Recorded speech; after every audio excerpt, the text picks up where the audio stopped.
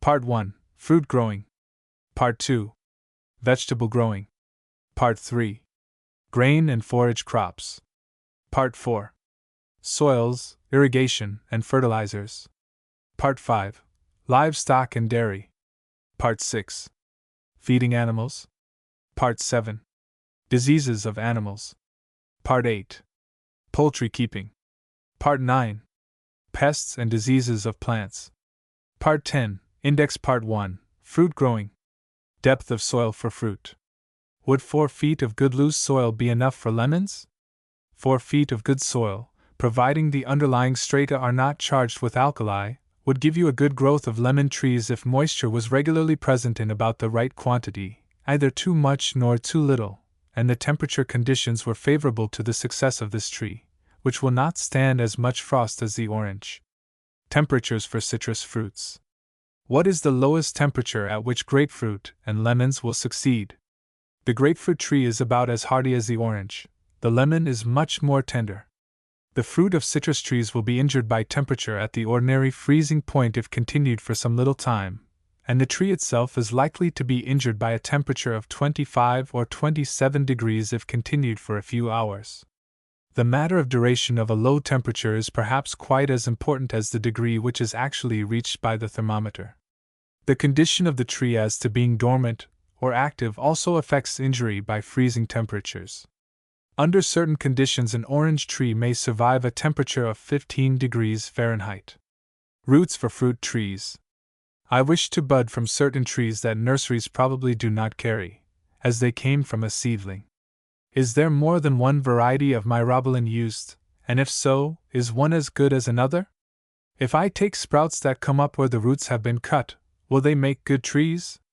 I have tried a few, now 3 years old, and the trees are doing nicely so far, but the roots sprout up where cut. I am informed that if I can raise them from slips they will not sprout up from the root. Will apricots and peaches grafted or budded on myrobalan produce fruit as large as they will if grafted on their own stock? Experience seems to be clear that from sprouts you will get sprouts. We prefer rooted cuttings to sprouts, but even these are abandoned for seedling roots of the common deciduous fruits and of citrus fruits also. The apricot does well enough on the myrobalan if the soil needs that root. They are usually larger on the peach root or on apricot seedlings. The peach is no longer worked on the myrobalan in this state. One seedling of the cherry plum is about as good a myrobalan as another. What will the sucker be? I have a Japanese plum tree which bears choice plums. 3 years ago a strong young shoot came up from the root of it, which I dug out and planted. Will it make a bearing tree in time and be of like quality with the parent? It will certainly bear something when it gets ready. Whether it will be like the parent tree depends upon the wood from which the sucker broke out. If the young tree was budded very low, or if it was planted low, or if the ground has been shifted so as to bring the wood above the bud in a place to root a sucker, the fruit will be that of the parent tree. If the shoot came from the root below the bud, you will get a duplication of whatever stock the plum was budded on in the nursery. It might be a peach or an almond or a cherry plum. Of course you can study the foliage and wood growth of the sucker, and thus get an idea of what you may expect. Tree planting on coast sands. I wish to plant fruit trees on a sandy mesa well protected from winds about a mile from the coast. The soil is a light sandy loam. I intend to dig the holes for the trees this fall, each hole the shape of an inverted cone, about 4 feet deep and 5 feet across, and put a half load of rotten stable manure in each hole this fall. The winter's rains would wash a large amount of plant food from this manure into the ground. In March I propose to plant the trees, shoveling the surrounding soil on top of the manure and giving a copious watering to ensure the compact settling of the soil about and below the roots. The roots would be about a foot above the manure.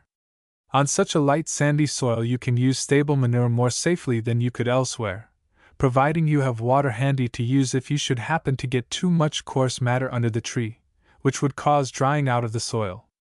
If you do get plenty of water to guard against this danger, you are likely to use too much and cause the trees to grow too fast. Be very sure the manure is well rotted and use 1 load to 10 holes instead of 2. Whether you kill the trees or cause them to grow aright depends upon how you use water after planting. A wrong idea of interplanting. What forage plant can I grow in a newly planted orchard? The soil is on a gently inclined hillside, red, decomposed rock, very deep, mellow, fluffy, and light, and deep down is clayish in character. It cannot be irrigated, therefore I wish to put out a drought-resisting plant which could be harvested, say, in June or July, or even later.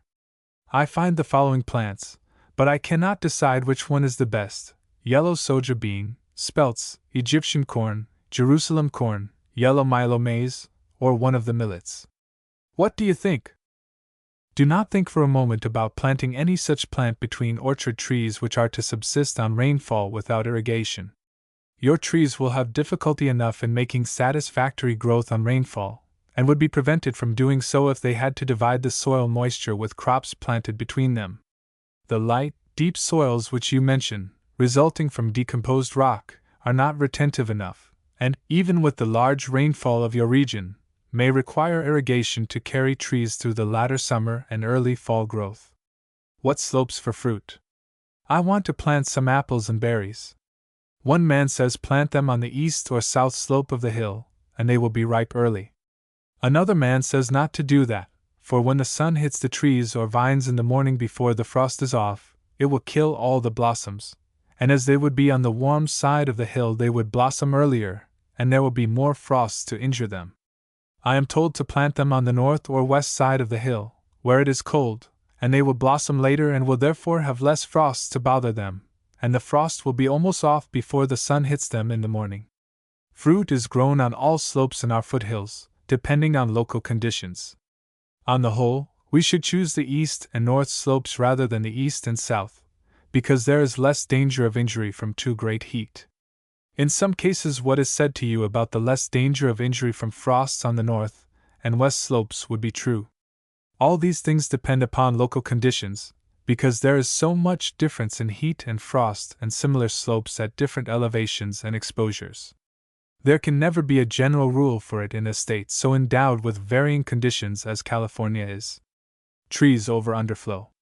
I have planted fruit trees near the creek, where they do not have to be irrigated as the ground there holds sufficient moisture for them, but a neighbor tells me that on account of the moisture being so near the surface the trees will not bear fruit well, although they will grow and have all the appearances of health.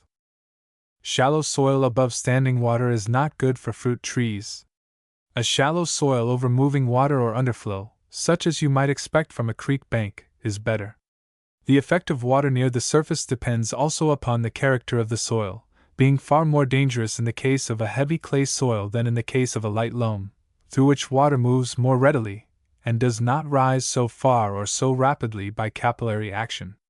If the trees are thrifty, they will bear when they attain a sufficient age and stop the riotous growth which is characteristic of young trees with abundant moisture. If trees have too much water for their health, it will be manifested by the rotting of their roots, the dying of their branches, the cropping out of mushroom fungi at the base, and other manifestations of distress. So long as the tree is growing well, maintains good foliage to the tip of the branches, and is otherwise apparently strong, it may be expected to bear fruit in due time. The June drop. I am sending 4 peaches which are falling off the trees. Can you tell me how to prevent falling of the fruit next year and what causes it? It is impossible to tell from the peaches which you send what caused their falling. Where fruit passes the pollination stage successfully, as these fruits have, the dropping is generally attributed to some conditions affecting the growth of the tree, which never have been fully determined. It is of such frequent occurrence that it is called the June drop, and it usually takes place in May in California. As the cause is not understood, no rational preventive has been reached. A general treatment which consists in keeping the trees in good growing condition late enough during the previous season, that is, by seeing to it that they do not suffer from lack of moisture which causes them to close their growing season too soon before preparation for the following year's crop is made, is probably the best way to strengthen the tree for its burden. Trees over a gravel streak. I have an apricot orchard 7 years old. Most of the land is a fairly heavy clay with a strip of gravel in the middle running nearly north and south. The trees on the clay bear good crops, but those on the gravel are usually much lighter in bearing, and this year had a very light crop. Can you tell me of anything I can do to make them bear? The trees are large and healthy looking, and grow big crops of brush. We should try some water in July on the gravel streak, hoping to continue activity in the tree later to induce formation of strong fruit for the following year. On the clay loam, the soil does this by its superior retentiveness. Fruit and overflow. I have 16 acres of rich bottomland that overflows and is under water from 24 to 48 hours. I would like to set the ground to fruit trees, either prunes, pears, apricots, or peaches. Would it be safe to set them on such land? Fruit trees will endure overflowing, providing the water does not exclude the air too long and providing the soil is free enough so that the soil does not remain full of water after the surface flow disappears. If the soil does not naturally drain itself and the water is forced to escape by surface evaporation, probably the situation is not satisfactory for any kind of fruit trees. Overflow is more likely to be dangerous to fruit trees during the growing season than during the dormant season, and yet on well-drained soil even a small overflow may not be injurious on a free soil, if not continued too long. Prunes on plum root and pears will endure wet soil better than apricots or peaches. Fruit trees and sunburn. How long is it wise to leave protection around young fruit trees set out in March in this hot valley? The trees are doing well, but we could not tell when to take away protection.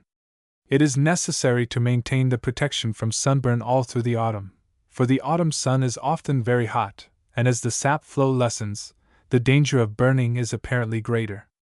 The bark also must be protected against the spring sunshine, even before the leaves appear. So long as the sun has a chance at the bark, you must protect it from sunburn. Replanting in orchard. Is it considered a good plan to set the tree at once in the place where one has died, or is it better to wait a year before replacing? It is not necessary to wait a year in making a replanting. Get out all the old roots you can by digging a large hole, fill in with fresh soil, and your tree will accept the situation. Whole roots or piece roots. For commercial apple orchards, which is preferable, trees grafted on piece roots or on whole roots. On behalf of the piece root trees, it is claimed they sprout up less around the tree. On the other hand, it is claimed they never make a vigorous tree. What is the truth? Value depends rather upon what sort of a growth the tree makes afterward than upon what it starts upon. Theoretically, perhaps a whole root tree may be demonstrated to be better. Practically, we cannot see that it becomes so necessarily, because we have trees planted at a time when the root graft on a piece was the general rule in propagation. After all, is it not more important to have soil conditions and culture of such character that a great root can grow in the orchard than to have a whole nursery concentrated in the root of the yearling tree? As for the claim that a root graft on a piece root never makes a vigorous tree, we know that is nonsense. Planting deciduous fruit trees.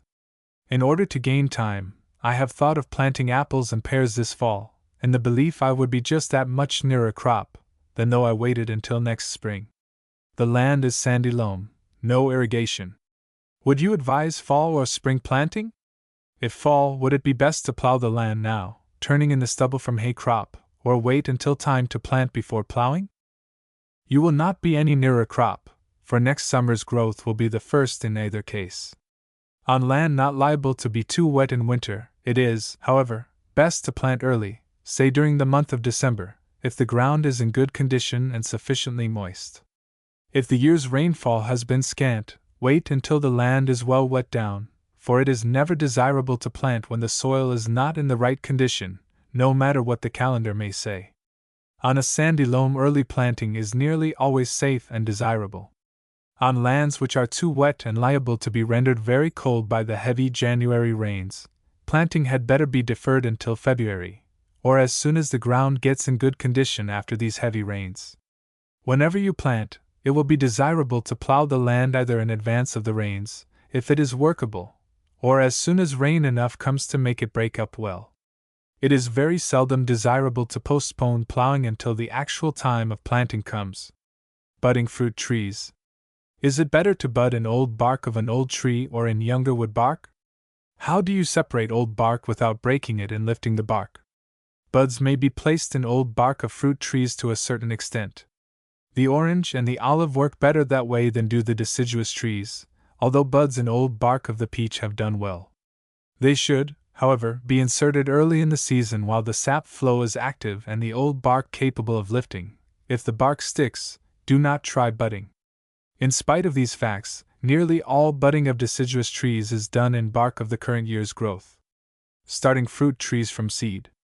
How shall I start, and when? The following seeds: peach, plums, apricots, walnuts, olives, and cherries.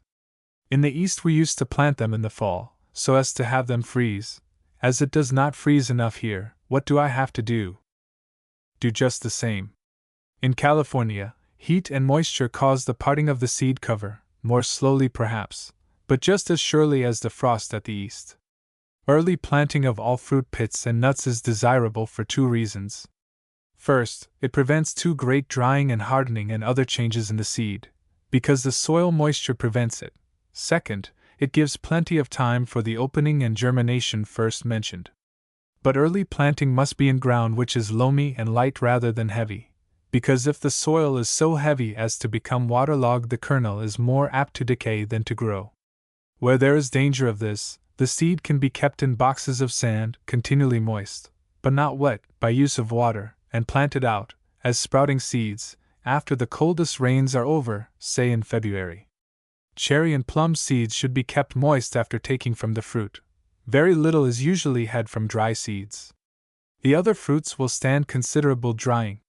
Very few olives are from the seed, because of reversion to wild types, also because it is so much easier to get just the variety you want by growing trees from cuttings. Mailing scions. Which is the best way to send scions by mail? Wax the ends of mature cuttings, remove the leaves and enclose in a tight tin canister with no wet packing material. Nursery stock in young orchard. How will it do to raise, for 2 or 3 years, a lot of orange seedlings between the rows of young 3-year-old orange trees? I see that a nurseryman near me has done this, and his trees are more flourishing than mine. It can be done all right, as your own observation affirms.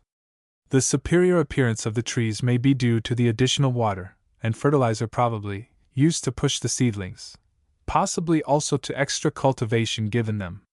It all depends upon what policy is observed in growing the seedlings. If something more than usual is done for their sakes, the trees may get their share and manifest it.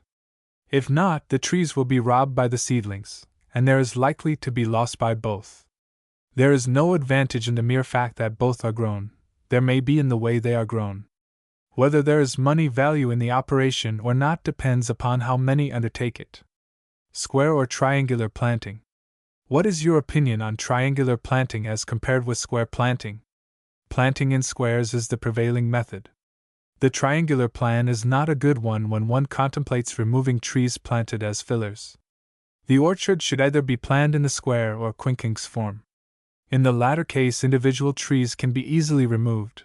In the other case, rows can be removed, leaving the rows which you wish to keep equidistant from each other. Killing stumps by medication. Will boring into green stumps and inserting a handful of saltpeter kill the roots and cause the stump to readily burn up a few months later? We have tried all kinds of prescriptions and have never killed a stump which had a mind to live. Many trees can be killed by cutting to stumps when in full growth, whether they are bored or not. Others will sprout in spite of all medicinal insertions we know of when these are placed in the inner wood of the stump. We believe a stump can be killed by sufficient contact with the inner bark layer of arsenic, bluestone, gasoline, and many other things, but it is not easy to arrange for such sufficient contact, and it would probably cost more than it would to blow or pull out the stump.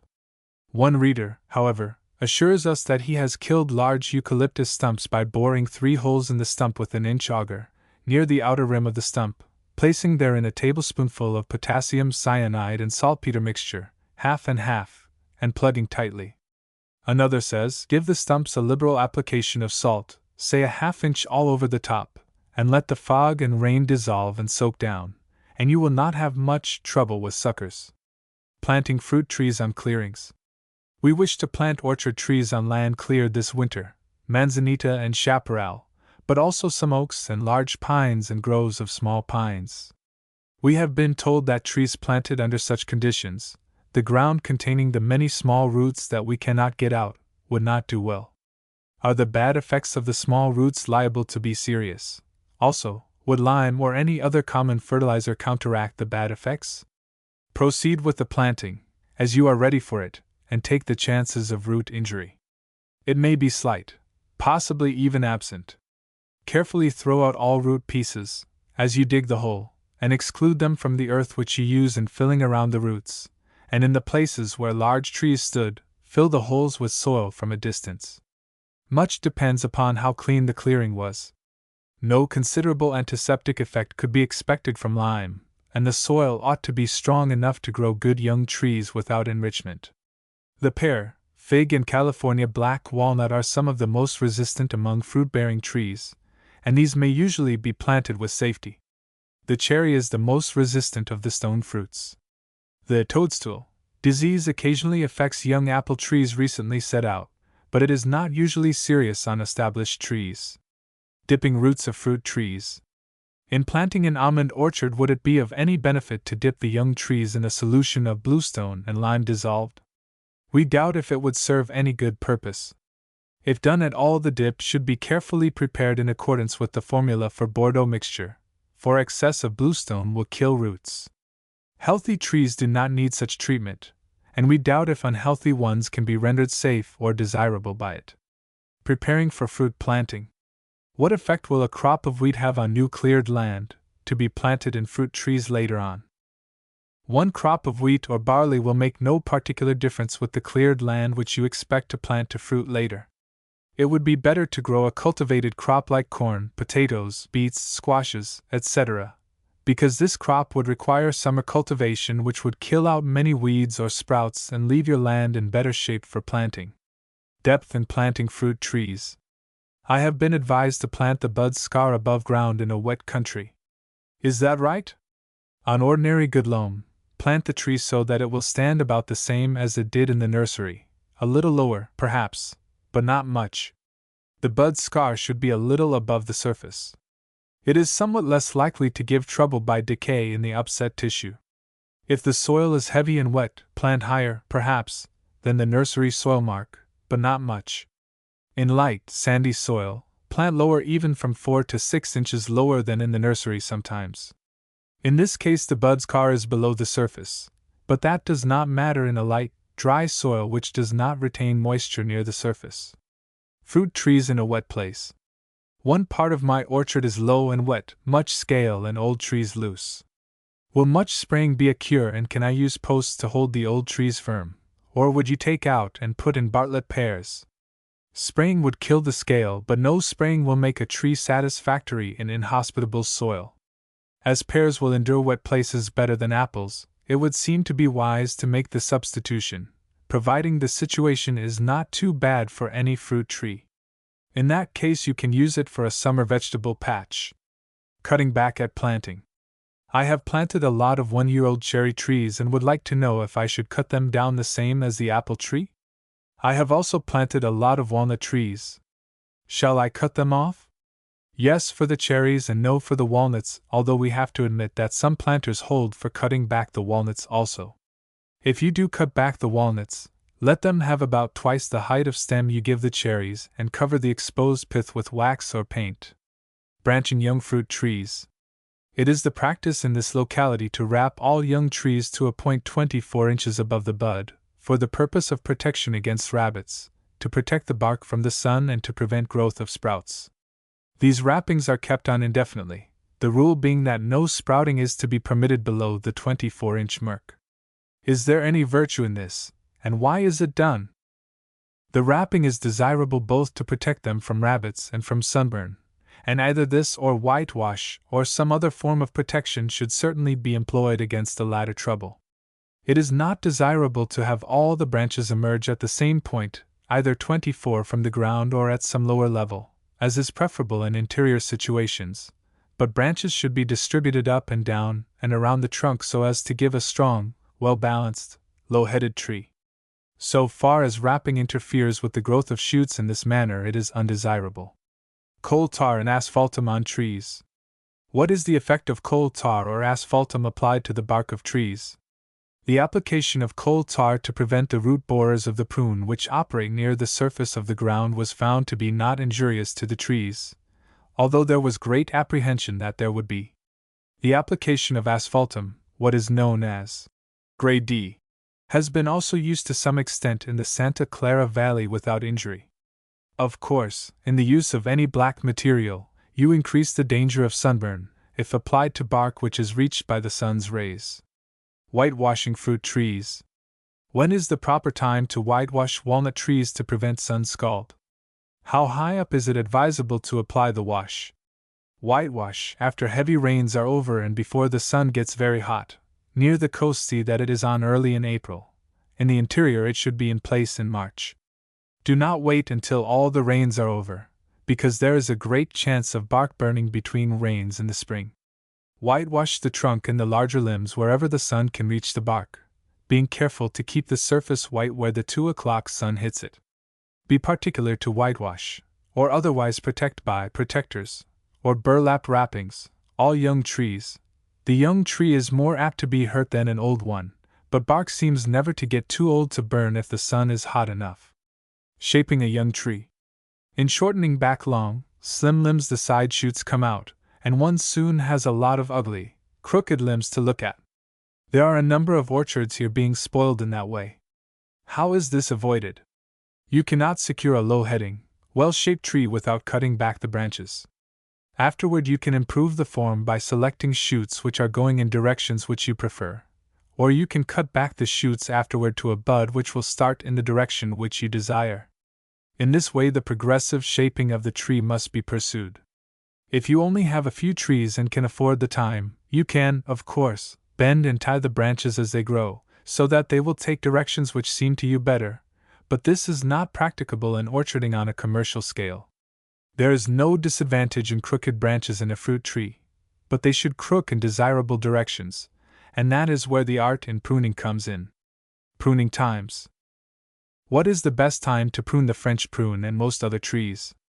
In Santa Clara Valley they prune as soon as leaves are off.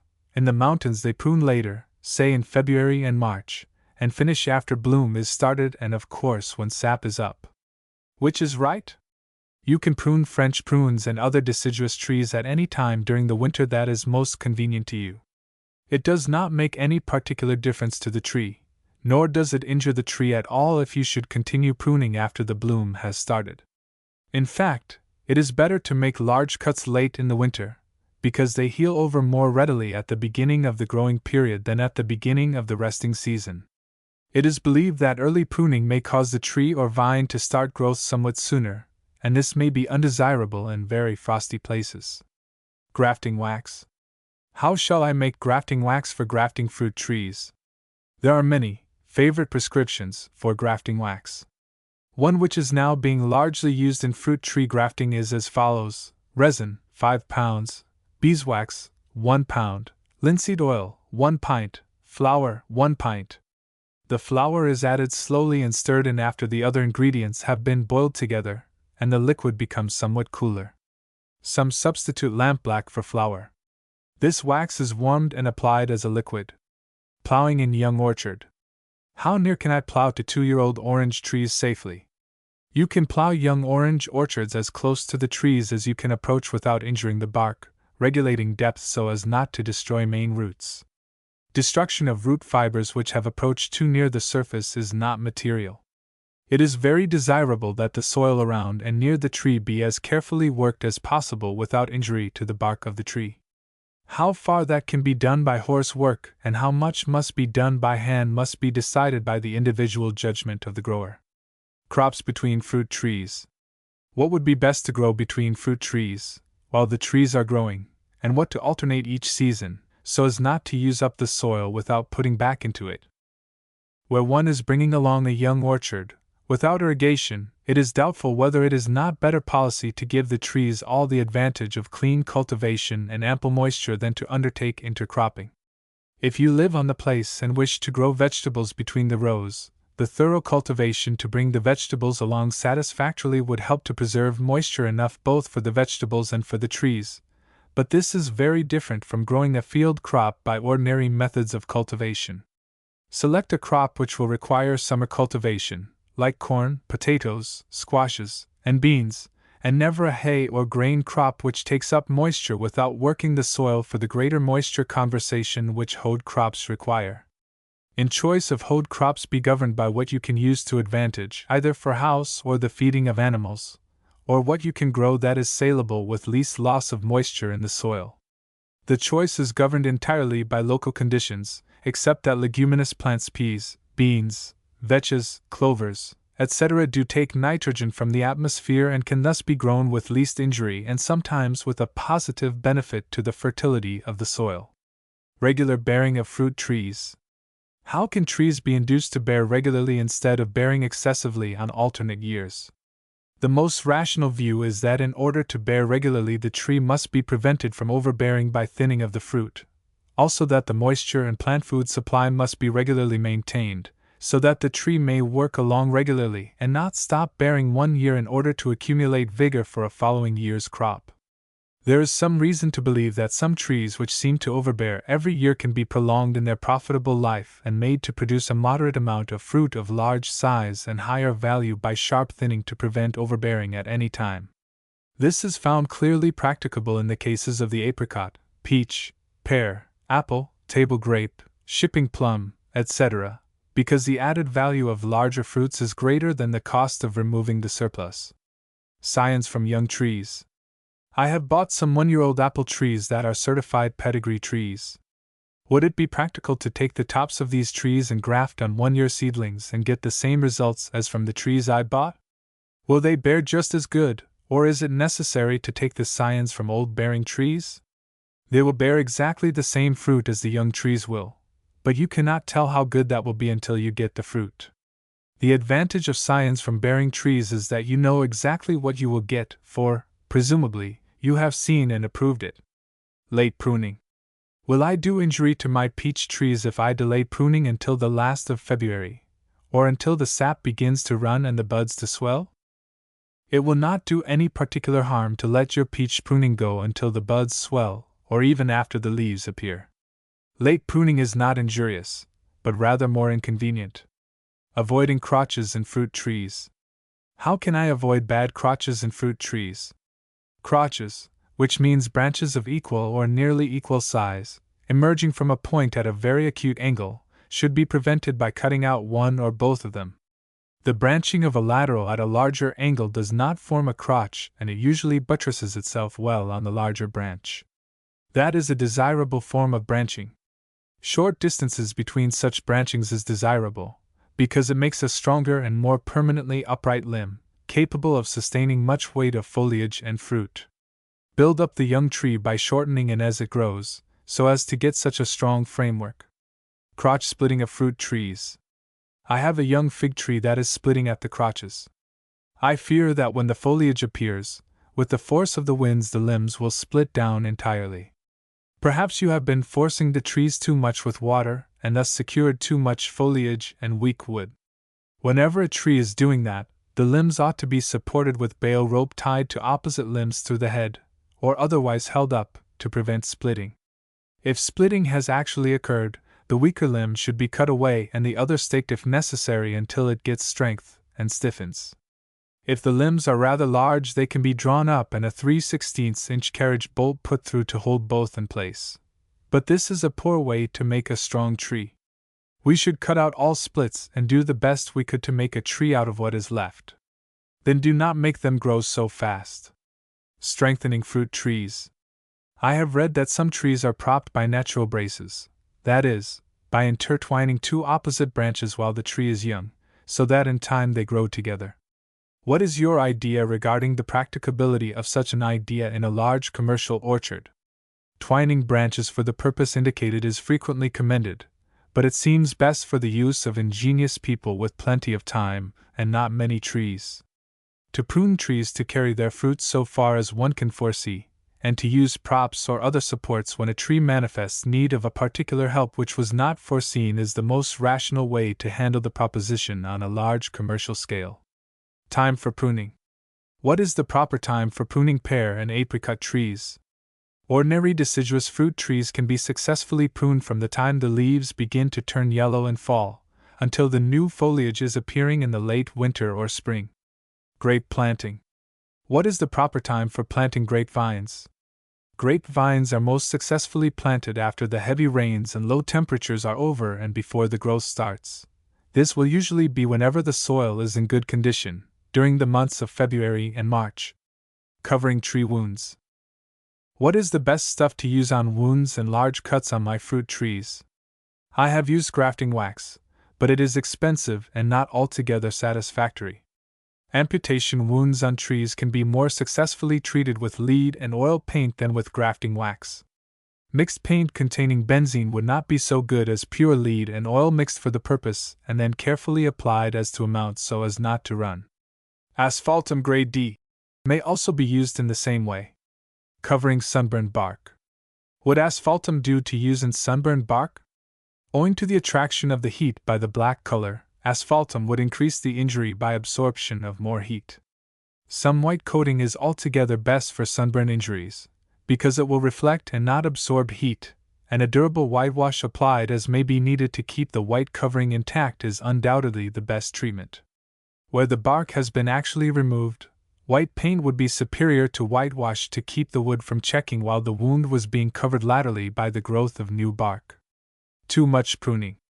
Same peach trees entering the third year were pruned early in the winter very severely.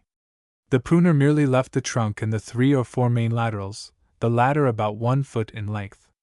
A large proportion of these trees have not sprouted as yet, though alder and better pruned trees are all sprouted in the same vicinity. The bark is green and has considerable sap. Will the trees commence to grow? The trees will sprout later, after they have developed latent buds into active form. The pruning probably removed all the buds of recent growth. After starting, they will make irregular growth, starting too many shoots in the wrong places, etc., and considerable effort will be necessary to get well-shaped trees by selection of shoots in the right places and thinning out those which are not desirable. For broken roots. When the root of an orange or other fruit tree is exposed or breaks by the cultivator, what is the best way to treat that root? Where a root is actually broken, it is best to cut it off cleanly above the break. This will induce quick healing over and the sending out of other roots. Where there is only a bruise on one side, all the frayed edges of the wound should be cleanly cut back to sound bark, which will have a tendency to promote healing and prevent decay. Pruning in frosty places. This appears to be a frosty section. Pruners are at work continuously from the time the apricots are harvested until spring arrives. From what is said in California Fruits, I judge late winter pruning would be best for apricots and peaches. Am I correct? In frosty places it is often desirable to prune rather late, because the late pruned tree usually starts later than the early pruned, and thus may not bloom until after frost is over. Low growth on fruit trees. Should the little twigs in the lower parts of young fruit trees be removed or shortened? An important function which these small shoots and the foliage which they will carry perform is in the thickening of the larger branches to which they are attached, and overcoming the tendency of the tree to become too tall and spindling. This can be done at any time, even to the pinching of young, soft shoots as they appear. It must be said, however, that in ordinary commercial fruit growing little attention is paid to these fine points, which are the great enjoyment of the European fruit gardeners and are of questionable value in our standard orcharding. It is, however, a great mistake to clear away all low twigs, for such twigs bring the first fruit on young trees. Are taproots essential? Is it better to plant a nut or seed or to plant a grafted root? Also, is it better to allow the taproot to remain or not in event of planting a grafted root? It does not matter at all whether the tree has its original taproot or not. All taproots are more or less destroyed in transplanting, and the fact that not 1% of the walnut trees now bearing crops in California consist of trees grown from the nut itself planted in place, is sufficient demonstration to us that it is perfectly practicable to proceed with transplanting the trees. It is more important that the tree should have the right sort of soil and the right degree of moisture to grow in than that it should retain the root from which the seedling started. The removal of the taproot does not prevent the tree from sending out one or several deep running roots which will penetrate as deeply as the soil and moisture conditions favor. This is true not only of the walnut but of other fruit trees. Transplanting old trees. Can I transplant fruit trees 2 to 3 inches through the butt, about 1 foot from the ground? Varieties are oranges, lemons, pears, apples, and English walnuts nearly 4 inches through the butt. I wish to move them nearly a mile. What is the best way and what the best month to do the work, or are trees too large to do well if moved? The orange and lemon will do better in transplanting than the others. Take up the trees when the soil becomes warmed by the sun after the coldest weather is over. This may be in February. Cut back the branches severely and take up the trees with a good ball of earth, using suitable lifting tackle to handle it without breaking. Settle the earth around the ball in the new place with water, and keep the soil amply moist but not wet. Whitewash all bark exposed to the sun by cutting back. You can handle the walnut the same way, but it would, however, probably get such a setback that it might be better to buy a new tree 2 or 3 years old and plant that. The apples and pears we would not try to transplant, but would rather have good new yearlings than try to coax them along. Transplanting deciduous trees should be done earlier in the winter than evergreens. Dwarfing a fruit tree. I am told that by pruning the roots of a young tree after the root system is well started, say 3 years old, that as a result this will produce a tree that is semi-dwarfed or practically a dwarfed fruit tree. Yes, cutting back the roots in the winter and cutting back the new growth in the summer will have a dwarfing effect. The best way to get a dwarfed garden tree is to use a dwarfing root. You can get trees on such roots at the nurseries. Seedling fruits. I have been growing seedlings from the pits of some extra fine peaches and plums with a view to planting them. A man near San Jose advised me that I would get good results, but since then I have met others who say that the fruit trees that spring from planted seeds yield only poor fruit. It is the tendency of nearly all improved fruit to revert to wild types, more or less, when grown from the seed. The chances are, then, that 9/10 or more of the seedlings which you grew for fruiting might be worthless. A few might be as good as the fruit from which you took the pits, possibly one might be better. For these reasons the growing of fruit trees from pits and seeds is only used for the purpose of getting a root from which a chosen variety may be gotten by budding and grafting. Grafting. I did a little grafting last spring, and as it was my first attempt, about 10% of the scions failed to grow. Now shall I saw the stub off lower down and try again, or bud into one of the sprouts that have grown around the cut end. The trees are pear and cherry. You did very well as a beginner not to lose more than 1/10. Saw off below and graft again. You might have budded into one of those shoots last July, and if you fail again, bud into the new shoots next summer. Filling holes in trees. I have a number of trees that, on account of poor pruning and improper care, are decaying in the center. Many of them are hollow for a foot or more down the trunk. Excavate all the decayed wood with a chisel or gouge or whatever cutting tool may work well and fill the cavity with Portland cement in such a way as to exclude moisture. This will prolong the life and productiveness of the trees for many years if other conditions are favorable. Deferring bloom of fruit trees. Have any experiments ever been carried on definitely to decide what causes early blossoming of fruit trees? For instance, have adjacent trees of the same variety been treated definitely by putting a heavy mulch around one to hold the cold temperature late in the spring, leaving the other tree unmulched so the roots could warm up? It has been definitely determined by the experiments of Professor Whiddon of the Missouri Experiment Station that the swelling of the buds and starting of the foliage of fruit trees is due to the action of heat upon the aerial parts of the trees. That is, growth is not caused by increasing the temperature of the ground and cannot be retarded by cooling the ground. Experiments with the use of snow and ice under trees by which the ground has been kept at a low temperature have not prevented the activity of the tree. The only way known to retard activity is to spray the tree with whitewash so that the white color may reflect the heat and prevent the absorption of it by the bark, which is usually of a dark color and therefore suited to heat absorption. Retarding of growth is possible in this way for a period of 6 to 10 days, which, of course, in some cases might be of value, but the length in dormancy is probably too small to constitute it of general value. In whitewashing, to determine what advantage there is in it in retarding growth, the tree should be thoroughly sprayed with whitewash so as to cover all the wood some time before the buds swell. In fact, it is to prevent the early swelling of the buds that the whitewashing is resorted to. It is better to make the application, therefore, a little too early than too late. A specific date cannot be given for it that would be right in all localities. Repairing rabbit injuries. Your book says in pruning young trees for the first time, about 4 main branches should be left, and these cut back to 10 or 12 inches. Now, where the rabbits have pruned back to 4 or 5 inches, the very ones I wanted, what should be done? Some say, cut these back to the stem, allowing new shoots to start from the base of branches so removed. Cut back to a bud near the stem, or if you do not see any, cut back near to the stem, but not near enough to remove the bark at the base of the shoot, for there are the latent buds which should give you the growth. This should be watched, and the best shoot selected from each point to make a strong branch, pinching back or removing the others. For a bark wound. What is best to do with an apricot or prune tree when it has been hit with an implement and the bark knocked off? Cut around the bark wound with a sharp knife so as to remove all frayed edges. Cover the exposed wood with oil and lead paint to prevent cracking, and the wound will soon be covered with new bark from the sides. Bridging gopher girdles. How shall I make the bridge graft or root graft over the trunks of trees girdled by gophers? Has this method proved successful in saving trees 3 or 4 inches in diameter, and how is it done?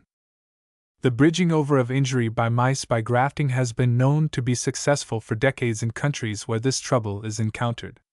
Undoubtedly, the same plan would work in the case of all bark injuries which can be bridged. The plan is to take good well-matured shoots which are a little longer than the injury which has to be spanned, making a sloping cut on both ends, also a cut into the healthy bark above and below the injury, and slip the cut ends of the cutting into the cuts in the bark so that the ends go under the bark above and below, and the cut ends are closely connected with the growing layer of the stock. If the cutting is made a little longer than the distance to be spanned, the tendency of the cutting by straightening is to hold itself in place. When in place, the connection should be covered with wax to prevent drying out. Soil binding plant for winter. What would be the best to plant in an orchard on ground of a light sandy sediment which, after plowing, will move with the strong winds? I would like to plant something that will benefit the ground. The winds are the strongest from December to April. This is in the irrigated district, and I need something that will make a sod during that period. We would, in all the valleys, advise a fall irrigation, if the rains are late, and the sowing of burr clover, which when started in September will have the ground well covered by December, if you keep the moisture right to push it.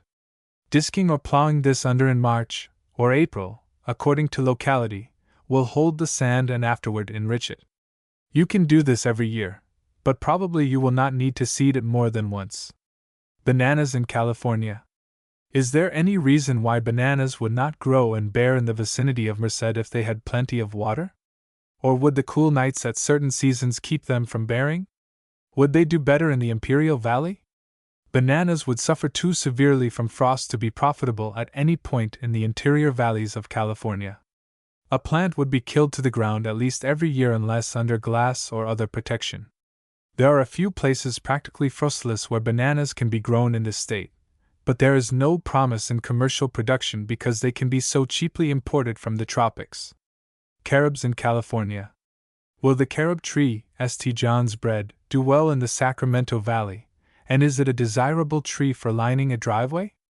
Carobs have been grown in California for 30 years or more, and they will make a handsome driveway and give a lot of pods for the kids and the pigs, for they are the husks which the swine did eat, and both like them. They ought to be much more widely planted in California because they grow well and are good to look upon. Spineless cactus fruit. I have about 2 acres of high land in Fresno County that can't be irrigated. It is red adobe soil and there is hardpan in it. Which kind of fruit trees will grow and pay best? How near may the hardpan be to the surface before I have to blast it? It is a hard fruit proposition. Try spineless cactus, the fruits of which are delicious. Blasting would help if there is a moist substratum below the hardpan and might enable you to grow many fruits. If your land is hard and dry all the way down, blasting would not help you unless you can get irrigation.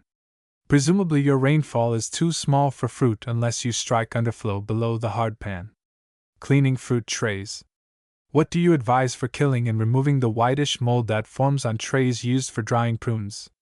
Would sunning the trays be effective, or washing in hot water, or is there some suitable fungicide? Good hot sun and dry wind will kill the mold. The spores of such a common mold are waiting everywhere, so that your fruit would mold anyway if conditions were right. Still, scalding the trays for cleanliness and a short trip through the sulfur box for fungus killing is commended. Killing moss on old trees. I have some Bartlett pear trees that are covered with moss and mold, and the bark is rough and checked. I have used potash, 98%, 1 pound to 6 gallons spray. It kills the long moss, but the green mold it does not seem to affect. The trees have been sprayed about 1 week.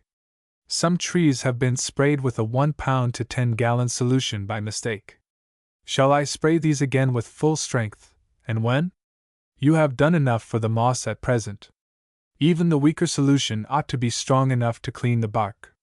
Wait and see how the bark looks when the potash gets through biting. It will keep at it for some time, taking a fresh hold probably with each new moisture supply from shower or damp air.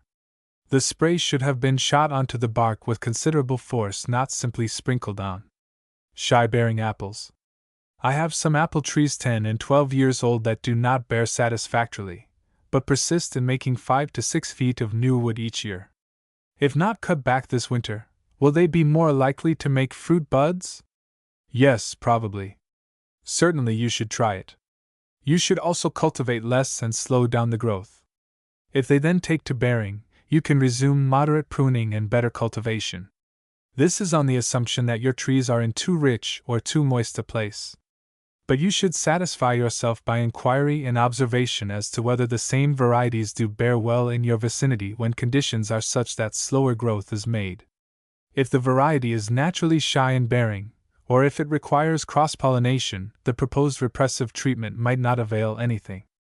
In that case you can graft over the tree to some variety which does bear well or graft part of the trees to another variety for cross-pollination. No apples on quince. How large a tree will the yellow bellefleur apple make if grafted or budded on quince root at the age of 15 years? I have been trying to get some information about dwarf fruit trees, but it is difficult to get. No wonder the information is hard to get. The yellow bellefleur will not grow upon the quince at all, or at least not for long.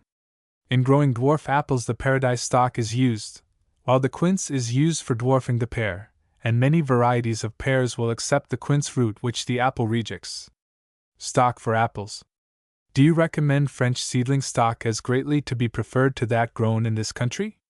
French seedling stock is generally used because it is graded and furnished in uniform sizes. Also, because it can usually be purchased for less than seedlings can be grown under our labor conditions. Locally grown apple seedlings are apt to be irregular in size and, as already stated, cost more than the properly graded imported stock. Apples and alfalfa. I have recently come across a proposition to sow apple orchards in the interior of Southern California with alfalfa. The apples are said to be superior and the crop heavier, to say nothing of a half or 2/3 of an alfalfa crop in addition to the crop of apples. What do you know about it? Is alfalfa being used by others in this way? It is perfectly rational to grow alfalfa in fruit orchards if the water supply is ample for both the trees and the intercrop, and the owner will not yield to the temptation to waterlog his trees for the sake of getting more alfalfa. It is even more desirable in the interior than near the coast, probably.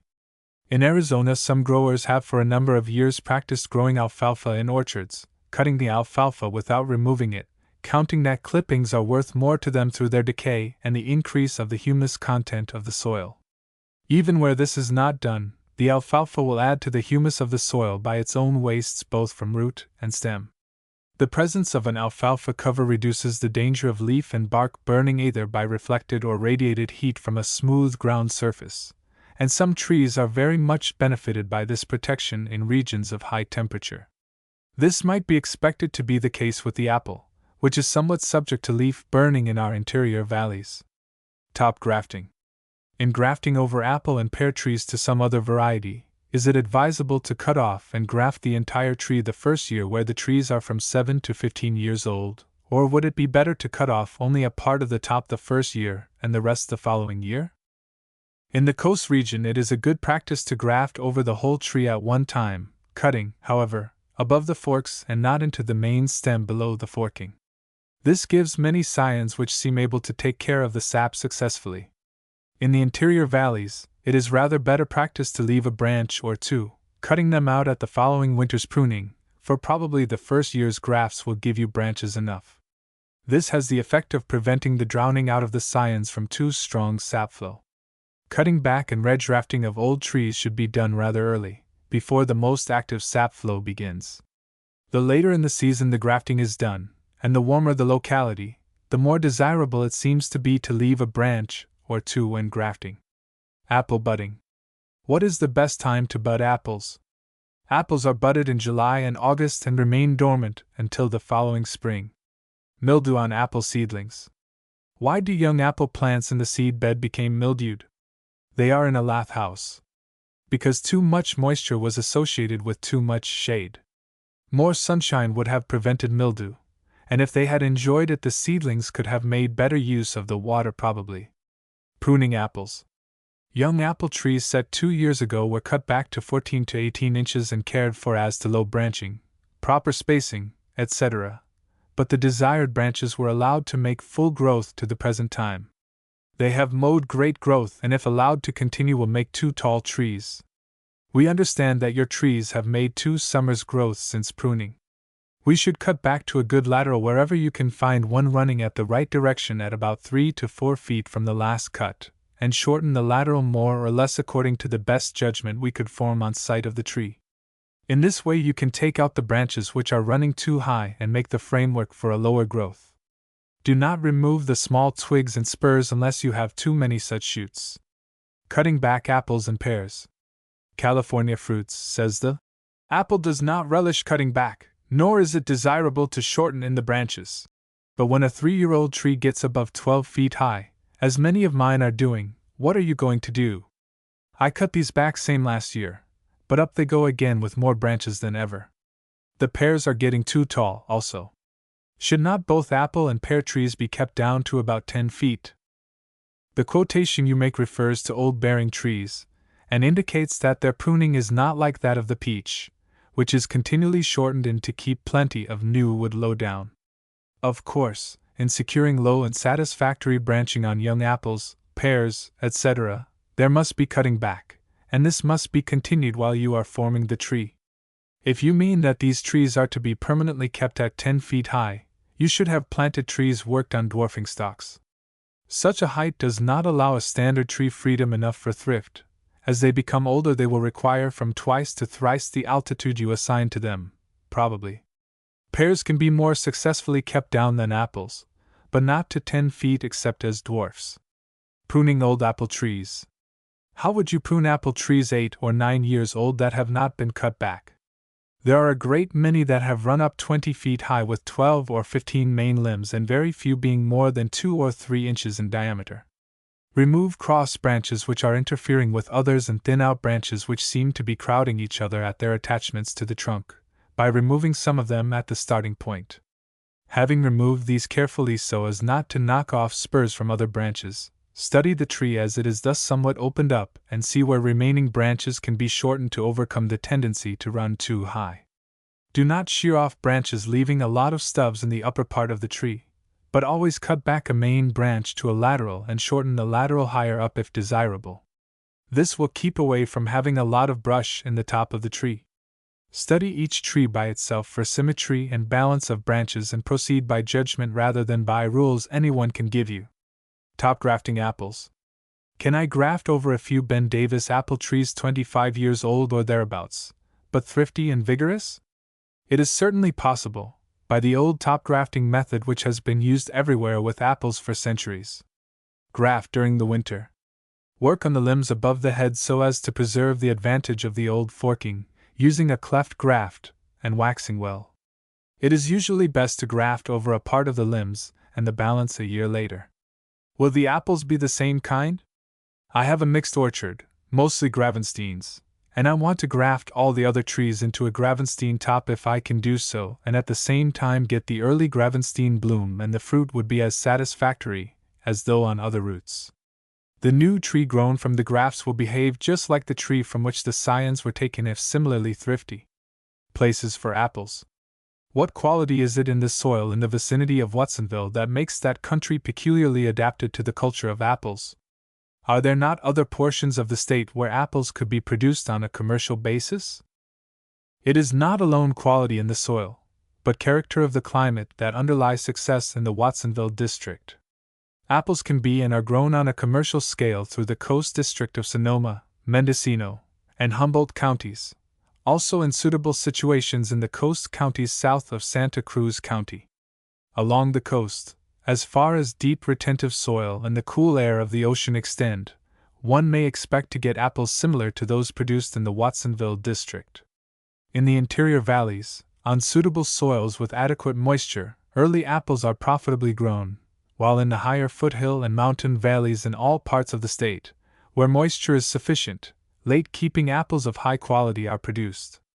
Summer pruning apples. Will summer pruning cause apple trees to bear fruit instead of growing so much new wood? Overgrowth can be repressed by summer pruning, and if done just at the right time, bearing is increased and late new growth is avoided, but it is not easy to determine exactly the right time, and it has to be fixed according to local conditions of length of growing season and growth condition of the tree itself also. It is better for some varieties than others, and in fact has to be done wisely. A summer slashing of apple trees, simply because someone says so, is not only expensive, but may do more harm than good. Therefore, those inclined to it should try a few trees at first and note results. Grafting apple seedlings in place. I want to plant apple trees for home use. I have an idea to plant apple seeds instead of trees, planting 3 or 4 seeds for each hill, right in the place where I would grow the trees, and select the best one to graft on.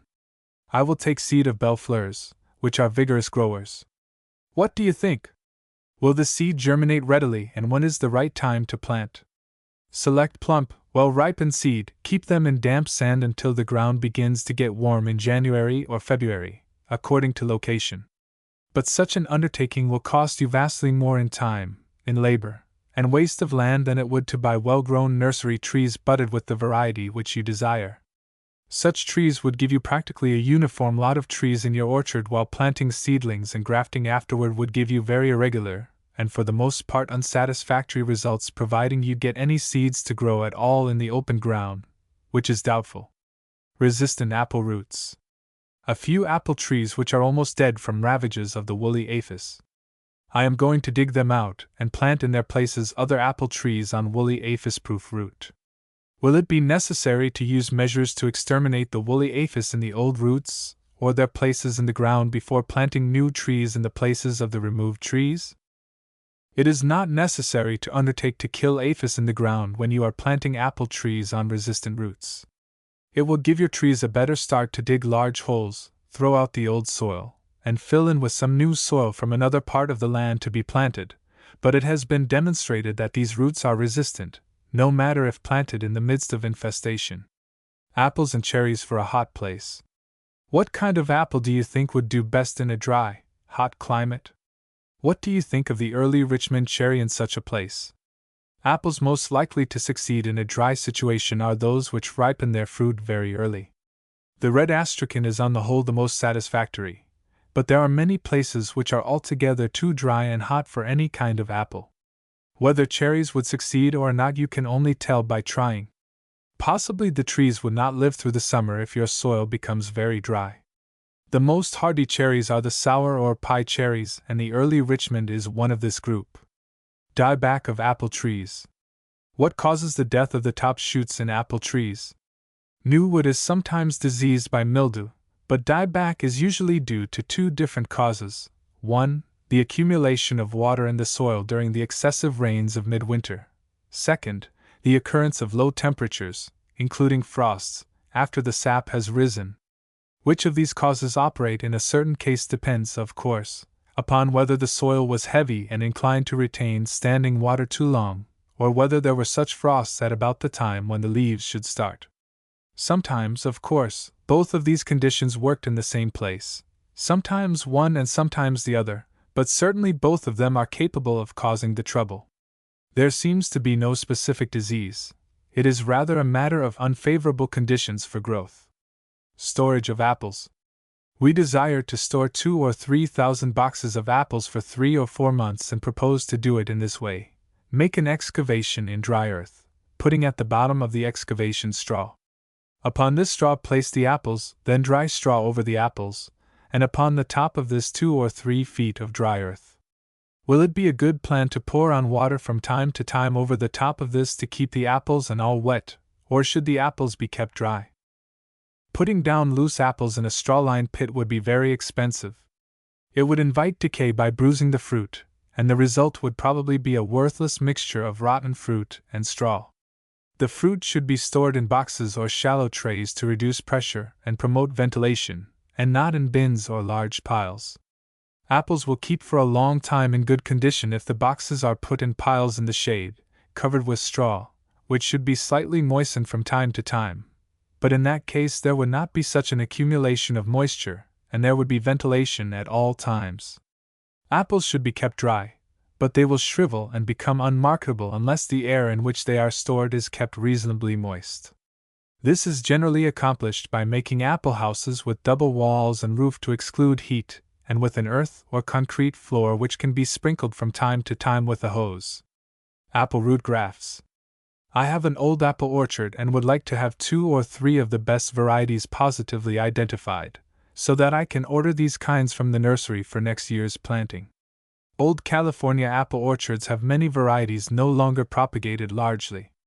If you greatly desire to have a few trees of exactly the varieties which you are now growing, you run some risk of mistake in ordering by name, but if you make some root grafts by taking a piece of the smaller roots of the tree, which you can dig out, say about the size of a pencil, and graft scions upon them, you can secure root grafts for planting in nursery this year, and in that way be sure to have trees of exactly the same kind. Root grafts can be made in the winter, placed in sand which is kept moist and not wet, planted out as soon as the ground warms up, and you will get immediate and very satisfactory growth in that way. Pruning old apple trees. I have an old orchard containing some apple trees about 40 years old, trees well shaped but with plenty of main branches and limbs all very long. The trees bear profusely in alternate years but the fruit is small. In pruning, would you advise cutting out some main limbs where there are over 3 or 4 and thus making a big wood reduction, where sunburn protection can still be guarded, or would you only shorten in the branches and thin the fruit severely?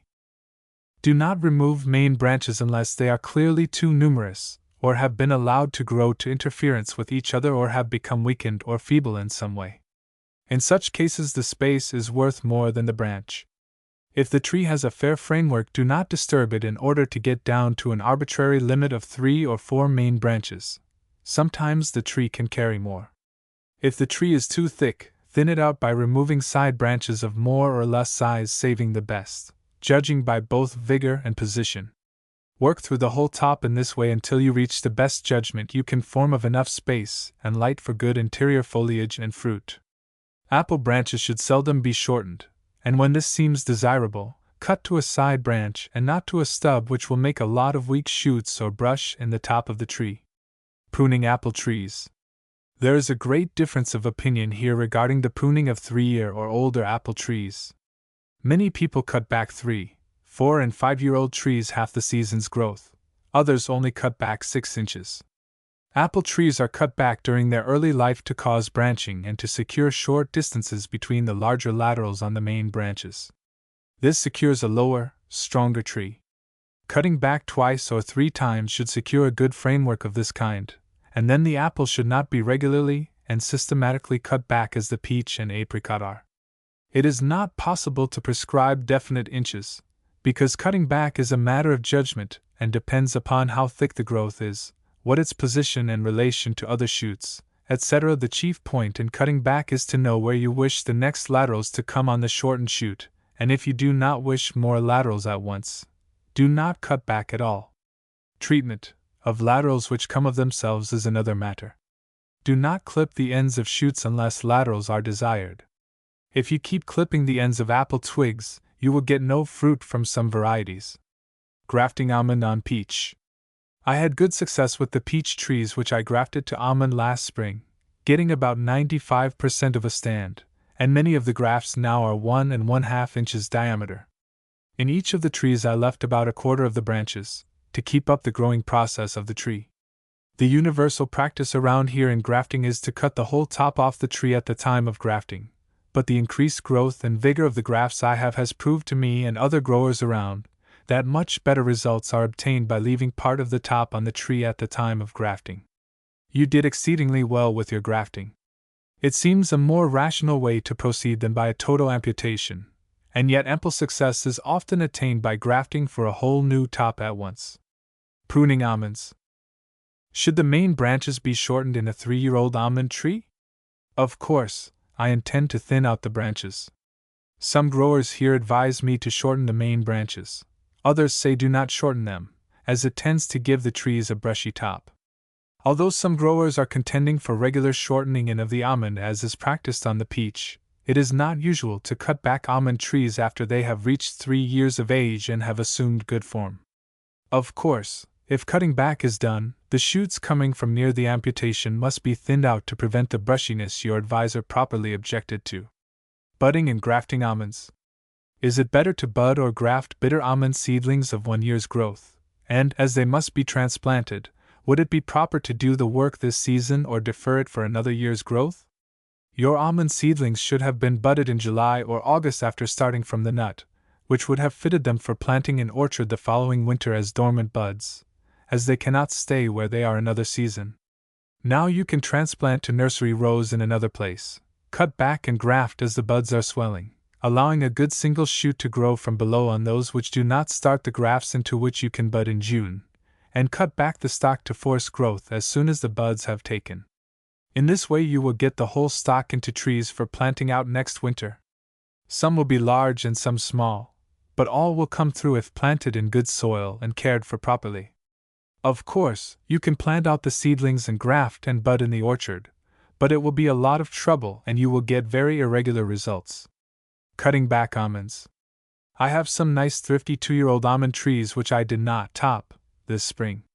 The limbs are from about 4 to 7 or 8 feet long. Would it not be best to top them yet? Cut them back to a shoot of this year's growth, removing about 1/3 of last year's growth, perhaps. This will give you lower and better branching. Almond planting. I am contemplating the planting of about 5 to 8 acres of almonds. What variety is best to plant? Before planting so many almonds, you should determine how satisfactory the almond is in bearing in your location. Unless you can find satisfactory demonstration of this fact, it is hazardous to plant such an acreage. On the other hand, if you find that almonds are bearing satisfactorily, the kinds which are perhaps most satisfactory to plant are Nonpareil, Texas Prolific, NE Plus Ultra and Drake's Seedling. The Texas Prolific and Drake's Seedling are abundant bearers and profitable because of the size of the crop, although the price is lower than the soft-shelled varieties, Nonpareil and NE Plus Ultra. These two varieties are such energetic pollinizers that they not only bear well themselves, but force the bearing of the larger varieties mentioned. Every 3rd row in your plantation should be either Texas Prolific or Drake's Seedlings, which would give you 2/3 of the larger varieties and 1/3 of the smaller. There are, of course, other soft-shelled almonds which are worth planting and are being considerably planted in localities where they do well. This you can ascertain by inquiry among local growers and nurserymen. The planting of a good proportion of active pollinizers is the most important point. Almond pollination. My almond trees look healthy, but the fruit seems to be diseased. Is it necessary to have male and female trees, and how can one distinguish them? The almond is monoecious and has perfect blossoms, therefore, there is no such thing as male and female trees in the case of the almond, but most of the best soft-shelled almonds are self-sterile and need cross-pollination from another variety. This is discussed elsewhere in answer to another question. Roots for the almond. Which is the best root to have the almond grafted on, peach or bitter almond? The soil is sandy. The bitter almond and the hard-shelled sweet almond are both used, and we are not aware that any particular advantage has been demonstrated for either of them. The almond does well on peach roots also, but the almond is a better root where the soil conditions suit it. Longevity of almond and peach. What is difference in life of peach and almond in California? The almond is the longer lived, but we have seen both assuming the aspect of forest trees in abandoned pioneer places. Both are apt to live longer than their planters, if soil and moisture conditions favor. Almond seedlings. I have been told that almond trees raised from seed, no matter what kind of seed planted, will produce bitter almonds. Is this a fact? It is not a fact. The majority will probably be hard shell, sweet and bitter, but others will be soft shell, medium shell, paper shell, and everything else you ever heard of in the almond line. The almond has the sportiest kind of seedlings. Do not plant almonds in place. I have 30 acres which I intend to plant to almonds and peaches, and I thought of planting the sprouted nuts and pits where I wanted my trees, and budding the same there in orchard form. As 1 or 2 years' use of the land is not considered, what is your advice? My idea is to plant an orchard at start so as not to disturb roots, as when grown in nursery and transplanted in orchard. Would it not progress as rapidly? Would you advise budding peaches on almond roots? If not, why? My idea is that it would give a longer-lived tree. We would do nothing of the kind.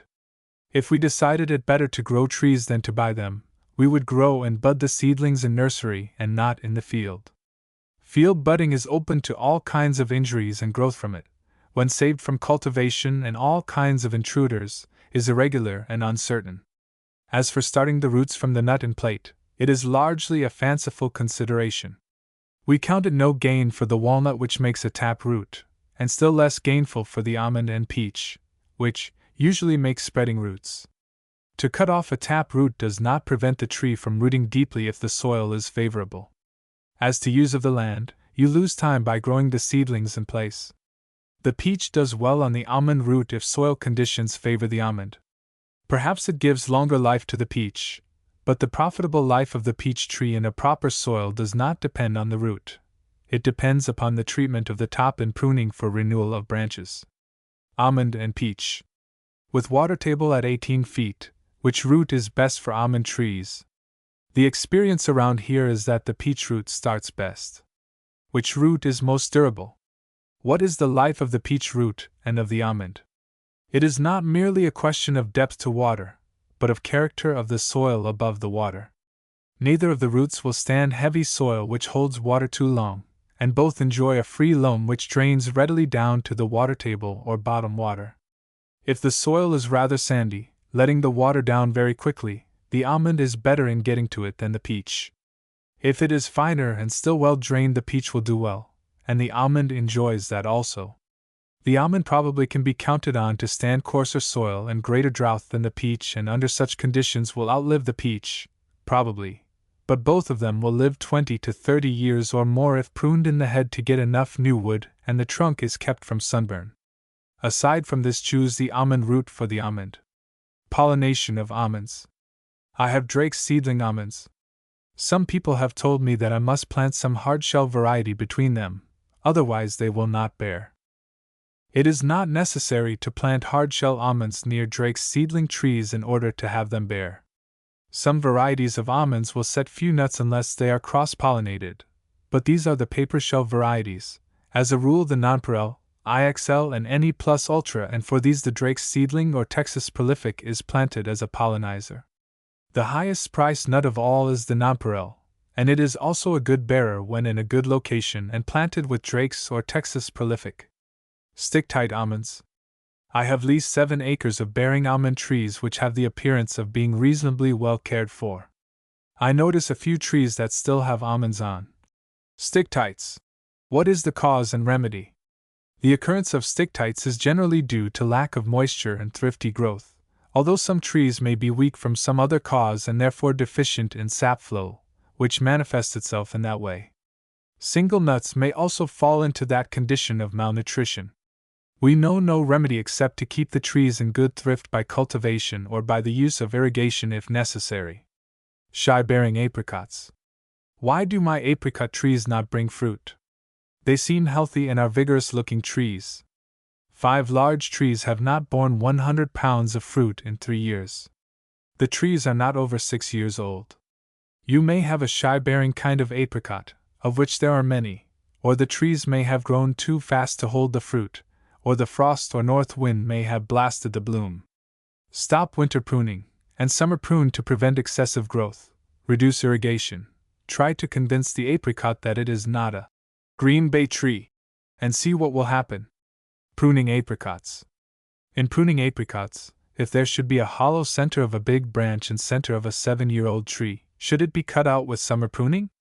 Should heavy-growing apricots be summer pruned? Would it be all right to thin out a dense growth of wood in the pruned trees in September? It is always desirable to cut below a hollow in a limb if possible. Where, however, this would necessitate cutting below the desirable laterals, the cavity may be filled with cement and thus rendered serviceable for some years. Summer pruning of the apricot is desirable if the growth is heavy and the tree has reached a bearing age. Thinning out of pruned trees can be undertaken in the autumn, providing the tree has practically finished its growth, as indicated by the change in the color and pose of the leaves. Apricot propagation. Can royal apricots be grafted into seedling apricots? Do the scions do well? What is the best time to graft them? The apricot is grafted readily by the ordinary cleft grafting, amputating above the forks if the tree is low-headed enough to allow you to work into the limbs instead of the trunk. Grafts will take all right in the trunk by bark grafting, but working in smaller limbs makes a stronger tree. This is for old trees and the grafting is done during the winter. Younger seedlings can be cleft or whip grafted in the stems, but it is better to bud into the young seedlings with plump buds of the current year's growth, in June, and by shortening in the seedling above the buds as soon as they have taken, get a growth on the bud in the latter half of the same growing season. In nursery practice, trees are usually made by budding in July or August into seedlings which are then growing from the seed planted the previous winter. Little seedlings from under old trees may be carefully transplanted to nursery rows in the spring and budded the same summer. Cultivated well and irrigated if necessary, they will not suffer from this transplanting. Renewing old apricots. Shall I prune back heavily a 15 to 20-year-old apricot tree which did not mature its fruit this season, I think on account of neglect? It was very poorly cultivated and not irrigated, consequently looks very sick. Cut back all the main branches to 6 or 8 feet from the ground, leaving on whatever small growth there may be below that height. Paint the stubs and thin out the shoots next summer to get the right number of new branches properly distributed. Whether you will get a good renewal of the head depends upon whether the sickness is in the root or not. Cut back just before the buds swell toward the end of the dormant season. Summer pruning of apricots. Is it feasible to prune 5-year-old apricot trees in August? They seem in good growth and have been irrigated 3 times this season, though they have never been pruned very closely. Summer pruning would be perfectly proper and advisable. Summer pruning immediately after the fruit is picked has become much more general, and winter pruning has proportionately decreased. Young trees are winter pruned to promote low branching and short, stout limbs. Bearing trees are summer pruned to promote fruit bearing and check wood growth, the excess of bearing shoots being removed by thinning during the winter. Wild cherries. Where do the mahalab and mazard cherries grow naturally? How large are the trees, and what kind of fruit do they bear? The mazards, of which there are many, and some of them wild in the eastern states, are counted inferior seedlings of the species avium, and are tall, large trees, the fruit being small and rather acrid and colors various. The mahalab is a European type with a smaller tree, fruit inferior to the mazards, and used as a root under soil and climatic conditions under which the mazard is not hardy and vigorous. Neither of the kinds are worth considering for their fruit. Pruning cherries. I have some cherry trees that have not been pruned. They are beautiful trees, but it requires a 24-foot ladder to get near the top limbs. The side limbs reach from tree to tree. They had a splendid crop this year. People here tell me never to prune cherry trees. One man who claims considerable experience with fruit says prune them as soon as the crop is off. Your cherry trees should have been pruned for the first 2 or 3 years quite severely, in order to secure better branching and strength in the main branches. If this is done, and the trees come into full bearing, very little pruning has to be done afterward, except removing diseased, interfering or surplus branches, if there are too many. It is perfectly safe to cut back the trees which you now have as you have been advised to do, after the leaves have fallen or after they have begun to turn yellow. The trees can be safely topped and thinned, for the cherry accepts pruning very readily. Even considerable amounts of the tops have been cut off at fruit picking time from trees which have been running too high, so that the fruit could be secured, and this has not injured the trees, according to our own experience and observation. Cherries can be summer pruned to check excessive growth and to promote fruit bearing, but as your trees have already begun to bear well, this treatment does not seem to be necessary. You should do fall and winter pruning for the shape of the trees. Training cherry grafts. I have grafted a lot of seedling cherries, leaving 2 or 3 buds on each piece of grafted wood. In planting these out, shall I put the union underground?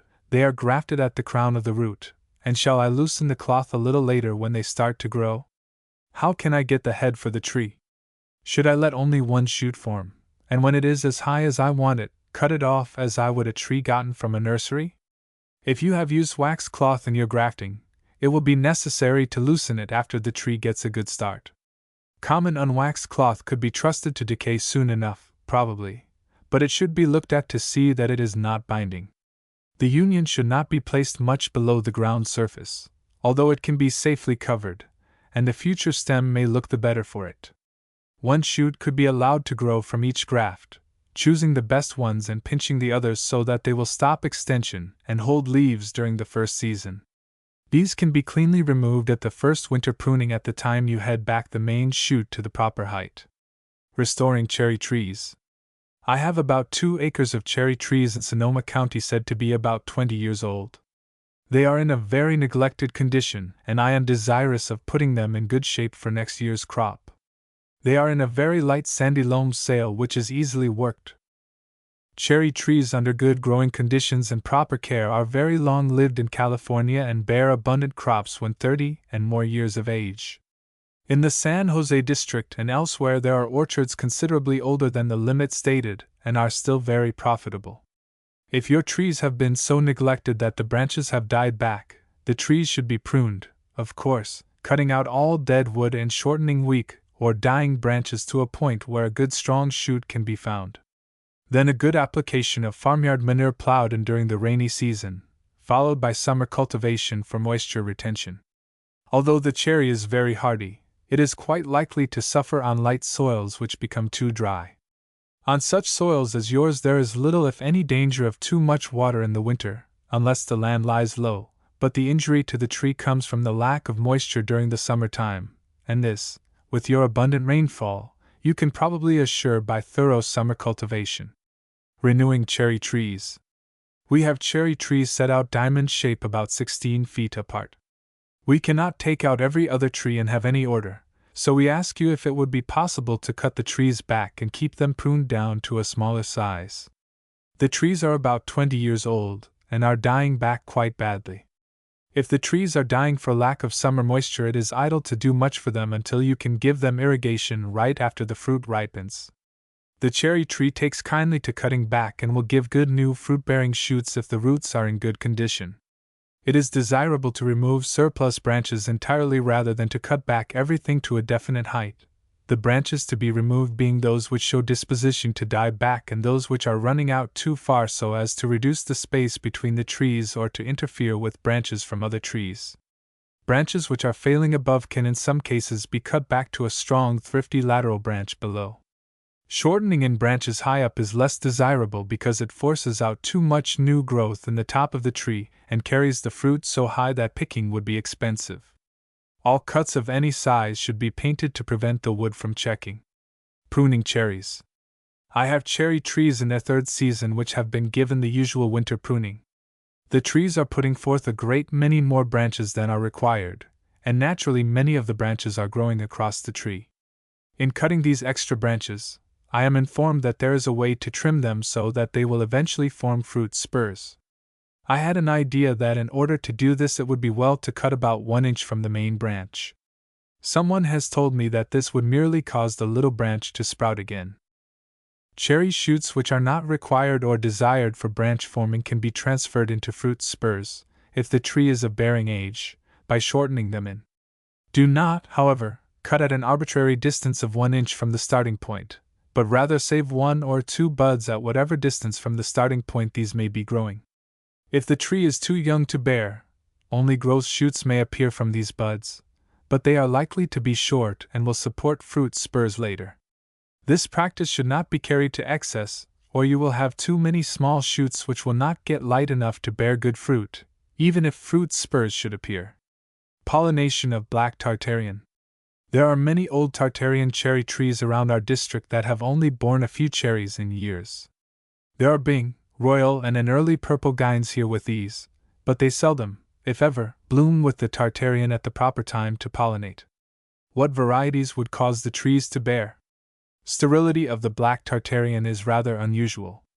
In the coast regions, Bing, black Tartarian, and early purple gine are all considered pollinizers for the Royal, and inversely all these should be pollinizers for the black Tartarian, if that variety requires such assistance, which we have all along supposed that it did not. Treatment of fig suckers. A few young fig trees are not growing from the tops, but are sending out suckers, in some cases above and others below the point of grafting. Had I better let these suckers grow and see what comes from them, or plant new trees? Graft near the ground all those which are sending suckers from below the graft. Suckers from above grafting point can be trained into trees by selecting the best, tying to stakes to straighten up and removing all other suckers but the ones selected. No gopher-proof fig roots. Is it necessary that figs should be grafted in some other roots to keep the gophers from destroying the trees? What root should I order? Figs are not grown on any other than fig roots and are generally propagated by rooted cuttings for the purpose of avoiding the expense of grafting. The fruit must then be protected by killing the gophers rather than by an effort to get the tree upon a gopher-proof root. Pollination of Bartlets. Would Clapp's favorite be a good pollinizer for the Bartlet as well as the white doyen?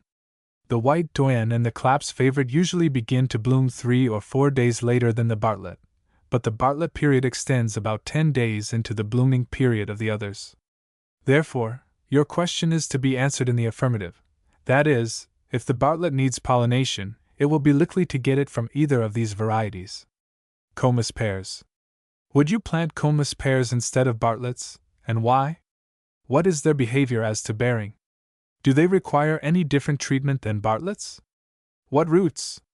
Do they need other varieties for pollinizing? Do not plant cornice instead of Bartlets except for those who have tested out the cornice to their production and selling. Though satisfactory in some places, it makes no such wide record of success as the Bartlet, and should be planted only on the basis of experience with it. Its propagation and culture are the same as other pears. It takes to the quince all right if you want dwarf trees. We have no record of its pollination needs, but as the Bartlet in California defies its eastern reputation for self-sterility, it is likely that cornice may also take care of itself, for it is not handicapped by such eastern condemnation. No pears on peach. I saw, the other day, some Bartlett pear grafts in Salway peach trees, and the party informed me that he had seen 3-year-old grafts that had pears last season. I would like your opinion, as I always thought that such a union was not possible. Our opinion is like yours, and seeing some pear grafts set in peach branches would not convince us that they would grow or bear fruit. Pigs in the orchard. I have an orchard of Bartlett pears about 15 years old, located on sediment land. I desire to set this to alfalfa, and to feed the alfalfa by letting hogs eat it off, thereby leaving the droppings on the land. What I wish to know is this: will this crop be beneficial or injurious to the trees? Alfalfa can be successfully grown in an orchard, providing you have irrigation water so that the alfalfa shall not rob the trees of moisture. Otherwise, it is a very dangerous practice. The practice of running animals of any kind in an orchard is to be condemned. Pigs are particularly liable to injure trees by gnawing the bark, and we have seen fig trees barked clean as high as a pig could reach by standing on his hind legs.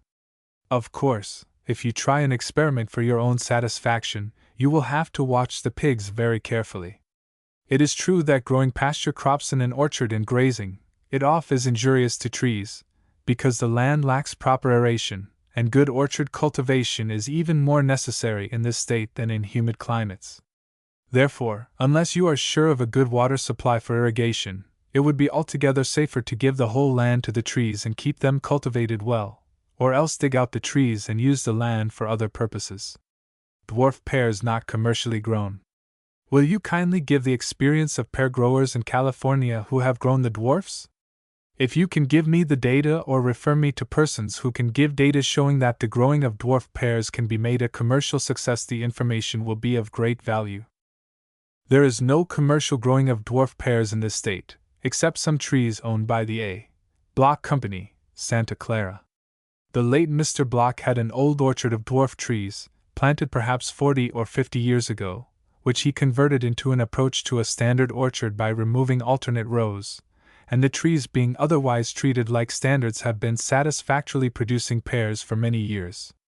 How far these trees are still on the dwarf roots, and how far they have supplied themselves with roots from the variety growth above, we do not know. There is no disposition whatever to plant dwarf trees in this state except among a few amateurs who are making home fruit gardens. In view of the successful growth of standard trees in this state, there seem to be no adequate reasons for recourse to dwarf trees. Yield in drying pears. What is the loss of weight in drying Bartlett pears? They run from 7 to 8 pounds, of fresh pears to 1 pound, hard dried. There is quite wide variation according to condition of the fruit. Probably about 7.5 to 1 would be as near a realizable ratio as you could get by arbitrary estimate. Pear problems.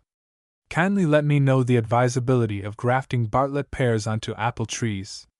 In replanting pears in young orchard, how would it do to take rooted pear suckers, graft the Bartlett on them, and save the cost of nursery stock? Last year my 5-year-old Bartlett orchard was full of blossoms, but, though many pears became as large as white beans, the majority of them dropped. The pear and apple do not make a good union.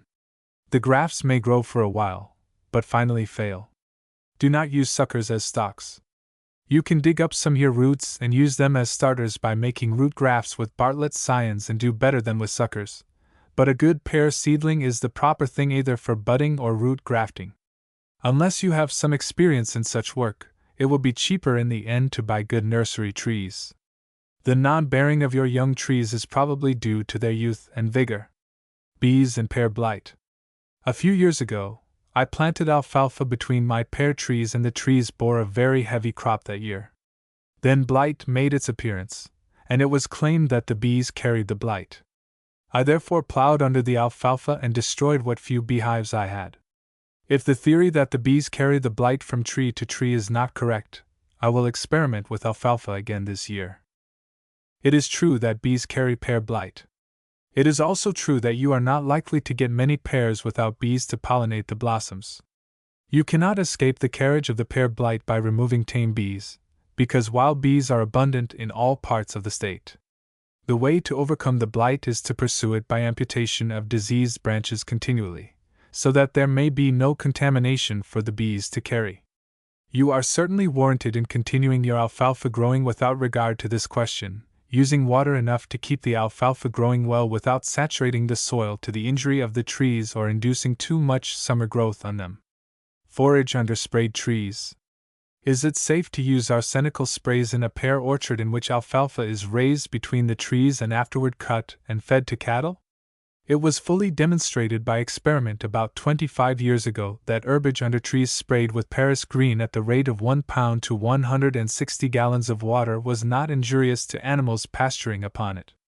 We are not aware that such an experiment has been made with the more recently used arsenates, which can be used with a much higher amount of arsenic to the gallon because they do not injure the foliage to determine whether the herbage below would be poisonous or not. Presumably not, because modern spraying does not admit as much loss from runoff as was the case with old spraying methods. Pears on quince. I saw some time ago a report of some French experiments in grafting the pear onto quince root. The report said the fruit produced was much larger than on any other root. Most of our common pears will take readily when grafted on the quince, but the quince transforms them into dwarf trees. Such trees do produce, with proper care, very fine fruit. The remark about their being better than on standard trees refers, however, to other climates than ours, for California grows just as large pears on standard trees as can possibly be grown, while where conditions are harder the higher culture of the dwarf tree and the protection which it requires from climatic hardships gives the dwarf tree the advantage. You can get pears on quince roots from most of our California nurseries. Pollination of pears. Is it necessary in growing the comus pear successfully, to put some other pear near for the purpose of pollination in order to make it successful? Will the ordinary Bartlett pear do for pollination? The Comus pear blooms with the Bartlett, and would therefore presumably be of pollinizing benefit to the Bartlett if the latter should require such treatment. Common experience in California, however, is that the Bartlett is self-fertile and not self-sterile as it is commonly reported in Eastern publications. California practice is, then, to plant Bartletts solidly without reference to preparation for pollination. Taking the matter the other way around, the Bartlett will do for pollination of the Comus probably, if that should be necessary. Lye peeling peaches. Please give the formula for peeling peaches by dipping them in caustic soda or lye. Lye for peeling peaches is used at the rate of half to 1 pound to the gallon of water, according to the strength of the lye, which you can determine by the quickness with which it acts. The lye water is kept boiling, and the fruit is dipped in wire baskets, only being allowed to remain in the lye a few seconds, and is then plunged at once into fresh water. You must be careful to keep the lye boiling hot, also either to use running water for rinsing or change it very frequently, for you have to rely on fresh water to remove the lye, or the fruit is likely to be stained. Aged peach trees. What should be done with peach trees 35 years old which are becoming unthrifty, bearing only at the ends of the limbs, etc.?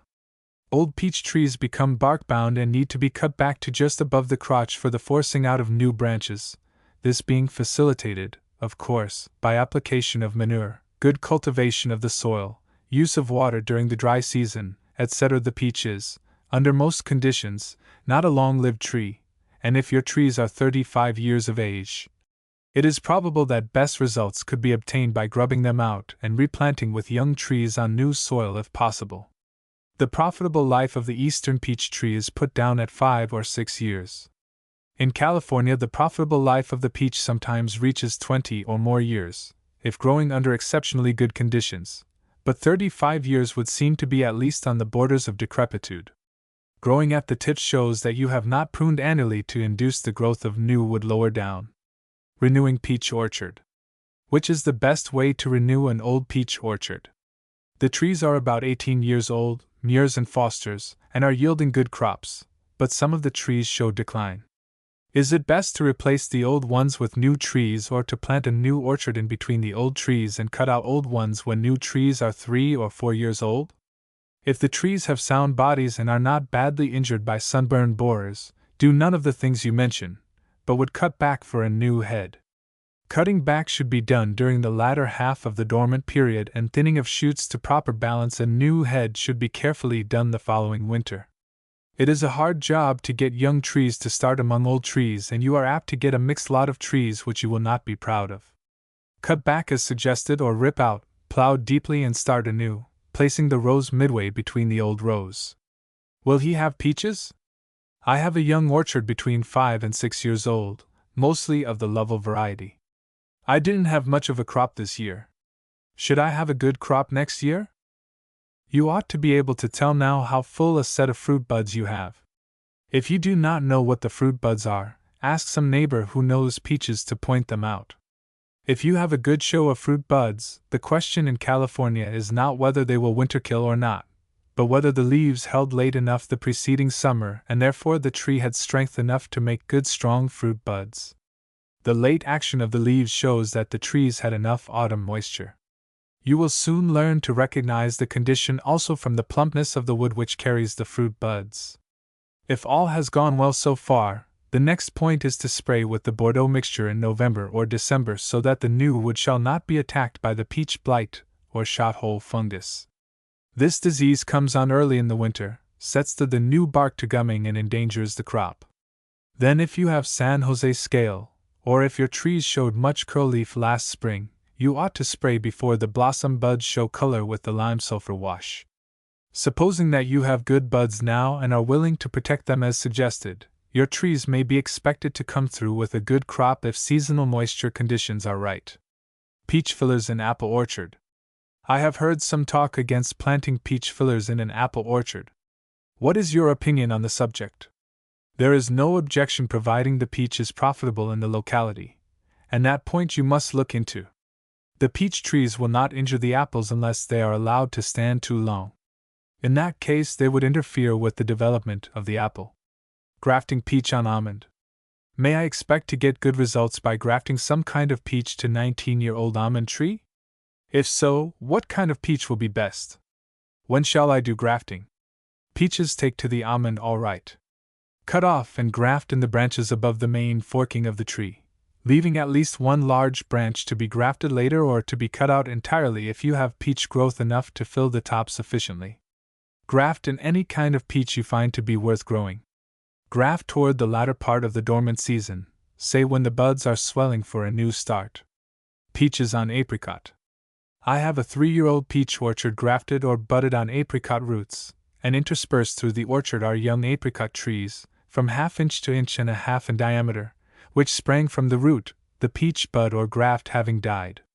I budded these over to peaches in summer, but the buds all died for some cause. What is now the best course to transform them into peach trees? If a graft, what form of graft, and approximately when should it be made? You can graft peach scions into the apricot sprouts by taking the peach scions of the varieties you desire, while the tree is perfectly dormant, keeping them in a cool place, and putting in the grafts just as the buds are beginning to swell on the apricot stalk. The scions can be buried in the earth in the shade of a fence or building, selecting a place, however, which is moist enough and yet where the water does not gather. The ordinary form of top grafting in stems 1 inch or more in diameter will work well. The ½ stems can be whip grafted successfully. You will have to wax well and see that the wax coating is kept sound until the growth starts. Replanting after root knots. In digging out some old peach trees, I find now and then a tree affected with root knot. I am burning the root, of course, but as these trees are scattered in the orchard, I wish to plant young trees in same locations, thus preserving the rows. Can new stock be safely put in the earth from which the old tree is removed? If treatment of the soil is essential, what is recommended? Dig a good large hole, removing the earth, and fill with new earth from between the rows, and in this way healthy growth ought to be obtained, although there is always a disposition in some trees to put on knots. They should be looked at from time to time, and all those affecting the larger stem should be removed and the wound painted with Bordeaux mixture. Buds and bearing trees. In budding over some old peach trees, should I cut away the branch above the bud when the latter seems to have taken? The sap flow to the upper part of the branch should be checked by part girdling or by part breaking or bending the top above the bud, after the bud is seen to have set or taken. Do not remove the whole top until the growth on the bud has started out well, or else you will drown it with excessive sap flow. Pollen must be of the same kind. Do peaches, nectarines, and apricots set fruit with the pollen of one another, and are the various peaches, nectarines, and apricots self-sterile, or will most kinds set fruit with their own pollen? We do not count upon pollination between different kinds of fruit. Most fruits are self-fertile, else we could not attain the practical results we do, because it is only in the planting of almonds, cherries, pears, and apples that any regard is paid to the association of varieties for that cross-fertilization. Some fruits are more apt to be self-fertile in this state than in other states where the growing conditions are not so favorable. Peach budding. Which is easier with the peach, grafting or budding? The peach is rather a difficult tree to graft, and budding, on the other hand, is quite easy. You can bud into new shoots of the season's growth in July, and if necessary, you can improve the slipping of the bark by irrigation a few days before budding. Buds can also be successfully placed in June in the old bark of the peach, providing it is not too old. For this, select well-matured buds from the larger shoots and use rather a larger shield than in working into new shoots. When the buds are seen to have taken, the top growth beyond it can be reduced gradually, and some new growth forced on the buds the same season, if the sap flow continues as it might be expected to do on young trees well cared for. Grafting on the peach. Will pears do to graft on the peach, or will plums do well on the peach? How soon ought they to bear when grafted on the peach which is past 3 years old? Pears cannot be grafted on peaches. Plums generally do well on the peach, and if the grafts are taken from bearing trees, should come into fruit the second season. The peach is more difficult to graft than other fruit trees, because of the drying back of the bark. Be extra careful in the waxing and be sure that the waxing remains good until the growth starts out well the following summer. Young trees failing to start. Some peach and almond trees set out last spring lived, but made no growth. Should they be replaced with new stock? If not, what may be expected of them? If your inactive trees have good plump dormant buds, though they may not be large buds, they may make good growth the coming summer, if the land is good and the moisture right for free growth. Peach planting in alfalfa sod. Is it advisable to plant canning peaches in April, and will I gain time in growth and development? I want to set out 8 acres in Tuscans or Phillips on deep rich soil near Yuba City. I have a pumping plant and can irrigate. The land has been in alfalfa for several years. I have in mind setting out trees without disturbing the alfalfa until next plowing season. Do you think it advisable to use commercial fertilizer on 10-year-old mures? Planting the best canning peaches on good peach soil near Yuba City seems to be about the safest line of fruit investment which can be undertaken. We doubt that you can get much growth from trees planted in an old stand of alfalfa without some effort to kill out the plant which now occupies the ground. Still, by deep digging, throwing out all the alfalfa roots and thorough hoeing during the growing season and keeping the alfalfa mowers from sawing off the tops of them, the trees may make a good start. As the alfalfa will have to be irrigated, April may not be too late to start the trees, providing you can find nursery stock which is still quite dormant. Probably 10-year-old peach trees will be very much improved by commercial fertilizers. Prune on almond. What root is considered best for prune trees? The ranch lies above the creek. A friend is very partial to the almond root instead of the myrobalan, but I understand that the prune tree sometimes outgrows the almond root. If you have a deep, rather light soil which drains well and which there is, therefore, no danger of water standing during the rainy season, the almond root is perfectly satisfactory for the prune. It is a strong-growing root and keeps pace with the top growth well. The prune, in fact, is more apt to overgrow the myrobalan than the almond, and the myrobalan will not do well on light soils likely to dry out as the almond will. Regrafting silver prunes. I have 5 acres of silver prunes which produce very little fruit. The trees are strong and healthy.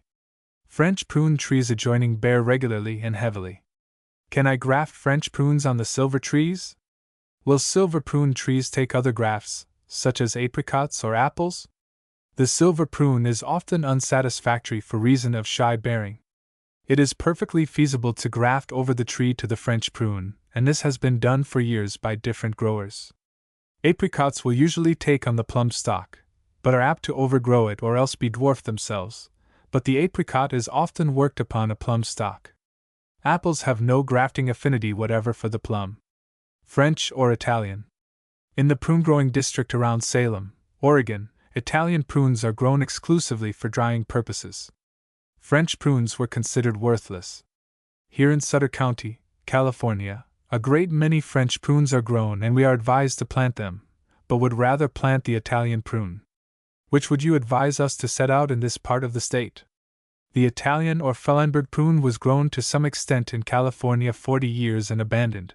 It was not so sure in bearing as the French, and it was not the type of prune which we had ambition to excel with. The prune which we grow as the French is the true prune or plum of Agen. We should plant it, and let the Oregon people have the Italian. Myrobalan seedlings. I am sending 2 small plums which I am told are myrobalan plum. I desire to grow seedlings on which later to bud and graft French prunes. If these are myrobalan plums, will trees from them be as good as trees from pits that were imported? The fruits are myrobalan plums, and their seedlings would be suitable for the French prune, providing the trees which bear them are strong, thrifty growing trees. There is great variation in the colors of the myrobalan seedlings, from light yellow to dark red, and it is the satisfactory growth of the tree rather than the character of the fruit which one has to bear in mind when growing seedlings from selected trees instead of depending so largely on imported seedlings. Drying plums and prunes. I have plum trees of various kinds that are loaded with fruit. I do not know if any are of the variety used for drying as prunes. I know nothing of the process of making or drying prunes. One man suggests that I dip them for 4 or 5 minutes in a 3 or 4% solution of lye and then place them in the sun. Dipping your plums is right providing they are very sweet, as they will dry like prunes without removing the pit. If they are plums that are commercially used for shipping, without enough sugar to dry as prunes, the pit must be removed. Drying in this way, you do not need to use lye, which is simply for the purpose of cracking the skin so that the moisture can be more readily evaporated.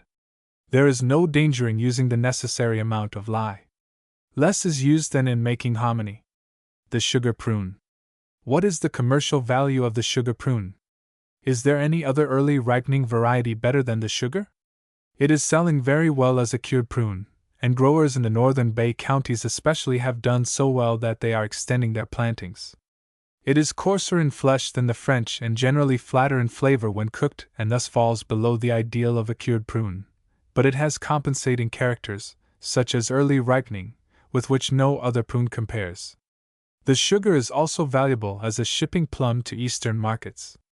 Glossing dried prunes. Will you give the method for giving the gloss to dried French prunes? There are various methods.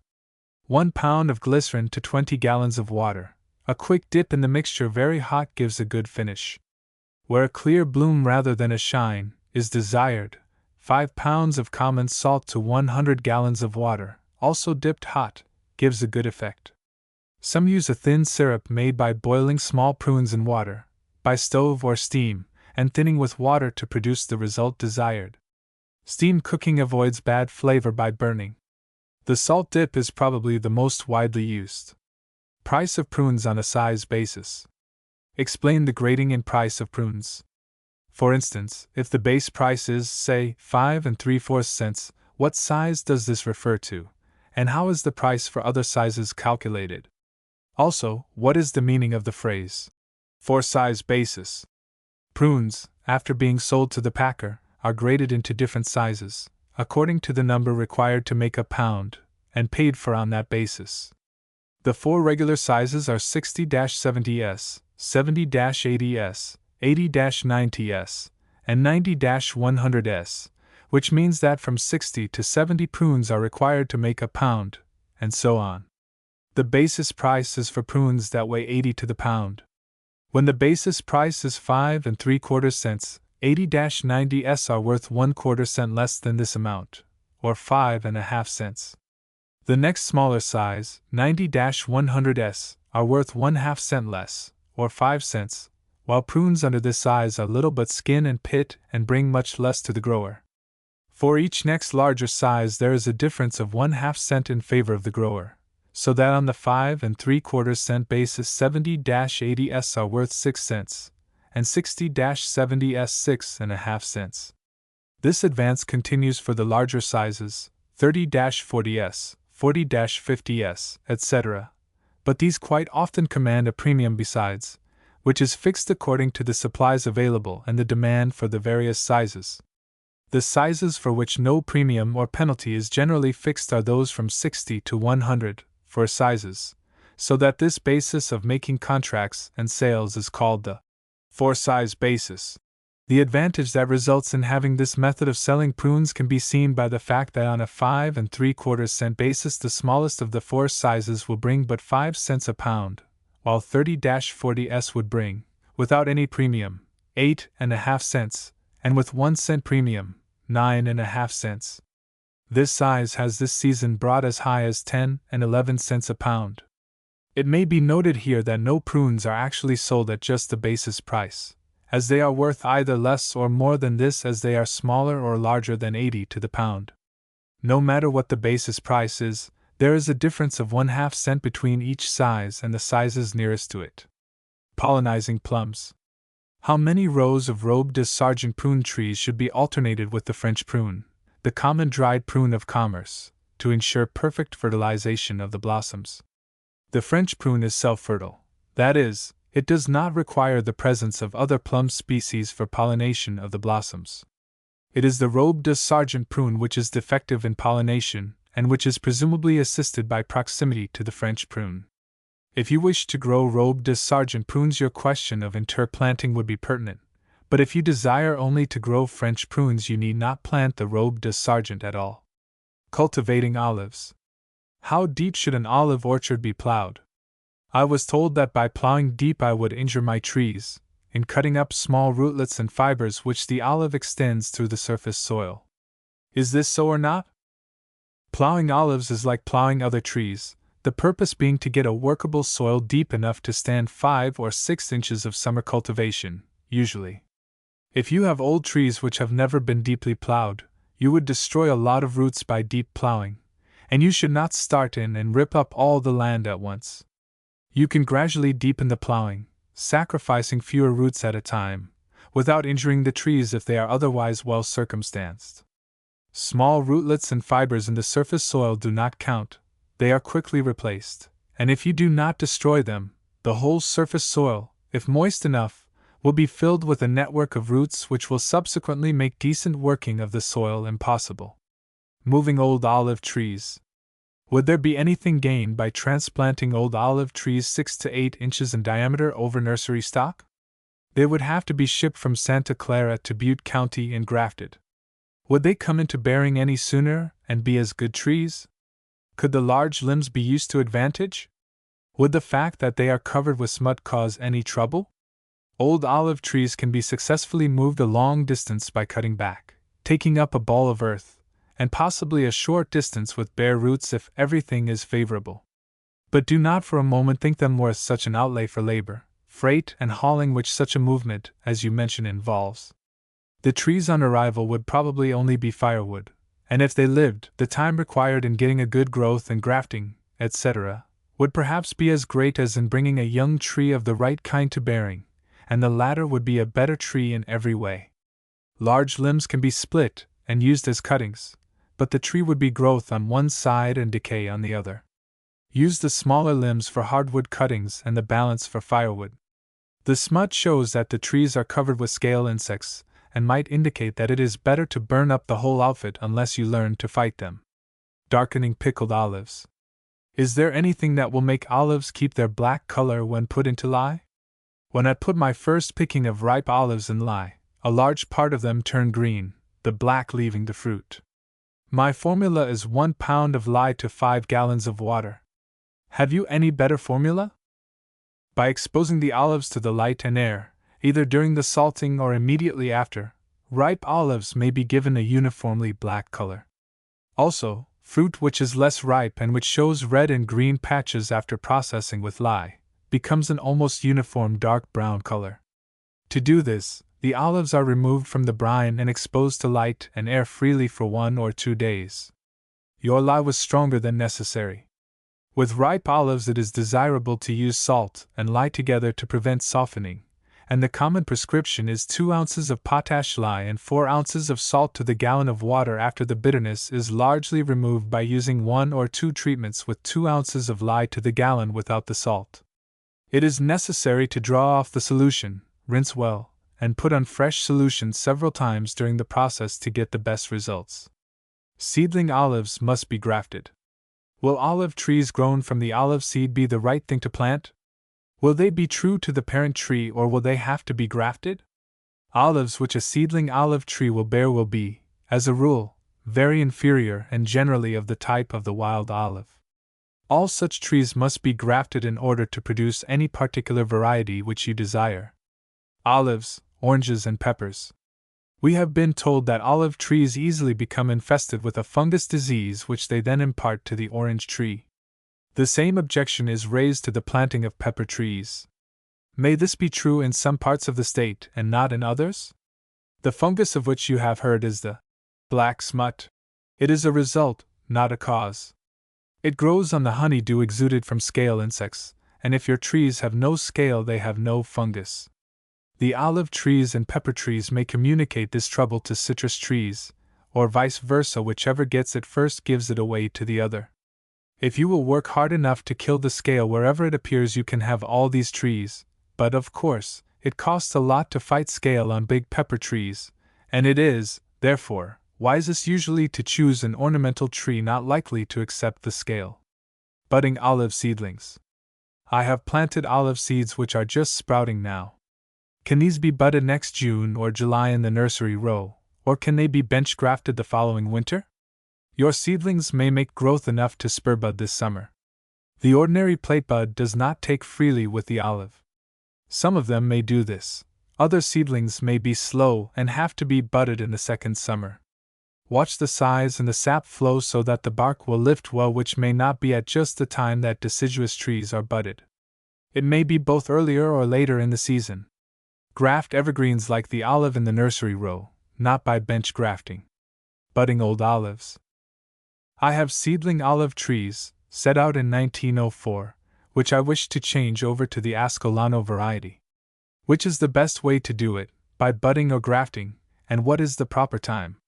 Twig budding brings the sap of the stalk to bear upon a young lateral or tip bud, which is much easier to start than dormant buds used either as buds or grafts. A short twig about 1.5 inches in length is taken with some of the bark of the small branch from which it starts, and both twig and bark at its base are put in a bark slit like an ordinary shield bud and tied closely with a wax band, although if the sap is moving freely it would probably do with a string or raffia tie. Put in such buds as growth is starting in the spring. Olives from small cuttings. In the rooting of small softwood olive cuttings is it necessary to cover same with glass, say perhaps prepare a cold frame and put stable manure in the bottom with about 8 inches of sand on top? It ceases to be a cold frame when you cover in manure for bottom heat. It becomes a hotbed. Varieties of olives differ greatly in the readiness with which they start from small cuttings. Some start freely and grow well in boxes of sand under partial shade like a lath house or cover. Some need bottom heat in such a hotbed as you describe with a cloth over. Some start well in a cold frame with a lath cover. To get the best results with all kinds, it is safer to use some more heat than comes from exposure to ordinary temperatures, either by concentration, as in a covered frame, or by a mild bottom heat. If you have glass frames or greenhouse, they are, of course, desirable, but much can be done without that expense. Olives from large cuttings. I am about to take olive cuttings from 1/2 to 1 inch thick and 54 to 20 inches long, and wish to root them in nursery rows. Please advise me if it is necessary to plant under half shade? Also, can same be planted out right away, or should they be buried in trenches for a while before setting out? Would it be best to strip all leaves or branches off, or leave one on? How many buds should be left above ground? Plant in open ground in the coast district generally. In the interior a lath, or litter shade not too dense, is desirable in places where high dry heat is expected and where sprinkling under the cover may be desirable.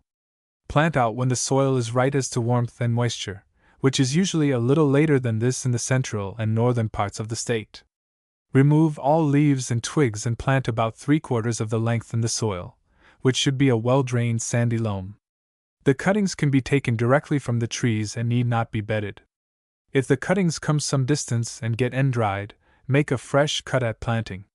If shriveled at all, soak a few hours in water before planting out. Trimming up olives. Limbs are shooting out too low on my olive trees. Would it be right to trim them up while dormant this winter, or should I let them grow another year before doing so? I think I want the first limbs to start at 18 to 20 inches above the ground. Take off the lower shoots whenever your knife is sharp. Do not let them grow another year. Theoretically, the best time to remove them is toward the end of the dormant season, but if they are not large as compared with the whole growth of the tree, go to it any time. Canning olives.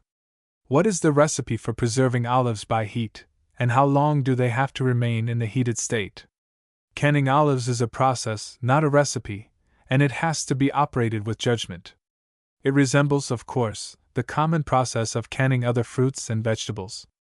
It has been demonstrated that heating up to 175 degrees Fahrenheit is effective to keep olives in sealed containers for over 2 years. The heating was done in the jars in the usual canning way for several minutes after 175 degrees was reached, to be sure the contents were heated through. Renewing olive trees. I have olive trees on first-class land. No pest of any kind is apparent. The trees look healthy in every way, and average about 12 inches at the butt and 30 feet high. They have borne fruit, but for the last 3 years have not borne. I am advised to cut back to stumps, 5 or 6 feet high, and start new tops. Unsatisfactory olive trees may be cut back, but not to such an extent as you mention. Thin out the branches if too thick and cut back or remove those which interfere. But to cut back to a stump would force out a very thick mass of brush which you would have to afterward go into and thin out desperately.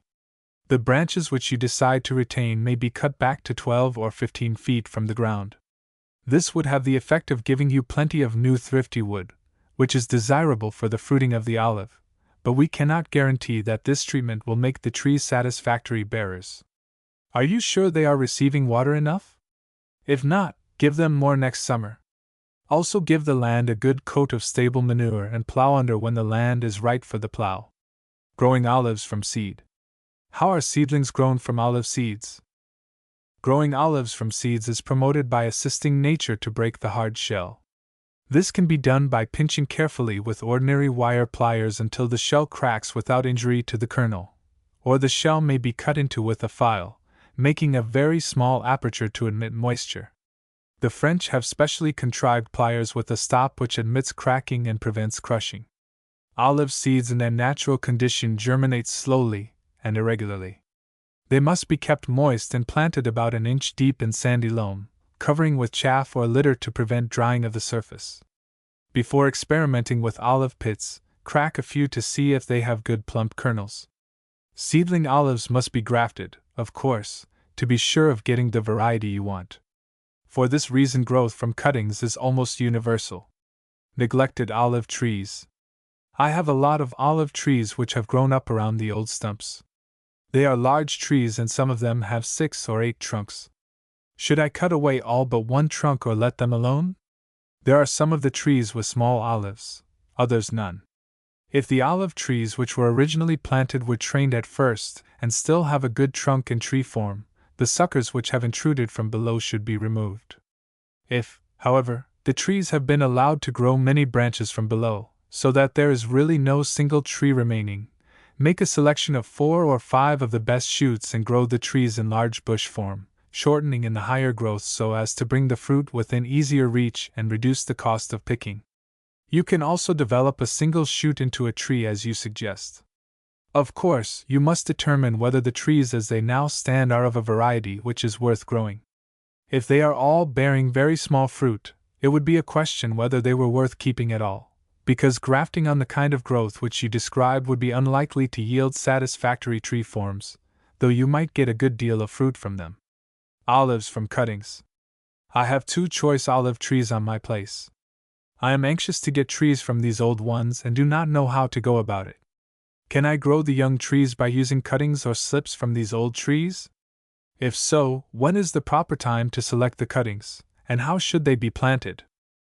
Take cuttings of old wood, 1/2 or 3/4 of an inch in diameter, about 10 inches long, and plant them about 3/4 of their length in a sandy loam soil in a row so water can be run alongside as may be necessary to keep the soil moist but not too wet. Such dormant cuttings can be put in when the soil begins to warm up with the spring sunshine. They can be put in the places where you desire them to grow in 1 or 2 years. Olives, like other evergreen trees, should be transplanted in the spring when there is heat enough to induce them to take hold at once in their new places, and not during the winter when dormant deciduous trees are best transplanted. Water and frost. I have in mind 2 pieces of land well adapted to citrus culture. Both have the same elevation, soil, climate, and water conditions, except that one piece is a mile of the Kaweah River, while the other is 4 or 5 miles distant. In case of a frost, all conditions being about the same, which piece would you consider to be liable to suffer the more? In the heavy frost of last December, while either sustained any great damage, that portion of the ground nearer the river seemed to sustain the less. Is this correct in theory? The Kaweah River at this point is a good-sized stream of rapidly flowing water. The land near the river, conditions of elevation being similar, would be less liable to frost. There are a good many instances where the presence of a considerable body of water prevents the lowering of the temperature of the air immediately adjacent. It is so at various points along the Sacramento River, and it is recognized as a general principle that bodies of water exert a warming influence upon their immediate environment even in regions with a hard winter. How much it may count for must be determined by taking other conditions into the account also. Thinning oranges. Is it advisable to thin fruit on young citrus trees? Our trees have been bearing about 3 years, but they are still small trees. The oranges and grapefruit ripen well and are large and of excellent quality, but the trees seem overloaded. The size of oranges on overburdened trees can be increased by thinning, just as other fruits are enlarged, but it is not systematically undertaken as with peaches and apricots, because it is not so necessary and because it is easy to get oranges on young trees too large and to be discounted for oversized coarse fruit. Removing part of the fruit from young trees is often done for the good of the tree, not for the good of the fruit. It should be done after the natural drop takes place, during the summer. Wind-blown orange trees. What would you do for citrus trees 5 years old that have been badly blown out of shape? Such trees must be trued up by pruning into the wind, that is, cutting to outside buds on the windward side and to inside buds on the lee side, also reducing the weight by pruning away branches which have been blown too far to the leeward. Sometimes trees can be straightened by moving part of the soil and pulling into the wind and bracing thereby a good prop on the leeward side, but that, of course, is not practicable if the trees have attained too much size. Handling bald citrus trees. I have some orange and lemon trees which were sent me with their roots balled up with dirt and sacks. As we are still having frosts, I have not wanted to set them out. Would it not be better to let them stay as they are and keep the sacks wet, they have a sack box over them, than to put them out while the frosts last? Your citrus trees will not be injured for a time unless mold should set in from the wet sacks. Get them into the ground as soon as the soil comes into good condition, and cover the top for a time after they are planted to protect them against frosts. This would be better than to hold them too long in the balls, but do not plant in cold, wet soil. Hold them longer as they are. The navel not thornless. I have lately purchased some Washington navel orange trees, and upon arrival I find they have thorns upon them. I thought the Washington navels were thornless. The navel orange tree is not thornless. It is described as a medium thorny variety, so that the finding of thorns upon the trees would not be in itself sufficient indication that they were not of the right variety. Oversize oranges.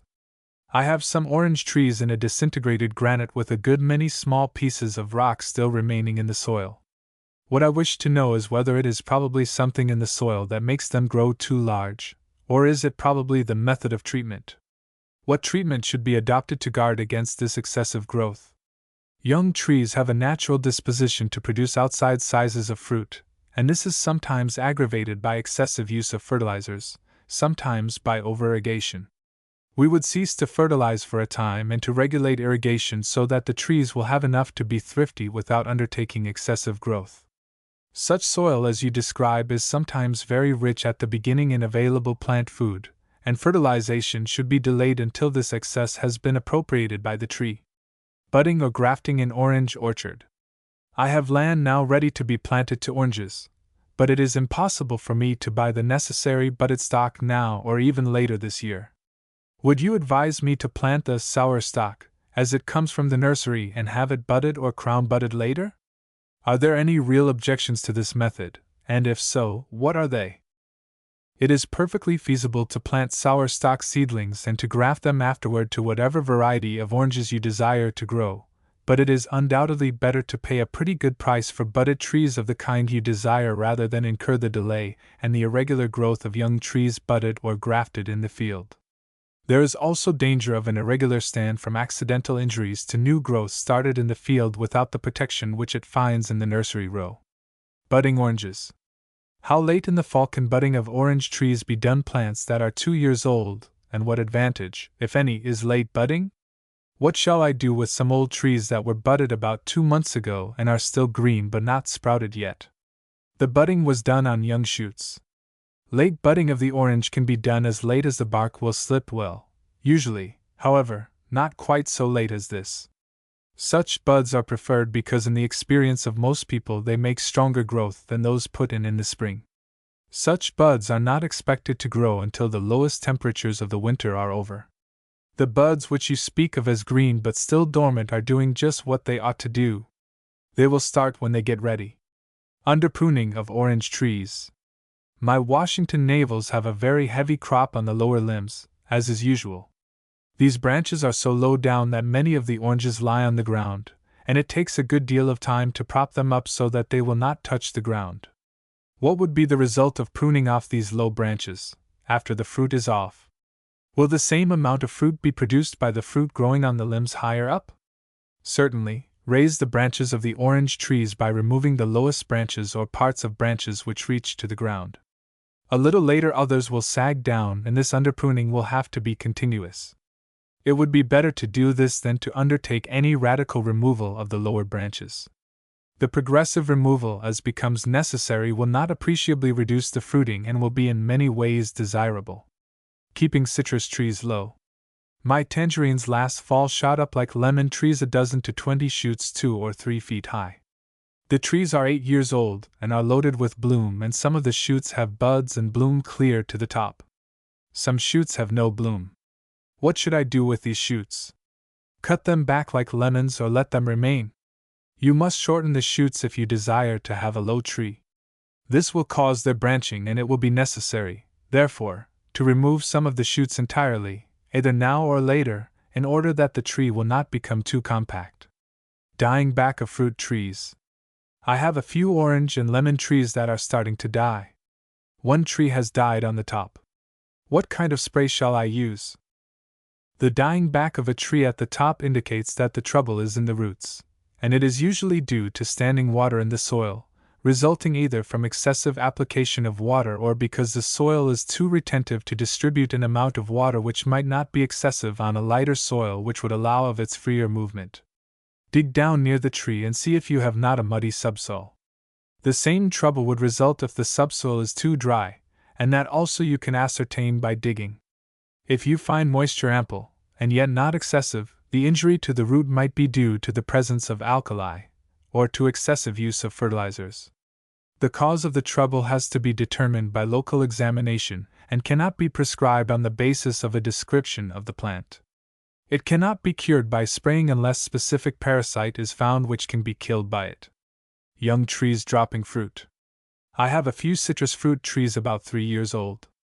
They have made a good growth and are between 7 and 8 feet high with a good shaped top or head.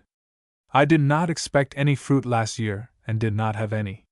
This spring they blossomed irregularly at blooming time, but quite an amount of fruit set and grew as large as marbles, some of it the size of a walnut, but lately it has about all fallen off the trees. There is always more or less dropping from fruit trees. Some years large numbers of oranges drop. There may be many causes, and the trouble has thus far not been found preventable. When the foliage is good and the growth satisfactory, the young tree is certainly not in need of anything.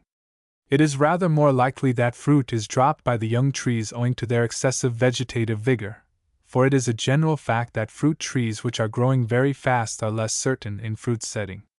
It is, of course, possible that you have been forcing such action by too free use of water. You will do well to let your trees go along so long as they appear thrifty and satisfactory, and expect better fruiting when they become older. Orange training. Is not a single leader in an orange tree more desirable than the much forked tree so commonly seen?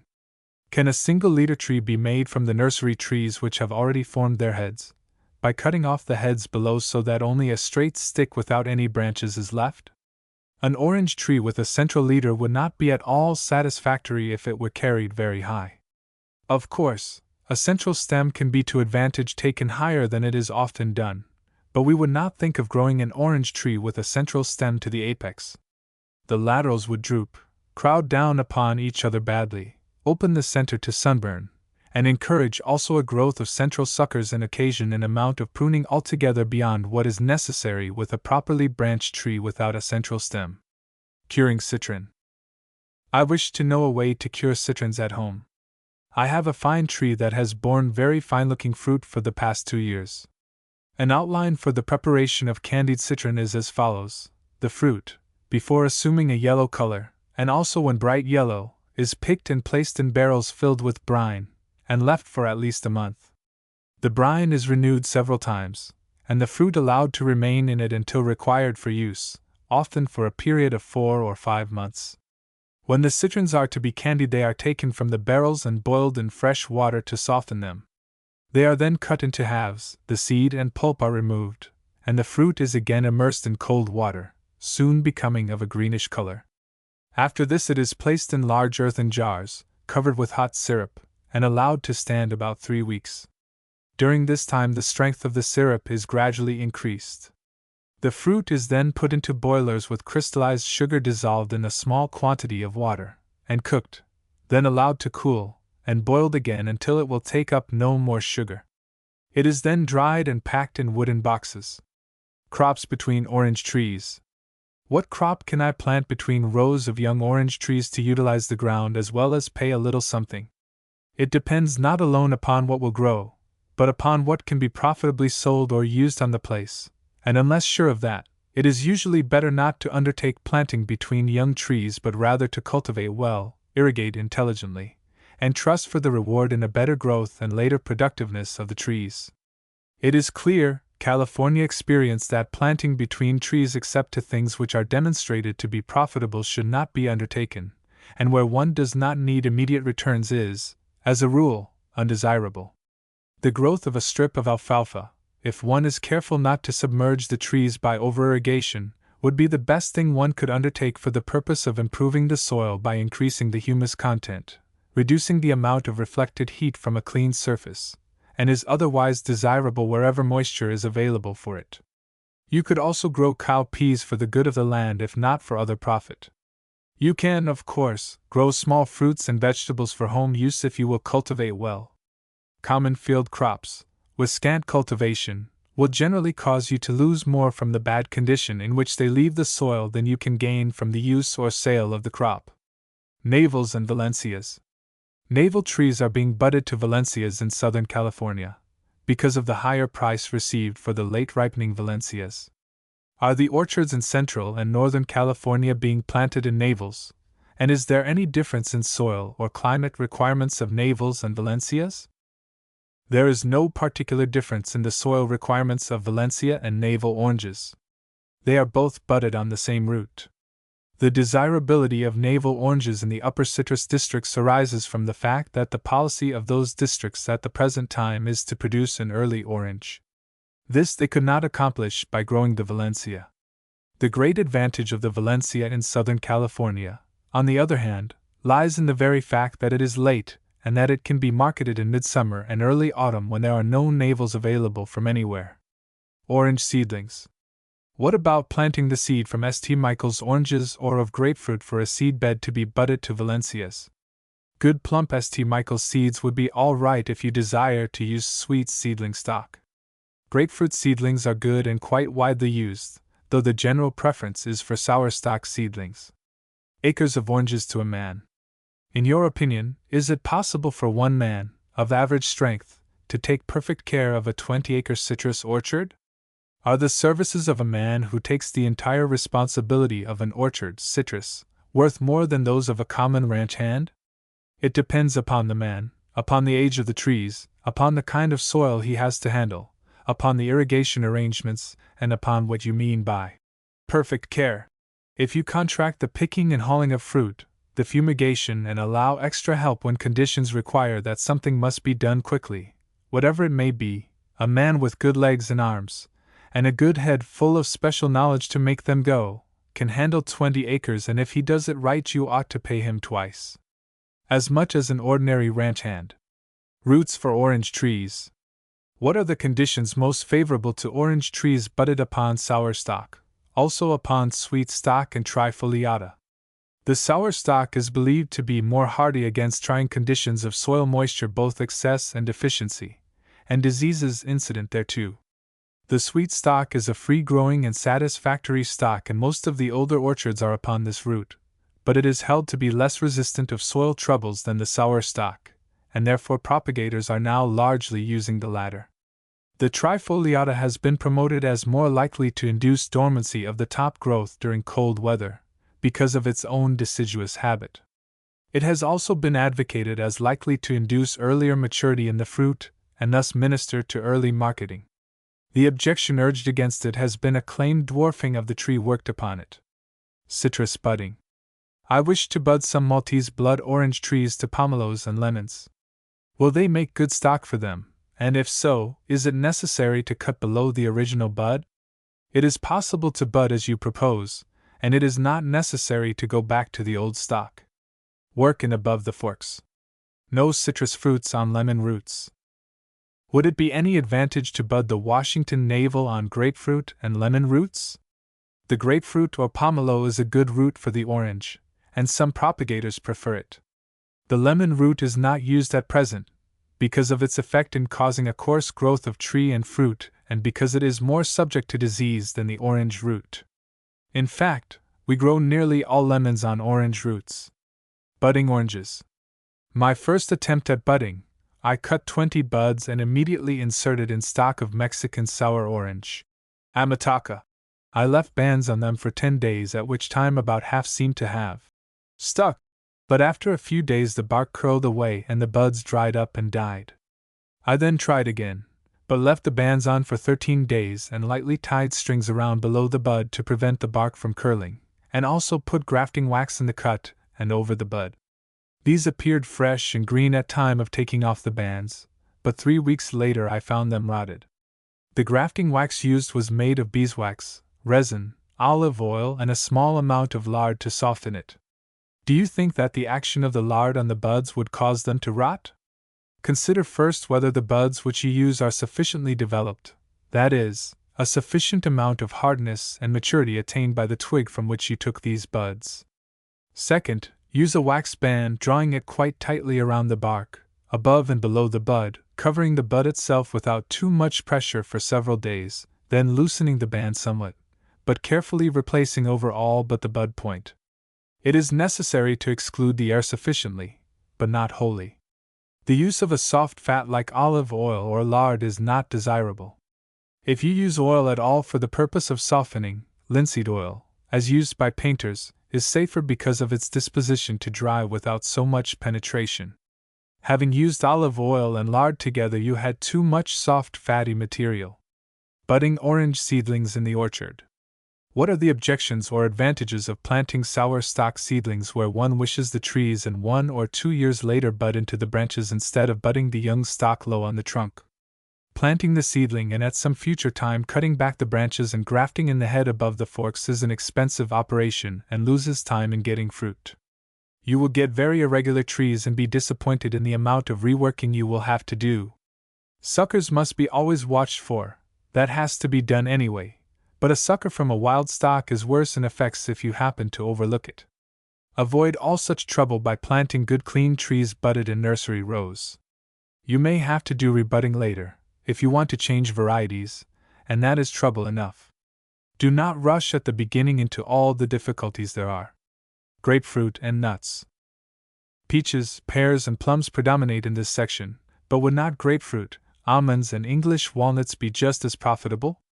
What is your idea about English walnuts on black walnut root?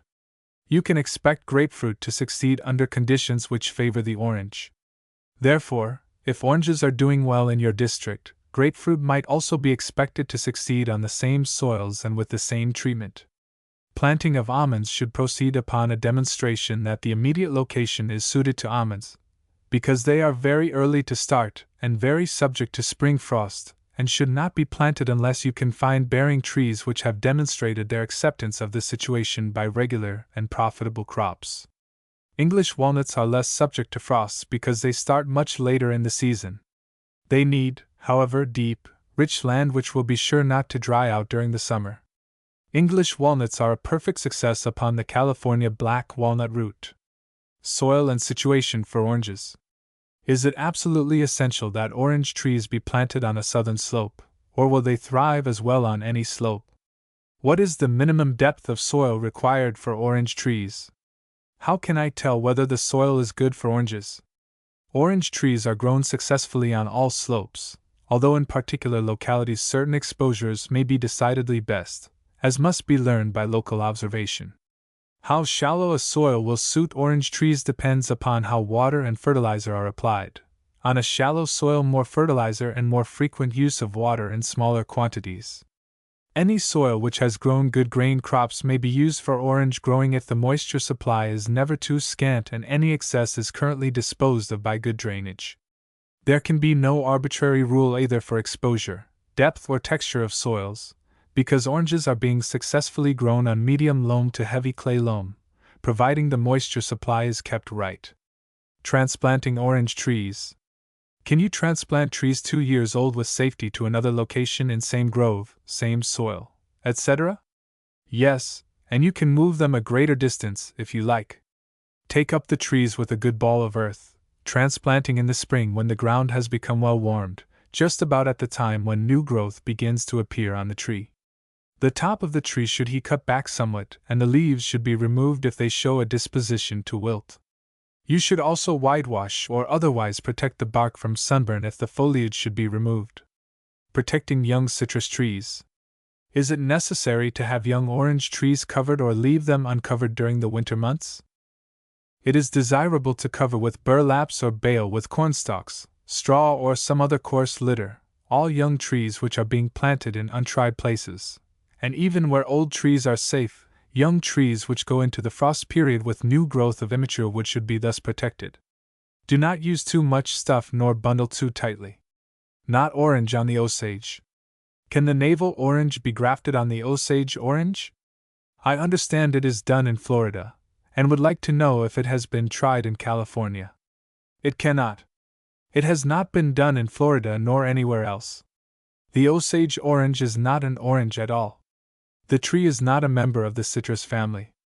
No pollinizer for navels. I read that the flowers of the navel orange are entirely lacking in pollen, or only poorly supplied. If this is true, what variety of orange would you plant in a navel grove to supply pollen at the proper time? We would not plant any other orange near the navel for the sake of supplying it with pollen. Pollen is only needed to make seeds, and by the same process to make the fruit set, and navels do not make seeds, except rarely, nor do they seem to need pollen to make the fruit set.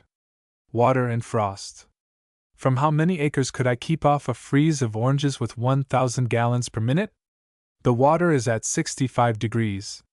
The amount of water will prevent frost over as large an area as you can cover with the water, so as to thoroughly wet the surface, but the presence of water will only be effective through about 4 degrees of temperature, and only for a short time. If, then, the temperature should fall below 27 degrees and should remain at that point for an hour or two, it is doubtful if the water would save your fruit. Water is only of limited value in the prevention of frost, and of no value at all when the temperature falls too low. What to do with frosted oranges? What is the best plan of treatment for frosted orange trees? The crop will be a total loss. It does not show any tendency to fall off the trees, however. Should it be picked off, thrown on the ground, and plowed under? Should this be done right away or later? Unsound fruit should be removed as soon as its injury can be conveniently detected and worked into the soil by cultivation, never, however, being allowed to collect in masses, which is productive of decay and which may be injurious to roots. If trees are injured sufficiently to lose most of their leaves, the fruit should also be removed if it shows a disposition to hang on. This will be a contribution to the strength of the tree and its ability to clothe itself with new foliage. Pruning frosted citrus trees. How shall I prune 2-year-old orange orchard, also nursery stock buds that are badly injured by frost? How much to prune and at what time? As soon as you can see how far injury has gone down the branch or stem, cut below it, so that a new shoot may push out from sound wood, and heal the cut as soon as possible. This applies to growths of all ages. In the case of buds, if you can only save a single node, you may get a bud started there and make a tree of that. In the case of trees, large or small, it is always desirable to cut above the forkings of the main branches, if possible, and when this much of the tree remains sound, a new tree can be formed very quickly. If the main stem is injured, bark cracked, etc., cut below the ground and put scions in the bark without splitting the root crown.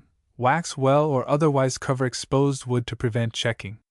If this is successfully done, root rot may be prevented and the wound covered with new bark while the strong new stems are developing above. Pruning oranges. Is it best to prune out orange trees by removing occasional branches so as to permit free air passage through the trees? Some are advocating doing so, but as I remember, the trees in Southern California are allowed to grow quite dense, so that we could see into the foliage, but very little. It is a matter of judgment, with a present tendency toward a more open tree than was formerly prescribed. Trees should be more thrifty and should bear more fruit deeper in the foliage wall if more air and light are admitted. But this can be had without opening the tree so that free sight of its interior is possible. We believe thinning of the growth to admit more light and air is good, but we should not intentionally cut enough to make holes in the tree.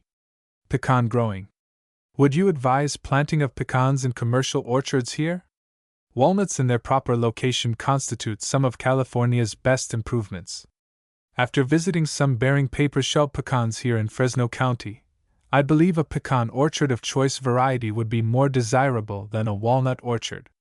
Pecans do well on moist, rich land in the interior valleys where there are sharper temperature changes than in the coast valleys, except perhaps near the upper coast. Such planting as you propose seems promising on lands having moisture enough to carry the nuts to full ripening. Growing filberts. Please give information about growing filberts. Filberts have been largely a disappointment in California, and no product of any amount has ever been made. Good nuts have been produced in the foothills of the Sierra Nevada and the Coast Range. Theoretically, the places where the wild hazel grows would best suit the filbert, and so far this seems to be justified by the little that has actually been done, but there is very little to say about it beyond that. It requires much more experience to lift the nut out of the experimental state. Early bearing of walnuts. Please inform me if young walnut trees grafted on black walnut stock will produce fruit within 18 months after being planted. It is true that the French varieties of English walnuts have produced fruit the second summer of their growth. This does not mean, however, that you can count upon a crop the second year. These are usually grafts in nursery rows, and one would have to wait longer, as a rule, for trees planted out in orchards with a chance to make a freer wood growth. This is rather fortunate, because it is better to have a larger tree than to have the growth diverted into bearing a small amount of fruit while the tree is very young. We do not know any advantage in getting nuts the second year except it be to see if you really have secured the variety you desire to produce later. Handling walnut seedlings. What is the best time to transplant seedlings of the black walnut?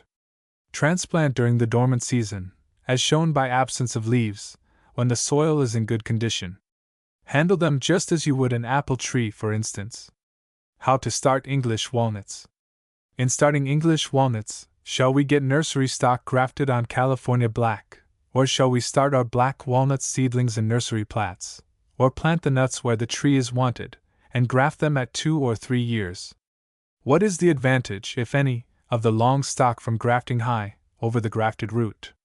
If we had the money to invest and were sure of the soil conditions, etc., we should buy grafted trees of the variety we desired, just as we would of any other kind of fruit. If we were shy of money and long on time, we would start seedlings in nursery, plant out seedlings, and graft later, because it is easier to graft when the seedling is 2 or 3 years in place. We count the planting of nuts in place troublesome, and of no compensating advantage. The chief advantage known to us of grafting high and getting a black walnut trunk is the hardier bark of the black walnut. Walnut planting.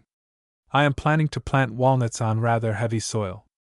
I have been told to put the nuts 6 inches below the surface, but think that too deep, as soil is rather heavy. In a heavy soil we should not plant these nuts more than 3 inches below the surface, but should cover the surface with a mulch of rotten straw to prevent drying out. Pruning grafted walnuts. Should English walnut trees be pruned? I have along the roadside English walnuts grafted on the California black, and they have grown to very large size and the fruit seems to be mostly on the outside of the trees. English walnuts are not usually pruned much, though it is often desirable, and of course trees can be improved by removing undesirable branches, and especially where too many branches have started from grafts, it is desirable that some be removed. They should be cleanly sawed off and the wound covered with wax or thick paint to prevent the wood from decaying. Pruning walnuts. When is the best time to remove large limbs from walnut trees? This work with walnuts or other deciduous fruit trees should be done late in the winter, about the time the buds are swelling. Never mind the bleeding, it does no harm, and the healing growth over the wound is more rapid while the sap is pushing. Grafting walnuts. In cleft grafting walnuts, is it necessary to use scions with only a leaf bud, or with staminate or pistillate buds? Is cutting the pith of the scion or stalk fatal to the tree? In grafting walnuts, it is usual to take shoots bearing wood buds, and not the spurs which carry the fruit blossoms, although a part of the graft containing also a wood bud can be used, retaining the latter. Cutting into the pith of the scion or of the stalk is not fatal, but it is avoided because it makes a split, or wound, which is very hard to heal. For this reason, it is better to cut at one side of the pith and the stalk, and to cut the scion so that the slope is chiefly in the wood at one side of the pith, and not cutting a double wedge in a way to bring the pith in the center. Grafting nuts on oaks. I have 10 to 15 acres of black oak trees which I wish to graft over to chestnuts. Can grafting be done successfully? Some success has been secured in grafting the chestnut on the chestnut oak, but not, so far as we have heard, on the black oak. But grafts on the chestnut oak are not permanently thrifty and productive, though they have been reported as growing for some time. The same is true of English walnut grafts on some of the native oaks. Grafting walnut seedlings. Would it be proper to graft 1-year California black walnut seedlings that must also be transplanted? As the seedlings must be moved, plant an orchard and graft as 2 or 3-year-olds, according to the size which they attain. Pruning the walnut. What is the proper time for pruning the walnut? Is it bad for the tree to prune during the active season? I have recently acquired a long-neglected grove in which many large limbs will have to be removed in order to allow proper methods of cultivation to be practiced, and I am in doubt as to the wisdom of doing this during the rise of sap. The best time to remove large limbs to secure rapid growth of bark from the sides of the cut is just at the time the sap is rising. There will be some outflow of sap, but of no particular loss to the tree. As soon as the large wounds have dried sufficiently, the exposed surface should be painted to prevent cracking of the wood. Eastern or California black walnuts? I am told that the eastern black walnut is a more suitable root for the lowlands in California than the California black. Is this true? There has been no demonstration that the eastern black walnut is more suitable to low moist lands than the California black walnut. Our grandest California black walnut trees are situated on low moist lands. Walnut Grove is on the edge of the Sacramento River with immense trees growing almost on the water's edge. Walnut Creek in Contra Costa County is also named from large walnut trees on the creek bank land. We have very few eastern black walnut trees in California, and although they do show appreciation of moist land, they are not in any respect better than the Californian. Ripening of walnuts. I send you 2 walnuts. I am in doubt if they will mature. The nuts are well grown, the kernel fully formed in every respect. Whether they will attain perfect maturity must be determined by an observation of the fact, and cannot be theoretically predicated. Where trees are in such an ever-growing climate as you seem to have, they must apparently take a suggestion that the time has arrived for maturity from the drying of the soil. The roots should know that it is time for them to stop working so that the foliage may yellow and the nuts mature. It is possible that stopping cultivation a little earlier in the season may be necessary to accomplish this purpose. Cutting below dead wood. I have some seedling English walnut trees which are 2 years old, but they are not coming out in bud this year. They are about 3 feet high, and from the top down to about 10 inches of the ground the limbs are dark brown, and below that they are a nice green. I cut the top off of one of them to see what is the matter that they do not leaf out, and I found that there is a round hole right down through the center of the tree down to the green part. The hole is about 3/16 of an inch in diameter.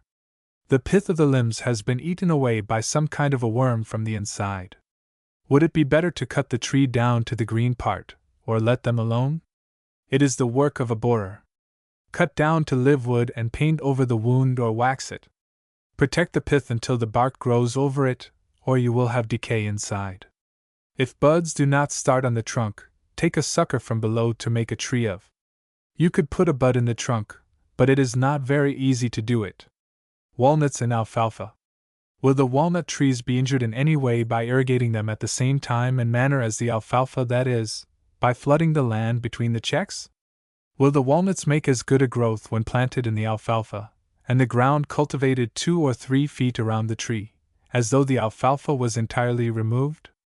Is it advisable to plant the trees on the checks rather than between the checks? Walnut trees will do well, providing you do not irrigate the alfalfa sufficiently to waterlog the trees, providing also that you do use water enough so that the trees will not be robbed of moisture by the alfalfa. This method of growing trees will be, of course, safer and probably more satisfactory if your soil is deep and loamy, as it should be to get the best results with both alfalfa and walnuts. It would be better to have the trees stand so that the water does not come into direct contact with the bark, although walnut trees are irrigated by surrounding them with check levees. Planting walnut trees in an old stand of alfalfa is harder on the tree than to start alfalfa after the trees have taken hold, because the alfalfa roots like to hang on to their advantage. In planting in an old field, we should plow strips, say, 5 feet wide and keep it cultivated rather than to try to start the trees in potholes, although with extra care they might go that way. Walnuts in the hills. Will walnuts grow well in the foothill country? Elevation about 600 feet, soil rich, does not crack in summer and seems to have small stones in it. Walnuts will do well providing the soil or subsoil is retentive enough. If you have water available for irrigation in case the trees should need it, they would do well. But if the soil is gravelly weighed down and likely to dry out deeply, and you have no water available, an opposite result might be expected. It is a fact that on some of the uplands of the coast mountains there is a lack of moisture late in the season which interferes with the success of some fruit trees. To increase bearing of walnuts. We have a walnut orchard which does not bear enough nuts. The trees are all fine, even trees, 10 and 12 years old, and we are told that the crop was light this year because the trees were growing so vigorously and put most of their energy into the new wood. Is there any special fertilizer which will make the trees bear more and not prompt such heavy growth?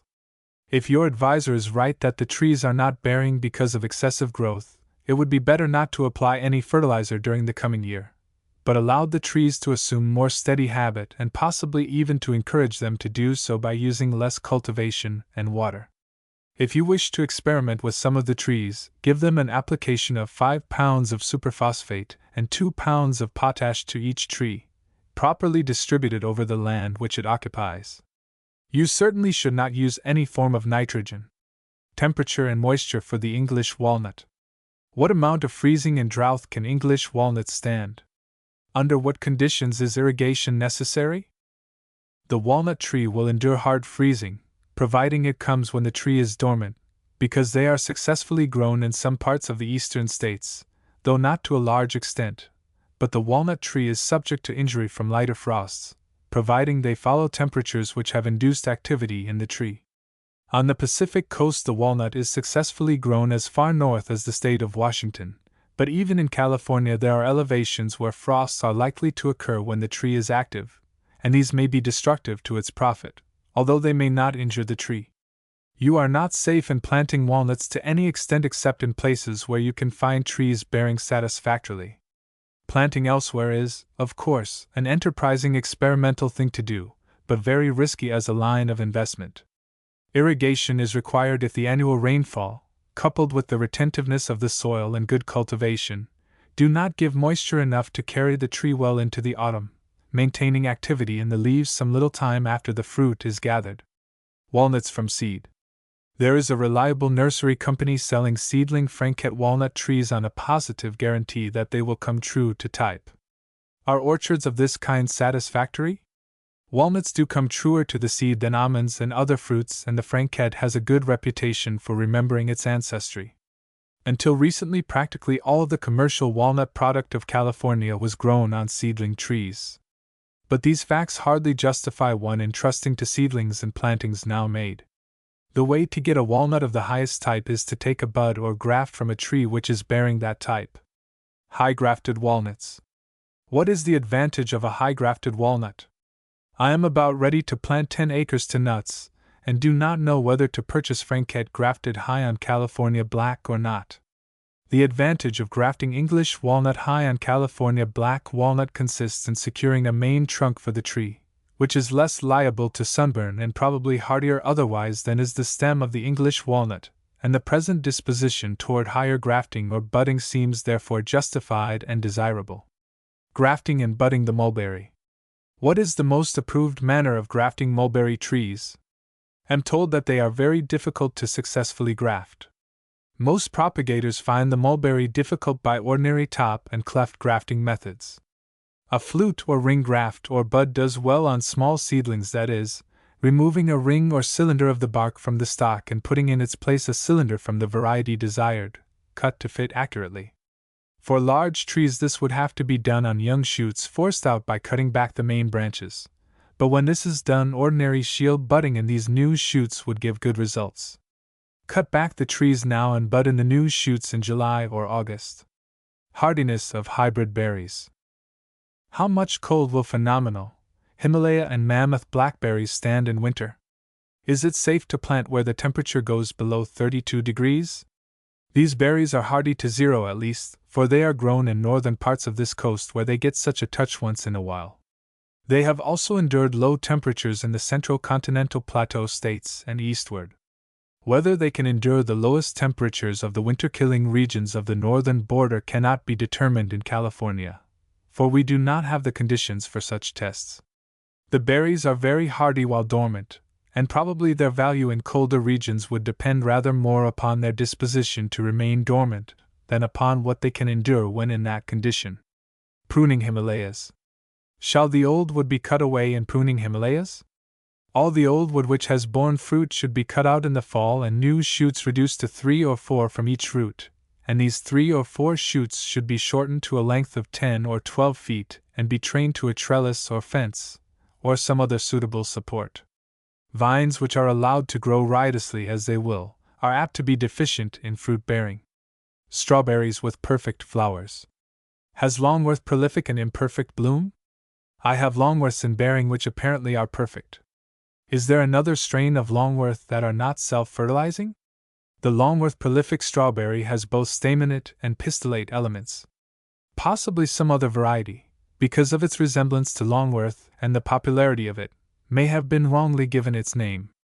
Most of the varieties which are largely grown in California are perfect in blossom, though some of the newer varieties need association with pollinizers. Pruning loganberries. Should the new shoots of loganberry vines, which come out in the spring, be left or cut away? If cut, will more shoots put out in the fall and be sufficient for the next year's crop? The loganberry shoots which are growing should be carefully trained and preserved for next year's fruiting. The old canes should be cut away at the base after the fruit is gathered. The plant bears each year upon the wood which grew the previous summer. Strawberry planting. Should I plant strawberries in the spring or fall? Whether it is wise to plant strawberry plants in the fall depends on several things, such as getting the ground in the very best of condition, abundance of water at all times, splendidly rooted plants, and cool weather, which is very rare at the time plants are to be planted, August and September. Plants may be taken with balls of earth around the roots, and water poured in the hole that receives the plant. After planting, each plant should be shaded from the sun. After this, the ditches must be kept full of water so the moisture will rise to the surface. This must be done till the plant starts growth. This method can only be used in small plantings, as it is too expensive for large plantings, as is also the potted plant method where each plant is grown in a small pot and transplanted by dumping out the earth as a ball with the plant and putting directly in the ground. From potted plants, set out in the fall, one may count on a fine crop of berries the following spring. Strawberry plants are never dormant till midwinter, and there is no plant more difficult to transplant when roots are disturbed in the hot season, which usually prevails in the interior valleys of California. To have a long-lived strawberry field and to get best results, planting must be done in the spring, as soon as the soil can be put in best condition to receive plants. From this a fall crop can be expected. Answer by Tribble Brothers, Elk Grove. Blackberries for drying only. What variety of blackberries or raspberries are the best for drying purposes? Are berries successfully dried in evaporators? This is a natural berry country. Wild blackberries are a wonder here. Transportation facilities do not allow raising for the city market. In your opinion, would the planting of 10 acres in berries for drying be a success? The blackberries chiefly grown in California are the Lawton, Crandall, and the Mammoth. The raspberry chiefly grown is the Cuthbert. There are very few of these berries dried. It would be better to dry them in an evaporator than in the sun, but little of it is done in this state. It is doubtful whether it would pay to plant blackberries for drying only, because there is such a large product flow in various places where the berries are either sold fresh or sold to the cannery, and drying is only done for the purpose of saving the crop if the prices for the other uses are not satisfactory. To grow especially for drying would give you only one chance of selling to advantage, and that the poorest. Planting bush fruits. What is the best time to set out blackberries and loganberries? Any time after the soil is thoroughly wet down, and you can get good, mature and dormant plants for transplanting. This may be as early as November and may continue until February or later in some places. Growing strawberry plants. In a patch of strawberries planted this spring, is it advisable to cut off runners or root some of them? In planting strawberries in matted rows, it is usual to allow a few runners to take root and thus fill the row. It is the judgment of plant growers that plants for sale should not be produced in this way, but should be grown from plants specially kept for that purpose. Strawberries in succession. Is there any reason, in strawberry culture, when the vines are removed at the end of the 4th year, why the ground may not be thoroughly plowed and again planted to strawberries? It is theoretically possible to grow strawberries continuously on the same land by proper fertilization and irrigation. Practically, the objection is that certain diseases and injurious insects may multiply in the land, and this is the chief reason why new plantations are put on new land and the old land used for a time for beans or some root crop, so that the soil may be cleaned and refreshed by rotation and by the possibility of deeper tillage. Limitations on gooseberries. Why is it that gooseberries are not grown more in California? Is there any reason, climatic or other, why the gooseberry should not be as successfully grown in California as elsewhere? There are 2 reasons. First, the gooseberry does not like interior valleys, although with proper protection from mildew or by growing resistant varieties, good fruit can be had in coast or mountain valleys. Second, practically no one cares for a ripe gooseberry in a country where so many other fruits are grown, and the demand is for green gooseberries for pies and sauce, and that is very easily oversupplied. Dry farming with grapes. I have heard that they are planting muscat grapes on the dry farming plan. Will it be successful?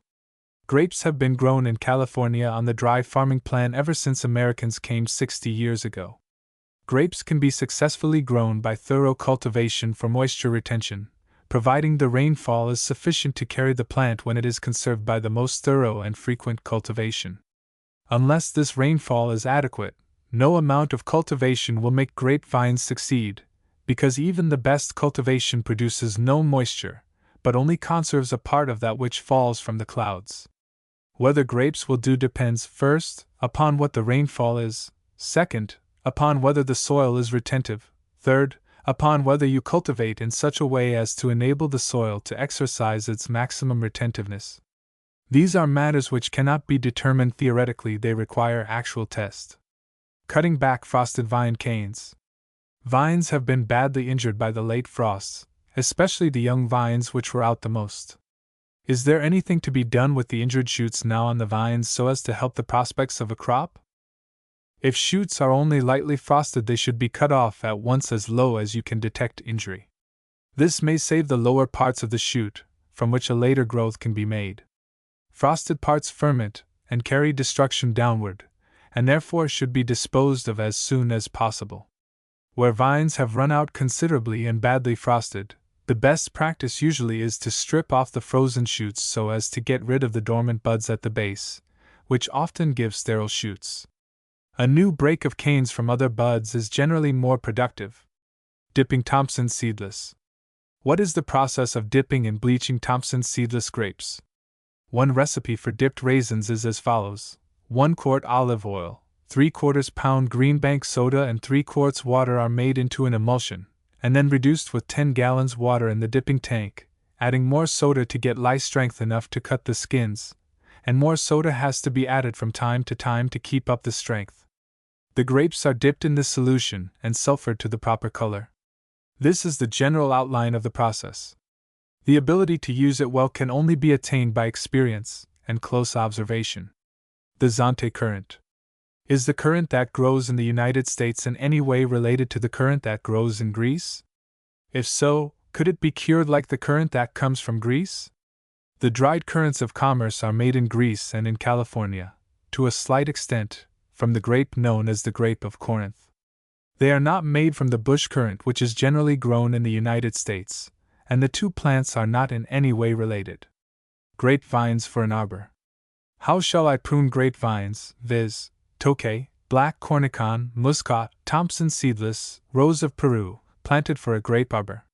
You can grow all the vines you mention with high stumps reaching part way or to the top of the arbor, as you desire, side or top shade or both. You can also grow them with permanent side branches on the side slats of the arbor if you desire. Each winter pruning would consist in cutting back all the previous summer's growth to a few buds from which new canes will grow for shade or fruiting, or you can work on the renewal system, keeping some of these canes long for quick foliage and more fruit perhaps, and cutting some of them short to grow new wood for the following year's service, as they often do in growing eastern grapes. Pruning old vines. I have some Muscat grape vines 30 years old. Can I chop off most of the old wood with a hatchet, and thereby bring them back to proper bearing? Not with a hatchet. If the vines are worth keeping at all, they are worth careful cutting with a saw and a painting of all cuts in large old wood. If the vines have been neglected, you can saw away surplus prongs or spurs, reserving 4 or 5 of the best placed and most vigorous, and cut back the canes of last summer's growth to 1, 2 or 3 buds, according to the strength of the canes. The thicker the canes, the more buds to be kept. It is not desirable to cut away an old vine to get a new start from the ground, unless you wish to graft. Shape the top of the vine as well as you can by saving the best of the old growth. Topping grapevines. Is topping grapevines desirable? Topping of vines is in all cases more or less weakening. The more foliage that is removed, the more weakening it is. Vines, therefore, which are making a weak growth from any cause whatever can only be injured by topping. If the vines are exceptionally vigorous, the weakening due to topping may be an advantage by making them more fruitful. The topping, however, must be done with discretion. Early topping in May is much more effective and less weakening than later topping in June. Very early topping before blossoming helps the setting of the blossoms. Topping in general increases the size of the berries. Bleeding vines. Will pruning grapevines when they bleed injure them? It has been demonstrated not to be of any measurable injury. Vines and scant moisture. Would it be well to sucker vines and take also some bearing canes off, or in a dry year will they mature properly as in other years if the ground is in good condition? Vines usually bear drought stress better than bearing fruit trees. On soils of good depth and retentiveness, they are likely to give good crops in a dry year with thorough cultivation. Still, lightening the burden of the vines is rational. Suckering and cutting away second crop efforts should be done. Whether you need to reduce the first crop can be told better by the looks of the vines later in the season. Sulfuring for mildew. For 2 years I have not sulfured my vineyard and had no mildew. My vines seem as healthy and thrifty as any of the neighbors that were duly sulfured. Have I lost anything by not sulfuring? Certainly not. In sections where mildew is practically sure to come, sulfur should be used regularly as a preventive without waiting for the appearance of the disease. There are, however, many locations, especially in the interior valley, where the occurrence of mildew is rare and sufficient volume to do appreciable harm, and then sulfuring should depend upon the weather, which favors mildew or otherwise. But be always on the watch and have everything ready to sulfur immediately. Also learn to recognize the conditions under which appearances of mildew become a menace. Grape sugar in canned grapes. How can I prevent the formation of grape sugar in canned grapes? Take care that the syrup is of the same density as the juice of the grape when the fruit and the juice are placed together in the can. The density of the syrup and the juice are, of course, to be obtained by the use of the spindle, the same arrangement employed for determining when the percentage of sugar in the grape juice is right for raisin making or for wine making. Whatever the density of the juice, make the syrup the same by the use of the right amount of sugar. Part 2. Vegetable growing. California grown seed. Which are the best garden seeds to use, those raised in Ohio and the East or those raised in Washington and Oregon or those raised in this state? It has been definitely shown by experience and experiment that it does not matter much where the seed comes from, providing it is well grown and good of its kind. There is no such advantage in changing seed from one locality to another, as is commonly supposed. Besides, it is now very difficult to tell positively where seed is grown, because California wholesale seeds are retailed in all the states you mention, and the contents of many small packets of seeds distributed in California went first of all from California to the eastern retailers, who advertise and sell them everywhere. Cloth for hotbeds. Would cloth do to cover a hotbox to raise lettuce, radishes, etc., for winter use where we get a very heavy rainfall? Yes, if you make the cloth waterproof for its own preservation from mildew and other agencies of decay. The following recipe for waterproofing cloth is taken from our book on California vegetables. Soften 4½ ounces of glue in 8 3/4 pints of water, cold at first. Then dissolve in, say, a wash boiler full, 6 gallons, of warm water, with 2½ ounces of hard soap. Put in the cloth and boil for an hour, wring and dry. Then prepare a bath of a pound of alum and a pound of salt. Soak the prepared cloth in it for a couple of hours. Rinse with clear water and dry. 1 gallon of the glue solution will soak about 10 yards of cloth. This cloth has been used in Southern California for several years without mildewing, and it will hold water by the pailful. Where the rain is heavy and frequent, the cloth should be well supported by slats and given slope to shed water quickly. Of course, this is only a makeshift. Glass would be more satisfactory and durable in a region of much cloudiness and scant sunshine. The greater illumination through glass will make for the greater health and growth of the plants. Soil for vegetables.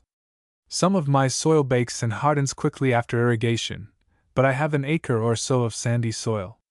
Would this be best for garden truck and berries? Sandy, loamy soil is better than the heavy soil for vegetables and berries, if moisture is kept right, because it can be more easily cultivated and takes water without losing the friable condition which is so desirable.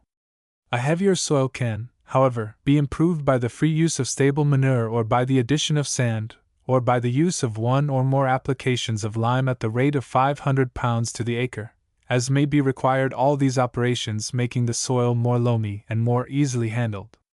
Vegetables in a cold, dark draught. What vegetables will thrive in localities where the sun shines only part of the day? I have a space in my garden that gets the sun only between the hours of 11 and 5 thereabouts. I would like to utilize those places for vegetables if any particular kind will grow under such conditions. The soil apparently is good, of a sandy nature, with some loam. The place is high and subject to much wind. You can only definitely determine by actual trial what vegetables will be satisfactory under the shade conditions which you describe. You may get good results from lettuces, radishes, beets, peas, top onions, and many other things which do well at rather a low temperature, while tomatoes, peppers, eggplant, etc., would probably be worthless. Your soil is probably satisfactory, and you can easily keep the moisture right by being careful not to use as much water as you would in open sunshine. The behavior of the plants will be directly dependent upon the temperature and the sunshine which they receive under the conditions described. Jerusalem artichokes. What is the best time for planting Jerusalem artichokes? Jerusalem artichoke tubers are planted in the spring after the ground has become warm and the heavy frosts are over. The planting may be done in rows far enough apart for cultivation, the tubers being set about a foot apart in the row. This tuber grows like a potato, but is more delicate than the potato. It is inclined to decay when out of the ground, but will not start growth as early as the potato, and therefore it is not desirable to start it early in the winter if the winters are cold and the ground apt to be very wet. Do not cut the tubers for seed as you would potatoes. Globe artichokes. I have land that will grow magnificent artichokes. 2 plants last year, variety unknown, produced heavy crops of buds, but the scales opened too wide and allowed the center to become fibrous and were unsaleable. Is this due to climate, lack of sufficient water, or to not having the right variety? Many artichokes which are planted should really be put in the ornamental class. They are either a reversion from a wilder type in plants grown from the seed, or they never have been good. In order to determine which varieties you had better grow on a large scale, it is desirable to get a few plants of the different varieties as offered by seamen. In this way you would find out just what are considered best in different parts of the state, and propagate largely the ones which are best worth to you. By subdivision of the roots you get exactly the same type in any quantity you desire, ruling out undesirable variations likely to appear in seedlings. Artichoke growing. Is the globe artichoke a profitable crop to raise commercially? Near Pescadero a company has been formed to raise it for eastern shipment. Is it a very profitable crop to raise? Are certain varieties worthless? Considerable quantities of globe artichokes are grown in southern and central California for eastern shipment. There is a limit to the amount which can be profitably shipped, because people generally, at the east, do not know the globe artichoke and how to eat it, but more of them are learning the desirability of it every year. There are species which are only ornamental, as a bad weed. Asparagus growing. What is the average commercial yield of asparagus to the acre in California? Also, how long it takes asparagus to come into full bearing, and what yield could be expected after 2 years' growth? Is asparagus resistant to moderate quantities of alkali in the soil?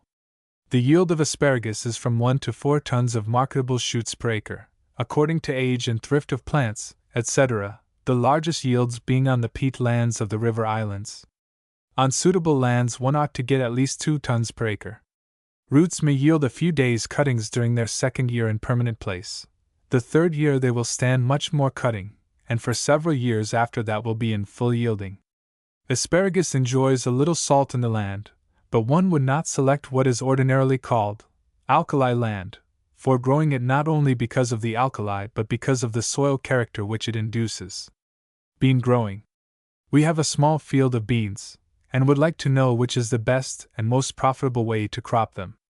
Cultivate the beans so that the plants may have plenty of moisture to fill the pods, then let them dry and die. Gather the dry plants before the pods open much, and let them dry on a clean, smooth piece of ground or on the barn floor. When they are well dried, thresh with a flail, rake off the straw, sweep up the beans and clean by winnowing in the wind or with a fanning mill with suitable screens. Hoeing beans. Should beans be hoed while the dew is on the vine? Beans had better be hoed with the dew on them than not hoed at all. The only objection to hoeing with the dew on is that the hoer will get his feet wet, the vines will become untidy from adhering dust, with a possible chance of the leaves becoming less effective and the pollination of the blossom rendered less liable to occur. Beans as nitrogen gatherers. I grow string beans in my rotation to restore nitrogen, but I see it stated that not all beans are valuable for this purpose. Are the common bush varieties nitrogen gatherers? Probably they are all doing it in various degrees. Pull up or dig up a few plants when growing actively, not too early nor too late in the season, and look for nodules on the roots. Number and size considered together will measure their activity in this line in your soil. Bean growing. I want to plant beans of different varieties. The land is rich, black loam with a little sand. When is the best time to plant? If planted early, what shall we do to keep the weevils out of them? It is desirable to plant beans as early as you can without encountering danger of frost killing. No particular date can be mentioned for planting because the dates will vary in different locations according to the beginning of the frost-free period. The best way to escape weevil is to sell most of the beans as soon as harvested, treating those which you retain for seed, or for your own use, with bisulfide of carbon vapor or by gently heating to a temperature not above 130 degrees, which, of course, must be done carefully with an accurate thermometer so as not to injure germinating power. Unless you know that beans do well in your locality, it would be wise to plant a small area at first, because beans are somewhat particular in their choice of location in California, and one should have practical demonstration of bearing before risking much upon the crop. The yard-long bean. I wish to ask about the very long bean which I think was introduced from China into California. I remember seeing one vine when I was living in California which I think must have been 20 or 30 feet long and had hundreds of pods, and each of these pods were from 2 to 3 feet long. Are these beans generally considered eatable? Would they be at all suitable to get as a field bean which the hogs eat? You probably refer to the yard-long pole bean. It is a world variety, and may have come to California from China as you suggest, but it has also been well known for generations in Europe and was brought thence to the eastern states at some early date. It is generally accounted as an unimportant species and certainly has not risen to commercial account in California. The beans are edible and the whole plant available for stock feeding, but there is no doubt but that the growth of some of the cowpeas would be preferable as a summer field crop for hog pasture. Why the beans are waiting. Can you tell me why pink beans, which were planted early in Merced County, irrigated 4 times, hoed 4 times, and cultivated, have no beans on them? The vines look finely. Probably because you had too much hot, dry wind at the blooming. This is one of the most frequent troubles with beans in the hot valley, but the pink bean resists it better than other varieties. As the heat moderates, you are likely to get blossoms which will come through and form pods, and then the crop will depend upon how long frost is postponed. You have also treated the plants a little too well with water and cultivation.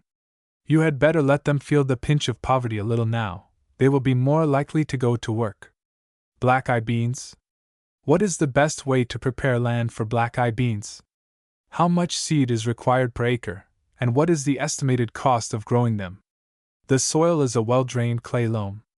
The cost of growing is not particularly different from other beans, and will vary, of course, according to the capacity and efficiency of the plows, harrows, teams, tractors, men, etc. Every man has to figure that according to his conditions and methods of turning and finding the land.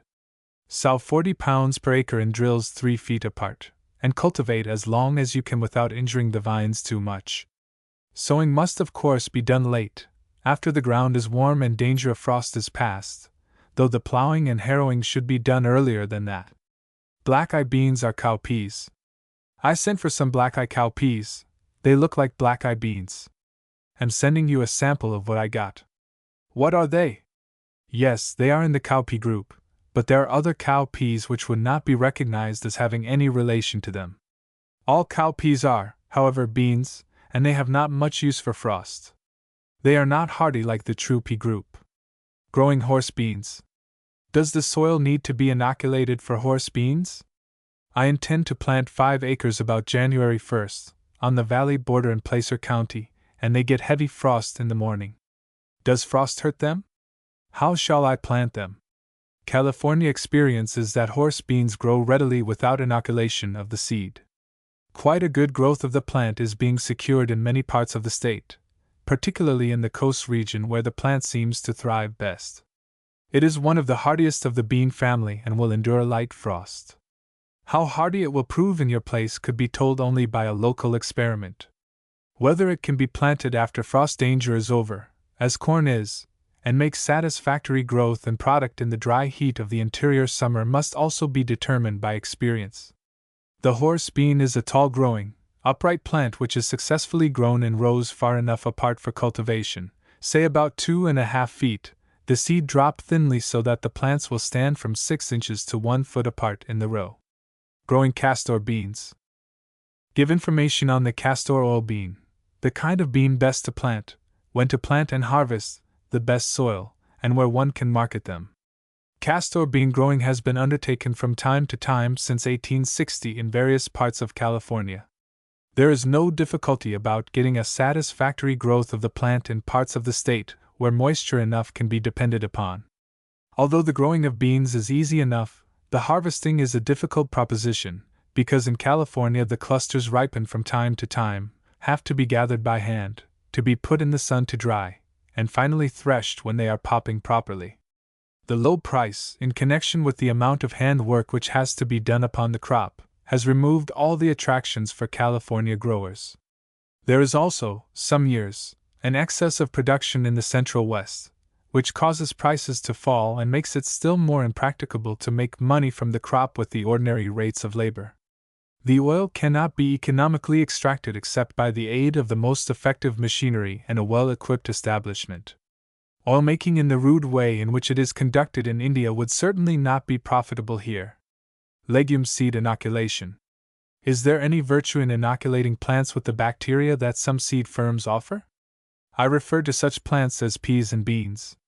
If the land is yielding good crops of these plants and the roots are noduled, it does not need addition of germs. If the growth is scant even when there is enough moisture present and the roots are free from nodules, the presumption is that germs should be added. Speaking generally, added germs are not needed in California because our great legume crops are made without inoculation.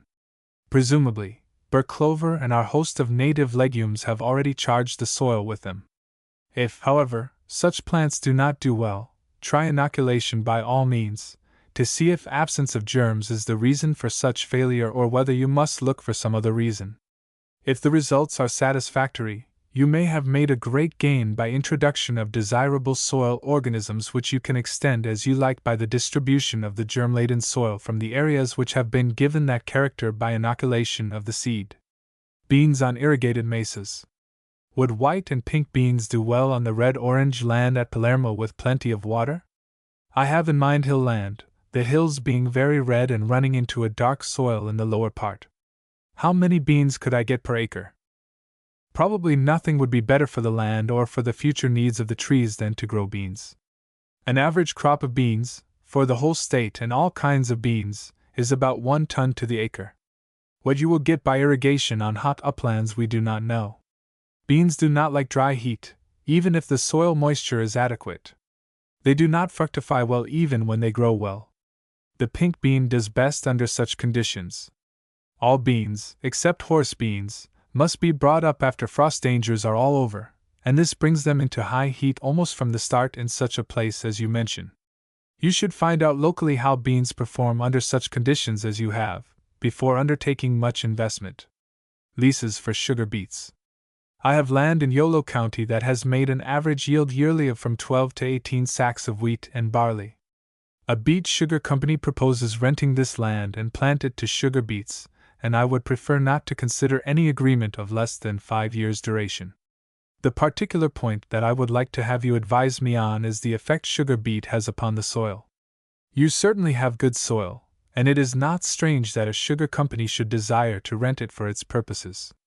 There is, however, a great question as to whether it would be desirable to run to beets continually for 5 years. Beets make a strong draft on some components of the soil, and it is a common experience that they should not be grown year after year for a long period, but should take their place in a rotation, in the course of which 1 or 2 crops of beets should be followed by a crop of grain, and that if possible by a leguminous plant like alfalfa or an annual legume like burr clover used for pasturage, and then to beets again. Beets improve soil for grain, because of the deep running of the root, and because beet culture is not profitable without deep plowing and continuous summer cultivation. This deepens and cleans the land to the manifest advantage of the grain crop, but still the beet reduces the plant food in the soil, and some change of crop should be made with reference to its restoration. We would much prefer to lease it for 2 years than for 5 years of beet growing. Topping mango wurzels. Does it harm the mango wurzels if their tops are cut off once a month? Removing leaves will decrease the size and harden the tissues of the beet root.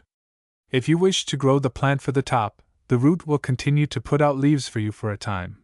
If you grow it for the size and quality of the root, you need all the leaf action you can get, therefore do not reduce the foliage. Blooming Brussels sprouts. Are Brussels sprouts male and female? Some of my plants are flowering and show no signs of sprouts, while those that are not show some small eyes at stem that look like young sprouts. Brussels sprouts ought to form the sprouts without flowering, just as a cabbage heads without flowering. Those plants which show flowers have been stopped by drought or otherwise, and have taken on prematurely the second stage of growth, which is productive of seed and is undesirable from the point of view of growing heads. Blanching celery. I desire to know the different methods by which the celery is bleached, and particularly whether boards or other material other than earth is used for this purpose. There is some blanching of celery with boards, cloth wrappings, bootlegs, old tiles, sewer pipes, etc., in market gardens in different parts of the state, but the great commercial product of celery for export is blanched wholly by piling the light, dry earth against the growing plant. As we do not have rains during the growing season and as the soil on which celery is chiefly grown is particularly coarse in its texture, there is no rusting or staining from this method of blanching. It shakes out clean and bright. Conditions which make earth blanching undesirable in the humid region do not exist here. Corn in the Sacramento Valley. Is it practical to raise corn in the Sacramento Valley? Are the soil and climatic conditions suitable? The success of corn on plains and uplands in the Sacramento Valley has not yet been fully demonstrated, although good corn is grown on river-bottom lands, and it is possible that much more may be done with this grain in the future than in the past. Corn does not enjoy the dry heat of the plains, and even when irrigated seems to be dissatisfied with it.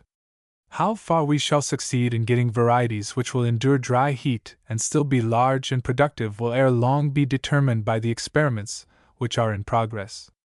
The old Sacramento Valley farmer has been justified to some degree in his conclusion that his is not a corn country. Still, it may appear so later. Plant corn in warm ground. I also put in a lot of corn and none of it came up. The ground was damp and rather cold, as well as being alkali. Corn should never be planted in cold, wet ground. In fact, very few seeds should be. Besides, corn has no use for alkali. Sweet corn in California. I have been informed that sweet corn cannot be raised in this part of the country, on account of worms eating the kernels before the ear has matured. Is there any method of overcoming this difficulty? You have been correctly informed concerning the difficulty in growing sweet corn. Although many experiments have been made, no method of overcoming this pest has yet been demonstrated. For this reason, canning of corn is not undertaken in this state, and for the same reason most of the green corn ears sold in our markets have the tops of the ears amputated. It is sometimes possible to escape the worm by planting rather late, so that the ears shall develop after the moth, which is parent of the worm, has deposited its eggs. Forcing cucumbers. Give information on growing hothouse cucumbers, and also if you think it would pay me to go into the business in Southern California. Forcing of cucumbers has been undertaken for a number of years in California and formerly was considered unprofitable because cucumbers grown in the open air in frostless places came in before the forced product could be sold out at sufficiently high prices to make the venture profitable. Recently, however, owing to our increased population in cities and larger demand of products out of season, forcing becomes more promising and is worthy of attention. Forcing of cucumbers in California can be done at very much less expense, of course, than elsewhere, because of the abundance of winter sunshine and the fact that sufficiently high temperatures can be secured in glass houses with exceedingly little if any artificial heat. The chances of growing cucumbers out of season for shipment eastward and northward can be discussed with the officers of the California Vegetable Growers Union, which has offices and warehouse in Los Angeles. Cucumber growing. I have a piece of red so-called orange land which has produced excellent wheat. Will you give information about its adaptability to cucumbers? Are there pickle factories in the state which would demand them in quantities, and is there much other demand for them? About when should they be planted, and how much water would they need? The cucumber needs a retentive soil which does not crack and bake, and such a soil is made by abundance of organic matter. Your orange soil, unless heavily treated with stable manure and given plenty of time for disintegration, would probably give you distressful cucumber plants, if it has come right out of wheat growing. Besides, cucumbers do not like dry heat, even if the soil be kept moist by irrigation. Oranges will do well under conditions not favorable to cucumbers. Cucumber plants must come up after danger of frost is over. The amount of water they require depends upon how moist the soil is naturally, and as the crop is chiefly grown on moist river lands and around the bay, it is chiefly made without irrigation. Such lands have a cucumber capacity equal to the consumption of the United States, probably, and the pickle factories can usually get all they can use at a minimum transportation cost. Large-scale plantings should only be made by men who know the crop and have definite information or contract for what they can get for it. Ginger in California. We have ginger roots in a growing condition with sprouts and bulbs growing in them, but we do not understand how to raise the plants. Growing ginger in California in a commercial way has not been worked out, although roots have been introduced from time to time. Plant your roots in the garden, just as you would call us, where you can give them good cultivation and water, as seems to be necessary, and note their behavior under these favorable conditions before you undertake any large investment in a crop. Licorice growing in California. I have for some time been seeking some information as to the method of preparation for market and sale of licorice roots. I have a lot of them and have never been able to find a market, and do not know how they are prepared for market. Licorice was first planted in California about 1880 by the late Isaac Leah, of Florin, Sacramento County. Mr. Leah grew a considerable amount of licorice roots, and gave much effort to finding a market for it. He found that the local consumption of licorice root was too small to warrant growing it as a crop, that the high price of labor in digging the roots, and the high cost of transportation of the roots to eastern markets would make it impossible for him to undertake competition in the eastern markets with the Sicilian producers, unless, perhaps, he could build an extracting factory and market licorice extract, the black solid which is sold by the druggist, and which the Sicilians produce in large quantities.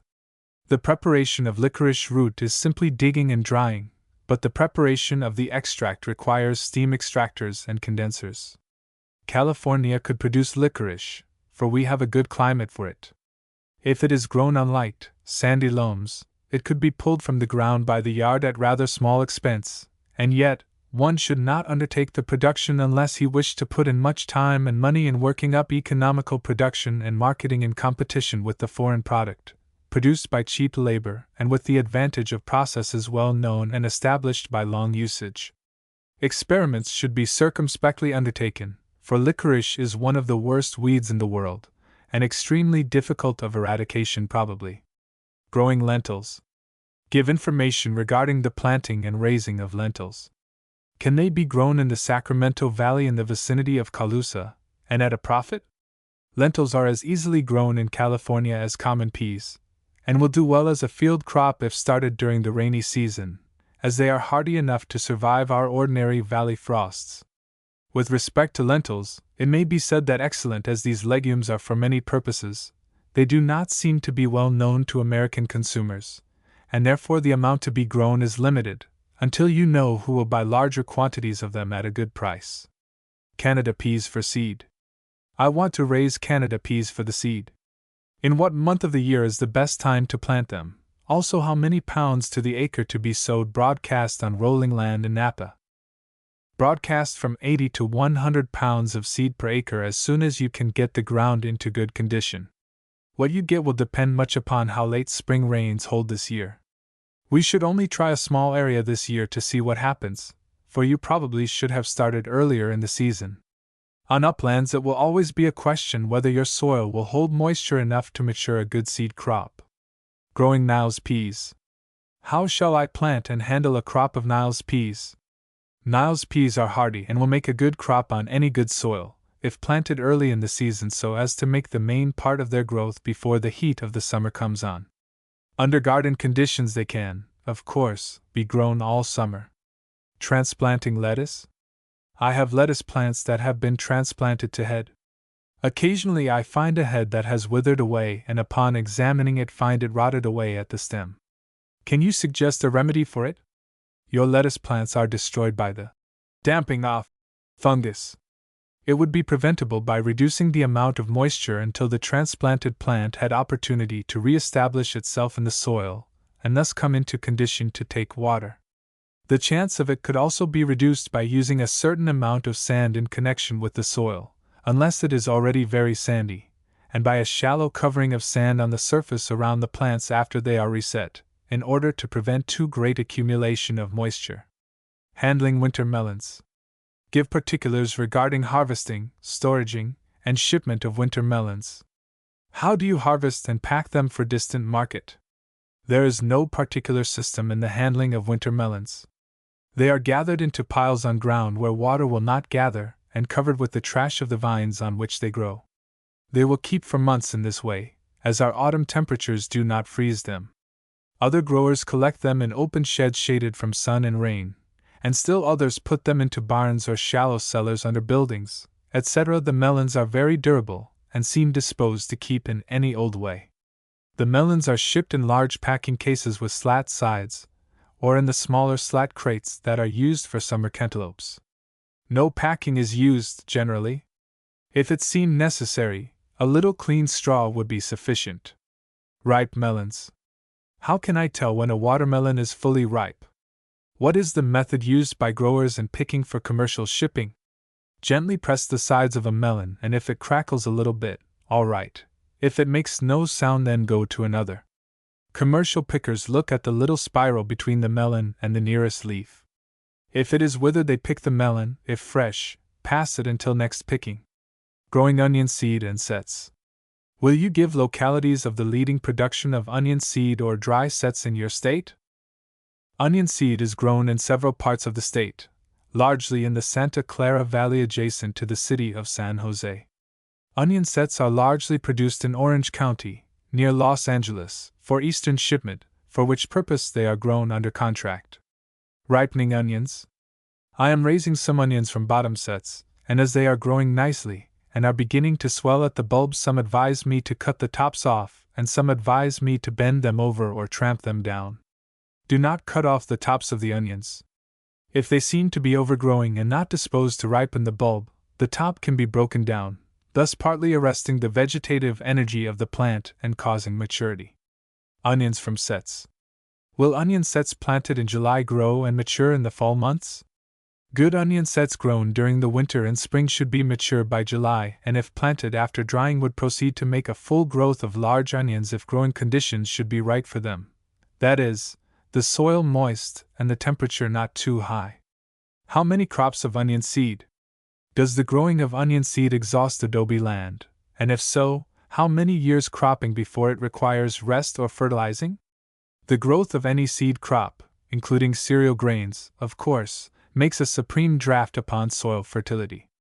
How long a certain soil can stand it depends upon the amount of fertility it has when the draft begins. The best rough way to tell how it is going is to watch the growth and crop when moisture conditions are known to be favorable. If you get a good growth of the plant, it is still good to make the seed. Onions from seed. Will onions from seed mature the same season if they are irrigated? Some tell us they will not, so we would be very much pleased to hear from you. Onions grown from the seed do fully develop during the growing season following the planting of the seed. In fact, nearly all California onions are grown in that way. Our growing season is so long that we do not need to use onion sets to any extent, as they do in short summer climates. Dry farming with chili peppers. If I set chili pepper plants down 6 or 8 inches lower than the surface of the ground and fill in as the plants grow larger, will this help in case I could not get water enough? My soil is a deep sandy loam. We have had between 5 and 6 inches of rain. Do you think water every 15 days would be enough? On such light soil as you mention, the plants can be planted deeply and a certain amount of soil brought up to the plants by cultivation without injury. As this plant has a long growing season and matures its crop rather late, you will undoubtedly need irrigation. Probably irrigation twice a month will be sufficient in connection with good cultivation, but you will have to watch the plants and apply the water as it seems to be needed, rather than by a specific scheme of days. Harvesting peanuts. I would like information regarding the curing of peanuts.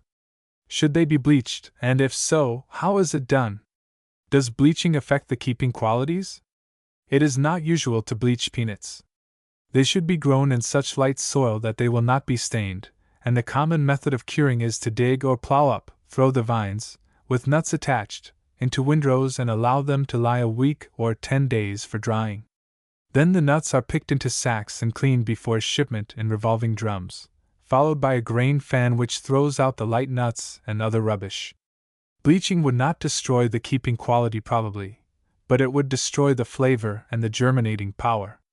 The latter would not matter, except with such nuts as you wish to keep for seed, because the roasting destroys the germinating power also, but sulfuring, which would reduce the flavor, would give the product a bad name.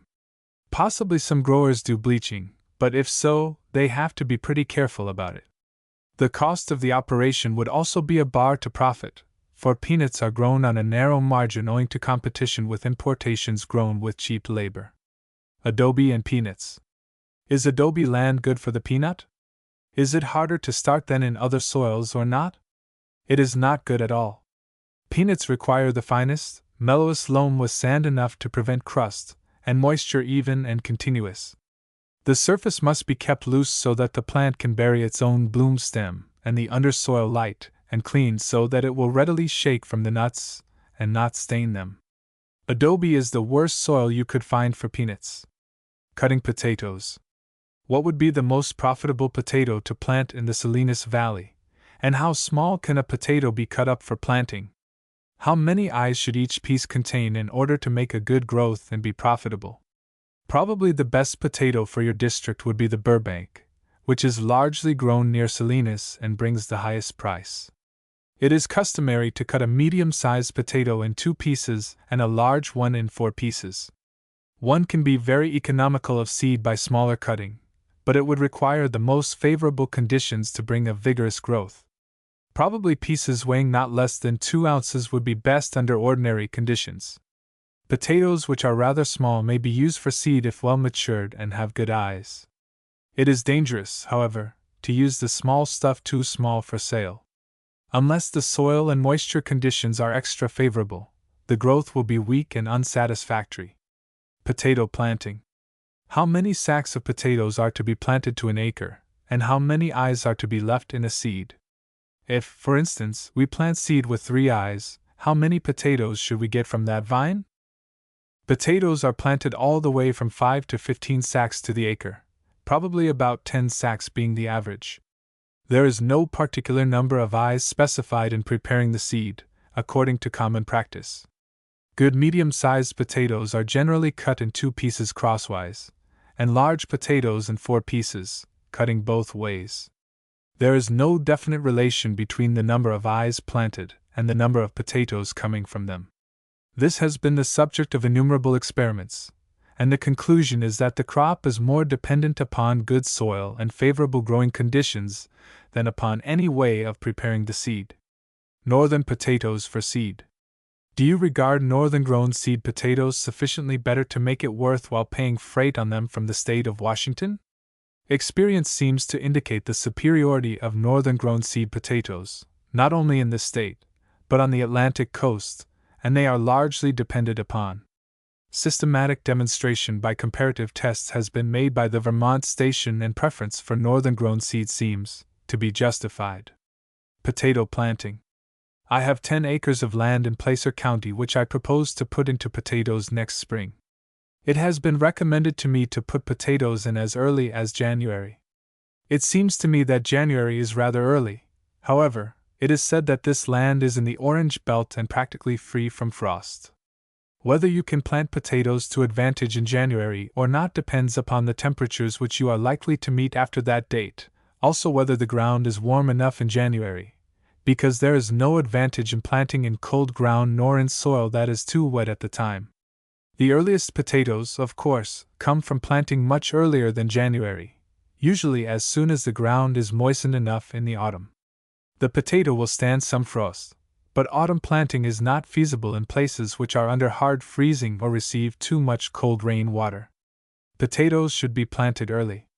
I have early rose potatoes planted about May 1st.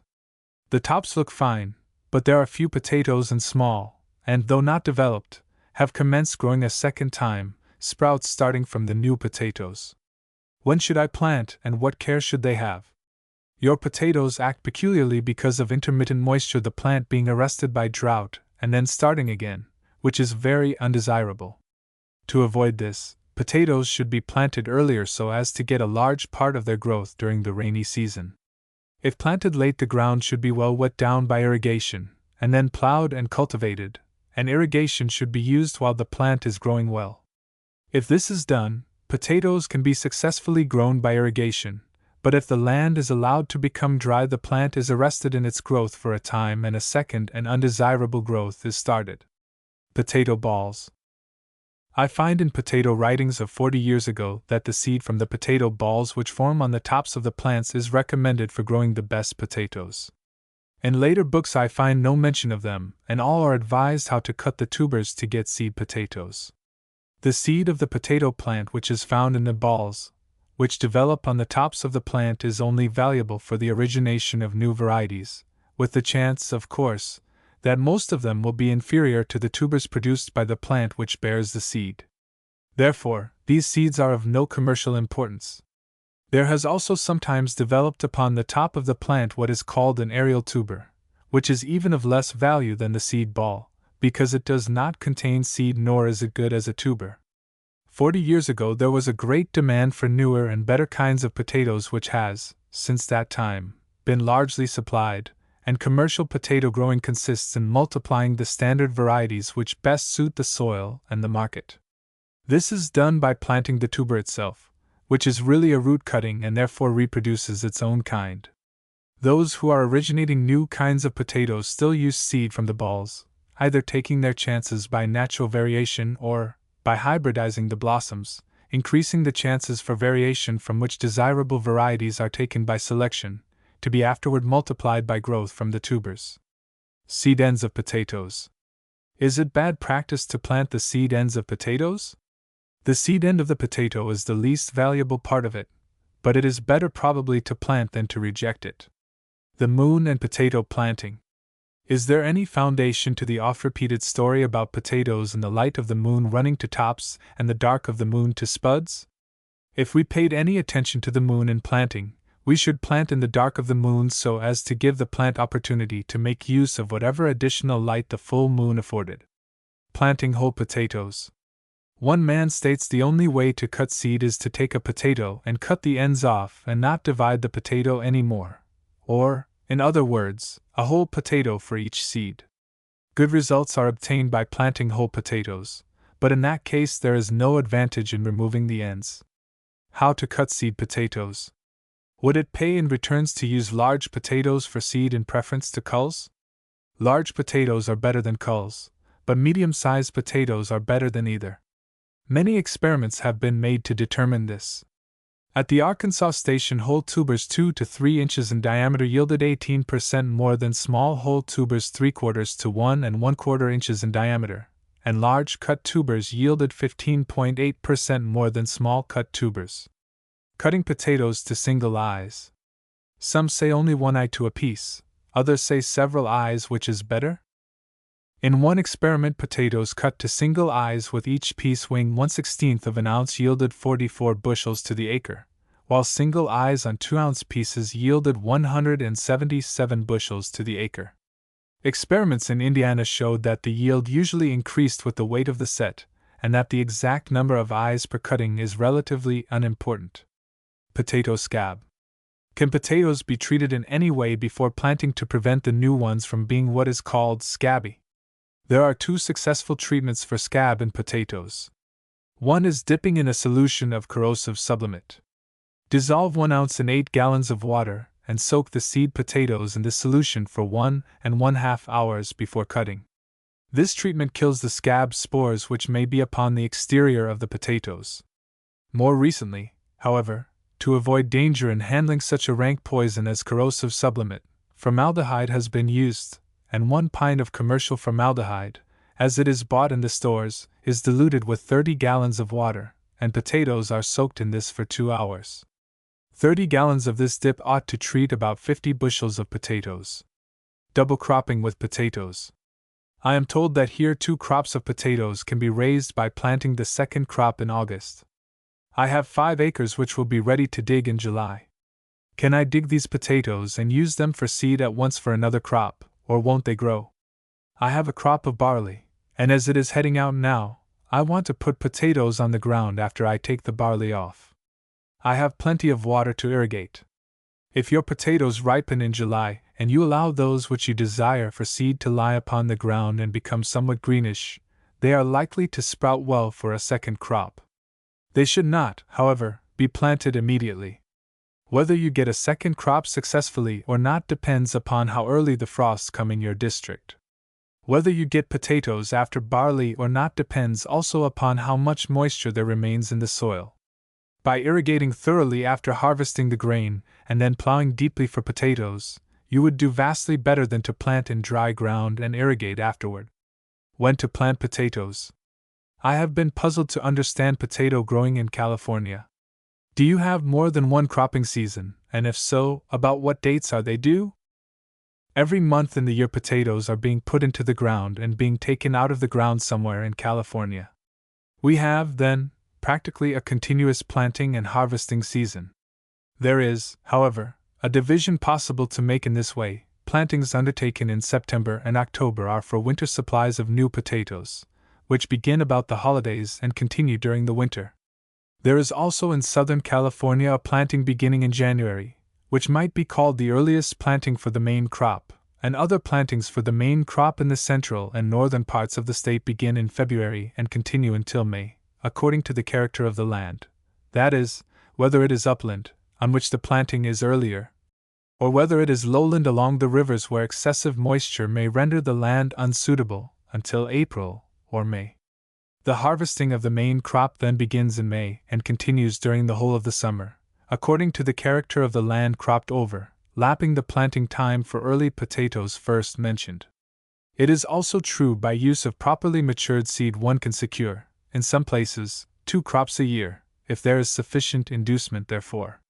Thus it comes about that we are continually planting and digging potatoes according to local conditions and the possibility of selling advantages. Keeping potatoes. Advise me how to keep my potatoes. What is the best way? Would a dark room be suitable? Some people are digging holes in the ground to put them in. Potatoes, if properly matured and free from disease, will keep for a considerable time in dark rooms kept as cool as possible. They must be kept away from the reach of the moth, which is parent to the worm producing long black strings inside of the potato. If they are thoroughly covered with boards or sacking or straw, so as to keep the moth from reaching the potato, they may be held for a long time in the open air, and covering with earth, as your neighbors are doing, will be all right until the rains come and cause decay by making the soil too wet. The main point is to keep the tubers as cool as possible and out of reach of the potato moth. Potato yield. What is the yield per acre of potatoes on the best land around Stockton, California, where work is done properly? Also, what is the yield for potatoes along the coast? The average yield of potatoes in California, taking the whole acreage and product as reported by the last United States Census, is 147 bushels to the acre. In Stockton District, on good new reclaimed land, the yield has been reported all the way from 300 to 800 bushels per acre, the crop declining rapidly when continued on the same land. 1 year's crop in the Stockton District was estimated at 45,000 acres, averaging 125 sacks per acre. The coast yield would be more like the general average for the state as first given. New potatoes for seed. Can I plant American Wonder potatoes for the first crop, and let enough of them mature to use for seed for the second crop, to be planted the 1st or middle of July? It is possible to use potatoes grown the same year as seed for the later crop, providing you let the potatoes mature first by the complete dying down of the vines, and second by digging the potatoes, allow them to lie in the open air, with some protection against sunburning, until the potatoes become somewhat greenish. If this is the case, the eyes will develop and seed will grow, while without such treatment you might be disappointed in their behavior. Of course, the question still remains whether it would be desirable to do this or to plant some later variety earlier in the season when the growing conditions would be better. Potato growing. In what locality are the best early potatoes grown in California? Can they be raised on wheat lands without irrigation as an early crop?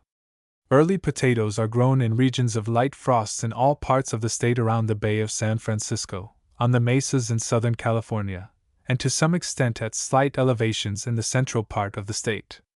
The potato endures some frost, but one has, for an early crop, to guard against the locations subject to hard freezing. Most of our potatoes are grown without irrigation because, on uplands, winter temperatures favor their growing during the rainy season. The middle season and late potatoes are grown on moist lowlands where irrigation is not necessary. In proper situations, much of the land which is used for potatoes has at some time produced wheat or barley, corn or sorghum, and other field crops. Potatoes after alfalfa. I have been a successful potato grower in Ohio. I have the best alfalfa soil, and it is now in its 4th year of productiveness in that crop. I would like to grow potatoes in a small way. Proceed just as you would at the east in getting potatoes upon a red clover sod. Turn under the alfalfa deeply now if the soil will work well, and roll your sandy soil. You must use a sharp plow to cut and cover well. If there is moisture enough, the alfalfa, plowed under in the fall, ought to be decayed by February, when you could plant potatoes safely, probably, unless your situation is very frosty. If you plant early, you ought to get the crop through without irrigation if you cultivate well and keep the land flat. Flat or hill culture for potatoes. Is it better to hill potatoes or not? During the dry time of the year, potatoes should be grown with flat cultivation, except as it may be necessary to furrow out between the rows for the application of irrigation water. Potatoes grown during the rainy season in places where there is liable to be too much water can often be hilled to advantage, but dry season cultivation of practically everything should be as flat as possible to retain moisture near the surface for the development of shallow rooting plants. Bad conditions for potatoes. Our potatoes were planted early and were frosted several times while young. As we come to harvest them, we find them with very large green tops, but the potatoes are about the size of a hen's egg, and from that they run down to the size of a pea. The larger ones are beginning to send out roots, 4 or 5 to a potato. The potatoes have not been irrigated lately, and the ground they are in is dry. The ugly behavior of your potatoes is doubtless due to irregularities in temperature and moisture which have forced the plants into abnormal or undesirable activity. Potatoes should have regular conditions of moisture so that they shall proceed from start to finish and not stop and start again, for this will usually make the crop unsatisfactory and worthless. Excessive moisture is not desirable, but the requisite amount in continuous supply is indispensable. Potatoes on heavy land. Will potatoes grow well in adobe land, or partly adobe, that has not been used for 7 years except for pasturing? Although potatoes enjoy best of all a light loam in which they can readily expand, it is possible to get very good results on heavy land which has been used for pasturage for some years, providing the land is broken up early and deeply and harrowed well in advance of planting and thorough cultivation maintained while the crop is growing. The content of grass roots and manure which the land has received during its period of grazing tends to make the soil lighter, and will also feed the plant well. For this reason, better potatoes are had on heavy land after pasturage than could be had on the same land if continually used for grain or for some other crop which tended to reduce the amount of humus, and to make the land more rebellious in cultivation. Storage of seed potatoes. We need potatoes for late planting and have found a good lot which is being held in cold storage at temperatures from 34 to 36 degrees Fahrenheit. They have not been there long, however. Would that hurt them for seed, and also how long could they be safely left there now before planting? Seed potatoes would not be injured in storage, providing the temperature is not allowed to go below the freezing point. They should not, however, be allowed to remain longer in storage, but should be exposed to the sun for the development of the eyes, even to the sprouting point being desirable before planting. The greening of the potato by the sun is no disadvantage. We would not think of planting potatoes directly from storage, because, owing to the lack of development in the eyes, decay might get the start of germination. Potatoes and frosts. Can I keep frost off of potato tops by building smudge fires? I would like to plant about February 1st, but we usually have a few light frosts here during March. If I were to turn water in the field when too cold, would that keep the frost off? And if so, would I have to turn water down each row, or would one furrow full of water to about every 4th or 6th row be enough? You can prevent frost by smudging for potatoes just as you can for other vegetables. The potato, however, needs little protection of this kind and will endure a light frost which would be destructive to tomatoes, melons, and other more tender growths. Unless you have a very frosty situation, you can certainly grow potatoes without frost protection, and they should be planted earlier than February 1st if the ground is in good condition. The great secret of success in growing potatoes in Southern California is to get a good early start before the heat and drought come on. Water will protect from frost if the temperature only goes to about 28 degrees and does not stay there too long. The more water there is exposed, the longer may be the protection, but probably not against a lower temperature. Growing sweet potato plants. How shall I make a hotbed to raise sweet potato plants? I don't mean to put glass over bed, but want full description of an up-to-date outfit for raising them. Manure hotbeds have been largely abandoned for growing sweet potato slips, though, of course, you can grow them that way on a small scale or for experiment. In the large sweet potato districts, elaborate arrangements for bottom heat by circulation of hot water or steam are in use. In a smaller way, hot air works well. The Arizona Experiment Station tells how a very good sweet potato hotbed at little cost is constructed as follows. A frame of rough boards 7 feet wide, 20 feet long and 14 inches deep is laid down over 2 flues made by digging 2 trenches 1 foot deep and about 2 feet wide, lengthwise of the bed. These trenches are covered with plank or iron roofing, and are equipped with a fire pit at one end and short smokestack at the other. 4 inches of soil is filled into this bed and sweet potatoes placed upon it in a layer which is then covered with 2 or 3 inches more of soil. Large potatoes may be split and laid flat side down. The whole bed is then covered with muslin, operating on a roller by which to cover and uncover the bed. Thus prepared, the bed may easily be kept at a temperature of 60 to 70 degrees Fahrenheit, by smoldering wood fires in the fire boxes. The potatoes, kept moist at this temperature, sprout promptly and will be ready to transplant in about 6 weeks. A bed of the size mentioned will receive 5 to 7 bushels of seed roots, which will make slips enough to plant an acre or more of potatoes. Growing sweet potatoes. Please inform me how to keep sweet potatoes for seed, also how many pounds it takes for 1 acre, and what distance apart to plant, and the time to plant. Sweet potatoes may be kept from sprouting by storage in a cool, dry place. Sweet potatoes are not grown by direct cutting of the tuber as the ordinary potato is, but the tubers are put in January or later in a hotbed and the sprouts are taken off for planting when the ground becomes warm and all danger of frost is over in the locality.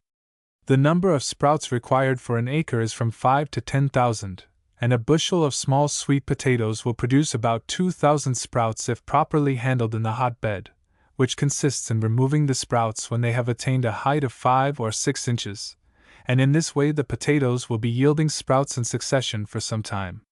The sprouts are planted in rows far enough apart for horse cultivation. They are usually hilled up pretty well after starting to grow well. They cannot be planted until the danger of frost is over, for they are much more tender than Irish potatoes. Sweet potato growing. In planting sweet potatoes, do we have to make hotbeds just like those for tomatoes, or if just a plain seed bed will do? Is it necessary to irrigate them or not? You can bed your sweet potatoes in a warm place on the sunny side of a building or board fence, and get sprouts all right. You will, however, get them sooner and in greater numbers by using a slow hotbed in which the manure supply is not too large. The fact that sweet potato growers do use some artificial heat, either from manure or by piping bottom heat in their propagating houses, is a demonstration that such recourse is desirable to get best results. The necessity of irrigation depends upon the soil and its natural moisture supply. On a fine retentive loam, the crop is chiefly made without irrigation, if the plants are all ready to put out in the field as soon as it is safe. If you are late in the planting, or if the soil is dry or likely to dry before the tubers are grown to good size, irrigation, some time ahead of the need of the plant, is essential. Sweet potatoes. What kind of soil and climate does it take to grow sweet potatoes, and can I grow them in any part of Contra Costa County, and about what time is the best to plant them? Sweet potatoes do best in a light warm loam which drains well and does not bake or crust by rain or irrigation. Sprout the tubers in a hotbed or cold frame in February and break off the shoots and plant as soon as you are out of danger by frost. Sweet potatoes are more tender than common potatoes. There are places in Contra Costa County where they do well, though some parts of the county do not have enough summer heat. Sweet potatoes between fruit trees. I am expecting to grow a fall crop of about 20 acres of sweet potatoes. The land is a heavy, sandy loam in the interior, which has been set out this spring to almonds, apricots, and prunes. I wish to grow sweet potatoes between trees. Would an irrigation every 40 days be often enough? Also, if either sweet or Irish potatoes grown between rows are harmful to either of the varieties of fruit mentioned? We see no reason why you should not get your crop, providing you do not have to run the plants into the frosty period, and sweet potatoes will not, of course, stand frost as well as the common potato. The moisture which you propose to give ought to be enough for a retentive soil in connection with good cultivation until the vines cover the ground. Growing any crop between orchard trees is apt to be an injury to the trees, because of the spaces which are not and cannot be adequately cultivated, so that the ground around the trees is apt to become compacted either by the run of water or the lack of cultivation, or both. Our observation has been that Irish potatoes are no more injurious than other crops. Any crop will injure young trees if it takes moisture they ought to have or interferes with good cultivation of the land. Giant Japanese radish. In discussing Sakurajima, giant Japanese radish, Eastern publications advise planting late, about August 1st, and not earlier than July 1st. What can you tell me about the plant here? The Asiatic winter radishes can be successfully planted in California in July or August if the soil is thoroughly saturated by irrigation before digging and planting. It is, however, not so necessary to begin early in California as at the east, because our winter temperatures favor the growth of the plant, while at the east they have to make an early start in order to get something well grown before the ground freezes. For the growth of winter radishes, then, in California you can wait until the ground is wet thoroughly by the rain, which may be expected during September, and afterward you can make later plantings for succession at any time you desire during the rainy season. This applies to all kinds of radishes. Rhubarb rotting. I have planted rhubarb roots in the San Joaquin Valley and find the root crowns rot below the surface. The old-fashioned summer rhubarb usually goes off that way in very hot localities. If there is too much alkali or hardpan, or if planted too late, the same results will be had with any sort of rhubarb. Where it is very hot, plants, irrigated in the morning near the plants, scald at the crown and die in a few days. If irrigated in the afternoon, and the ground worked before it gets hot the next day, fine results are obtained. The winter rhubarb varieties do well in hot districts if the roots are planted from September 15th to May 1st, while in cooler sections, April, May, June and July are the best months and will ensure a crop the following winter. Squashes dislike hardship. What caused these squashes, of which I send you samples, to be so hard and woody? They were grown without irrigation. Your squashes were grown without irrigation under conditions which were too dry for them and became inferior in quality. Possibly the variety itself is not of good quality, or the specimen from which the seed was taken may have been inferior. A squash, in order to be tender and acceptable, needs rich feeding and plenty of drink. Otherwise, it is apt to resent ill treatment by very undesirable growth. Harvesting sunflowers. What is the method used in saving or threshing the seed from the giant Russian sunflower? Cut off the seed heads of your sunflowers when the seed seems to be well matured but before any of it falls away from the head. Throw these heads on a smooth piece of ground or a tight floor, and when they become thoroughly dry, thresh out the seed with a flail, removing the coarse stuff with a rake and afterwards cleaning the seed by shoveling it into the wind so that the light stuff may be blown away. A more perfect cleaning afterwards could be secured with a grain fanning mill or a simple sieve of the right mesh. Irrigating tomatoes. How much water does it take, in gallons or cubic feet, to properly irrigate an acre of land for tomatoes? The soil is adobe, and the customary way of planting tomatoes is 6 feet apart each way, plowing a trench of 1 furrow with the slope of the land for irrigating, that is, a trench between every row and a cross trench as a feeder. The land is low, and in the driest part of the year the surface water is from 2 to 3 feet beneath the top of the ground. It is not possible to state a specific quantity of water for any crop, because the amount depends to such a large extent upon the retentiveness of the soil, the rate of evaporation, and the kind of cultivation. The best source of information is the behavior of the plant itself, bearing in mind that tomato plants require constant but not excessive moisture supply, and that if moisture is applied in excess it will promote an excessive growth of the plant, which will cause it to drop its blossoms and therefore be unsatisfactory and unproductive.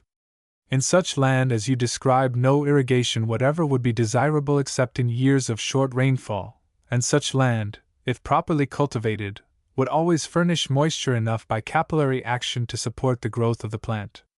Less water and more heat. What chemicals should I put into the soil to ensure a good crop of vegetables, such as tomatoes, string beans, or other overground producers? Last year my tomatoes and string beans grew plentifully, but never produced any tomatoes or beans, yet turnips and parsnips were all right. Vegetables which behave like your tomatoes and string beans, making too much growth and not enough fruit, do not need fertilization. The land is perhaps too rich already, or you may have used too much water.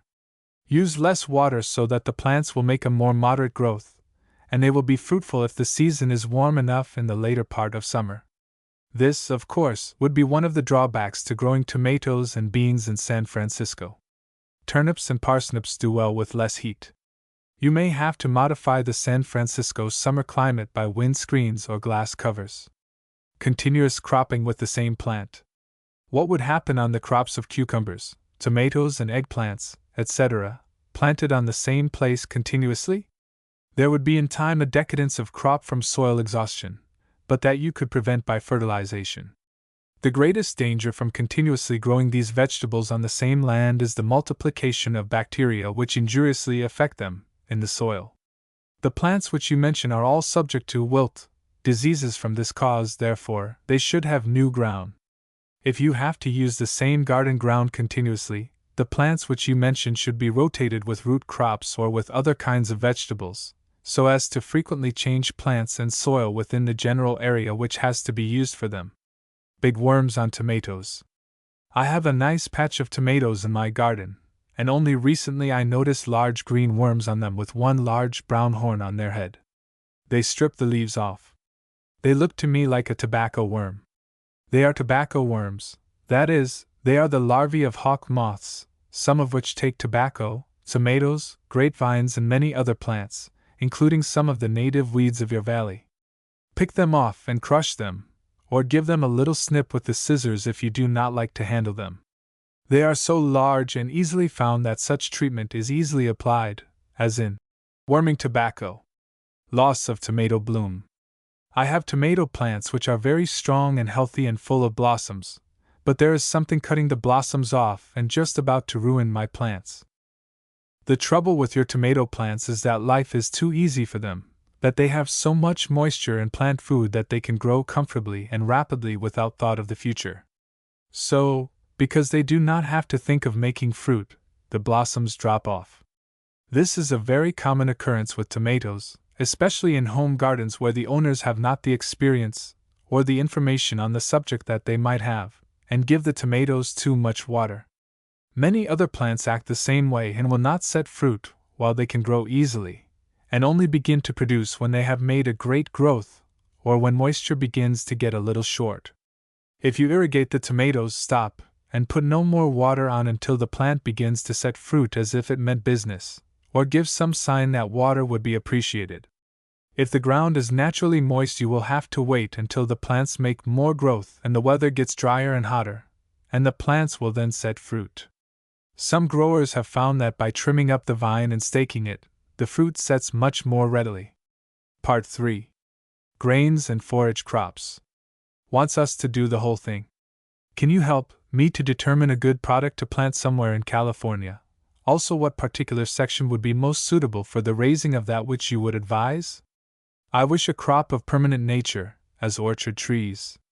I also desire advice on some product which would give a quick return while I am waiting on the more permanent one to mature and bear. I have not procured land yet, and am thinking seriously of trying to get government land, therefore, you are free to give me the best location for the raising of that which you would suggest. I want a money-making product, and one which is not already overdone. The choice of crops depends quite as much upon the market demand and opportunity as it does upon the suitability of the soil and local climate. Choice of crops indeed involves almost the whole business of farming, and although we can sometimes give a man useful suggestions as to the growth of plants and the protection of plants from enemies, we cannot undertake to plan his farming business for him. He must form his own opinions as to what will be most marketable, and therefore profitable, if he succeeds in getting a good article for sale. A wise man at the East once said, "You can advise a man to do almost anything. You can even select a wife for him, but never commit the indiscretion of advising him what to grow to make money. That is a matter he has to determine for himself." Pasturing young grain. Would it be advisable to herd milch cows for a few hours each day on a field of black oats, which is to be grown for hay? The oats are now about 4 inches high and rank, as the land was pastured last year. The land is sandy, rolling soil and will soon be dry enough so that the cows would not injure the plants. The idea is that the leaves which are green now will all dry up and are really not the growth which is cut for hay. Therefore, I should think it would do no harm to feed it down a bit. Over-rank grain with abundant moisture will make a more stocky growth and stand against lodging if pastured or mowed. The leaves which you speak of as being lost in the later growth of the plant serve an important purpose in making that growth, and removing them is a repressive process which is not desirable when rain is short. We should allow the plants to push along into as good a growth of hay as a dry year's moisture will give. Dry plowing for grain. We have land that we could very easily plow now with our traction engine and improved plows, but the people here claim that it does not pay to dry plow, that is, before the land has had a good rain on it and the vegetation has started. I believe in dry plowing. 2 of our oldest farmers in Merced County dry plowed, that is, they commenced plowing as soon as harvesting was over. If the rainfall is small and likely to come in light showers, dry plowing, if it turns up the land in large clods, might yield poorer results than land which is plowed after rain, because there would be so much moisture lost by drying out from the coarse surface when it came in amounts not adequate for deep penetration. Plowing after the rain for the purpose of killing out the foul stuff which starts is, however, quite another consideration. It is a fact that dry plowing and sowing is not now desirable in some places where it was formerly accepted, because the land has become so foul as to give a rank growth of weeds which choke out the grain at its beginning. Such land can be cleaned by 1 or 2 shallow plowings and cultivations after there is moisture enough to start the weeds to growing. These are local questions which you will have to settle by observation. In a general way, it is true that opening the surface of the ground before the rains reduces the runoff and loss of moisture, but whether there would be any loss of moisture by runoff or not depends upon the slope of the land and also upon the way in which the rain comes, and the total amount of moisture which is available for the season. Subvarieties of California barley. Can you tell where I can buy seed of varieties of California 6-road barley, described as pallidum and coriolescens, and what the seed will cost? No one knows where the 6-road barley, known as common barley in this state, came from, nor when it came. It has been here since the early days and it has naturally shown a disposition to vary, so that it is quite possible to select a number of types from any large field of it. These variations have been studied to some extent by Eastern students who are endeavoring to develop American types of barley for brewing purposes as likely to be better than the brewing varieties which are famous in Europe. In Europe, brewing barleys are chiefly 2-road. Under California conditions, the plant is able to develop just as good brewing grains on a 6-road basis, and this seems to be a commendable trait in the way of multiplying the product. The names, pallidum and coriolescens, indicate 2 of these varieties recognized by Eastern students. It is not possible at this time to get even a pound of selected grain true to this type, and no one knows when it will be worked out to available quantities. Chevalier barley. Has Chevalier barley more value to feed hens for egg production than common feed barley or wheat? Chevalier barley is no better for chicken feed than any other barley which is equally large and plump. Brewers like Chevalier because of its fullness of starch to support the malting process, also because it is bright, that is, white, and not stained or tinged with bluish or reddish colors. Color points do not count for chicken feed, but good plump kernels do. Besides this, however, darker kernel, not chaff, usually indicates more protein, and therefore a darker kernel of either wheat or barley might be more valuable for feeding.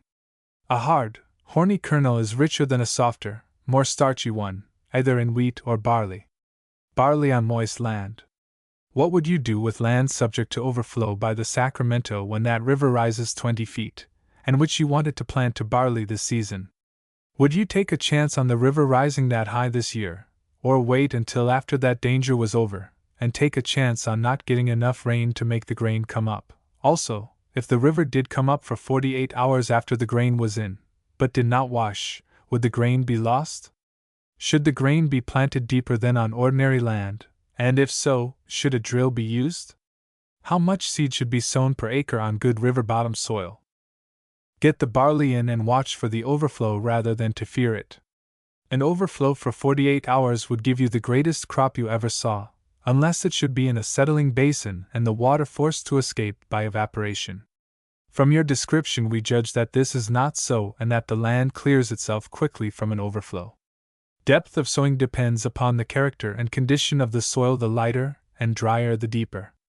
By all means use a drill if the soil is dry on the surface. Short rainfall makes the advantage of drill seeding most conspicuous. On the university farm, 22 trials gave an average gain of over 10% in yield. The difference would be much greater in a dry year. It might be 25% greater, possibly, and save high-priced seed at the same time, as about 90 pounds of seed per acre will do, instead of 120 pounds broadcast, in accordance with the approved heavy seeding practice on the river lands. Barley and alfalfa. I have some alfalfa which is a poor stand. Can I disc it up heavily and seed in some barley for winter pasture? You can get barley into your alfalfa as you propose, but you should not seed until fall. The more barley you get into your alfalfa, however, the less alfalfa you will have afterward. If you want to improve your alfalfa, keep everything else out of the field and help the plants by regular irrigations during the balance of the growing season. Beets and potatoes. Which is the best for dairy cows, plain red mangels or a cross between these and sugar beets? Can you suggest a more profitable variety of potato than the Oregon Burbank? If you can get a cross which gives you more tonnage than a mangle and a higher nutritive content, you would have something better to grow. The first point you have to determine by growing the two side by side and weighing the product. The nutritive value of each will have to be determined by chemical analysis. Until these determinations are actually made, a comparison of desirability is nothing but conjecture. There are several other potatoes which are sometimes more profitable here and there for early crop when grown in an early locality. If you are not in an early locality, you are obliged to produce for the main crop, and nothing, to our knowledge, sells as well as the Burbank, if you get a good one. Beets for stock. Will sugar beets grow on black alkali land? How many pounds of seed per acre should be used, and when is it time for sowing in the San Joaquin Valley? Which kind would be best for cows? Beets will do more on alkali than some other plants, but too much alkali will knock them out. You must try and see whether you have too much alkali or not. You can sow at various times during the rainy season, for the beets will stand some frost. Sow 8 pounds per acre in drills 2.5 to 3 feet apart, so as to use a horse cultivator. For stock, you had better grow large stock beets like marigolds or tankards, not sugar beets.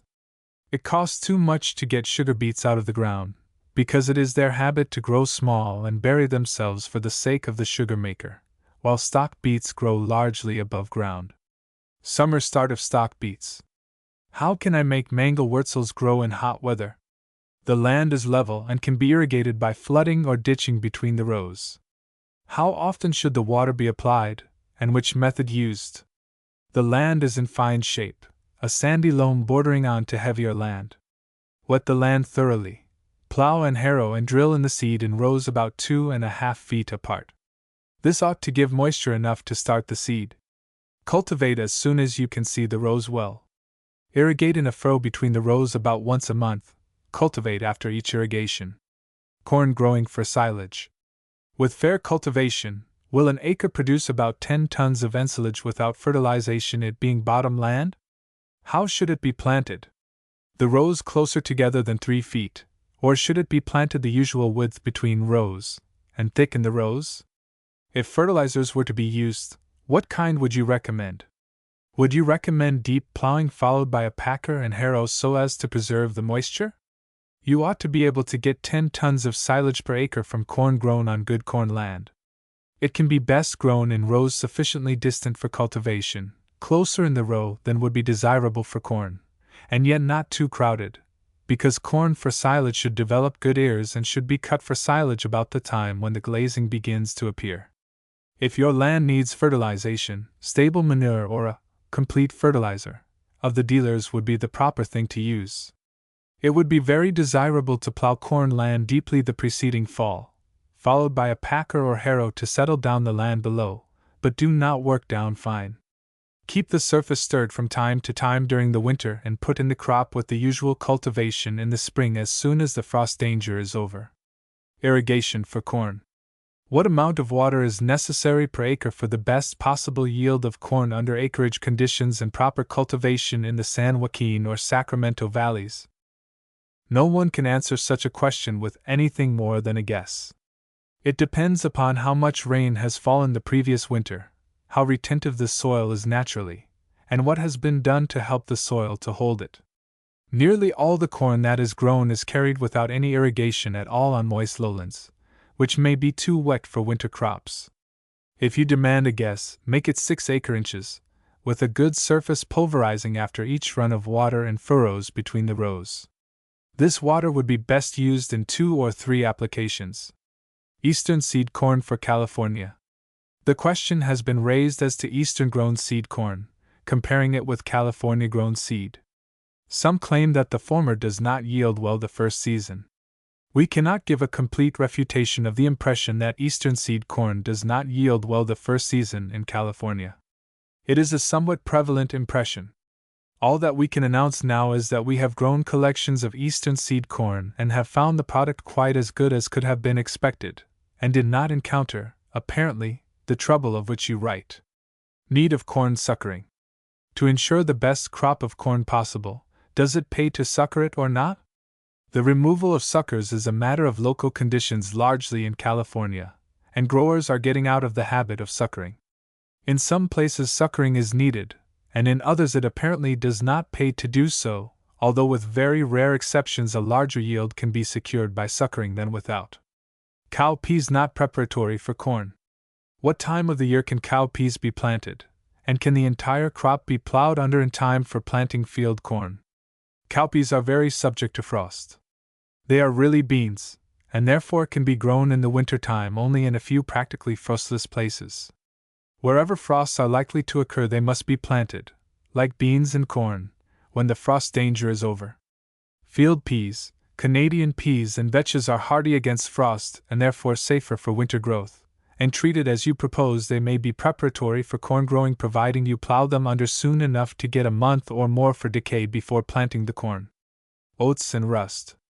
Is there any variety of oats that is rust-proof, or any method of treating oats that will render them rust-resistant? We are situated on a mountain, only about 12 miles from the coast, and have considerable foggy weather, which most of the farmers here say is the cause of the rust. There is no way of treating oats which will prevent smut, if the variety is liable to it. There is a great difference in the resistance of different varieties. A few dark-colored oats are practically rust-proof, and you can get seed of them from the seedsmen in San Francisco and Los Angeles. Such varieties are chiefly grown on the southern coast. Foggy weather has much to do with the rust, because it causes atmospheric moisture which is favorable to the growth of the fungus, which is usually checked by dry heat, and yet there are atmospheric conditions occasionally which favor the rust even in the driest parts of the state. The fog favors rust, but does not cause it. The cause is a fungus, long ago thoroughly understood and named Puccinia graminis. Midsummer hay sowing.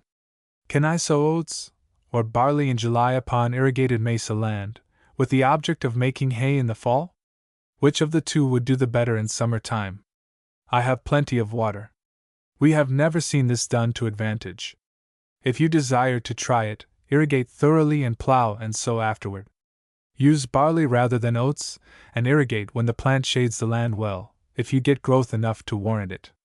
It will be easier to get the crop than to figure a profit in it. Loose hay by measure.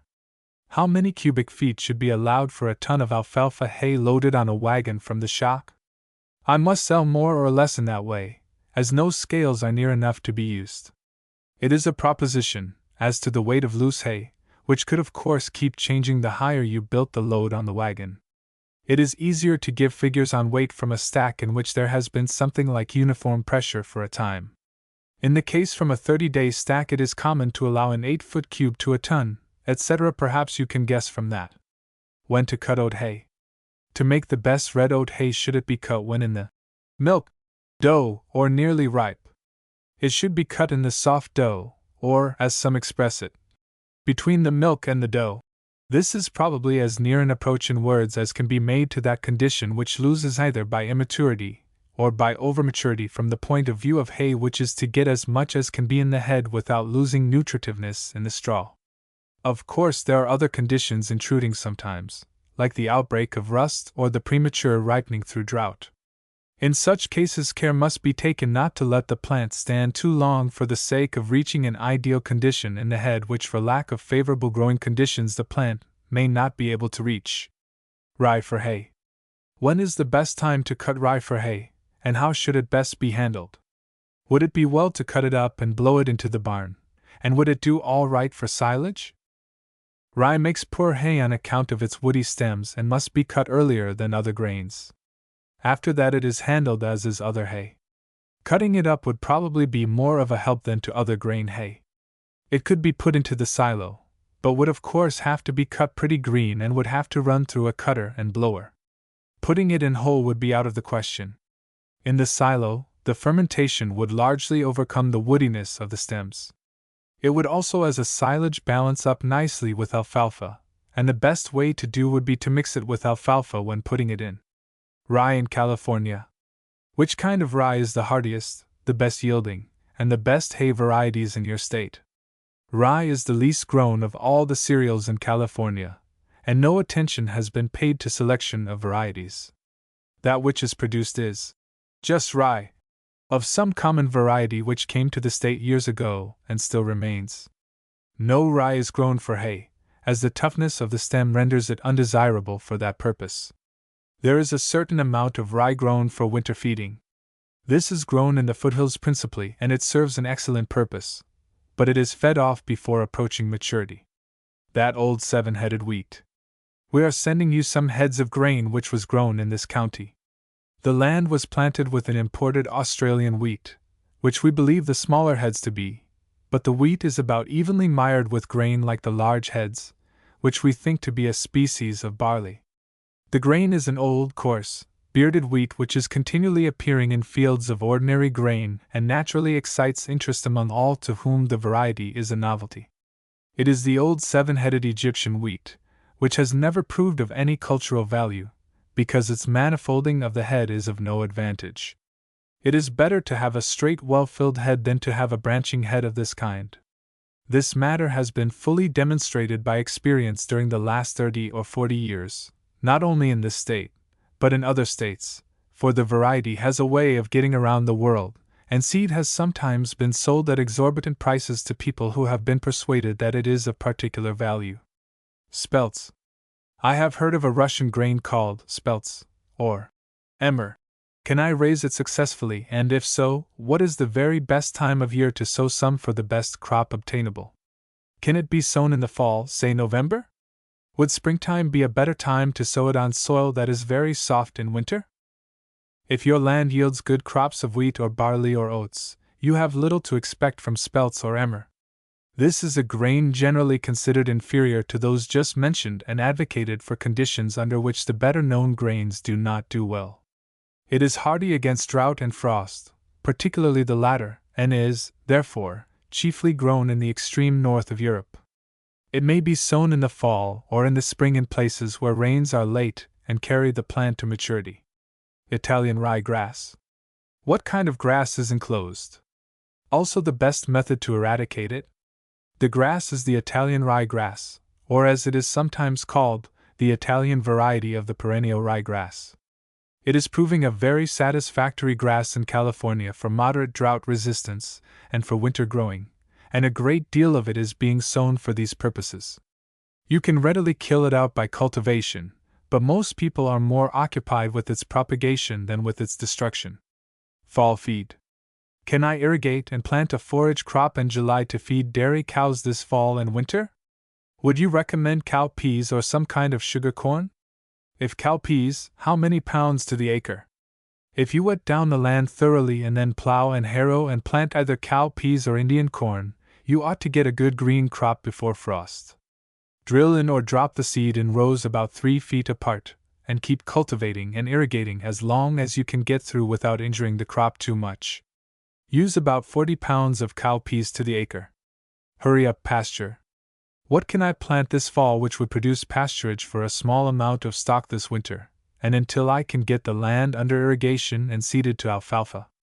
For quick fall and winter growth, nothing is better probably than oats and vetches sown together as soon as you get rain enough to plow, but it would be a question whether it is worthwhile to work for that, because you ought to get your land ready for February sowing of alfalfa, and that will keep the land busy after the rain gets it into working condition.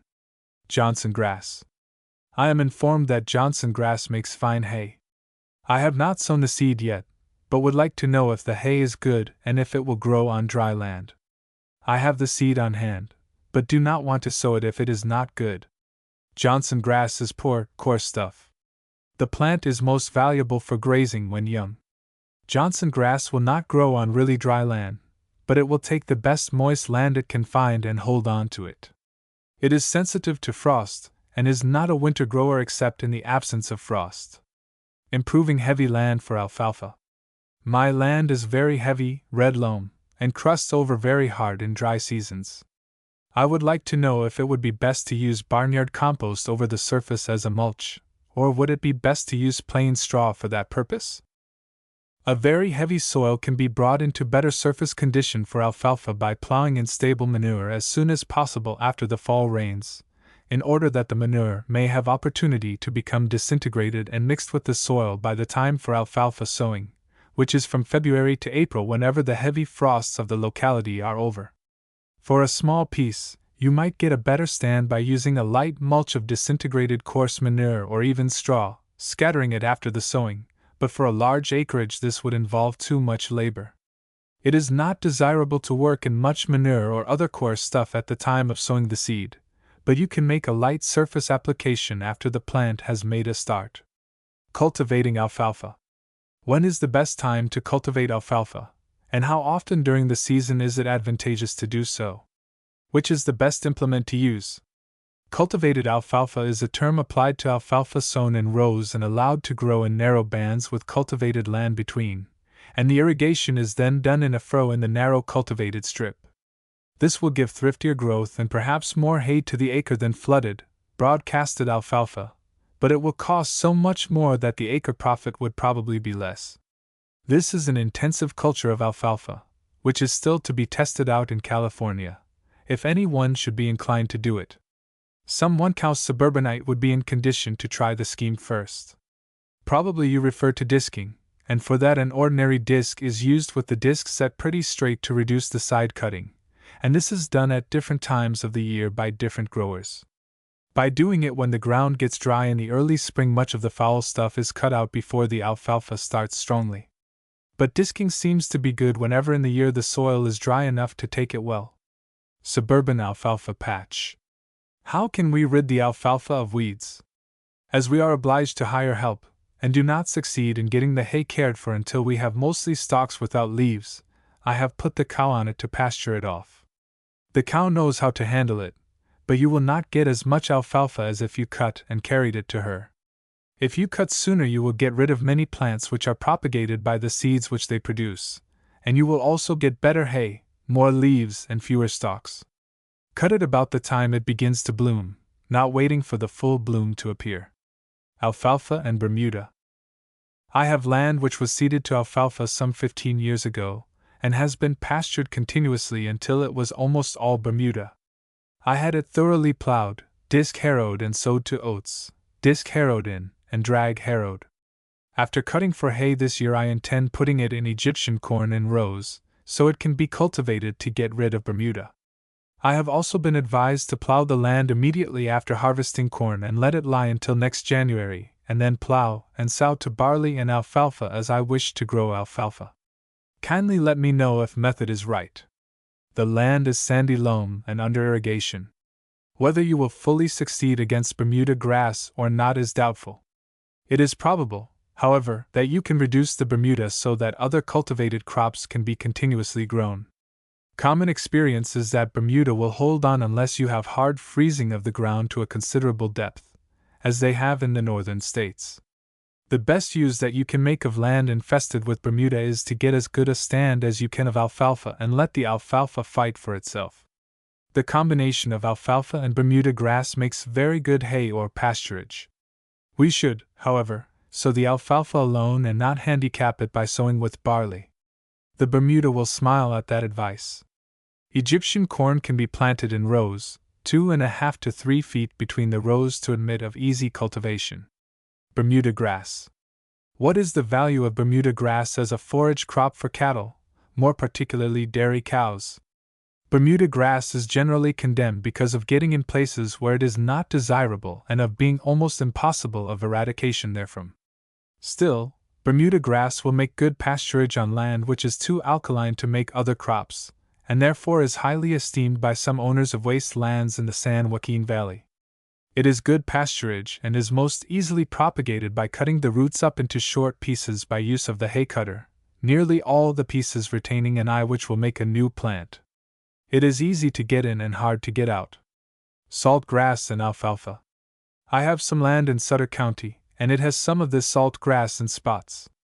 I am about to take a 20-acre piece and put in alfalfa, but some old-timers tell me that the salt grass on it is bad stuff to handle.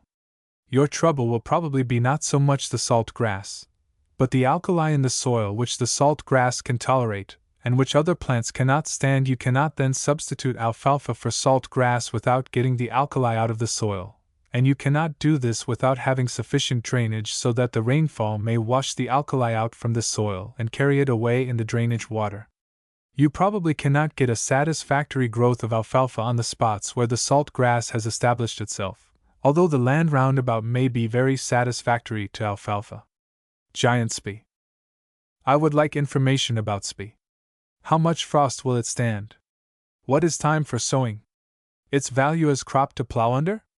From a California point of view, spee is a winter-growing weed which has been approved by orchardists in Sonoma County because it yields a considerable amount of vegetation for turning under with the spring plowing of the orchard. For this purpose it should be sown at the beginning of the rainy season. Its value as a crop to turn under depends upon the amount of growth you can get. It is not a legume and therefore does not have the value of the nitrogen-gathering plant. Still, it yields humus and therefore is valuable for winter growing as ordinary weeds, grasses, grains, etc. are. Light soil and scant moisture. Advise me as to plowing under a crop of last year's weeds where I intend to plant beans, corn, etc. The soil is slickens on the Yuba River, and the weeds grew up last year in a crop of volunteer barley, which was hogged off. I expect to plow 5 inches deep, and calculate that the barley straw and weeds will contribute to the supply of humus, which is always deficient in most of our soils. I expect to try to grow beans without irrigation, and wonder if the trash would hold the soil too open so as to dry them out. Considering the character of the soil which you describe and the shallow plowing you intend, we should certainly burn off all the trash upon the land. With deep plowing early in the season this coarse stuff could be covered into advantage, but it would be dangerous to do it in the spring. Clean land and thorough cultivation to save moisture enough for summer's growth is the only rational spring treatment. Clovers and drought. I have sandy loam with some alkali. In wet years it is regarded as too damp in some places. Can you give me any information on the following points? I have practically no water for irrigation and I feel sure that alfalfa would not grow without it. Do you think that clover would make 1 or more cuttings without water? Red and white clover are less tolerant of drought than alfalfa, which, being a deep-rooting plant, is especially commended in dry farming undertakings. Red clover will grow better on low wet lands than will alfalfa, but the land must not dry out or the red clover will die during the dry season. None of the plants will stand much alkali. Clover for wet lands. What kind of alfalfa will do best on suburrigated land which is very wet? I have sown it in alfalfa and it grows finely for 2 or 3 years, but then the roots rot and die. It is impossible to make any kind of alfalfa grow well on very wet land, that is, where the water comes too near the surface. Alfalfa has a deep-running taproot which is very subject to standing water. You can get very good results from the eastern red clover on such land, because the red clover has a fibrous root which is content to live in a shallow layer of soil above water. But red clover will not stand drought as well as alfalfa, because it is shallower rooting. It is necessary, therefore, that water should be permanently near the surface or surface irrigation be frequently applied, in order to secure satisfactory growth of red clover in the drier sections of California. It is also necessary that neither land nor water carry alkali. Frosted grain for hay. The freeze struck us pretty severely. I had 125 acres of summer fallowed wheat which I had estimated to make 20 sacks to the acre of grain. It was breast high in places already, and was just heading out. The frost pinched the stalks of this grain in several places, and the heads are now turning white. It is ruined for grain. There is lots of fodder in it, and it should be made into hay. If so, should it not be cut and cured at once? What is the relative worth of such hay as compared with more matured hay? Would the fact that it is frozen make it injurious to feed? If the whole plant seems to be getting white, the sooner it is cut the better. If the head is affected and the leaf growth continued, cutting might be deferred for the purpose of getting more of it. Hay made from such material will not be in any way dangerous, although it would be inferior as containing less nutritive and more non-nutritive matter. Such hay would seem to be most serviceable as roughage for cows or steers in connection with alfalfa hay or some other feed which would supply this deficiency. Forage plants in the foothills. We have 3,000 acres of foothill land and hope to be able to irrigate some land this spring and wish to know the best forage crops, for sheep and hogs, especially. Kaffir corn, stock peas, rape, sugar beets, and artichokes are the varieties about which we desire information. Where you have irrigation water available in the foothills, you can get a very satisfactory growth of red clover. We have seen it doing very well on sloping land in your county where water was allowed to spill over from a ditch on the ridge to moisten the slope below. Winter rye and other hardy stock feeds could also be grown in the winter time on the protected slopes with the rainfall. Some such plants are not good summer growers, owing to the drought. Rape is a good winter grower by rainfall, but not so satisfactory as vetches and kale. Sugar beets are not so good for stock purposes as stock beets, which give you much more growth for the same labor and are more easily gathered because they grow a good part out of the ground. They will stand considerable freezing and may be sown at different times throughout the year, whenever the land is moist, either by irrigation or rainfall. Artichokes are of doubtful value.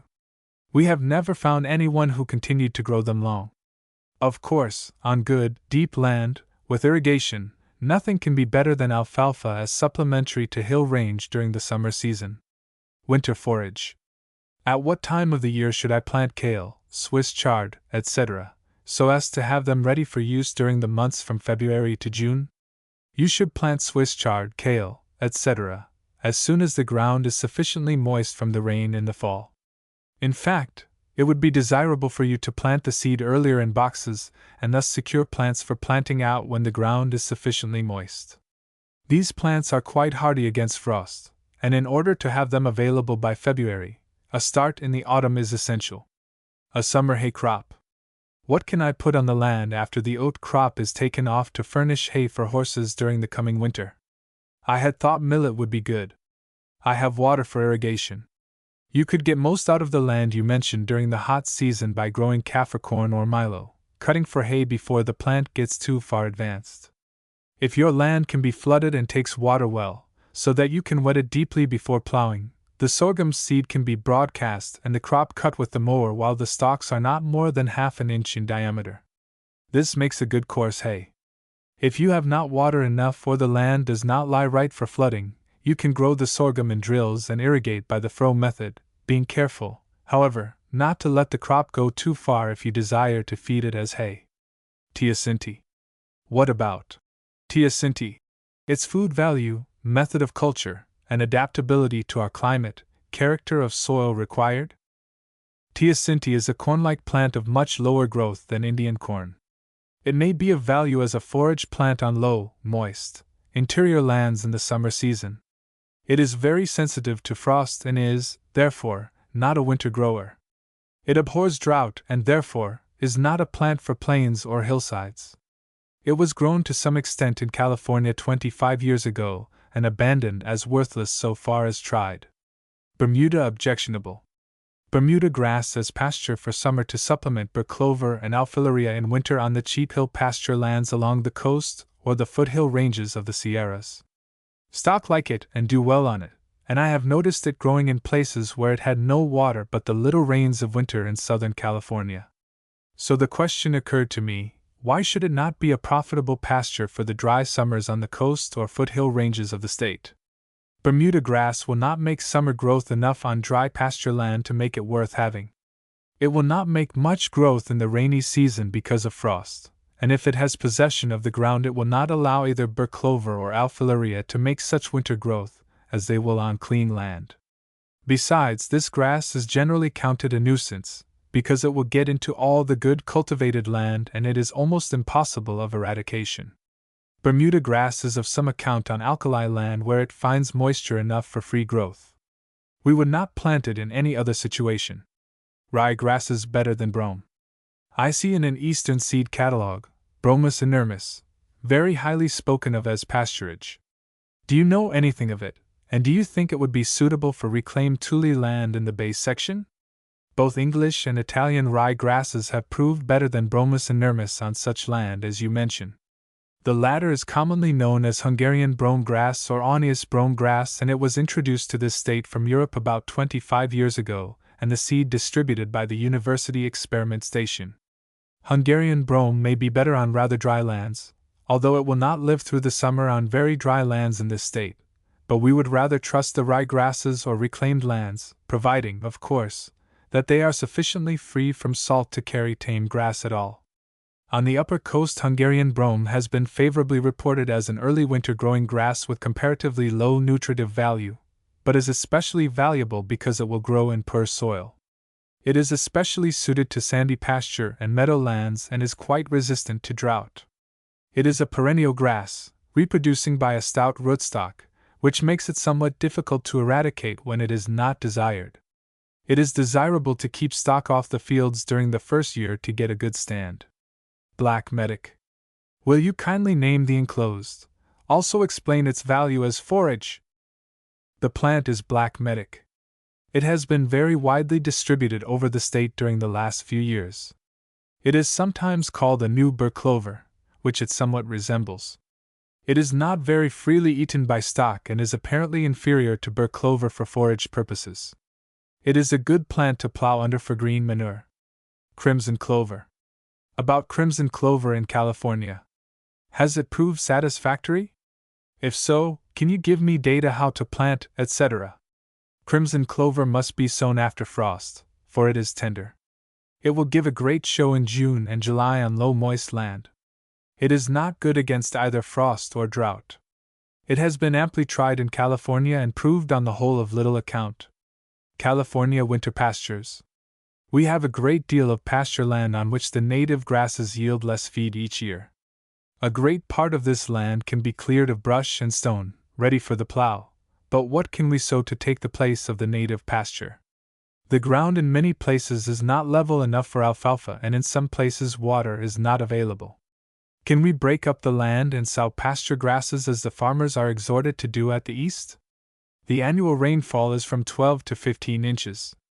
The perennial grasses which they rely upon for pasturage in the East, and which will maintain themselves from year to year, will not live at all on the dry lands of California, nor has investigation of the last 25 or 30 years found anything better for these California uplands than the winter growth of plants which are native to them.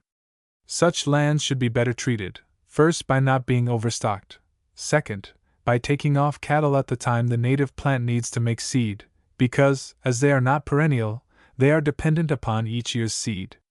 After the plants have seeded, the land can be pastured for dry feed without losing the seed.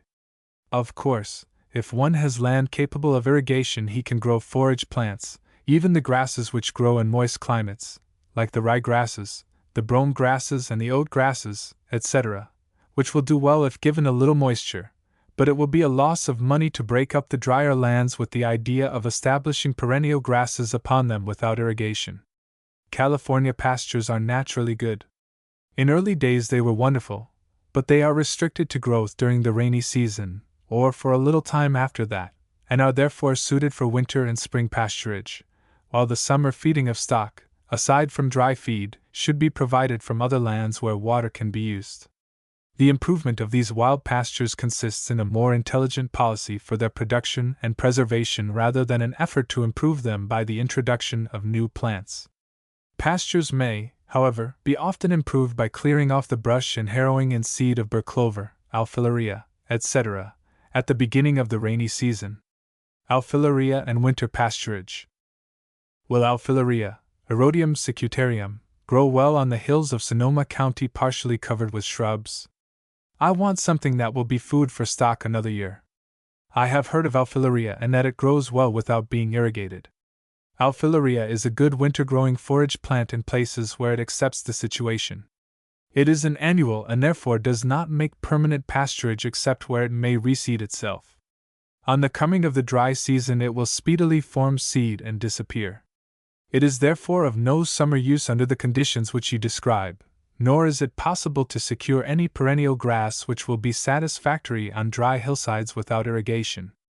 Improved winter pasturage can be secured by scattering seed of common rye at the beginning of the rainy season, or of burr clover, both of which are winter-growing plants. Pasturage is also capable of improvement by being careful not to overstock the land, so that the native annuals may be able to produce seed and provide for their own succession.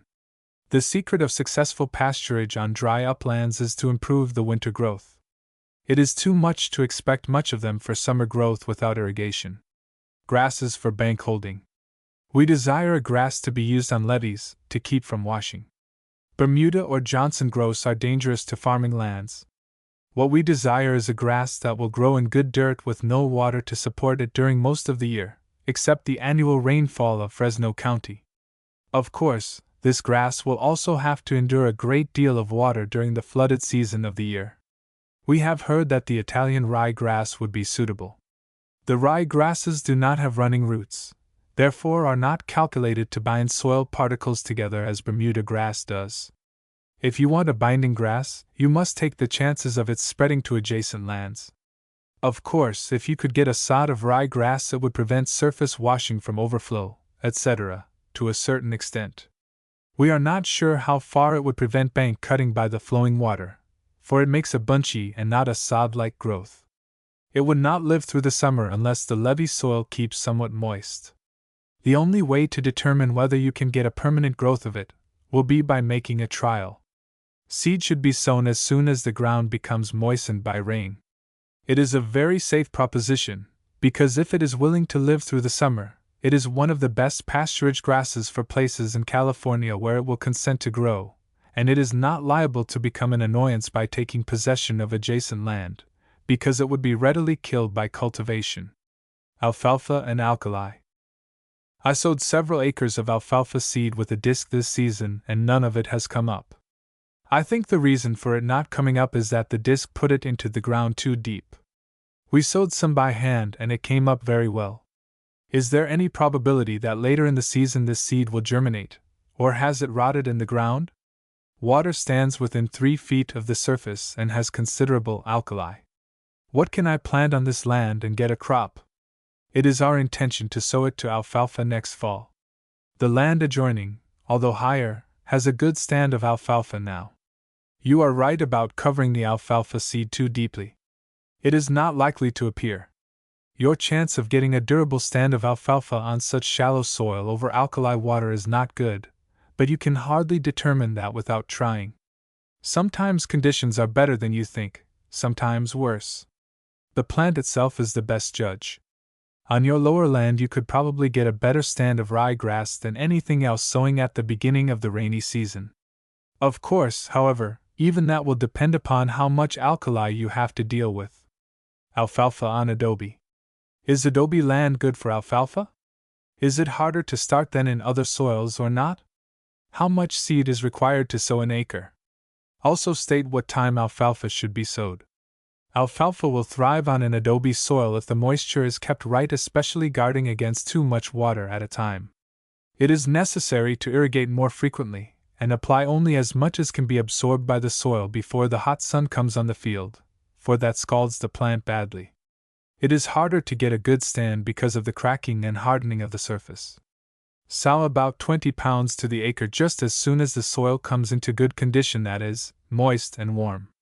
February and March are usually the best months, according to the season in the interior valleys. Alfalfa and soil depth. Do you consider soil which is from 4 to 6 feet deep to hardpan of sufficient depth for alfalfa? Is there hardpan in the region of Lathrop and San Joaquin County, and can it be dissolved by irrigation, or can any good be accomplished by blowing holes at different places to allow the water to pass to lower levels? Are other crops affected by hardpan being so close to the surface? You can grow alfalfa successfully on land which is from 4 to 6 feet deep if you irrigate rather more frequently, and use less amounts of water each time, so that the plant shall be adequately supplied and yet not forced to carry its roots in standing water. The eastern alfalfa grower is fortunate when he gets half the depth you mention, although it does seem rather shallow in California. Shallow lands are distributed over the valley quite widely. A deepening of the available soil is usually accomplished by dynamiting, especially so if the hardpan is underlaid by permanent strata.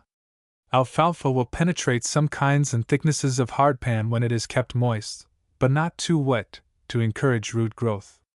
Winter-growing green crops are less affected by shallow soil because they generally make their growth while the moisture is ample, if the season is good.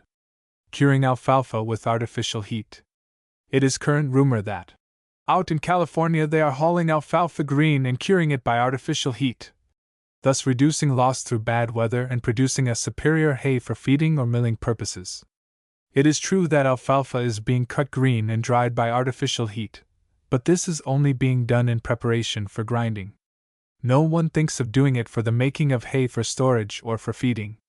This method is undertaken, not because the alfalfa hay does not dry quickly enough in the field, but because after drying in the field so many leaves are lost in hauling to the mill. We have no trouble sun-drying alfalfa for ordinary hay purposes. In fact, we have to be very careful that it does not get too dry. Cheap preparation of land for alfalfa. I am about to put a piece of land into alfalfa, and want to use the most economical system of preparing the land for irrigation. My neighbors tell me that it will be necessary for me to have the land leveled, at a cost of $6 to $10 per acre. Now I am informed that in Alberta, and some places in California, they do not go to the expense of leveling land, but use a system of preparing land for irrigation at a cost of about 60 cents per acre. Nothing except a highly educated gale of wind, with discriminating cutting and filling ability of a very high order, could do it for that price. The cheapest way to prepare land for irrigation is the contour-check method, which is largely used, or the flooding in strips between levees at right angles to the supply ditch. But neither of these could be put in properly for that money, even if the land was naturally in such shape that a minimum amount of soil shifting is necessary. Where alfalfa is grown. In what counties is alfalfa most successfully grown? By this I mean where 3 crops of hay may be had each growing season. Also, will corn grow good paying crops in same sections? Alfalfa is grown all through the valleys and foothills of interior California, also to a certain extent in coast valleys. On suitable lands, 3 crops can sometimes be secured without irrigation, while twice or 3 times as many cuttings are secured on irrigated lands where the frost-free season is particularly long. According to the last census, we are growing alfalfa on 19,104 farms with a total acreage of 484,098. The total value of the product is over $13 million. Corn is widely grown, but is small as compared with alfalfa. It is grown in alfalfa districts and in coast valleys where there is not much done with alfalfa. Sowing alfalfa. What is the proper time to sow alfalfa? Some advocate fall and others spring sowing. What seasons are given for each sowing? We shall undoubtedly soon get to sowing alfalfa all the year round except in the short season of sharp frosts and cold wet ground in November, December, and January. If you can get a good start in September and October, all right. If not, wait until February and March, according to the season. Where it is never very cold or wet, sow whenever moisture is right. There never can be any rule about it, for localities will differ. Foxtail and alfalfa. Will foxtail choke out and exterminate alfalfa? Some fields look as though the foxtail had crowded the alfalfa out, but I hold that the alfalfa died from some other cause and the foxtail merely took its place. Foxtail will not choke out alfalfa, providing soil and moisture conditions are right for the latter, and a good stand of plant has been secured. If anything is wrong with the alfalfa, the foxtail will be on the alert to take advantage of it. You will always have foxtail with you, and considerable quantities of it, perhaps, in the first cutting, because foxtail will grow at a lower temperature than alfalfa, and therefore, will keep very busy during the rainy season, while the alfalfa is more or less dormant, but as the heat increases, if the soil is good and moisture ample, the alfalfa will put the foxtail out of sight until the following winter invites it to make another aggressive growth. Therefore, we answer that alfalfa does not die from foxtail, but from some condition unfavorable to the alfalfa, which must be sought in the soil, or in the moisture supply, or traced back to bad seed, and a poor stand at the beginning. Which alfalfa is best? I have in Stanislaus County 10 acres of Arabian alfalfa, which was sown the first week in April this year. It was clipped in July and irrigated. It is now about 14 inches high, but looks sickly, turns white at the tips, and some dies down. There are several places here with the Arabian alfalfa on them and with the same trouble, while the ordinary variety is looking fine by the side of it. Arabian alfalfa usually makes a good show at first and begins to run out afterward. It does not seem to be so long-lived and satisfactory as the common variety. With this prospect ahead of you, according to present experience, it would seem to be desirable to plow the crop in and seed again with the common variety, or with the Turkestan, which is proving the most satisfactory of the recently introduced varieties. Fall sowing of alfalfa. We have summer-fallowed land which we know will grow good alfalfa, and as we have just had 4 inches of rain fall upon it, we were wondering if we could not plow the 20 acres and get a stand upon it in time to stand the cold weather this winter. Do you think this is practicable? If 4 inches of rain on summer fallow connects well with the lower moisture which a good summer fallow ought to conserve in the soil, such sowing is rational. But if the summer fallowing was not done well, that is, if it was rough plowing without enough harrowing, as is too often the case, the 4 inches of rain might not be safe because of the dry ground beneath waiting to seize the moisture, and so dry the surface that sprouting alfalfa plants would perish between dry soil below and dry wind above. Fall sowing will give enough growth to resist frost killing in many places in the valley if the moisture in the soil is enough to carry the plant as well as start it, or if showers come frequently, otherwise it is dangerous, not from frost but from drought. Alfalfa hay and soil fertility. We are feeding all our hay to dairy cows, returning the manure to the soil. At present prices of hay, my neighbors who sell theirs seem to be as well off, with considerable less work, but how about the future? Can this soil be cropped indefinitely and the crops sold, without returning anything to the land? It is a mistake to think that you can sell alfalfa hay indefinitely without reducing the soil. It may gain in nitrogen by the wastes of the plant, but it will lose in other constituents unless reinforced by fertilization. No single act can make for the maintenance of the soil as the growing and feeding of crops and return of manure does. Dry land alfalfa. I am in a country of strictly dry farming. I have a wash or gulch on my place and would like to know if I could, with success, plant it to alfalfa without irrigation. Soil is sandy loam, no evidences of springing moisture at all. What kind should I try? Alfalfa will endure much drought. What it will do in a particular place can only be told by trying. South Turkestan alfalfa. If the rains come early so as to wet the land down in September and October, sow the seed then. The endurance of the plant will depend much upon its having a chance to root deeply before the drought comes on. Inoculating alfalfa. Is it profitable to inoculate alfalfa seed before planting to increase its yield? Can it be done by leaching soil from old alfalfa ground, providing it has been plowed up and allowed to stand for a year? Are commercial inoculants a safe thing to inoculate with? Apparently alfalfa does not need inoculation in this state. Probably not 1 acre in 10,000 now profitably growing alfalfa has ever had artificial introduction of germs. You can make germ tea, if you wish, of the soil you describe. 1 year's exposure would not destroy the germs. It is safe enough to use commercial cultures. You will have to decide for yourself whether it is worthwhile. Irrigating alfalfa. I am making parallel ridges for alfalfa, sending a full head of water down to the end of the field between each ridge. Should I calculate the lands to be mowed one at a time in even swaths? The mower being 5-foot cut, would you count on cutting a 4.5 or 5-foot swath? This soil is sandy, water percolating rapidly. The fall is 8 feet to the mile. How wide, then, would you advise making the ridges to suit the mower, and to flood economically, using from 2 to 4 cubic feet per second? The length of the lands is across 40 acres. Growing alfalfa in long parallel checks, to be flooded between the levees, is the way in which much alfalfa is being put in at the present time where the land has such a slope as you indicate. It is calculated, however, to seed the levees as well as the check bottoms, and to run the mowers across the levees, thus leaving no waste land and mowing across the whole field and not between the levees as you propose. For that purpose these levees are made low, not over a foot in height, calculating that they will settle to about 6 or 8 inches, which is sufficient to hold the water and direct its flow gently down the slope.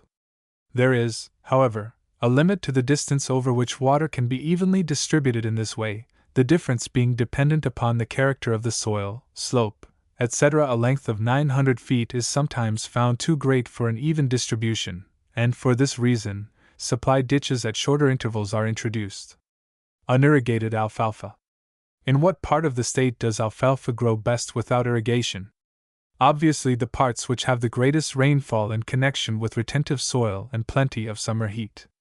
Alfalfa grows best without irrigation on subirrigated land where the groundwater is sufficiently deep to allow a deep rooting of the plant in free soil, and yet not too far down to be readily reached by the deep running roots. Good results can be obtained with anywhere from 4 to 10 or 12 feet of soil above water. On shallower soils the plant is apt to be short-lived through root troubles. Unirrigated alfalfa is also reduced by the incursions of gophers which flooding at least once a year will destroy. Alfalfa and overflow. How long can alfalfa stand water without being drowned out? I have a piece of alfalfa on which the water will stand for considerable time in the winter time. Alfalfa while dormant will endure submergence for several weeks. We do not know exactly how long, but evidently for a considerable period, providing temperatures are too low to invite growth. On the other hand, growing alfalfa is quickly and seriously injured by overflow. No nurse crop for alfalfa. Is it advisable to use oats with alfalfa seeds and seeding for alfalfa? Some growers of alfalfa here advise it strongly, others advise against it. The general experience in California is decidedly against using oats, barley, or any other nurse crop with alfalfa. Get the land in the best possible condition and let the alfalfa have the full benefit of it. The ripening of the grain crop will do the young alfalfa plants more harm by robbing them of moisture than any protection which the taller plant can afford. Reseeding alfalfa. This spring I planted alfalfa and only got about half a stand on some of the land. I want to reseed this fall and I thought of putting more seed on the ground and then disc it in. Or would you advise replanting the land? What do you think of putting manure on young alfalfa? Do you think there is any danger of burning it out? Stir it up with a spring-tooth harrow or disc it lightly to make a nice seed bed and then sow your seed as if you were planting alfalfa for the first time. This will give you a good seed bed and will not hurt the alfalfa already growing. Prepare the surface first and then sow, rather than disking in the seed. The manure in moderate application would not burn out the young alfalfa if properly applied after the rains begin. Taking the bloat out of alfalfa. Will Italian rye grass and red-top clover be a success under irrigation as cow pasture in this county, either separately or mixed with alfalfa? To sow in bare spots in the alfalfa, would the rye grass prevent bloat? Italian rye grass and red clover will make good pasturage under irrigation and will make a fight with the alfalfa to the best of their ability. The admixture of rye grass will reduce the danger from bloating. Red clover will not have that effect, because red clover is a pretty good bloater on its own account. This seems to be the function of all the clovers according to the rankness of their growth at the time that they are grazed. The time to cut alfalfa. What is the best period to cut alfalfa hay for cow feed and the best method for curing? The best time to cut alfalfa is just when new shoots are starting out at the crown. This will give the greatest yield of hay during a season, and the hay will be much more palatable than if the alfalfa is permitted to get well into the blossoming period. The leaves, which are the best part of the hay, also remain on better than if the stems are older. If a person does not care to take the trouble to find out whether the new shoots are coming out or not, he can approximate the time to cut fairly well by waiting until a blossom here and there appears, cutting immediately. It would be difficult to tell on paper exactly when alfalfa was properly cured, as that is a matter of individual judgment. It is usual to cut in the morning and rake into windrows in the afternoon. With the usual weather in interior California, that stage of the curing is completed by that time. The next day it can be gathered into cocks and gotten ready to move. That is about all the curing that is done. The size of the windrows depends upon the amount of hay, as thick hay should be put up in small windrows to give plenty of circulation of air. It is considered better also to build the cocks on raked land, otherwise the hay lying flat at the bottom will not cure properly, and cannot be gathered up clean. Which crop of alfalfa for seed? Which cutting of alfalfa should be left for seed bearing? Which cutting is best for seed depends, of course, on the way the plant grows in your locality. Where it starts early and gives many cuttings in a season with irrigation, a later growth should be chosen for seed than with a short season where fewer cuttings can be had. The second cutting is best in many places, but O.E.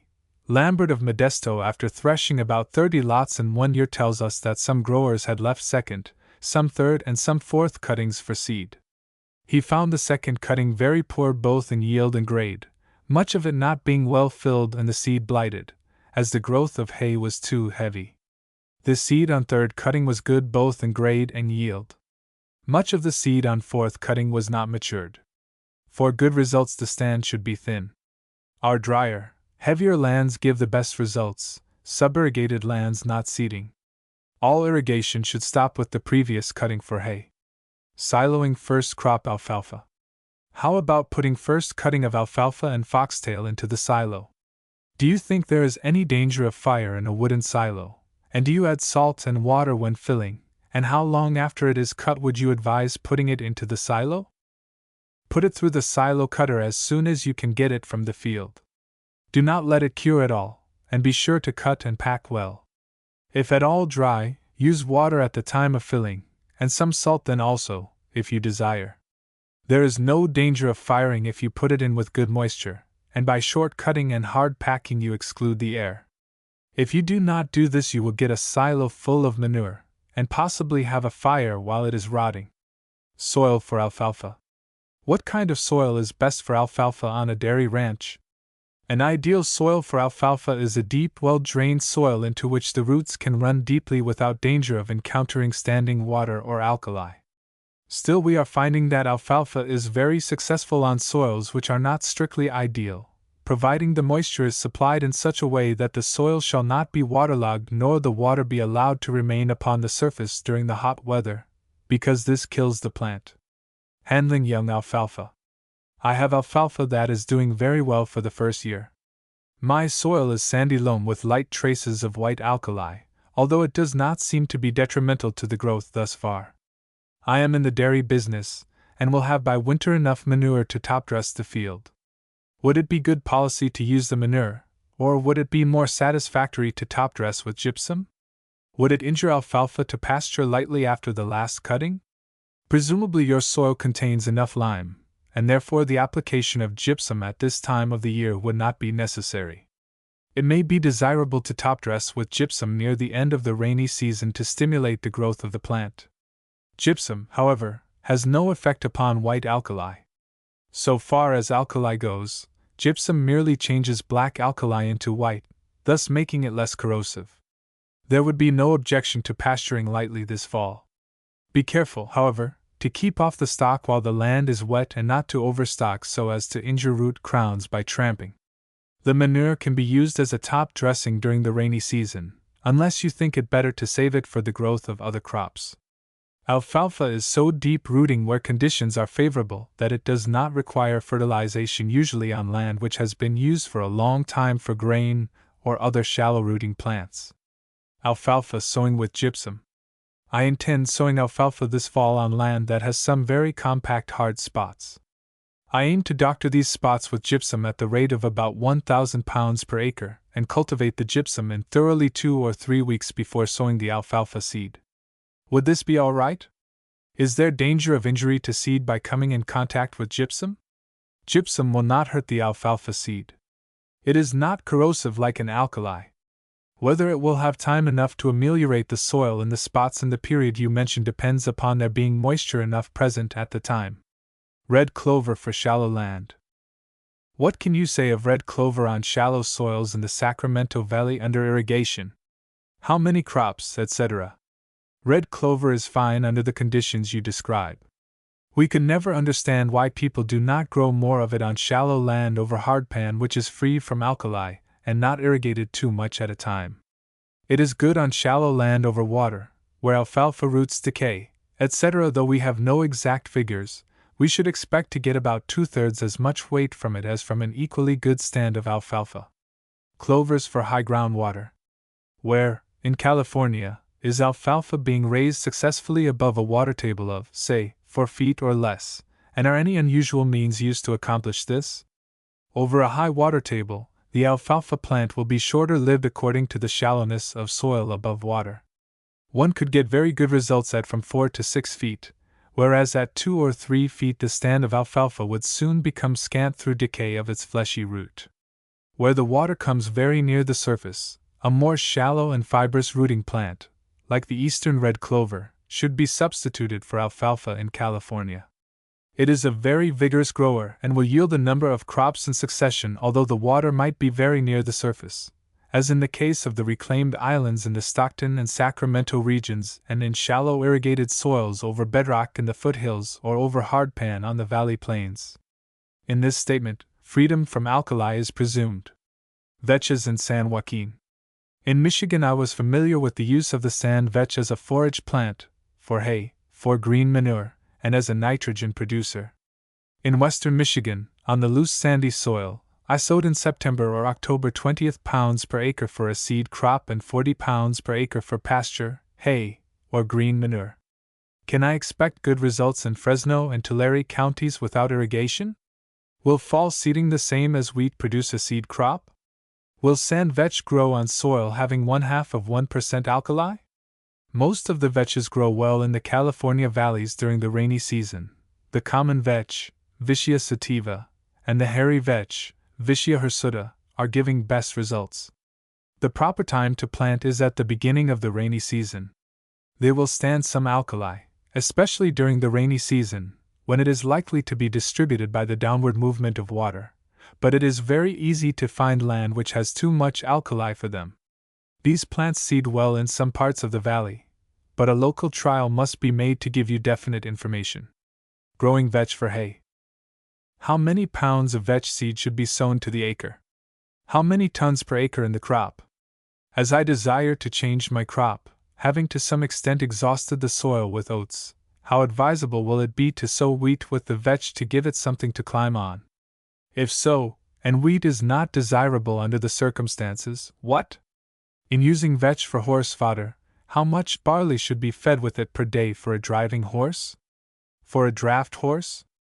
Is vetch sown and harvested at about the same time as other crops? Except in very frosty places, vetch can be sown after the rain begins at about 40 to 60 pounds of seed to the acre. The yield will depend upon the land and on the moisture supply, and cannot be prophesied. One grower reports 3 tons of hay per acre near Napa. If the land usually yields a good hay crop, it should yield a greater weight of vetch.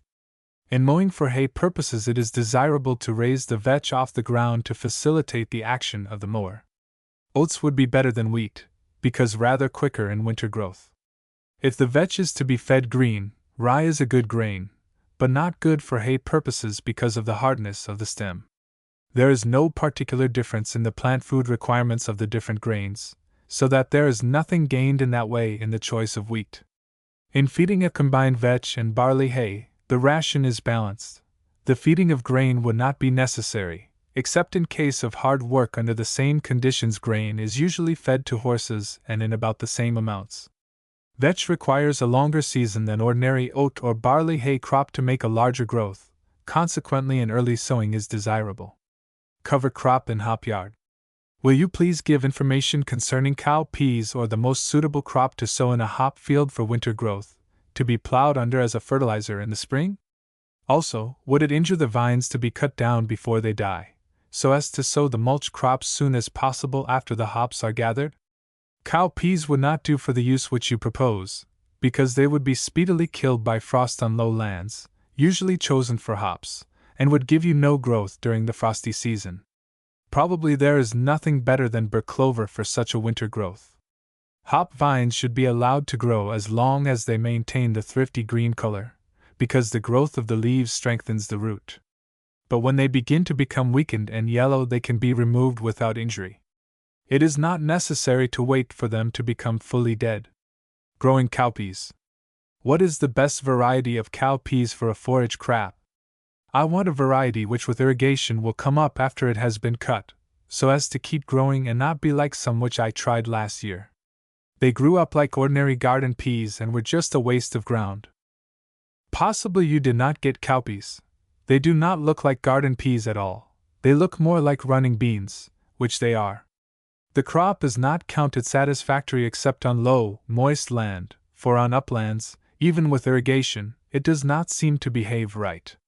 We do not know that a second growth can be expected, for in the southern states it is grown as a single crop, and resowing is done if a succession is desired, the point being made at the south that the plant is adapted to this method of culture because it grows so rapidly that it can be twice sown and harvested during the frost-free period. Cowpeas in the San Joaquin. How late in the season will it be profitable to plant cowpeas? What is the best manner of planting? Are there several varieties? If so, which one is best adapted to plant after oats? The land can be irrigated until about August 10th. Will it be advisable to plow up a poor stand of alfalfa about July 1st and plant to cowpeas? You can plant cowpeas all summer on land which is moist enough by natural moisture or irrigation to promote growth. What you will get by late planting depends upon moisture and absence of an early fall frost. If your alfalfa stand is bad enough to need resowing anyway, you may get a good catch crop of cowpeas by doing as you propose. If, however, you plow under much coarse stuff and putting in the peas, the growth may be irregular. It can, of course, be improved by free irrigation. On clear land moderately retentive, much more is being done in summer growth of cowpeas without irrigation than expected. There are several good varieties. One of these is the whippoorwill. Cowpeas can be sown in furrows 3 feet apart and cultivated, using about 40 pounds of seed to the acre, or they may be broadcasted, which takes about twice as much seed. Cowpeas and Canadian peas. Would Canadian field peas and cowpeas be valuable as a forage crop for cows and hogs, also as fertilizer? Please tell us also when to plant, how to plant, etc. These plants are of high forage value as cow feed, also as a soil restorative when the whole crop is plowed under green or when the roots and manure from feeding add to the soil. But for either purpose the result depends upon how much growth you can get, and that should be told by local trial before any great outlay is undertaken. Canadian peas are hardy against frost, and can be broadcasted and covered with shallow plowing as soon as the land is moist enough from fall rains except in very frosty parts of the state. They can also be sown in drills to advantage. Cowpeas are beans, and cannot be planted until frost danger is over in the spring. They are only available for summer feeding, and whether they will be worthwhile or not depends upon how much moisture can be held in the soil for summer growth. They should be sown in drills and cultivation continued for moisture conservation until the plants cover the ground too much to get the cultivator through. Canadian or Niles peas. I send a sample of peas which I bought for Canada field peas, and they were so labeled. I would like to know what they are. The peas are, apparently, one kind of Canada peas. There is some variation in Canada peas, but these are peas of that class. Some of the Canada pea are hardly distinguishable from the so-called Niles pea of California growth, and it does not matter much, anyway, for one is about as good as the other. Sunflowers and soybeans. I would like information concerning cultivation, method of feeding and food value of soybeans. Also sunflowers. Soybeans are grown like other beans, in rows which, for convenience in field culture, should be about 2.5 feet apart, and cultivated up to blooming time at least. They should be sown after frost danger is over and the weather is settled warm, for they enjoy heat. For feeding they can be made into hay before maturity, or the beans can be matured and prepared for feeding by grinding. As with other beans, small amounts should be used in connection with other feeds. They are a rich food and somewhat heavy on the digestion. The same is true of sunflowers, except that the seed is richer in oil than in protein, as beans are. Sunflowers in field culture are planted and cultivated like beans. The seed is flailed out of the heads after they lie for a time to dry. Jersey kale. Please inform me how to plant Jersey or cow kale. Jersey kale can be planted by thin scattering of seeds in rows 2.5 feet apart so as to admit of cultivation, or the plants can be grown just as cabbage plants are and set out 2.5 or 3 feet apart, the squares to admit of cultivation both ways. The plant needs a good deal more space than an ordinary cabbage, for it makes a tall free growth, and space must be had for the growth of the plant and for going into the patch for stripping off leaves and cultivation. The plant can be started in the rainy season whenever the land comes into good condition. It is a winter grower in California valleys. Rape and milo. Would rape be a good pasture crop sown broadcast? If so, at what time should it be planted? Will milo maize grow profitable in Sonoma County? Rape can be sown as soon as the land gets moist enough from early rains to start the seed and hold the growth. It is a winter-growing plant in this state. We believe, however, you will get better results with common vetch, which is also a winter grower and more nutritious. If you desire one of the cabbage family, kale will probably serve you better than rape. Milo is one of the sorghums and will only grow during the frostless period, like kaffir, Egyptian corn, and other sorghums. It will do well with you, but probably make less growth than in the interior valleys. Sweet clover, not an alfalfa. I send you a sample of alfalfa which grows very vigorous here on my place spontaneously, and would like you to give me all the information about it you will, as a feed for cows and hogs. The stock seem to eat it well. The plant is not alfalfa at all. It is white sweet clover, Melalotus alba, and it is usually considered a great pest in alfalfa fields, because although it grows vigorously as you describe, it is not generally accepted by stock unless once in a while someone considers it a good thing, perhaps because he keeps stock hungry enough to enjoy it in spite of its rank taste and smell, but usually when they can get alfalfa they will not pay much attention to this plant. It is good for bee pasturage, however, and is grown to some extent for that purpose. You probably had the seed of it in your alfalfa seed. It is a biennial and not a perennial like alfalfa. It will disappear if you can keep it from going to seed. Sweet clover as a cover crop. How about Melalotus as a cover crop? Last year in certain sections it proved very successful, while in others it did not give satisfaction. Melalotus, by virtue of its hardiness in growing at low temperatures, its depth of root penetration, the availability of the seed, the smallness of the seed so that the weight required for the acre is not large, is to be favored for a cover crop. The objections are two, the fact that it does not seem to grow well under some conditions, second, that when a growth is made it is coarse and rangy, and the amount of green stuff to the acre is much less than its appearance would indicate. We know of cases where what seemed to be a good stand of Melalotus yielded only about 10 tons of green stuff to the acre, and what appeared to be a less growth of vetches or peas yielded from 15 to 20 tons to the acre. And yet we believe that in some places it will be found extremely desirable for a cover crop in harmony with what was reported some time ago as the result of experiments by the Arizona Experiment Station. Spineless cactus. There seems to be two distinct kinds of cactus, one for forage, the other for fruit. It is claimed by some people that the spineless cactus is more valuable as a forage plant than alfalfa. What is your opinion? There are many varieties of smooth cacti. Some of them bear higher quality fruit than others, and some are freer growers and bear a greater amount of leaf substance for forage purposes. Therefore, varieties are being developed which are superior for fruit or for forage, as the case may be.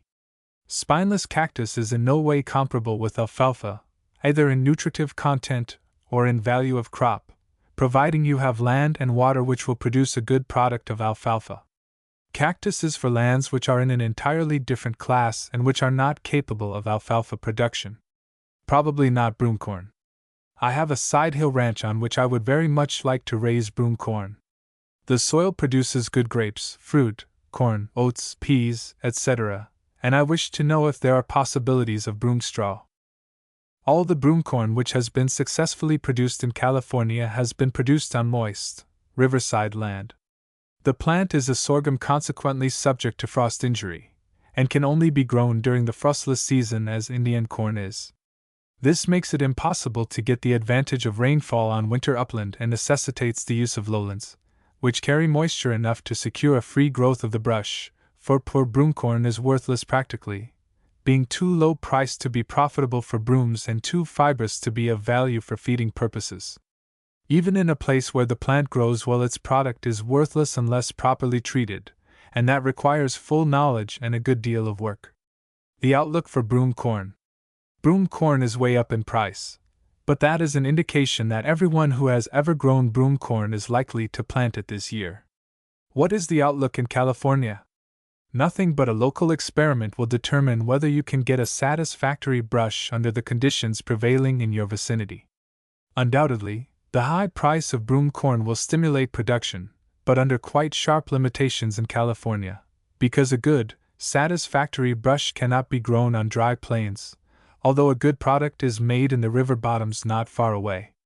But there are so few people in California who understand how to handle broom corn to produce a good commercial article, and there are such rigid requirements in the size, quality, etc., that those who break into the business without proper knowledge cannot command even profitable prices. Therefore, if your enterprise is conducted with a full knowledge and with proper local conditions, it would not encounter such a local disadvantage in the great increase of the product as one might think at first. Smutty sorghum. The various plantings of Egyptian corn on the ranch have turned smutty, very much after the manner of wheat and barley. Is there any unusual reason for this, or could irrigation have caused it, and what is the best method of preventing it? Sorghum is affected by a smut similar to that of other grains. It is due to the introduction of the germ of the disease which comes with the use of smutty seed. Possibly the growth of the smut may have been promoted by moisture arising from soil rendered very wet by irrigation, and for this plant free irrigation should not be used, because it will do more with less water than any other plant we are growing, and is likely to be more thrifty in a drier atmosphere. Get seed for next year from an absolutely clean field. Get as much growth as you can without irrigation, and then use water in moderate quantities as may be necessary, followed by a cultivation for the drying of the surface. Late sown sorghum. How late can Egyptian corn be planted on good sediment soil capable of growing 40 to 50 socks of barley per acre in good years with ordinary rain? The field was cut this year for hay on account of rank growth of wild oats. After irrigating, land is still moist. Can I put in Egyptian corn with an assurance of crop, or is it too late? How much seed should be planted to the acre? Also, should seed be drilled in or broadcasted?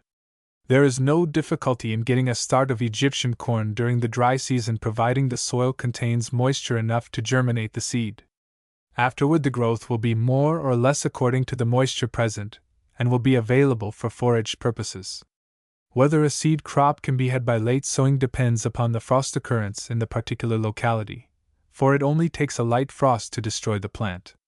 To get the best results, particularly with late sowing, the seeds should be drilled in rows far enough apart for horse cultivation, about 40 pounds of seed to the acre. What you get in this way will depend upon the amount of moisture in the soil and the duration of the frost freedom. Kaffir and Egyptian corn. Does Kaffir corn yield as well here as Egyptian corn?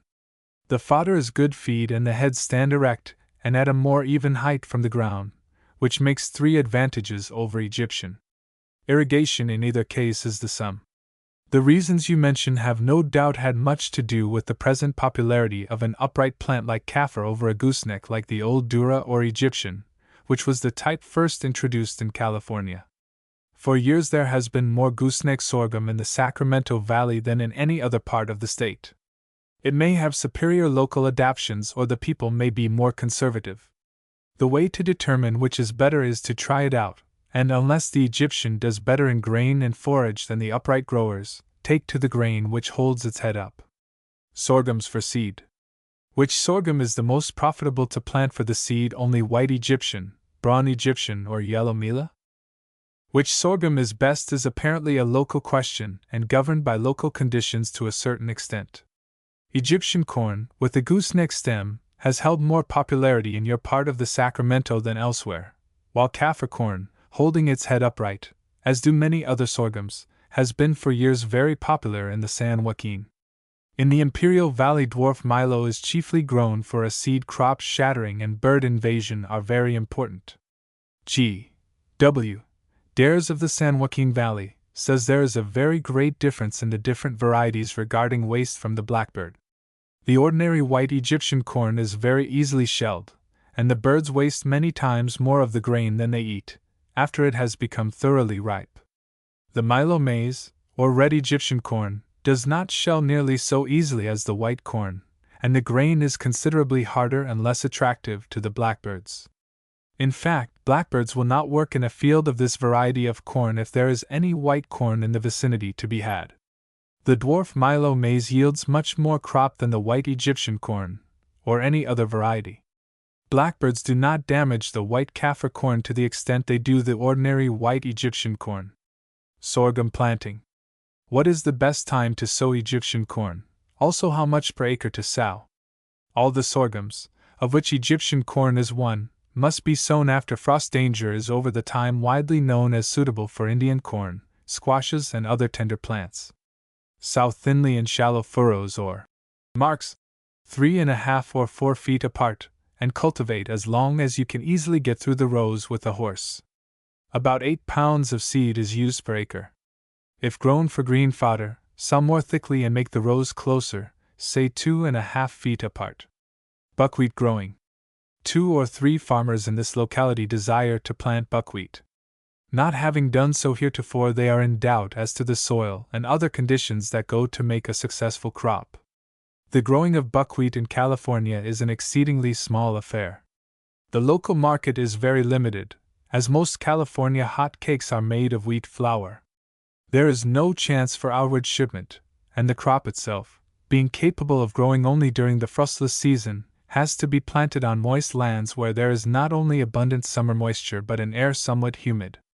Irrigated uplands, even in the frostless season, are hardly suitable for the common buckwheat, although they may give the growth of Japanese buckwheat for beekeepers who use dark honey for bee feeding. The Japanese buckwheat is well suited for this because it keeps blooming and produces a scattered crop of seed, but this characteristic makes it less suitable for a grain crop, and it has therefore never become very popular in this state. We consider buckwheat as not worthy of much consideration by California farmers. Variation in Russian sunflowers.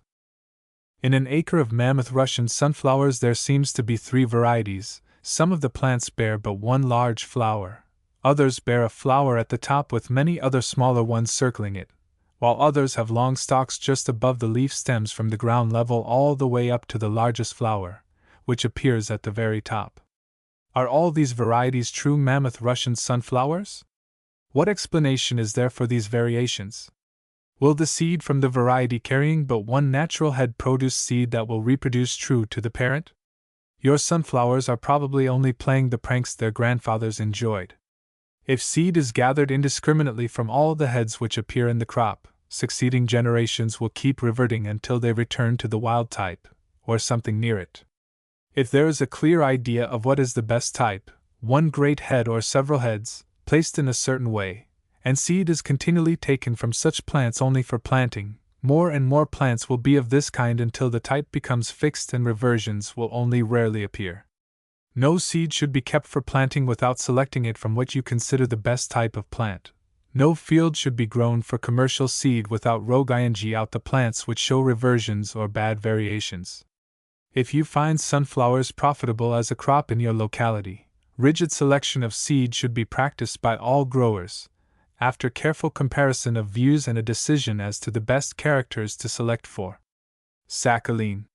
My attention has been brought to a plant called sakhalin by an Eastern plant dealer. He states that this plant will grow in any kind of soil and needs practically no water. The plant sakhalin, Polygonum sigaliens, was introduced to California as a dryland forage plant about 1893, and has never demonstrated any particular forage value. It is a browsing shrub, making woody stem, and cattle will eat it readily when not provided with better food. It has possible value on wasteland, but probably is in no sense superior to the native shrubs of California which serve that purpose. It is a handsome ornamental plant for gardens or parks.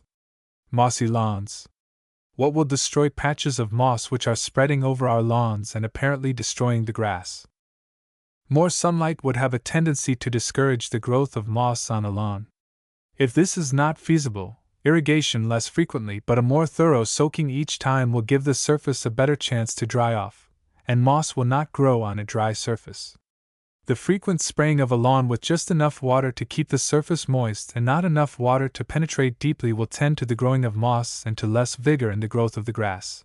A good soaking of the soil once a week is better than daily sprinkling, but, of course, very much more water must be used when you only sprinkle at long intervals. The drying of the surface may be assisted by sprinkling with air-slaked lime, and this will discourage the growth of moss. But of course lime must not be used in excess, or it will also injure the grass. Scattering grass seeds. We live on the west side of Sonoma Valley, and want to seed some of our fields with a good wild grass. We want to carry bags of it in our pockets to scatter when we ride. Timothy we should like, but this is not its habitat, is it? Can you suggest a grass or grasses that would do well here? There are really wild grasses worthy of multiplication, but no one makes a business of collecting the seed for sale, so that such seeds are not available for such purpose as you describe. Of the introduced grasses, those which are most likely to catch from early scattered seed are Australian and Italian rye grasses, orchard grass, wild oat grass, and redtop. You can get seed of all these from dealers in any quantity which you desire at from 15 to 30 cents a pound, according to the variety, and make a mixture of equal parts of each grass, which you can carry and scatter as you propose. Some of them will catch somewhere, particularly in spots where the shade modifies the summer heat and where seepage moisture reduces soil drought. You are right about Timothy. It is good farther up the coast and in the mountain valleys, but not in your district. Poultry forage. I have light sandy loam on which I desire to grow forage for chickens. It lies too high for irrigation. You could probably grow alfalfa to advantage if the soil's still deep and loose, getting less, of course, than by irrigation, but still an amount that would be very helpful in your chicken business. Otherwise, as the land lies higher and perhaps out of sharp frosts, you could grow winter crops of vetches and peas and thus improve the land while furnishing you additional poultry pasture. The latter purpose could also be served by growing beets, cabbage, or other hardy vegetables during the rainy season. This is prescribed because of the apprehension that the soil may not contain moisture enough for summer cropping without irrigation. No grain elevators in California. Is California wheat shipped in bulk or in bags at the present time? There are no elevators in this state, owing to the fact that hitherto grain cargoes have been acceptable to ship only as sacked grain, because of claimed danger of shifting cargo and disaster during the long voyage around the Horn. A novel by Frank Norris, entitled The Octopus, describes a man being killed by smothering in a grain elevator at Port Costa, but there never was an elevator at that point, and consequently there never was a man killed by getting under the spout thereof. Answering specifically your question, California grain is shipped in bags and not in bulk. It is handled in sacks from the separator to roadside or riverside storage, to the loading point into the ships and out of the ships on the other side still in bags. New Zealand flax. Give information about Phormium tenax, New Zealand flax, which I see is imported to San Francisco in large quantities yearly for making cordage and binder twine, and is said also to be the best of bee pasture. Can I get the plants on the coast? And is California's soil and climate adapted to the culture? New Zealand flax grows admirably in the coast region of California. You will find it in nearly all the public parks and in private gardens, for it is a very ornamental perennial. Plants can be had in any quantity from the California nurserymen and florists. It produces plenty of leaves, but we should doubt whether it is floriferous enough for bee pasturage except where it occurs wild over a large acreage. You could get vastly more honey from other plants grown for that purpose. No homemade beet sugar. Is there any simple process of making sugar from beets so that I could make my own sugar at home from my own beets while sugar is so very expensive to buy? There is no simple way of making beet sugar. It can only be economically done in factories costing hundreds of thousands of dollars. Don't get crazy about special crops. I want information about flax as a crop. I have been having some land graded for alfalfa and I have had to wait so long I am now doubting the advisability of seeding it all under these conditions until fall, as hot weather will soon come. I want some good crop to plant in the checks and give 2 good irrigations. What would you think about rye for straw for horse collars? I do not wish to consider corn, as the stalks would be troublesome. Potatoes would necessitate disarranging the land too much, and would require more attention than I am in shape to give just flow. Everybody grows wheat, barley, and oats. I want something that I can get a special market for. To succeed with flax, the seed ought to be sown in the fall, or early winter, in California, and the plant will make satisfactory growth under about the same conditions that suit barley or wheat.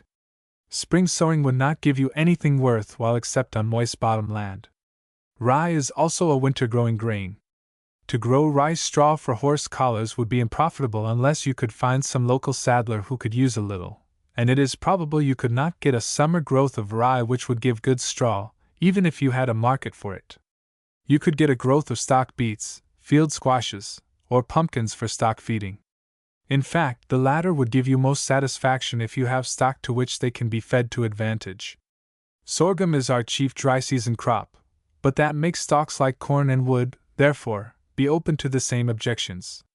Has it never occurred to you that people grow the common crops, not because they are stupid, but because those are the things for which there is a constant demand and the best chance for profitable sale? Efforts to supply special markets are worth thinking of, but seldom worth making unless you know just who is going to buy the product and at what price. California insect powder. What part of the plant is used in making insect powder, and how is it prepared? Is the plant a perennial? What soil suits it best? The plant is Pyrethrum cinerariifolium and has a white blossom resembling the common marguerite. The powder is made of the petals, and the seed capsules or heads are thoroughly dried in the sun and ground with a run of stones such as was formerly used for making flour. The powder must be finely ground, and only good powder can be made in a mill suitably equipped for that purpose. The plant is a perennial, beginning to bloom the second year from seed. It will grow in any good soil with ordinary cultivation. 25 years ago it was thought that a great California industry might be established on that basis. But there is at the present time but one establishment, which grows about all the material it can use on its own ranch in Merced County, on a fine, deep loam which the plant seems to enjoy. Rotations for California. I wish to work out a practical system of crop rotation suitable to the climate and conditions obtaining in Southern California. Would you recommend different systems for grain lands and irrigated lands? General schemes of rotation are hard to work out in California. They must be locally revised according to the local temperature conditions and the local market also. We should endeavor to find out what has been successfully grown on similar lands to those which you have in mind and arrange the rotation on that basis. From what we knew of the relation of the different plants to soil fertility, etc., you cannot make out a satisfactory local scheme for the 7 counties in Southern California, because of the widely different behavior of the separate plants in the different parts of the district.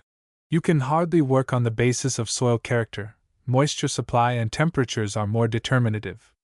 Surely you should make a scheme for irrigated land different from that for dry land, and it could not only be a longer rotation, but many more plants would be available for its service. Berseem? Berseem has been introduced into this country from Egypt, and would like to know if it has been used in California, and if it has came up to expectations. Berseem is an annual clover supposed to grow only during the summer time.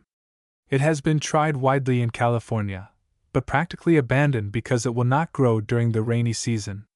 It is in no way comparable to alfalfa, which is a deep-rooted perennial plant, nor would it be comparable with bur clover as a winter grower on lands which have a moderate amount of water. Heating and fermentation. Please explain why dampness will cause anything like hay, Egyptian corn, or other like products to heat. Heating is due to fermentation, which means the action upon the vegetable substance of germs which begin to grow and multiply after their kind whenever conditions favor them. The earlier stages of this action is called sweating. and it is beneficial as in the case of hay, tobacco, dried fruits, etc., as is commonly recognized, resulting in what is known as curing, and it is the art of the handler of such products not to allow the action to go beyond what may be called the normal. Sweating, if not checked by proper handling, which involves drying, cooling, etc., fermentation will continue, and other germs will find conditions suitable for them to take up their work of destruction, and this new action produces higher temperatures still, and if not checked by cooling or drying or otherwise making the substance inhospitable to them, heating, will result, and thence onward rapidly to decay, if they have everything their own way. Moonshine farming. What influence, if any, has the moon on plant growth? Are there any reliable data of experiments available? Very prolonged investigation by the Weather Bureau determined that no difference was found in planting in different phases of the moon. If we paid any attention to it, we should plant in the dark of the moon, so as to get the plants up so that they could use the little more light which the moon gives. It is, however, more important to have the soil right than the moon. Part 4.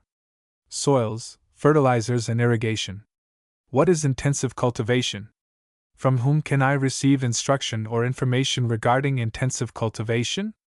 Intensive cultivation has, so far as we know, not been made the subject of any treatise or publication. Intensive cultivation means the use of a maximum amount of labor, fertilizers and water for products of high market value. There is no better example of intensive cultivation in the world than is afforded by the practice of the best market gardeners and producers of small fruit. Next to them, on larger areas, would be the policies and methods of the fruit growers of California. Intensive culture, then, is not a particular method or system, but consists in doing the best thing for maximum production of any product which is valuable enough to spend the large outlay which is required. Just how this cultivation should be done depends upon the nature of the product and the conditions of soil and climate in whatever locality intensive cultivation may be undertaken. Can a man farm? Is it possible for a man with a few acres well cared for and carefully tilled to make a living and pay out on a purchase of land at $123 per acre? Could a good carpenter make wages and take care of a small tract for a year or so until well underway? We consider $125 per acre for good land with a good water right a fair price. Financing a farming operation depends more upon the man than upon the good land. There are men who would, by intensive cultivation of saleable stuff and right use of water, pay off the full value of the land from its produce in a couple of years. Others will never pay off. Of course, the nearer you can come to paying for the land at the beginning, and the more money you have for improvements, the more satisfactory your situation should be in every respect. There is a good chance for carpenter work and colony development, and considerable self-help could be secured in that way. You do not say whether you know anything about farming. Farming is a very complicated business, and a basic knowledge derived from experience is a proper foundation to build upon in the light of the fuller application of scientific principles.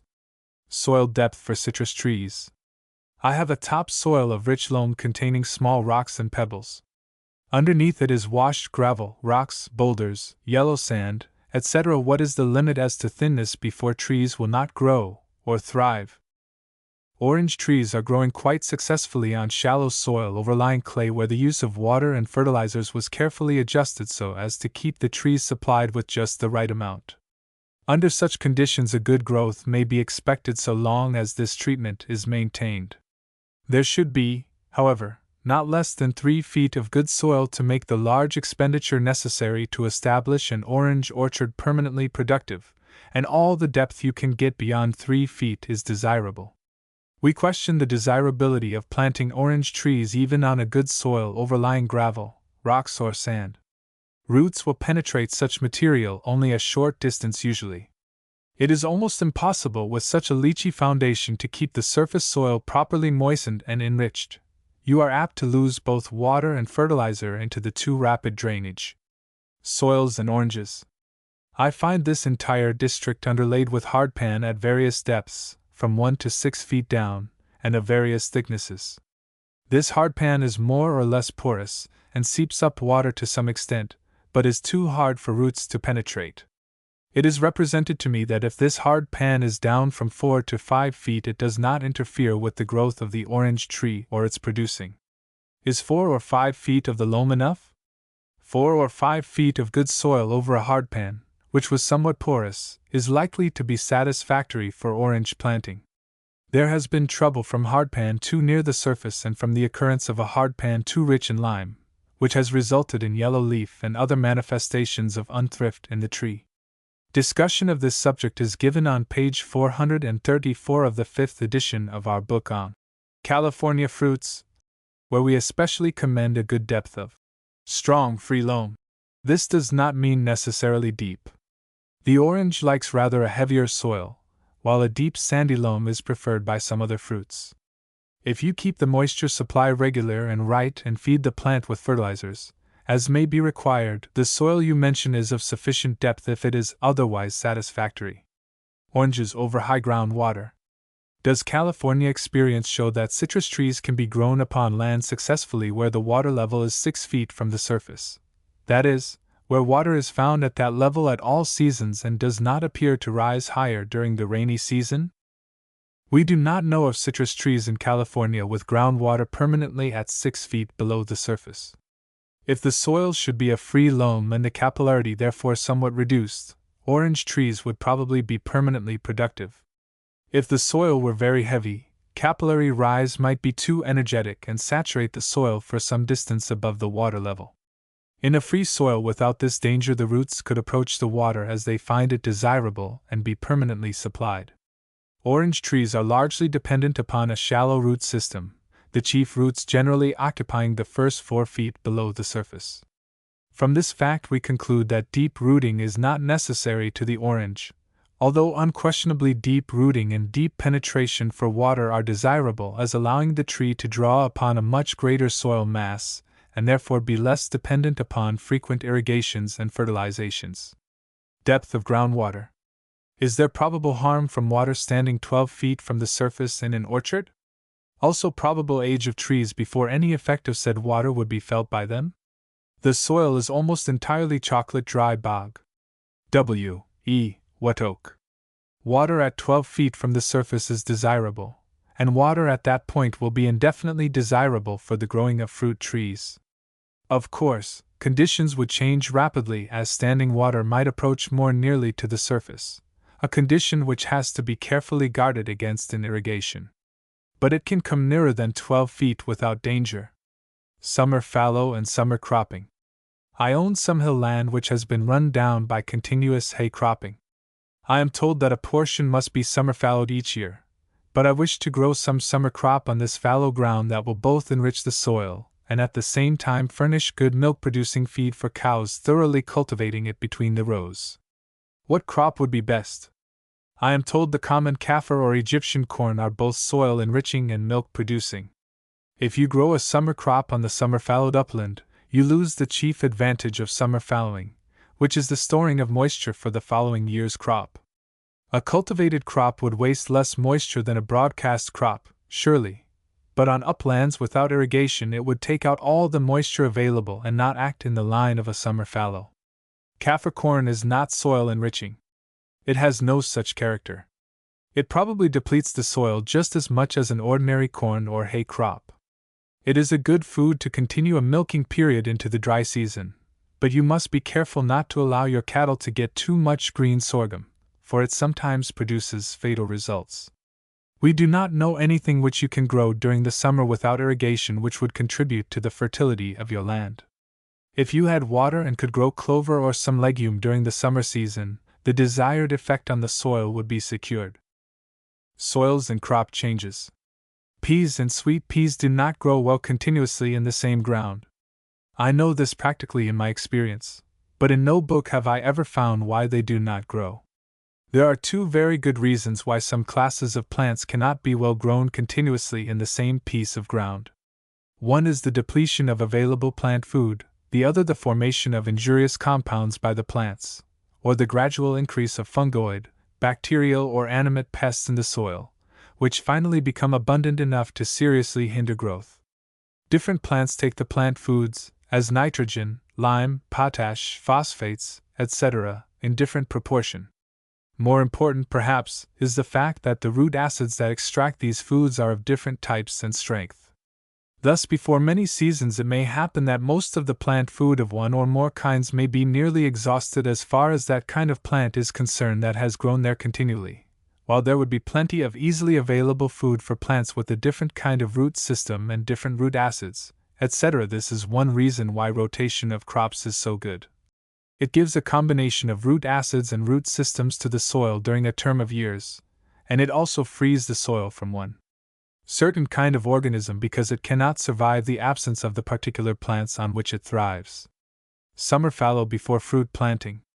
I recently bought a ranch at Sheridan, Placer County, and was intending to put 10 acres to peaches and 50 acres to wheat or barley, but the residents tell me that the land must be summer fallowed before I can do anything. The soil is a red loam and has not been plowed for 6 years. Your local advisors are probably right as to the necessity for summer fallowing in order to conserve moisture from a previous year's rainfall and to get the land otherwise into good condition. There might be such a generous rainfall that an excellent crop might come without summer fallowing, and the results will depend upon the rainfall. If it should be small in amount, you might not recover your seed. By the same sign, you might not get much growth on your fruit trees, but you could help them by constant cultivation and by using the water wagon if the season should be very dry.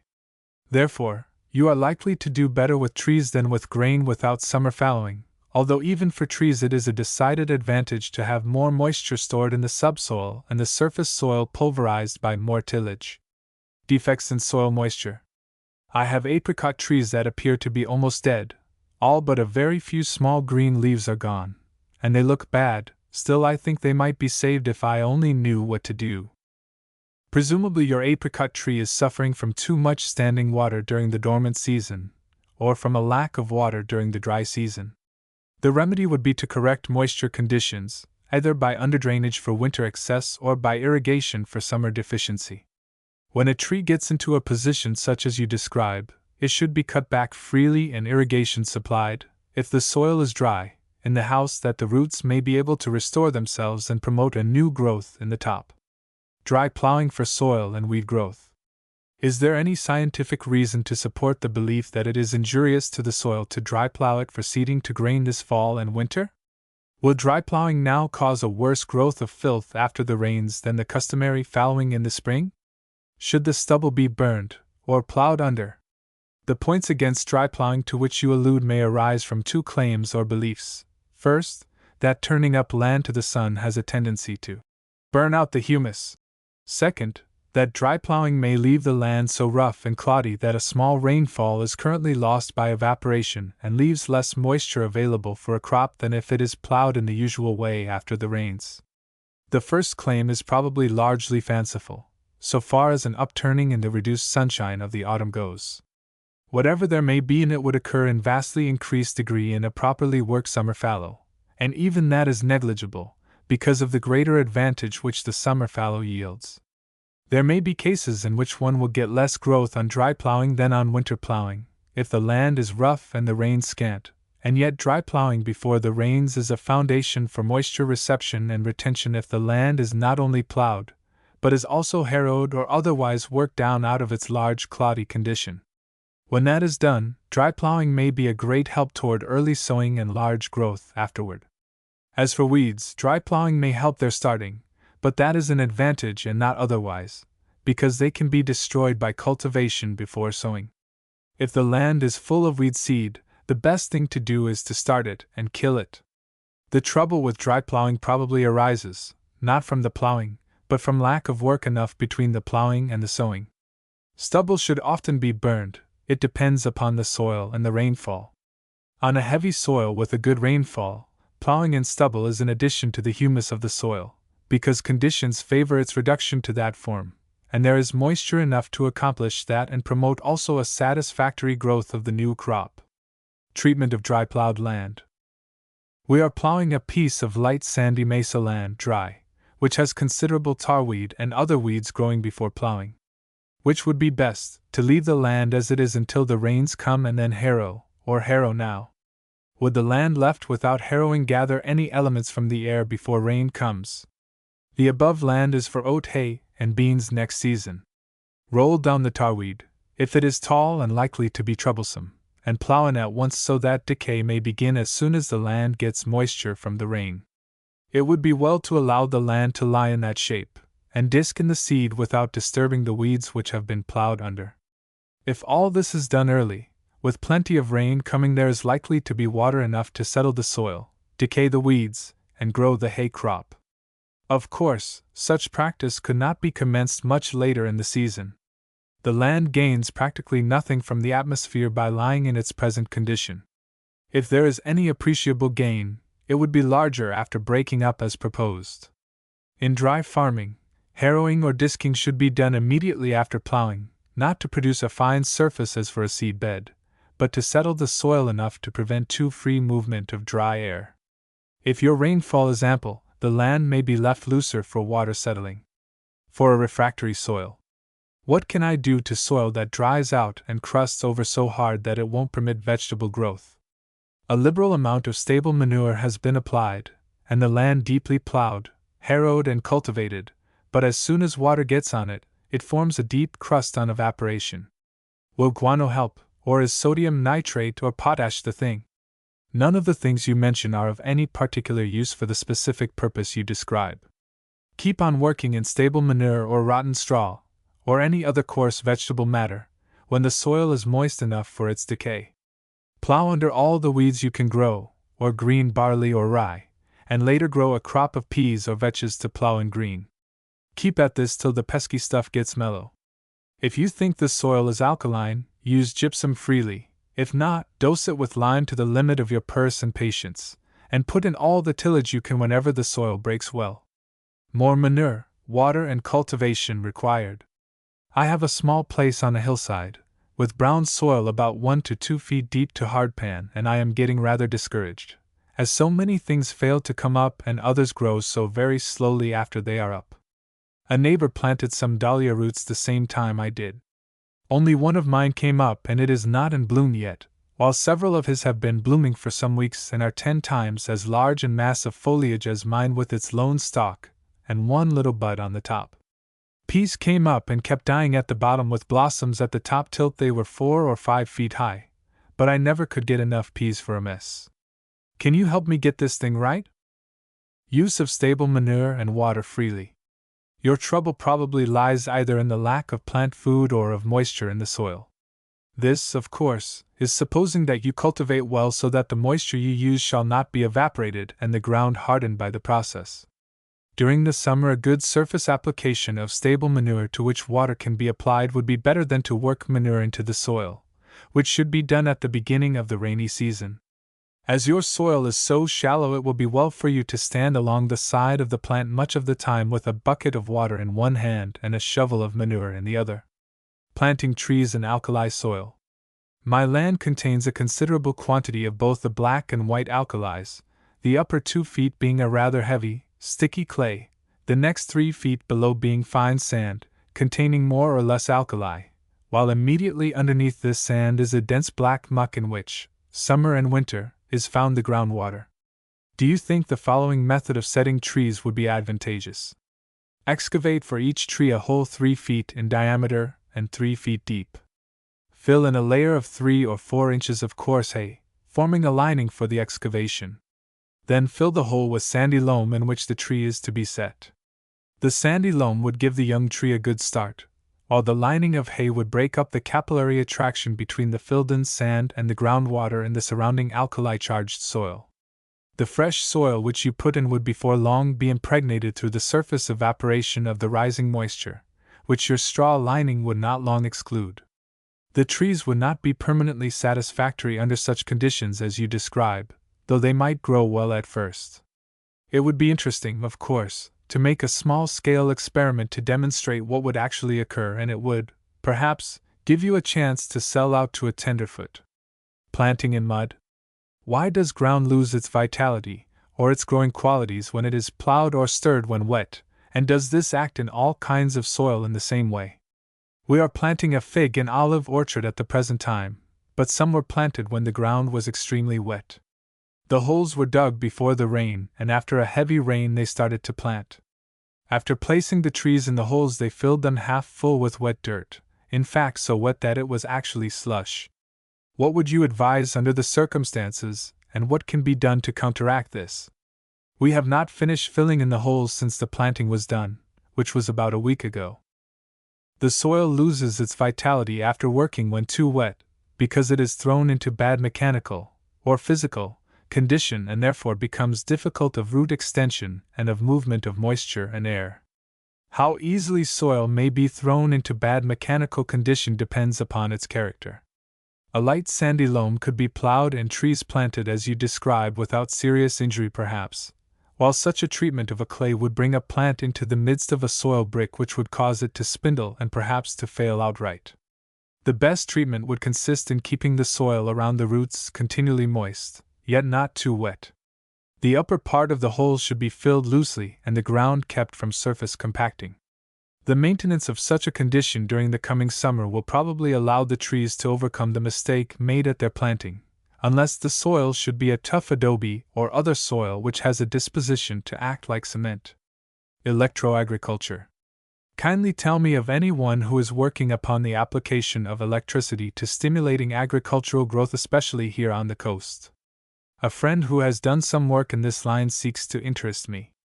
I have seen notices of this work, and have read of Professor Oranius stimulating the mental activity of children, etc., but I desire more definite information, if possible. Does the idea seem to you to be feasible? So far as we know, there has been no local trial of the effect of electric light in stimulating plant growth. Much has been done with it in Europe and in this country. There is much about it in European scientific literature.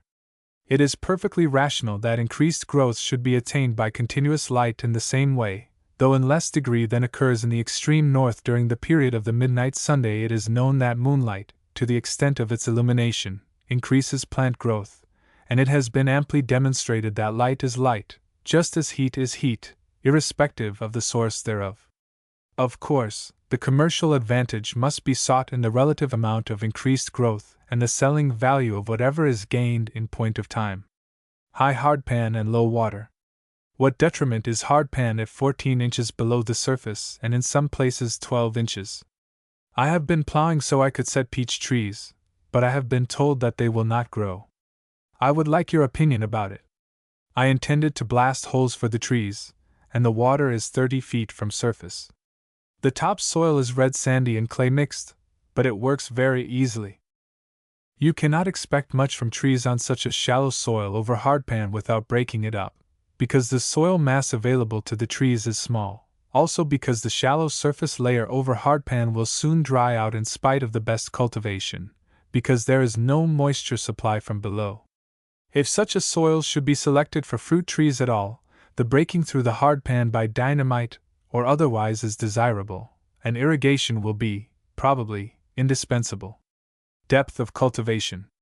I would be glad to know whether in cultivating an orchard a light draft harrow could profitably be used, which cultivates 3.5 inches deep. I have used another cultivator, and tried to have it go at least 7 inches.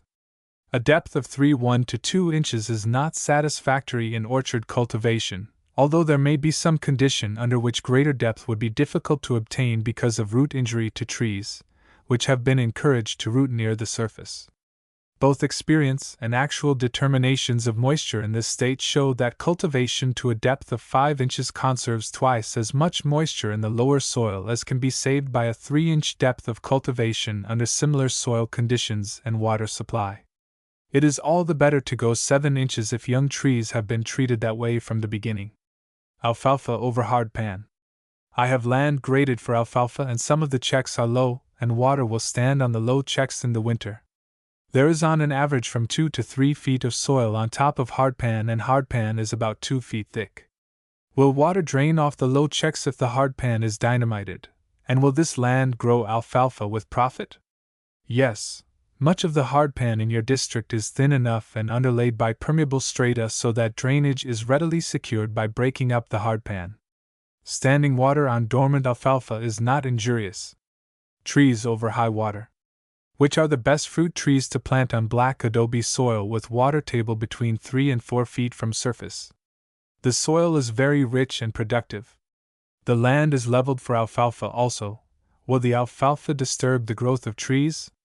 We would not plant such land to fruit at all, except a family orchard. The fruits most likely to succeed are pears and pecans.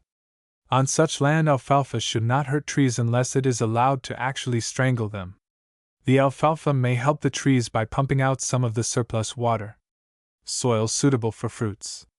I am sending samples of soil in which there are apricots and prunes growing, and ask you to examine it with reference to its suitability for other fruits. Will lemons thrive in this soil? It is not necessary to have analysis of the soil. If you find by experience that apricot and prune trees are doing well, it is a demonstration of its suitability for the orange, so far as soil is concerned. The same would also be a demonstration for soil suitability for the lemon, because the lemon is always grown on orange root. The thing to be determined is whether the temperature conditions suit the lemon and whether you have an irrigation supply available, because citrus fruits, being evergreen, require about 50% more moisture than deciduous fruits, and they are not grown successfully anywhere in this state without irrigation, except, possibly, on land with underflow. The matter to determine then is the surety of suitable temperatures and water supply. For blowing soils, I am going to dry sow rye late this fall. I want some leguminous plant to seed with the rye for a windbreak crop, not to plow under. The land varies from heavy loam to blow sand. I have under consideration sweet clover, burr clover, vetches. I see occasional stray plants of sweet clover, though white-blossomed, growing in the alfalfa on both hard and sandy soil. I read in an Eastern Bee journal that sweet clover can be sowed on hard uncultivated land with success. Could I grow it on the hard vacant spots that occur in the alfalfa fields? You can sow these leguminous plants all along during the earlier part of the rainy season, September to December, except that they will not make a good start in cold ground, which does not seem to bother rye much. But on sand you are not likely to get cold, waterlogged soil, so you can put in there whenever you like. The earlier the better, however, if you have moisture enough in the soil to sustain the growth as well as start it. We should sow rye and common vetch. Sweet clover will grow anywhere, from a river sandbar to an uncovered upland hardpan, but it will not do much if your vacant spots are caused by alkali. More than dynamite needed. I have some peculiar land. People here call it cement. It does not take irrigation water readily, and water will pass over it for a long time and not wet down more than an inch or so. When really wet, it can be dipped up with a spoon. Hardpan is down about 24 to 36 inches. I have tried blowing up between the vines with dynamite, and see little difference. Can you suggest anything to loosen up the soil? You could not reasonably expect dynamite to transform the character of the surface soil, except as its rebelliousness might in some cases be wholly due to lack of drainage. In that case, blasting the hardpan might work wonders. But you have another problem, viz., to change the physical condition of the surface soil to prevent the particles from running together and cementing. This is to be accomplished by the introduction of coarse particles, preferably of a fibrous character. To do this, the free use of rotten straw or stable manure, deeply worked into the soil, and the growth of green crops for plowing under, is a practical suggestion. Such treatment would render your soil mellow, and in connection with blasting of the hardpan to prevent accumulation of surplus water over it, would accomplish the transformation which you desire. The cost and profit of such a course you can figure out for yourself. Is dynamite needed? I have an old prune orchard on river bottom lands, soil about 15 or 16 feet deep. Quite a number of trees have died, I presume from old age. I desire to remove them and to replace them with prune trees. I have been advised to use dynamite in preparing the soil for the planting of the new trees. Whether you need dynamite or not depends upon the condition of the subsoil. If you are on river flats with an alluvial soil, rather loose to a considerable depth, dynamiting is not necessary. If by digging you encounter hardpan or clay, dynamiting may be very profitable. This matter must be looked into, because the failure of trees on river lands is more often due to their planting over gravel streaks, which too rapidly draw off water and cause the tree to fail for lack of moisture. In such cases, dynamite would only aggravate the trouble. Dynamiting should be done in the fall and not in the spring. The land should have a chance to settle and readjust itself by the action of the winter rains, otherwise, your trees may dry out too much next summer. Improving heavy soils. What is adobe? What kind of plants will grow best in adobe? In this redwood city, I find clay-like soil which looks very dark and heavy. What kind of plants will grow best in this soil? The term adobe does not mean any particular kind of soil. It is applied locally to clay and clay-loam soils indiscriminately. It generally signifies the heaviest, stickiest, crackingest soil in the vicinity. Most plants will grow well on heavy soils if they are kept from getting too dry and too full of water. This is done by using plenty of stable manure and other coarse stuff to make the soil more friable, which favors aeration, drainage, root extension, and plant thrift. Friability is also promoted by the use of lime and by good tillage. The particular soil to which you refer is a black clay loam which can be improved in all the ways stated. It is a good soil for most flowers and vegetables if handled as suggested. You can get hints of what does best by studying your neighbor's earlier plantings. For a reclaimed swamp. I have land, formerly a pond which dried up in the summer months. It has been thoroughly drained now for several years. The land surrounding it is good fertile soil and produces good crops. On this piece, however, crops come up and look fairly well until about 2 inches high when they turn yellow and die. Mesquite grass and strawberries seem to be the only crops that will live, and they do not do at all well. Sorrel grows abundantly in the natural state. Apparently the reclaimed land which you speak of needs liming to overcome the acidity in the soil. Common builder's lime applied at the rate of 1,000 pounds to the acre at the beginning of the rainy season ought to make the land much more productive and the soil, at the same time, more friable. Deep plowing with aeration will also help the land, and this treatment can begin at once if the soil is workable. Other additions of lime can be made later, as they may be required to make the improvement permanent. Improving uncovered subsoil. What is the best treatment for spots that have been scraped and leveling for irrigation? The land can be improved by plowing deeply and turning in stable manure or green alfalfa or any other vegetable matter which may decay, rendering the soil rich in humus and more friable. Of course, it will take some time to accomplish this improvement, and it is necessary that there be moisture enough present to cause the material to decay in order that the improvement may be secured. Sand for clay soils. Will beach sand do adobe or clay soil any good? It gets hard at times, and I thought that if I was to put beach sand in the ground, the salt in the sand would do the ground harm. It is certainly desirable to mix sand with heavy soil for the purpose of making it lighter, that is, better drained and more friable, and therefore improving it for the growth of plants. Sometimes beach sand contains a good deal of salt, which, however, is readily removed by fresh water, and sand hauled and exposed to the rains rapidly loses any excess of salt it may contain. Probably with such an amount of sand as you are likely to use to mix with your adobe, there is no danger at all from salt.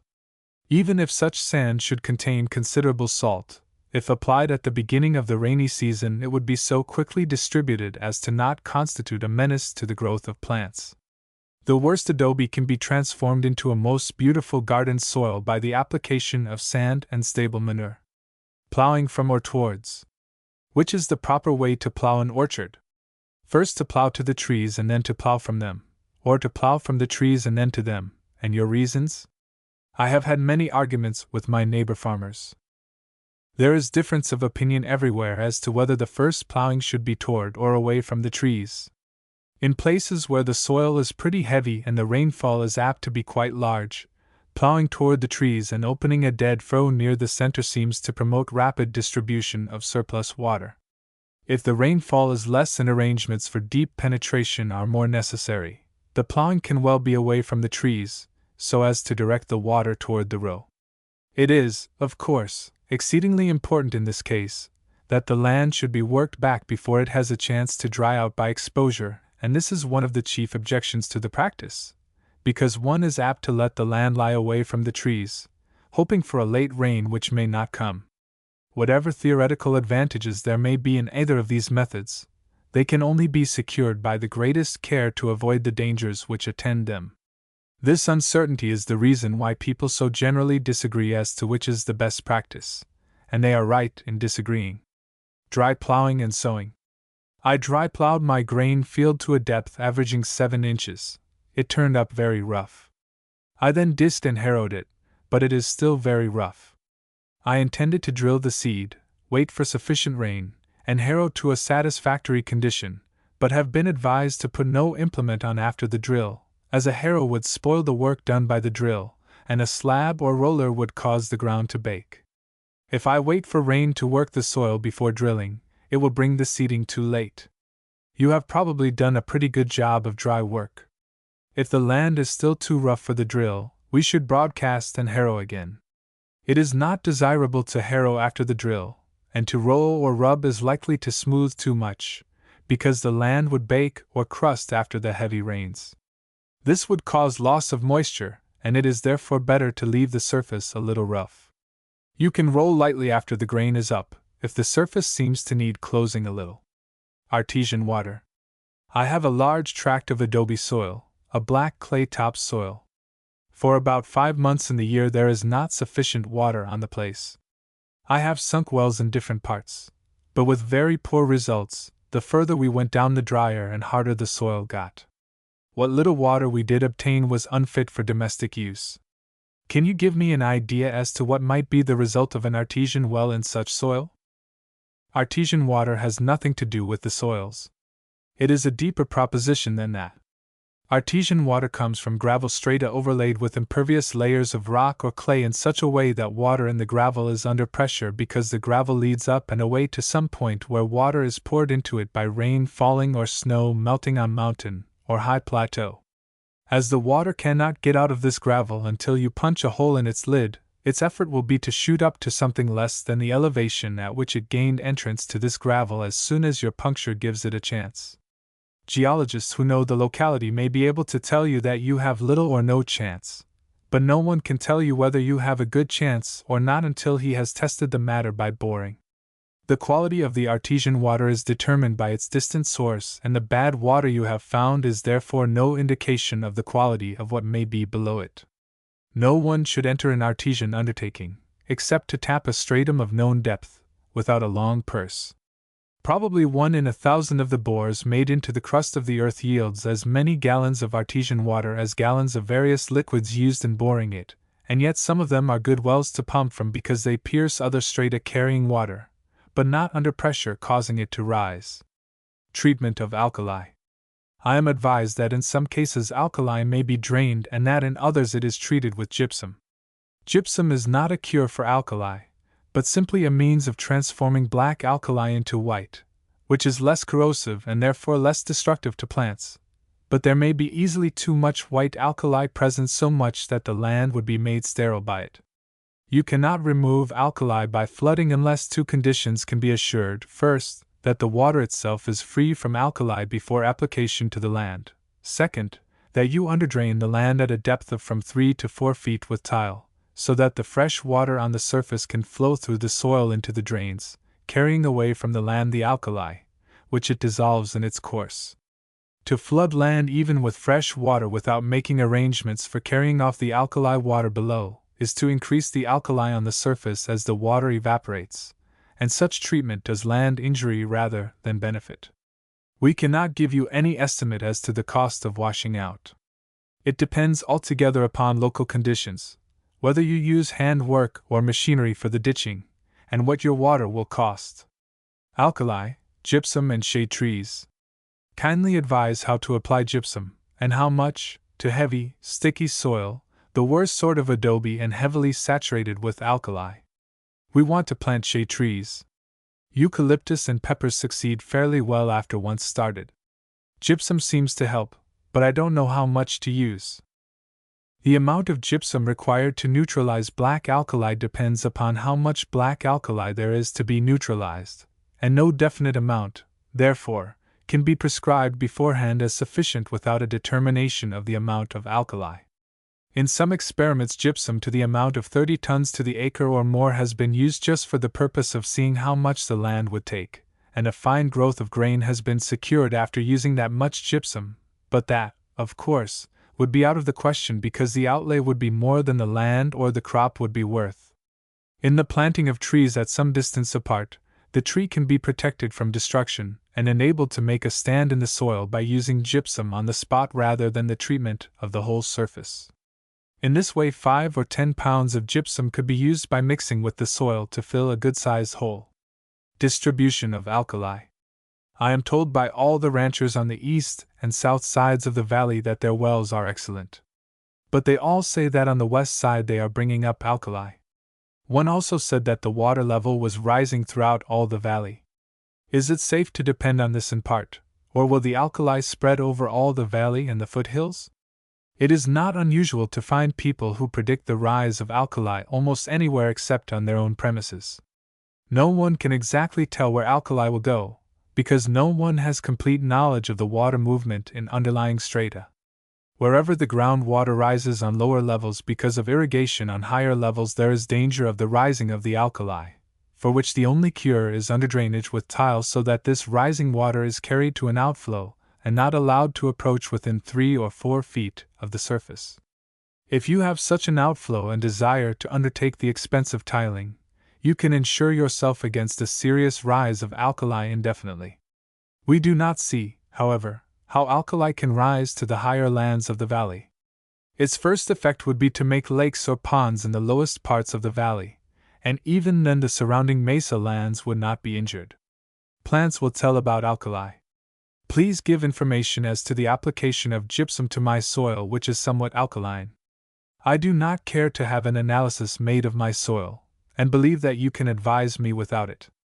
If your soil is too alkaline for the growth of plants, you can demonstrate that fact by experiment, or if it is capable of being used by the application of gypsum, that also can be determined by experiment and noting the behavior of the same plants afterwards. It is rather a slow process, but it is sure enough. Litmus and alkali. Is there any simple soil test for alkali that can be made without a chemical analysis? You can ascertain the presence of alkali by using red litmus paper, which will be turned blue by the alkali in the soil, if the soil is moist enough. This does not determine the amount of alkali, but the quickness of the turning to the blue color and the depth of the color are both attained when the alkali is very strong. When there is less alkali, the reaction is slower and weaker. This test, however, gives you only a rough idea whether the soil is suitable for growing plants. You can tell that better by the appearance of the plants which you find. Any druggist can furnish the litmus paper and give you a demonstration of how it acts on contact with alkali. Using gypsum for alkali. Is it better to kill the black alkali in the soil with gypsum, just to scatter it over an alkalide spot, or to plow the soil first and then use the gypsum? I am going to sow alfalfa. Use the gypsum after plowing, for it will wet down more quickly, and the gypsum has to be dissolved to act freely. The best way to cure your spot is to run an underdrain into it, if possible, so the rainwater can run through the soil freely and take the alkali with it. Blasting or tiling. In planting trees where hardpan is 4 feet from the surface, is it necessary to blast the hardpan, or is there no benefit derived by the blasting? If there should be a good available soil under a shallow layer of hardpan, which you say is 4 feet from the surface, it might be of considerable advantage to bore into the hardpan and explode a dynamite cartridge in it. But if your good soil is really only 4 feet deep and hardpan continuous below, the blast might cause fissures which would prevent standing water in the upper stratum. If you are sure of 4 feet of good soil above the hardpan, you will have no difficulty in growing good trees, if you get the moisture just right and the hardpan slopes in such a way that surplus moisture will move away. If, however, you have hardpan at different depths on the tract, so that it may really make basins which will hold water, you are likely to have trouble from accumulations of water which will not only prevent the roots extending to the full depths of the soil, but will also cause some trees to die. Such a danger could be removed by draining the soil to a depth of 3.5 or 4 feet with tile, in order to prevent accumulations at any point. This would be expensive perhaps, but you would be sure that you had rendered your 4 feet of soil safe and available. If you trust to blasting, you will have to wait several years for the trees to tell you whether you helped them or not. Effects of blasting. I have land which is underlaid with hardpan 2 or 3 feet deep, and this in turn is underlaid with sand or sandpan. What I would like to know is whether blasting the holes before setting trees would allow more moisture coming from this sandpan, or rather, what effect it would have as to moisture. We do not know. It might make the soil better for the trees by allowing escape for surplus water through previous layers. It might allow the tree to root more deeply for moisture in those strata. It might allow water to rise from such strata if they have water under pressure. It might do other things good or bad, according to conditions prevailing under the hardpan. If you are to irrigate the land, the effects would probably be good. The subsoil plow. I am contemplating using a subsoil plow for the purpose of breaking plowsole on grain land. This is about 4/2 inches below the surface and is about 5 inches thick. This soil is comparatively loose and seems to be of good quality. Do you think that the subsoil plow run low enough to break this plowsole will benefit the land? There can be no question about the benefit of breaking up this tight stratum, provided you use a long-tooth harrow or a subsoil packer afterward to reduce the land so that it will not be too open to loss of moisture by too free circulation of air. The best way to treat such a soil would be to use a tractor and plow to a full foot of depth, for this, followed by good harrowing, would disintegrate the hard stuff and commingle it with the loose surface soil and make it somewhat more retentive, doing this when the moisture is just right for disintegration and mixing. If you are not ready to go to this expense, a subsoiler, following the plow with another team, would put your land in better shape for dry farming or for irrigation than it is now. Starting late, however, might give you less crop the first year on such deep working than by shallow plowing if the year's rainfall should be scant. It would, however, be a good start for summer fallowing and a big crop the next year. Sour soil. What is sour soil? Is that the name by which it is commonly known, and what is the treatment for it? Sour soil is soil in which an acid is developed by plant decay and exclusion of air. The proper treatment is the application of lime, and aeration by open tillage and underdrainage. Old plaster for sour land. Can house plaster be used in reclaiming sour ground, and how much per acre? The ground produces some sour grass, not a great deal. The plaster is from an old building that is being torn down. House plaster is desirable as an application to land which is sour. It also adds to the mellowness of land which is hard, because of the sand contained in it. It has always been considered a good dressing for garden land. So far as the correction of sourness goes, it is much less active than fresh lime, but it acts in the same way to a limited extent. It is certainly worth using, providing it does not cost too much for delivery, and can be freely used if the land is heavy and needs friability. Application of manure ashes. Having recently got a lot of manure plentifully supplied with redwood shavings that had been used with the bedding, and being afraid to use the same in that shape, as it takes such a long time for the wood to rot, I reduced the pile to a heap of ashes. How can it be best applied to ornamental trees and shrubbery in a light gravelly soil? You have done unwisely in burning the manure.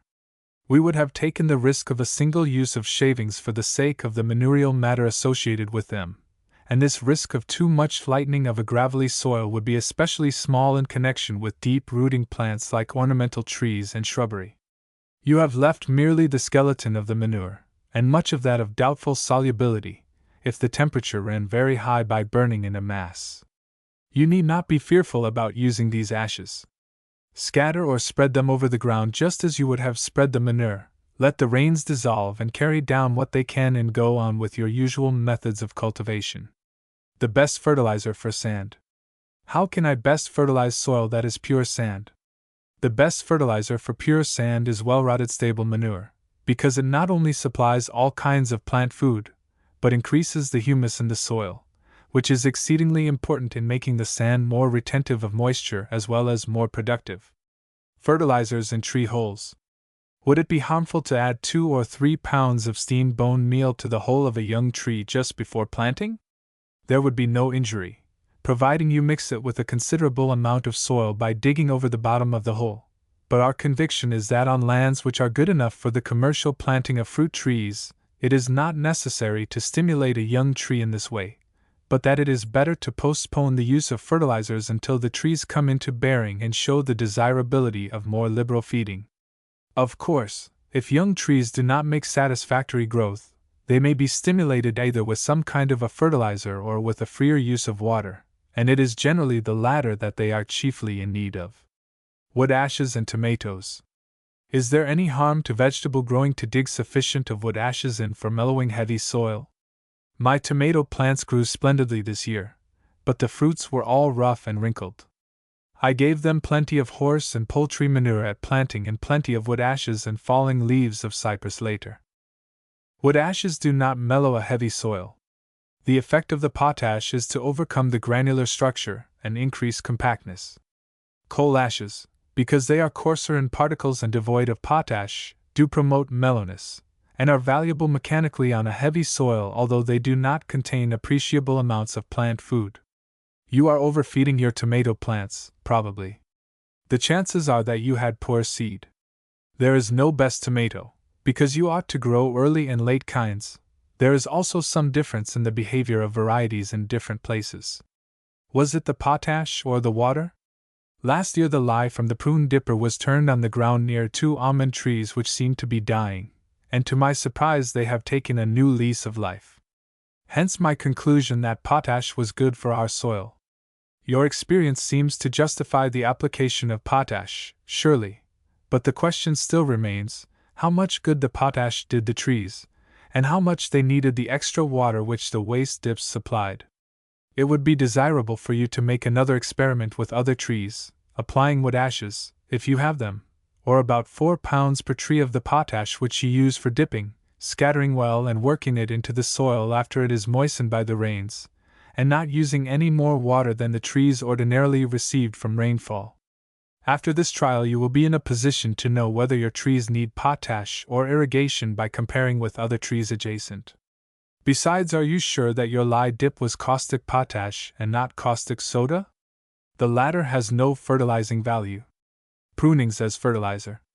Is orchard and vineyard brush worth enough as a fertilizer to pay for cutting or breaking and putting back on the land? We should say not.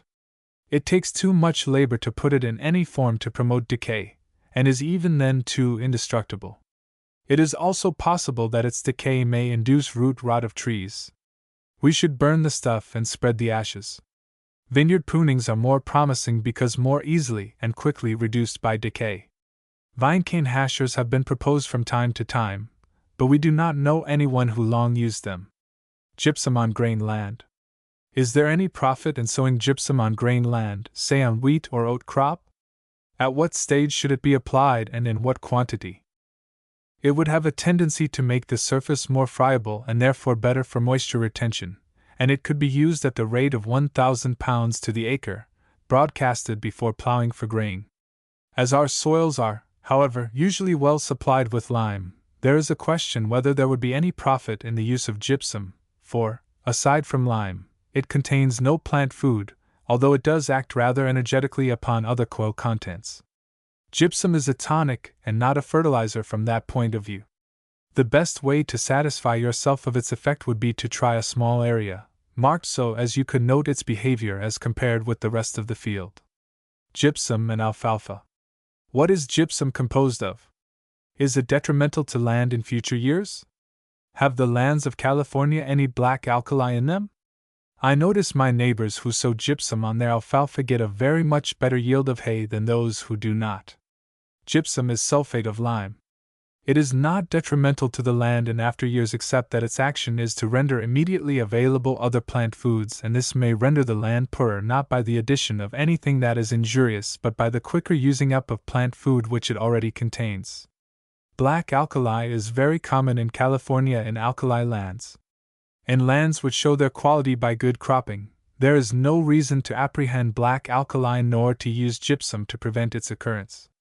The use of gypsum does stimulate the growth of alfalfa and makes its product greater, just as you observe in the experience of your neighbors, but the more they use up the land now, the less they will have later, unless they resort to regular fertilization to restore what has been exhausted. But even that may be a good business proposition. What gypsum does. I intend to fertilize alfalfa and should like to know about gypsum. I have heard it stimulates the growth temporarily, but in 3 or 4 years hurts the land. I have heavy land. The functions of gypsum are a. To supply lime when the soil lacks it, b. To make a heavy soil more mellow, and c. To act upon other soil substances to render them more available for plant food. These are some of the soil aspects of gypsum. It may have plant aspects also. It is too much to say that gypsum hurts the land. It does, however, help the plant to more quickly exhaust its fertility, and in this respect is not like the direct plant foods which comprise the true fertilizers, one of which gypsum is not. It might be best for your pocketbook and for the mechanical condition of the soil to use it, but do not think that it is maintaining the fertility of the land, a service which we expect from the true fertilizers, except as it may supply a possible deficiency of lime. How much gypsum? How much per acre? How frequently and what seasons of the year are the best time to apply gypsum? Of gypsum on alkali, we should begin at the rate of 1 ton to the acre and repeat the application as frequently as necessary to achieve the desired result. If the alkali was quite strong, we would use twice as much. Without reference to an alkaline condition in the soil, and to give heavy soil a more friable character, which promotes cultivation, aeration, etc., and therefore ministers to more successful production, half a ton to the acre can be used, applications to be repeated as conditions seem to warrant it. Wood ashes in the garden. There is available in my neighborhood a free supply of wood ashes. Can you tell me how best to distribute the same in a garden, flowers and garden truck, and what, if any, treatment is to be given the ashes for the best results? Wood ashes long exposed to rain lose most of their valuable contents, and leached ashes are only of small value. If they are fresh ashes or ashes which have been kept dry, they are chiefly valuable for potash, which is good in its way, but not all that a plant needs. If, however, your soil is shy of potash, the use of ashes will notably improve growth if not applied in excess in the caustic form in which it occurs in the ashes. They require no treatment. Spread, say, 1/4 inch thickness all over the ground and dig in deeply. It may also help you by destruction of wire worms and other ground pests. Coal ashes in the garden. What is the effect of coal ashes on the red clay soil of redlands or wood and coal ashes combined? Coal ashes are exceedingly desirable upon clay land because their mechanical mixture with the fine particles of the clay renders the soil more friable, permeable, and better adapted to the growth of most plants. Coal ashes, however, possess no fertilizing value. Their action is merely mechanical. The wood ashes which may be combined with them are desirable as a source of potash which most plants require. Liming a chicken yard. I have a small family orchard of half an acre, fenced in as a chicken yard, the soil of which has become very foul. When would be the best time to apply lime and how much? Put on 500 pounds of lime and plow under as soon as you can, that is, spread the lime just before the plowing, with a shower or two on the lime before plowing, if the weather runs that way. Poultry manure. Give directions for using chicken manure. For use of young trees, is there any difference in treatment of deciduous and citrus trees? For use in the vegetable garden and the flower garden, what should be mixed with it, and in what proportions? So many people say poultry manure is so strong, I am afraid to use it. It is a fact that poultry manure, free from earth, contains even as high as 4 times as much plant food as ordinary stable manure. It is, therefore, to be used with proportional care, so that the plants shall not receive too much, and particularly so that there may not be too much collected in one place. Probably the best way to guard against this is to thoroughly mix the manure with 3 or 4 times its bulk of ordinary garden soil, and then use this mixture at about the same rate you would stable manure. If you do not desire to go to all this trouble, make an even scattering of the manure and work it into the soil. There is no reason to fear the material. Simply guard against the unwise use of it. It is good for all the plants which you mention, in fact, for any plant grown, provided it is sparingly and evenly distributed. It should be pulverized so that there shall not be lumps and masses in the same place for fear of root injury. Of course, the strength depends upon how much earth is gathered up with the manure. Sometimes there is so much waste material that it can be handled just as ordinary farm manure is. We should not use over 20 pounds of clean droppings to a young tree and should mix it with the soil for a considerable distance around the tree. Old bearing trees might stand 2 or 3 tons to the acre if distributed all over the ground. The material contains everything that is necessary for the growth of the tree and formation of the fruit. Ashes and poultry manure. It is said that ashes mixed with chicken manure is not good. I use ashes altogether on the drop boards because I can keep the boards cleaner.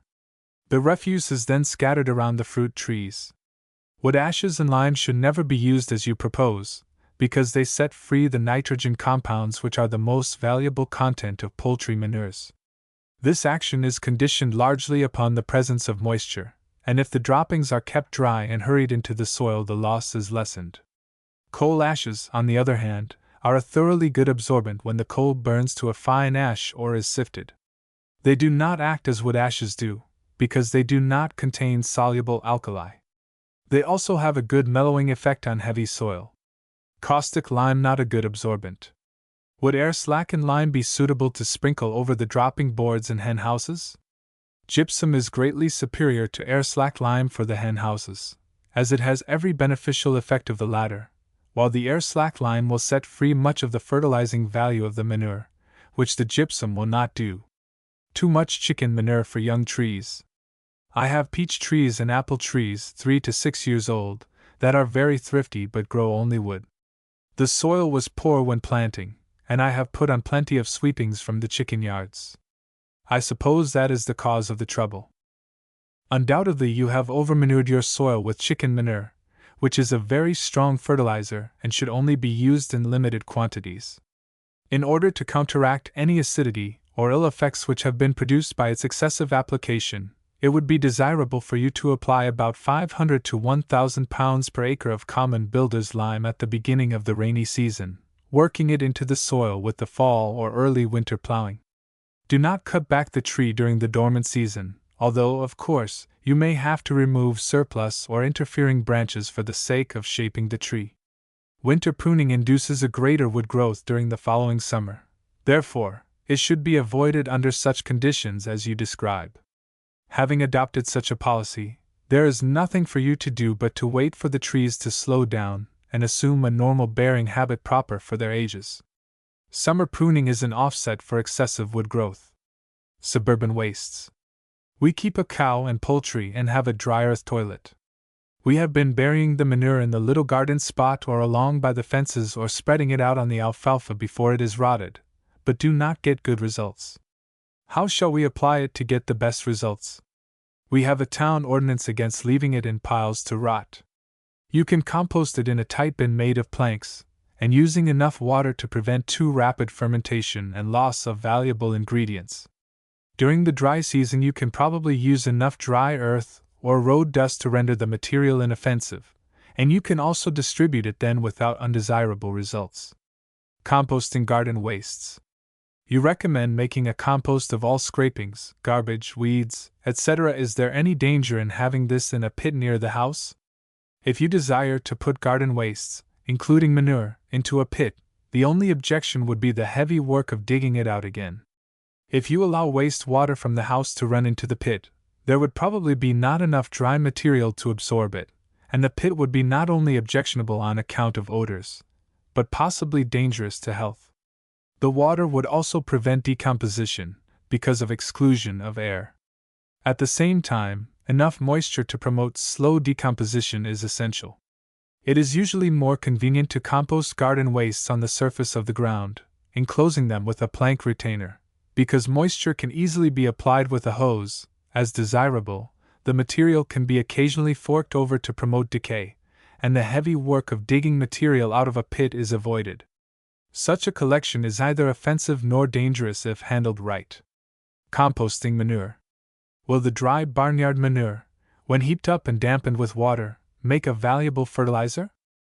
For garden use, dry manure in heaps should be dampened with water from time to time so as to prevent too active fermentation.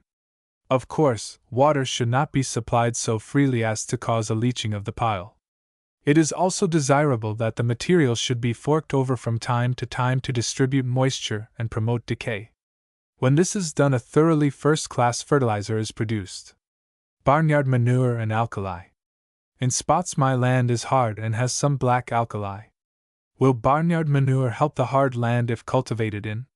Use stable manure because that would not only furnish nitrogen, if your plants need any more, but it would add coarse material and ultimately humus which would overcome the tendency of your soil to become compact and thus concentrate alkali near the surface by evaporation. mellow the soil, increase the humus, make water movement freer and good cultivation easier, and alkali will become weaker by distribution through a greater mass of the soil and may be too weak at any point to be troublesome, unless you have too much to start with. Put on manure at the beginning of the rainy season and plow it under, with all the green stuff which grows upon it, during the winter or early spring. Stable manure and bean straw. What are the approximate contents of common stable manure? Also, how much of the above is contained in bean straw?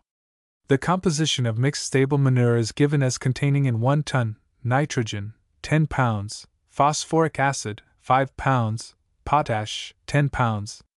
The constituents of bean straw in 1 ton are given as nitrogen, 28 pounds, phosphoric acid, 6 pounds, potash, 38 pounds. Of course, a large part of the difference in composition is due to the excessive amount of moisture which ordinary stable manure contains. Air-dried stable manure, such as is found in a California corral, would have much higher fertilizing value than such moist manure as an Eastern chemist would be likely to handle. Roofing a manure pit.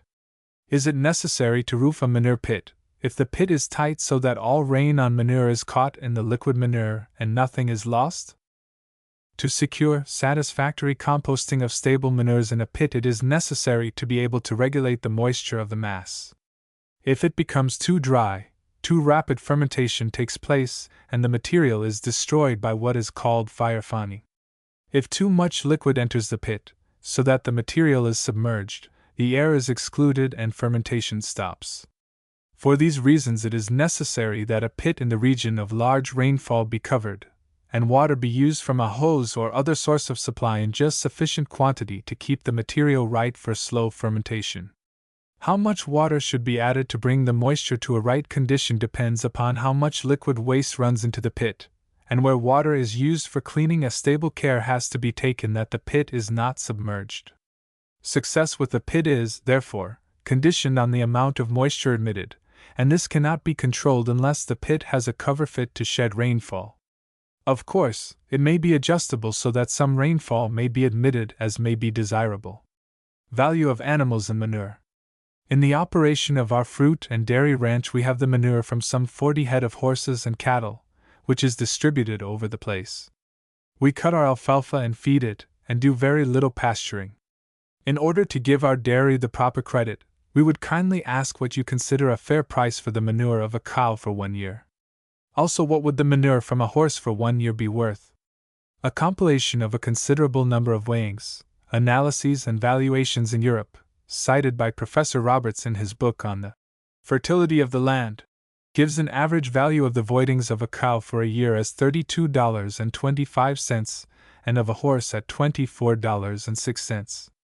This is based, of course, upon the collection and saving of all excrements, which is never secured except in careful experimentation. The value of manure depends upon the quality of the feed. In 2 experiments, considered a safe substitute for the straw, apart from the fact that they gave a value in manure of $1 per ton of hay fed, cows fed on clover and bran gave value in manure of 3.80 per ton of mixed feed. Your alfalfa feeding would approach the higher value. You will have to make an estimate from the above data to serve your purpose, and you can figure it either by the number of animals or by the tonnage of the feed. Value of fresh and dry manure. What is the relative value of the weekly or semi-weekly corral scrapings which are tramped fine and air-dried, and of the fresh, wet manure from the stable? I do not understand that the latter has appreciable water added, and the amount of sand in the corral scrapings would be small. Fresh, mixed animal manure is usually calculated to contain about 75% of water. Manure which has been quickly dried, without fermentation and without leaching by rains, may be worth 4 or 5 times as much per ton. Nothing, however, short of analysis would determine the value of any particular lot, for that depends somewhat upon the way the animals are fed, as well as upon the moisture content. Shavings in stable manure. Is barnyard fertilizer containing shavings instead of straw desirable? Barnyard manure containing shavings is chiefly objectionable because of the amount of inert material. The shavings are exceedingly slow to decompose, and in light soil in considerable quantities would cause a serious loss of moisture. If applied, on the other hand, to a heavy soil and accompanied by sufficient irrigation water, the effect of making the soil more friable might be very desirable. It depends then upon circumstances whether shavings can be cited by Professor Snyder in his Soils and Fertilizers. Cows fed on hay straw is more valuable not only because more easily decomposed, but because its content of plant food is greater. Handling grape pomace. In the case of grape pomace, would not the large value shown by analysis be chiefly in the seeds? My observation is that these are exceedingly slow to become available in the soil. Would composting break down the shell of the seed? Grape pomace is slowly available because of the slow disintegration you mention. It could be hastened by drying and grinding, but we doubt if this or other treatment would return its cost. Decay by moisture promoted by composting with manure, kept at a low temperature by continuous moisture, would render it sooner available, but this would involve labor which, at our wage rates, would probably make the material cost more than it is worth. This is probably a cost in which time is cheaper than money. Sheep and goat manure. I can buy goat manure from an enclosure where this is deposited to an amount of about 5 carloads. Will goat manure be of great value in fertilizing an orchard?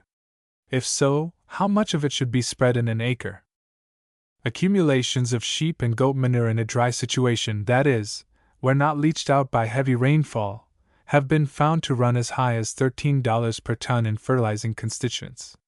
The average would, however, be not above $7.50, and would depend not only upon the unleached condition of the material but upon the amount of sand mixed with it. If it is in a situation where sand blows very freely, it might not be worth over $4 or $5 per ton, possibly not that much. You have, therefore, to deal with a condition largely unknown. So far as its fertilizing quality goes, however, it is freely available and directly calculated to stimulate the growth of plants, and probably 4 or 5 tons could be used to the acre without injury if well distributed over the surface of the land. Application can be made at any time of the year, for the drying will not injure it. It will not, however, become available until the soil is sufficiently moist to carry its contents to the roots of the plants. Under ordinary conditions in California, application should be made just before the beginning of the rainy season. Hog manure and potatoes. What is the fertilizing value of hog manure, and also what is the best fertilizer to use for potatoes? Our potatoes are planted early in January. Hog manure is rather a rank and strong fertilizer, usually very rich, although the quality of it depends upon how well the hogs have been fed, that from grain-fed hogs being notably better. The valuation of hog manure ranges from $2.50 to $3.25 per ton, according to the feeding as noted, while ordinary stable manure may be worth from $2 to $2.75 per ton. It is not a good idea to apply these organic manures directly for the growth of potatoes. It is better to apply them to the land for the growth of a grain or forage crop, plowing in the stubble and using the land for potatoes the following year. If you wish to fertilize directly for potatoes, the use of a commercial fertilizer containing a good amount of potash would be a better proposition. Fertilizer for sweet potatoes and melons. I have sandy soil that has been used for sweet potatoes until it is worn out for that crop, and would like your advice as to the best fertilizer to use. Also, what fertilizer would be best for melons on land that has been planted to melons for the past 3 years? There is not much difference in the plant food required by the two crops you mention, but both evidently need a freshened soil and an increase of humus. We should apply a half-ton to the acre of a complete fertilizer, of which any dealer can give you descriptions and prices. If you wish to do a good job, start a growth of peas or vetches or burr clover, and sow the fertilizer evenly with the seed. Plow the growth under in February and roll, as the soil is sandy, to close down and promote the decay of the green stuff, which ought to be so well accomplished by the date that it is safe to plant sweet potatoes or melons, that it will give no trouble in summer cultivation. An abuse of grape pomace. I got in an argument with a neighbor of mine who stated that grape pomace is not a fertilizer. Is it so?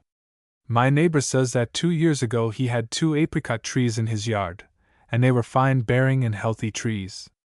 After making his wine he put the pomace on the ground and they died. Could that be the cause? Yes, probably.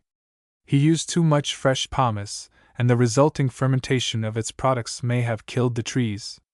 But grape pomace, after going through fermentation and in the process of decay, makes humus in addition to giving potash and other desirable substances to the soil. Manuring vineyard.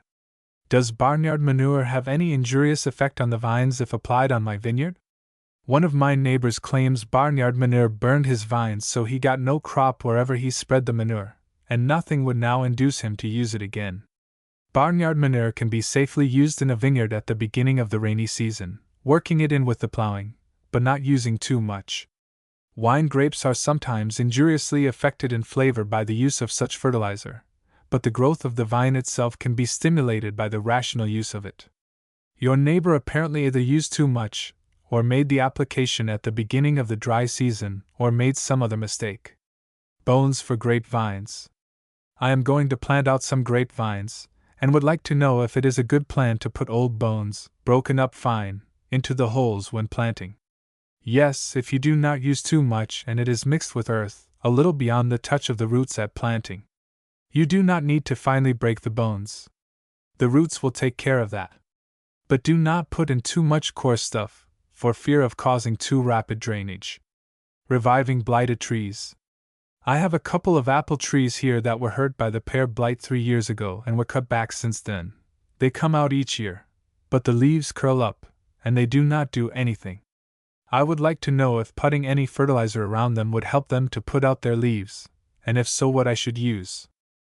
Put some stable manure on the top of the soil around your trees now so that the rains may reach the contents of the soil. Then later in the season dig the manure into the soil.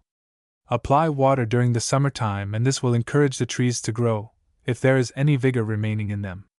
This treatment, however, will not protect them from the blight. Fertilizing pear orchard. I have pear trees 15 years old which have fruited heavily for years and have never been fertilized. What is the best fertilizer for the soil which is heavy, and when is the best time to apply it? I intend planting rye to plow under in the spring, but thought possibly the fertilizer should be applied first. If you have stable manure available, nothing could be better for the feeding of the trees and for its mellowing effect upon your heavy soil. Application can be made at once, to be worked into the land when the rye is sown. It will help the trees and give you more rye, which in the end will help the trees. If you have no stable manure available, what is called by the dealers a complete fertilizer, for orchard purposes, is what you should use and apply it when you work the land for rye. Fertilizing olives. What is the best means of fertilizing an olive orchard? My orchard gives me a perfect quality of oil, but a poor quantity. My soil is dry calcareous, red and gray, and is very thin in places, therefore, it lacks moisture. An olive orchard can be fertilized with stable manure or with a complete fertilizer, or with the special brands of different manufacturers of special fruit fertilizers. But you must be sure that your trees do not need moisture more than they need fertilizers, for without adequate moisture, fertilizers cannot do their best work. The increase of the humus content of the soil, either secured by stable manure or by the plowing under of winter-grown cover crops, is desirable, as they not only give the trees more plant food, but make the soil also more retentive of moisture. You will have to experiment along this line to see just what is best for your trees. Consult the trees. Can I send you a little soil out of my 1-year-old pear orchard so that you can advise me what I can do to improve its fertility? The trees are fairly thrifty, but as fruit growing is my pleasure, I wish to make it a model orchard and add whatever it requires of nitrogen, humus, etc., immediately so as to increase the growth for this summer. Next winter I intend to put manure around them and cultivate about every other month. Careful experimenting with fertilizers will teach you more than analysis would do, because the behavior of the tree under various conditions tells you more than a chemist possibly could. Besides, we are of the conviction that on good soils young fruit trees should not be pushed beyond the growth which they would naturally make with a regular and adequate moisture supply. Be careful about using fertilizers on young trees, either in the summer or in the winter. When they come to bearing age and yield large crops of fruit, that is another question. Any California soil which will not grow young fruit trees thriftily should not be used for orchard purposes unless an amateur desires to grow trees on a picturesque lot of rocks or sand. Results of fertilizing olives. We have 100 acres in olives about 6 miles northeast of Rialto in San Bernardino County. In 1908 we got about 5 tons from the 100 acres. We began fertilizing and cultivating in 1909, and have put on the 100 acres about the same amount of fertilizer each year. In 1909 we got 15 tons, in 1910, 116 tons, and 1911 is estimated at 325 to 350 tons. It is important that your olive trees are responding to good treatment and fertilization. Unfortunately, that does not seem to be always the case, and a good many olive trees have been made into firewood because nothing seemed to bring them into satisfactory bearing. Good bearing olive trees are now among the very best of our horticultural properties, while non-bearing olive trees are worth about $7 a cord for firewood. Nursery fertilizers. I have light sandy loam, well drained. It has been in blackberries, and I now have it planted to nursery fruit tree stock. I have given it this spring 2 applications of nitrate of soda, but no other fertilizer. Will the nitrate act alone, or must I apply also the phosphate and potash to get results? Nitrate of soda will act alone and will stimulate growth, and there are cases in which there is enough phosphate and potash already in the soil to act with it. Usually, however, it is customary to use a complete fertilizer containing phosphate and potash as well as nitrogen, in order that the plant may be more roundly supplied and promoted, and one would be a little safer in using that sort of fertilizer than in relying upon the nitrate of soda alone. You will, of course, be careful not to use these fertilizers in too large amounts, for nitrate of soda is especially dangerous if used in excess. Almond hulls and sawdust. Is there any fertilizing value in the hulls of almonds? Would pine sawdust from the lumber mills be a good substance to mix in and plow under in a 3-acre adobe patch in order to loosen and lighten the soil for truck gardening? Almond hulls have considerable fertilizing value, but they are slow to decompose, and therefore may be a long time in use by the plant. They also have a good feeding value for stock, and if you can expose them in the corral so the stock can eat as they like, this is the best way to get them into fertilizing form. If they can be cheaply ground, their availability as a fertilizer would, of course, be quickened. Redwood sawdust is better than pine sawdust, but any kind of sawdust can be made to serve a good purpose in mellowing heavy soils if not used to excess, and if there is plenty of moisture to promote decay. Fertilizing fruit trees. I have an orchard of prunes, apricots, and cherries, which has been bearing since some 30 years ago, without fertilization, except possibly muddy sediment from occasional irrigations of mountain streams. Various people are advocating the use of nitrates and other fertilizers. Should I have samples of this earth analyzed in order to ascertain what the soil most needs? To find out whether your trees need fertilization, study the tree and the product, and do not depend upon chemical analysis of the soil. If your trees are growing thriftily and have sufficiently good-sized leaves of good color, and if fruit of good size and quality is obtained, it is not necessary to think of fertilization. If the trees are not satisfactory in all these respects, the first thing to do is to determine whether they have moisture enough during the later part of the summer. This should be determined by digging or boring to a depth of 3 or 4 feet in July or August. The subsoil should be reasonably moist in order to sustain the tree during the late summer and early fall when strong fruit buds for the coming year will be finished. If you are sure the moisture supply is ample, then fertilization either with stable manure or with commercial fertilizers containing especially nitrates and phosphates should be undertaken experimentally, in accordance with suggestions for application made to you by dealers in these articles, who are usually well informed by observation. When you have the tree to advise you of the condition of the soil, you do not need a chemist, although if the tree manifests serious distress and is unable to make satisfactory growth, the suggestions of a chemist may be very helpful. Fertilizing oranges. What is the general and what do you consider the ideal manuring, and when applied for orange trees from 15 to 12 years old under irrigation? I use about 2 cwt each of superphosphate, nitrate of soda, and sulfate of potash per acre, but am dissatisfied with my yields as compared with yours in California. There is not only no standard for fertilizing orange trees, but there is no ideal, which might be considered as a basis for a standard.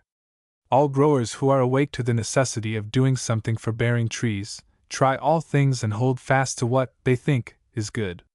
Practically none of them has any enduring conviction or demonstration as to what is good, but they keep on trying. There is, however, one clear and enduring conviction, and that is, that continuous fertilizing must be done for profit, and our best growers are using the same materials you mention in considerably larger amounts than you apply, and use also other forms of nitrogenous fertilizers. The amounts of superphosphate and nitrate which you use would be considered homeopathic treatment by our growers. Cow stable drainage for fruit. I have been told that the drainings from a cow barn make an excellent fertilizer for orange and lemon trees, in fact, anywhere on plants where manure is considered beneficial. The drainage from a cow barn is excellent for fertilizing almost any crop unless it is used in too large quantity. If it should be combined with a considerable amount of water used for cleaning out the stable, it would be excellent for the irrigation of all kinds of fruit trees. Care should be taken, however, not to oversaturate the ground, which would be the case if the washing of the stable was allowed to run continuously alongside a single row of trees. The water should be changed from row to row in succession, cultivating the ground meantime to promote aeration and to prevent too great compacting of the soil. Seed farm refuse as a fertilizer. Would cleanings from sweet peas or all kinds of seeds grown on a seed farm be of any value as a fertilizer on sandy loam soil for an orchard? This has been in a pile for 3 years or more, and I can get it for the hauling. There are 100 loads or more of it, and not very far to haul. It would be worth more on a heavy soil, because the danger of drying out would be less and the surety of reduction to humus greater. To get the highest value from such stuff it should be composted with water and turning in heaps, but that would occasion expense beyond value probably, unless it could be composted with manure for market garden purposes. The hauling might be good work for idle teams. Spread the stuff rather thinly to be covered in with fall plowing, so that its decay could be promoted during the rainy season. Slow stuff as a fertilizer. How can we use sawdust and shavings from our high school shops so as to combine it with street sweepings, lawn cuttings, etc., and ensure ready decay without objectionable features? Do not mix sawdust and shavings with lawn clippings and street sweepings, because of the great difference in susceptibility to decay. The lawn clippings and street sweepings, which would contain considerable horse manure, would be readily transformed into a good fertilizer by composting. Such treatment, however, would have no appreciable effect upon sawdust or shavings for a considerable period of time, and they would still be too coarse in their character to be of any value unless you have to deal with heavy clay soil, and in that case the sawdust and fine shavings might be dug in at once and trusted to decay slowly in the soil, at the same time improving its friability by their coarser particles. If, however, you are dealing with light sandy loam, such coarse material would cause too rapid drying out and injure the plant, which might be benefited by lawn clippings and street sweepings. The best way to get rid of the sawdust and shavings is to set up an altar, such as we have in our own backyard, a piece of an old boiler about 2 feet in diameter and 2.5 feet high, in which we currently burn all rubbish which is not available for quick composting into a fertilizer. Lime on sandy soil. Do you think 500 pounds of lime per acre would help a sandy soil which has not been enriched by pasturing or legumes? Of course, we would not apply the lime until next fall before plowing. Lime is not usually called for in a sandy soil, which probably requires direct fertilizing with stable or commercial fertilizers. Lime on alfalfa. What effect does putting lime on land have in holding moisture? Also, will it pay to put it on a large field of alfalfa? The land is adobe. I can get slaked lime for the hauling, distance being about 5 miles. The lime will make the land more friable and therefore less disposed to bake and lose moisture by evaporation. Alfalfa is hungry for lime and is generally advanced by the application of it. Fertilizing alfalfa. Can new cow manure be put on alfalfa? Is not the best way to use the above as a fertilizer in form of liquid being run from barn via pipes to a settling tank and from there via irrigation ditches to the land to be irrigated? What is the best way to get rid of cow manure so as to keep a barn sanitary and the place free from stench? Cow manure can be used to advantage on alfalfa. Corrals can be cleaned up and the manure spread at the beginning of the rainy season. During the winter, the manure can be spread as it is produced, and very good results will be noticed in the growth during the following summer.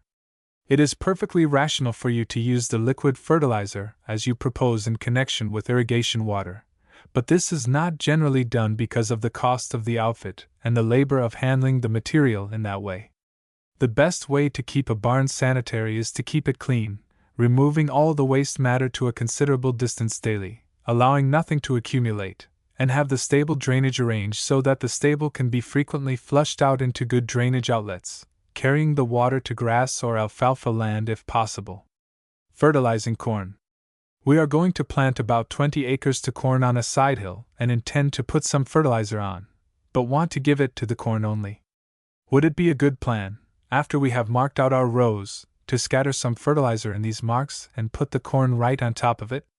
We take it you ask about the use of a readily soluble commercial fertilizer. If so, you can do as you propose, being careful not to use too much. The operation of planting will distribute the fertilizer through enough soil if the application is not too heavy. The effect will depend something upon what showers you get after planting. Scrap iron as a fertilizer. Is cast or other iron in small pieces plowed into the land of any benefit to trees as a fertilizer? If so, what would be the value as such per 100 pounds? Junk dealers sometimes offer 25 cents per 100 pounds. If it has any value as a fertilizer, I am satisfied it must be worth 4 times that price. We pay 3 cents a pound for sulfate of iron as a fertilizer. Of course, it is a salt and dissolves quickly, therefore, I believe cast iron, even if it works slowly, has some value, and at the same time farmers can clean up and get rid of a lot of rubbish. In most cases, the California soils are sufficiently supplied with iron by nature. Iron scraps have a little and remote value because they are so slowly available by the process of rust disintegration. It might, therefore, be worthwhile for farmers to bury such scrap iron as accumulates on the place below the reach of the cultivating tools. But it would not be profitable to buy iron scraps at junk dealers' price, nor would it be profitable to haul this material any long distance, even if it could be had for nothing. Kelp as a fertilizer. Are there ill effects from using sea kelp as a fertilizer for orange trees? There is no ill effect.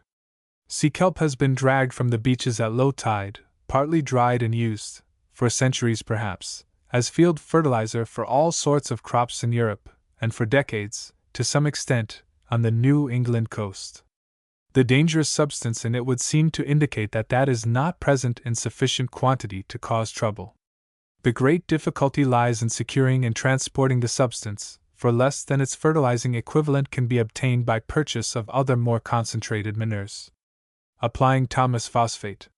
When is the best time to apply Thomas phosphate slag on orchard land? As Thomas phosphate is slowly soluble, it can be applied at any time during the rainy season without danger of loss, and for the same fact, it should be applied early during the rainy season in order to be available to trees during the following summer's growth. It ought, perhaps, to be added that other forms of phosphate have largely displaced slag during the last few years in the United States, other forms being more available. Sugar factory lime for fertilizing. Is the lime from a sugar factory a good fertilizer for either oranges or walnuts? If so, about what amount to the acre would you recommend? If your land needs lime, or if it is heavy and needs to be more friable, or if you have reason to think that it may be soured by exclusion of air or by excessive use of fermenting manures, the refuse lime you speak of will do as a corrective just as other lime does, though, perhaps, not so actively. Beyond that, there is nothing of great value in it.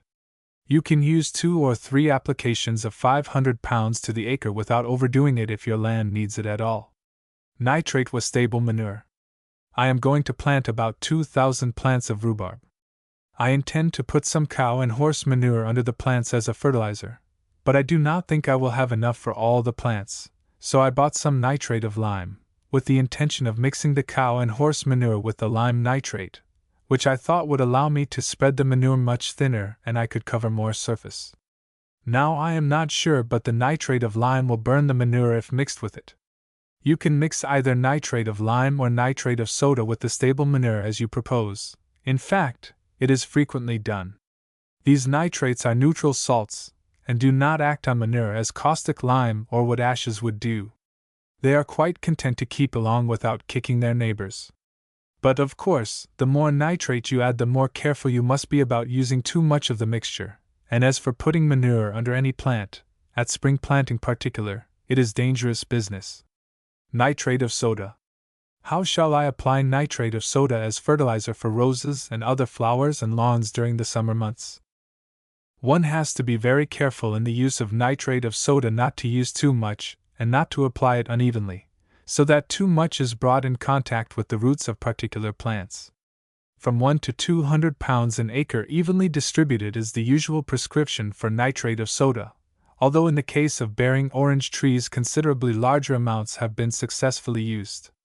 This would be at the rate of about 1 ounce to 1 square yard of surface. It would be a safe application to begin with and could be increased a little on the basis of observation of results. Of course, the application should be accompanied by copious irrigation in order to dissolve and distribute the substance. Fertilizing strawberries. I have half an acre of strawberries which will fruit their second season this spring, and half an acre set last month. I had intended to use nitrate of soda on them, but was talking to a friend who told me it would kill my soil. That the first year it would produce an enormous crop and the next year I couldn't raise anything. Which would be better to use here, stable manure or commercial fertilizer? It is true that nitrate of soda is a stimulant of plants, and by rendering soil fertility immediately available may seem to reduce the supply later, and yet it is a most available forcing fertilizer if used with great caution, not over 200 pounds to the acre evenly scattered over the whole surface or a less amount, of course, if confined to particular areas. If used in excess it may actually kill the plants. Still, nitrate of soda is being used actively and intelligently by nearly all growers of plants, and must be counted on the whole a valuable agency. If you can get stable manure, nothing is better as a complete plant food. Application to strawberries must be made at the close of the season, rubbish scraped away and manure applied and allowed to stand on the surface during the early rains, being worked into the soil during the rainy season.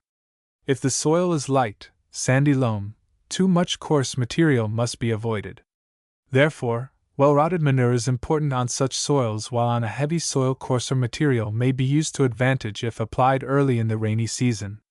If you have no well-rotted manure, a complete commercial fertilizer will give best results. Late applications of nitrate.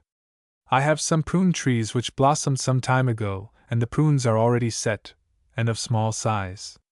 Would you recommend me to use an application of, say 100 pounds per acre of nitrate of soda, applied immediately, or is it a little too late in the season to get the desired result? It would be perfectly safe to use 100 pounds of nitrate of soda to the acre well distributed now. In fact, you could safely use twice as much, but we doubt if you would get any benefit from it unless you should irrigate, for there is no reason to expect showers that would have penetrating powers enough to carry the nitrate any appreciable distance into the soil. Of course, the nitrate could be plowed or cultivated into a considerable depth, but that would probably result in losing moisture by deep opening or turning, which would do more harm than any gain which the nitrate produces, if it were to become available. Our judgment would be, then, that it is too late for any benefit to accrue unless the land can be irrigated. Charcoal is a medicine, not a food. Recently a lumberyard burned, leaving quite a quantity of charcoal. I have a lot 50 by 150 feet in rhubarb. Would the charcoal be of any service on that lot as a fertilizer? I now have it well fertilized with horse manure, but would like to use the charcoal if it would be of any material assistance to the plants. Charcoal is of no value as a fertilizer. It is practically indestructible in the soil.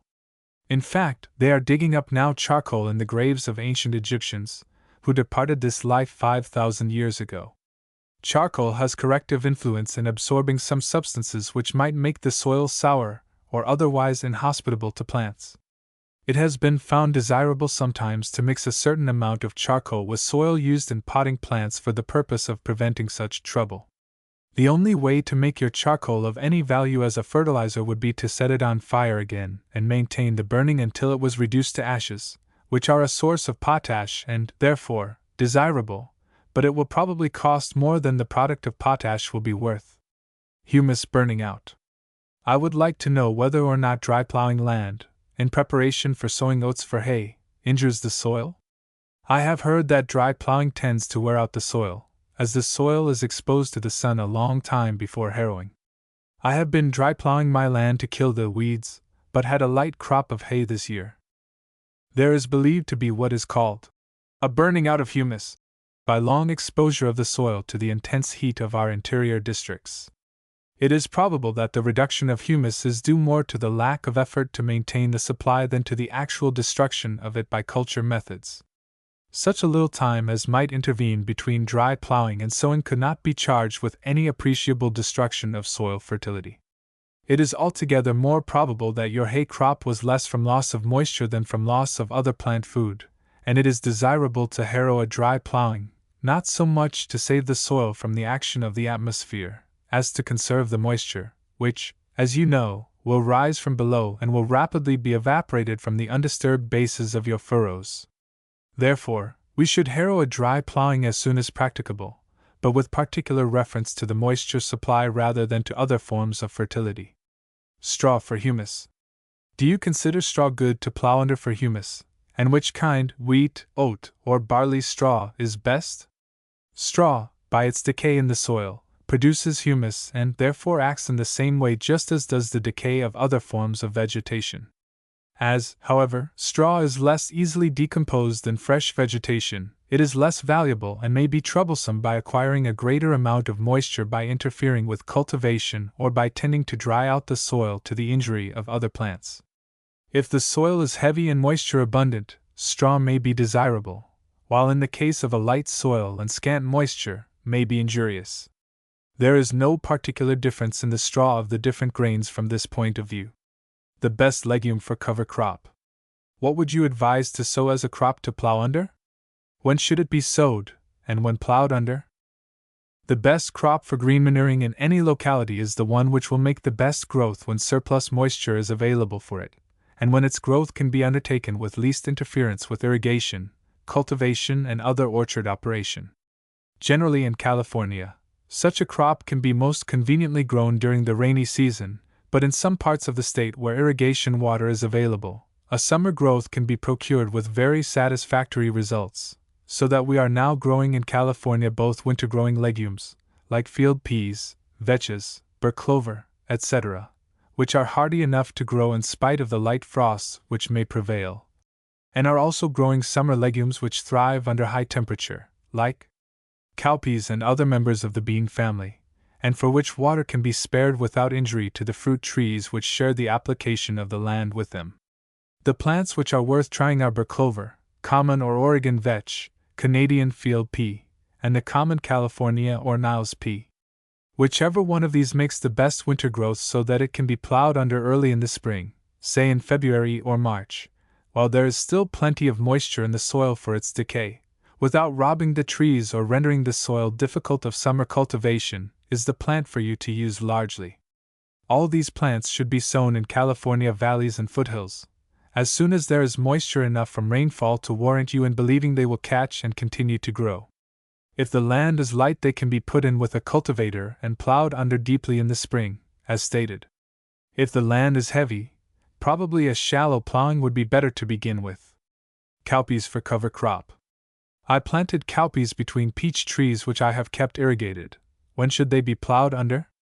Cowpeas will be killed by frost in most places and should, therefore, be plowed in this fall whenever you have a large growth of green stuff and the ground gets moist enough so that the trees will not be endangered by drying out of the soil, which is likely to occur after plowing in coarse material, unless the soil is kept moist by rain or otherwise. Garden peas for green manure. Would it be possible to plant the Yorkshire Hero pea in on Orange Grove as late as December 25th and get a crop from the peas? Would this pea add much to the fertility of the soil? You can sow any garden peas as late as December 25th, if the ground is in good condition and the temperature not too low. They are grown as a winter crop except when the ground freezes. You would not get as much good for the grove by growing these peas for the market as you would by plowing the whole growth under green, but you certainly will get advantage from the decomposition of the pea straw and of the root growth of the plant. Grass for green manuring. I wish to sow this fall some green grass to be plowed in next spring to improve the soil of part of my land. I read for that purpose a bulletin I had from the government, but the conditions are so different here in California that I am very much puzzled which kind to select. There is no grass which grows quickly enough to be worth seeding in the fall for spring plowing. It is a good deal better to use a grain, either barley or rye, for the seed is cheap, the growth quick, and you can get a good deal of green stuff to plow under. Legumes are, of course, better because of their ability to absorb atmospheric nitrogen, but any plant which makes a large green growth is good, and it is better to have a heavy weight of wild vegetation than to have a light growth of an introduced legume. Manure with a clover crop. I have an old apple orchard in which I intend to sow burr clover. In order to get the clover to grow, I know that I shall have to use fertilizer of some kind, and this is what I want your advice about. If you can get it, use stable manure at the time of sowing the clover seed. Stable manure alone will restore the humus and overcome the rebellious behavior of the soil. Possibly you cannot secure sufficient quantities of it. In that case, a little with the burr clover seed will give the plant a good start, or use a complete fertilizer to secure the growth of a legume in the freest and quickest way. Fenugreek as a cover crop. Fenugreek has been recommended to be as a nitrogen-gathering plant, but I cannot find information as to the amount of nitrogen it gathers in its roots and tops, nor the amount of crop per acre. Fenugreek is a good nitrogen gatherer and is desirable for green manuring wherever you can get a good growth of the plant. You can count it worth as much as peas, vetches, etc., if you can get as much growth of the plant. It is most largely used in the lemon district near Santa Paula. The best way to proceed would be to try a small area of all the nitrogen-gathering plants of which you can get the seed easily, and determine by your own observation which makes the best growth under your conditions. Improvement of cementing soils. I would like some advice in handling the cementy, gravel soil. Manure is beneficial in loosening up the soil, but there is not enough available. Would the Canadian field pea make a satisfactory growth here if sown as soon as the rains begin? I would try to grow either peas or vetch and plow under in February or March, and then set trees or vines on the land. The way to mellow your soil is certainly to use stable manure or to plow under green stuff, as you propose. This increases the humus which the soil needs and imparts all the desirable characters and qualities which humus carries. You ought to get a good growth of Canadian field peas or common California field peas or the common Oregon vetch by sowing in the fall, as soon as the ground can be moistened by rain or irrigation, and if the season is favorable, secure enough growth for plowing under in February to make it worthwhile. Be careful, however, not to defer planting trees and vines too late in order to let the green stuff grow, because this would hazard the success of your planting by the reduction of the moisture supply during the following summer by the amount which might be required to keep the covered-in stuff decaying, plus loss of moisture from the fact that the covered stuff prevented you from getting thorough surface cultivation during the dry season. For these reasons, one is to be careful about planting on covered-in stuff which has not had a chance to decay.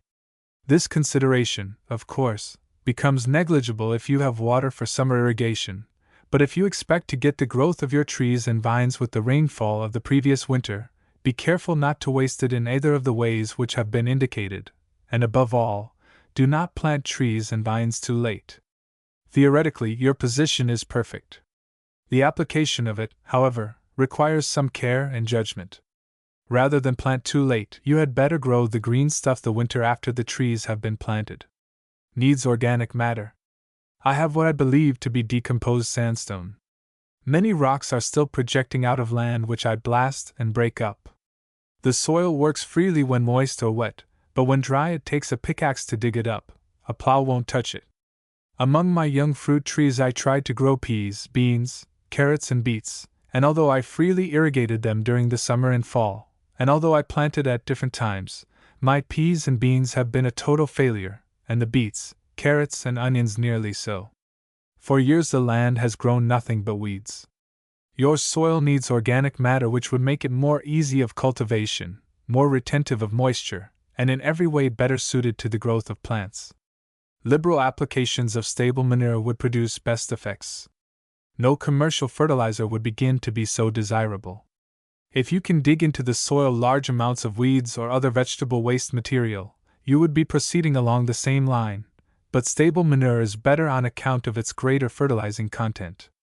You ought to be thankful that the soil has spunk enough to grow weeds. The immanent Creator is still doing the best He can to help you out. Take a hand yourself on the same line. 2 legumes in a year. I have land on which I wish to plant fruits, and I wish to build up the soil all I can, by planting cover crops and plowing under. What would be the best to plant this fall, to be plowed under next spring, and to plant again next spring to plow under in the fall? I will not be able to plant any trees before next fall or the following spring. Get in vetches as soon as the ground is in shape in the fall.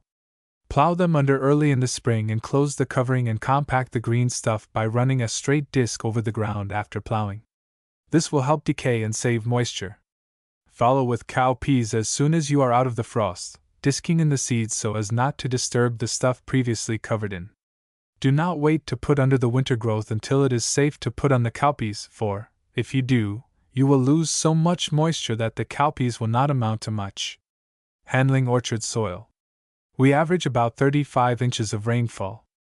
With this heavy rainfall, is there any advantage to be gained by early plowing and clean cultivation right through the winter? Would such plowing and cultivation result in any serious loss of plant food? Would you advise an early or late application of nitrogen, such as nitrate or guano?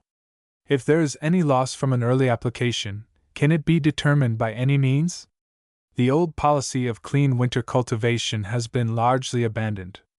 Nearly everyone is trying to grow something green during the rainy season to plow under toward the end of it. Even those who do not sow legumes for this purpose are plowing under as good a weed cover as they can get. This improves the soil both in plant food and in friability, which promotes summer pulverization and saves moisture from summer evaporation. Much less early plowing is done than formerly unless it be shallow to get in the seed for the cover crop, the deeper plowing being done to put it under. Guano can be applied earlier in the winter than nitrate, which can be turned in with the cover crop, while the former may be sown with the seed to promote the winter growth. Whether you are losing your nitrate or not the chemist might determine for you by before and after analyses. If you are a good observer you may detect loss by absence of the effects you desire to secure. Soaking seeds? Do you think it a good practice to soak seeds before planting? It is more desirable with some seeds than others and when the ground is rather dry or the sowing time rather late, than when sowing in moister ground or earlier in the rainy season, when heavy rains are to be expected. Soaking is simply a way to be sure that the seed covering has ample moisture for softening and the kernel has what it requires for awakening its germ and meeting its needs.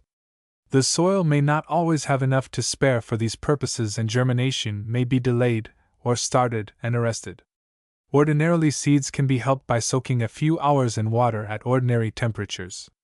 Some very hard seeds like those of acacia trees, etc., are helped by hot water even near the boiling point. Irrigating palms. My palms are quite small, but they do not seem to grow, they seem to be drying up. The growth of palms is proportional to the amount of soil moisture available, providing it is not in excess and not too alkaline. Some palms are quite drought-resisting, but it is a mistake to think of a palm as a desert plant and try to make a desert for it. A young palm, especially, needs regular and ample water supply until it gets well established. Your plants may be drying up, or they may have had too much frost or too much alkali. If they are not too far gone, they will come out later if you give them regular moisture and cultivation. Water from wells or streams.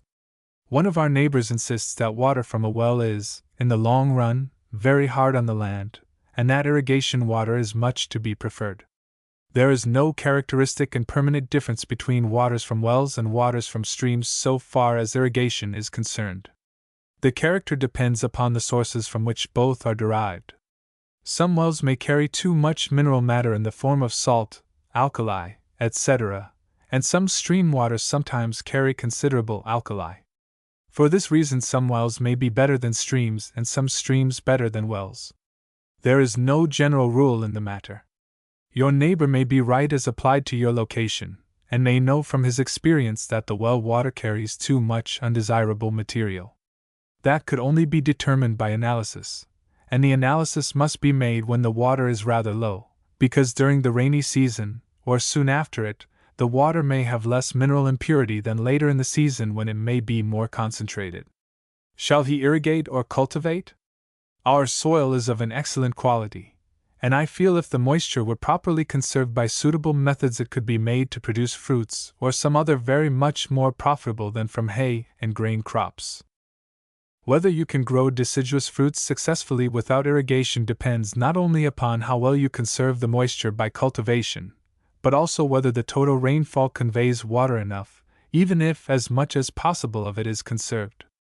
Again, you might find that thorough cultivation will give you satisfactory young trees, but would not conserve moisture enough for the same trees when they come into bearing. This proposition should be studied locally. If you can find trees in the vicinity which do give satisfactory fruit under the rainfall, you would have a practical demonstration which would be more trustworthy than any forecast which could be prepared upon theoretical grounds. Condensation for irrigation. If a circular funnel of waterproofed building paper, or some better cheap device, were fastened about the base of the tree in such a manner as to catch and concentrate most of the drippings from the leaves, and that water made to run down through a tube leading a suitable depth into the earth, it seems to me that the number of foggy nights that occur in many localities during the season might thus supply ample water for a tree's needs. The probability is that water would not be secured in sufficient quantities to serve any notable irrigation purposes, or if the fogs were so thick as to yield water enough, the sunshine would be too scant for the success of the plant. Put your idea to the test and see how much water you could get from a tree of definite leaf area, which could be readily estimated. Winter irrigation. Last May I irrigated my prune trees for the first time, again during the first 2 weeks of last December. If no rain should come within the next 2 weeks, would you advise me to irrigate then? Should I plow before irrigating, or should irrigation be done before the buds swell? Unless your ground is deeply wet down by the rains which are now coming, irrigate at once, and do not plow before irrigating. The point is to get as much water into the ground and as much grass growth on top as you can before the spring plowing. Never mind about the swelling of the buds. The trees will not be affected injuriously by getting a good supply of winter water into the soil. There might be some danger with trees which bloom late in the spring, like citrus trees or olives, because by that time the ground has become warm and the roots very active.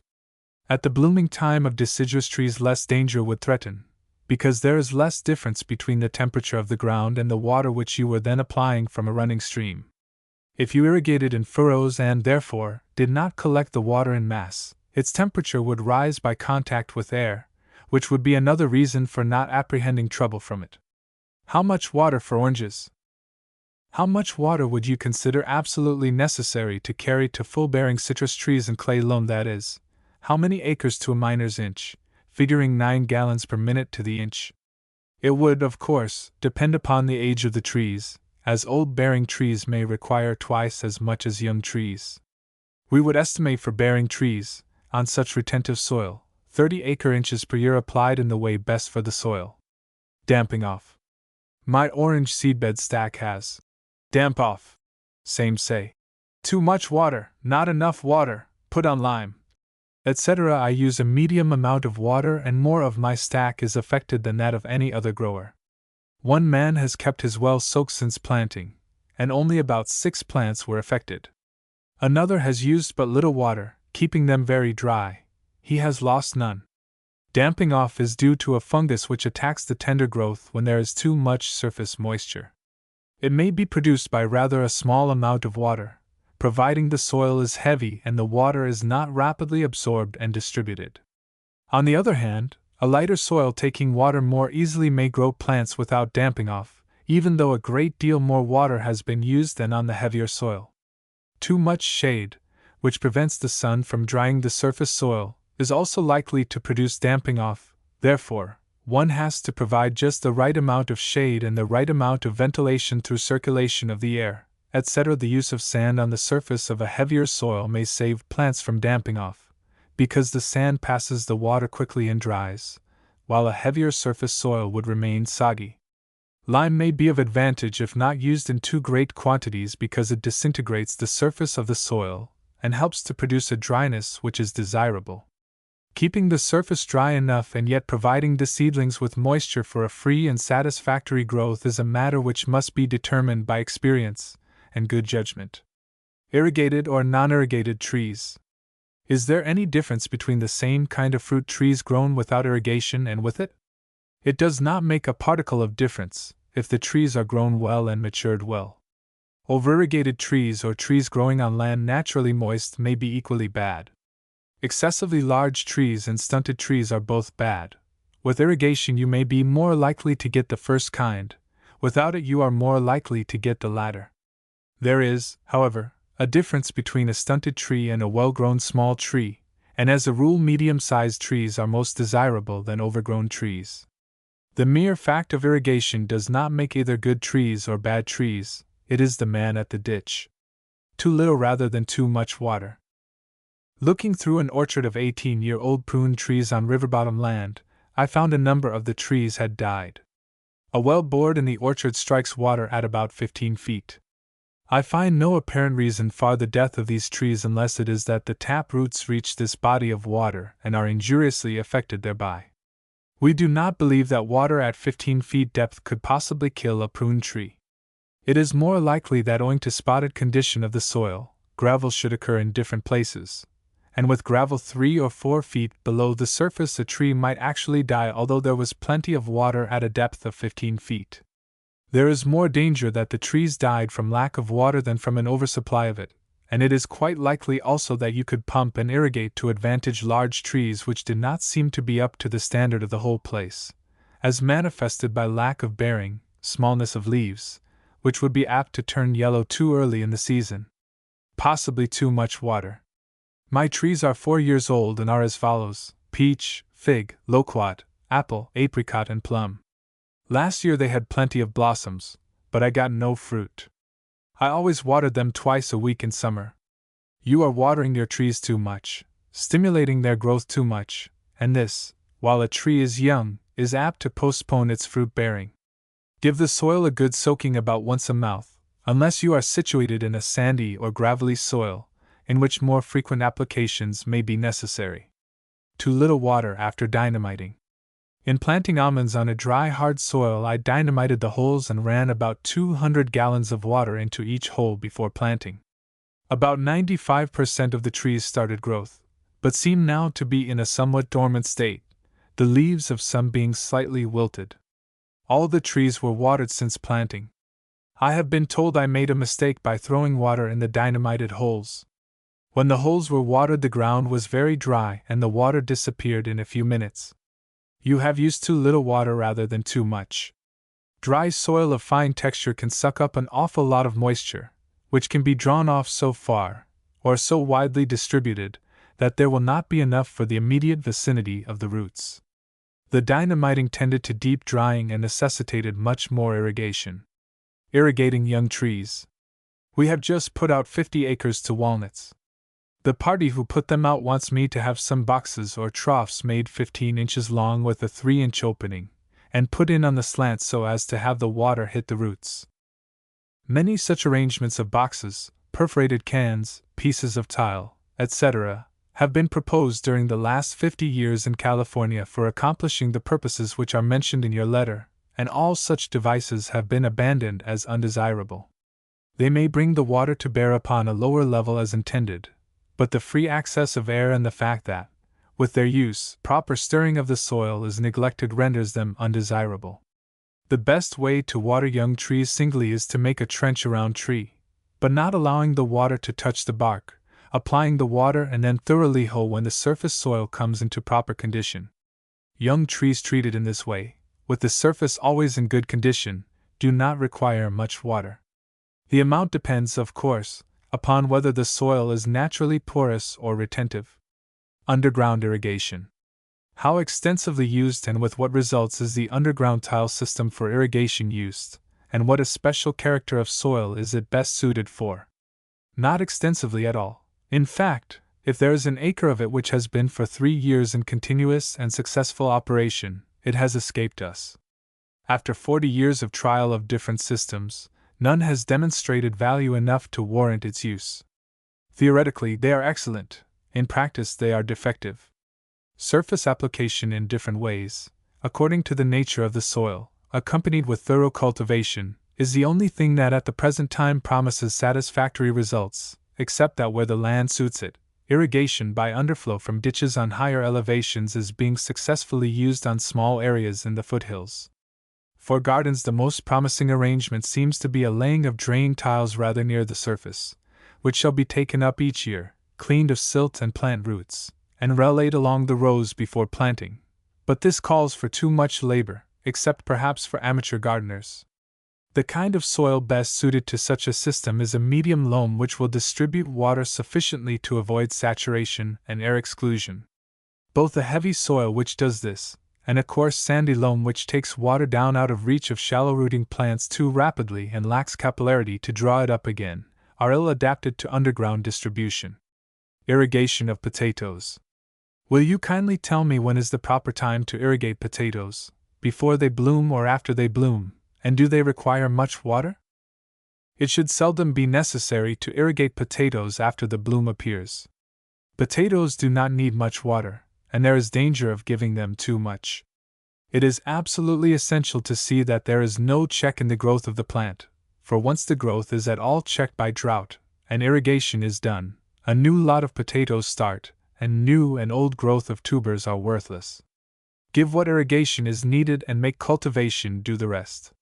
The secret of success is keeping the soil continually at the right moisture, so that the first growth of the plant may continue regularly until the tubers are brought to maturity. Irrigated or non-irrigated apples. Where soil and climatic conditions are favorable to the raising of apples, what effect has irrigation in them? The commercial product of California apples is chiefly made upon deep soils in districts of ample rainfall so that the fruit can be perfected and the trees maintained in thrift by thorough cultivation and without irrigation. In the foothill and mountain regions, however, apple trees are irrigated and first-class fruit produced by the process. There is no particular virtue in the absence of irrigation nor in the presence of it. All that the tree requires is that the moisture supply should be adequate and timely. There are undoubtedly many apple orchards grown without irrigation where a little water during the latter part of the summer would be a great advantage for the perfection of winter varieties. Irrigating walnuts, checks or furrows. Which is the best method to irrigate a tract of 25 acres of sandy sediment soil, nearly level, preparatory to planting walnuts?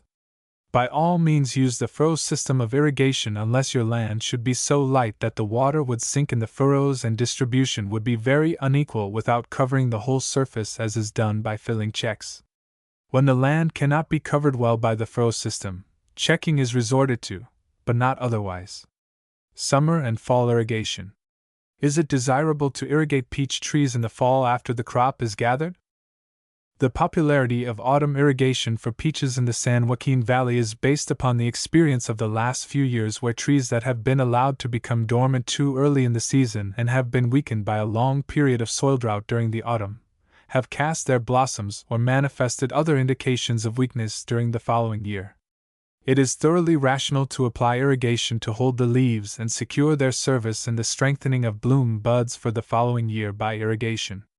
Such irrigation should be applied immediately after the fruit is gathered or even before that, if the yellowing of the leaves indicates lack of strength in the tree, and the frequency and amount of irrigation during the autumn depends upon whether the soil will hold moisture enough to carry the tree to its proper period of dormancy. This may be determined by the aspect of the trees and by digging down 2 or 3 feet to see whether the soil carries moisture which is likely to be sufficient until the coming of the rains. Whether late irrigation will be necessary is also determinable by the character of the soil. On close retentive soil it may not be necessary, while on loose, sandy, or gravelly soil it may be essential to the life of the tree. One has to settle all these matters by judgment, and not by recipe. Fertilizers and irrigation water. Do you recommend putting fertilizers in irrigating water? I am about to water the orchard and am thinking of putting some nitrate in the water. You can distribute any soluble fertilizer by dissolving it in irrigation water, but few have ever done it because of the difficulties of getting equal strength in running water. It is much easier to distribute on land before irrigation. Irrigating alfalfa on heavy soils. How does alfalfa succeed on adobe and soils slightly modified from it? Does irrigation work well in adobe planted to alfalfa? If you get the irrigation adjusted so that the soil shall not be waterlogged and so that the water does not stand on the surface when the sun is hot, you can get plenty of good alfalfa on a heavy soil. Irrigation on adobe soils must be done more frequently and a less amount at each application to guard against the dangers named above. How much water for crops?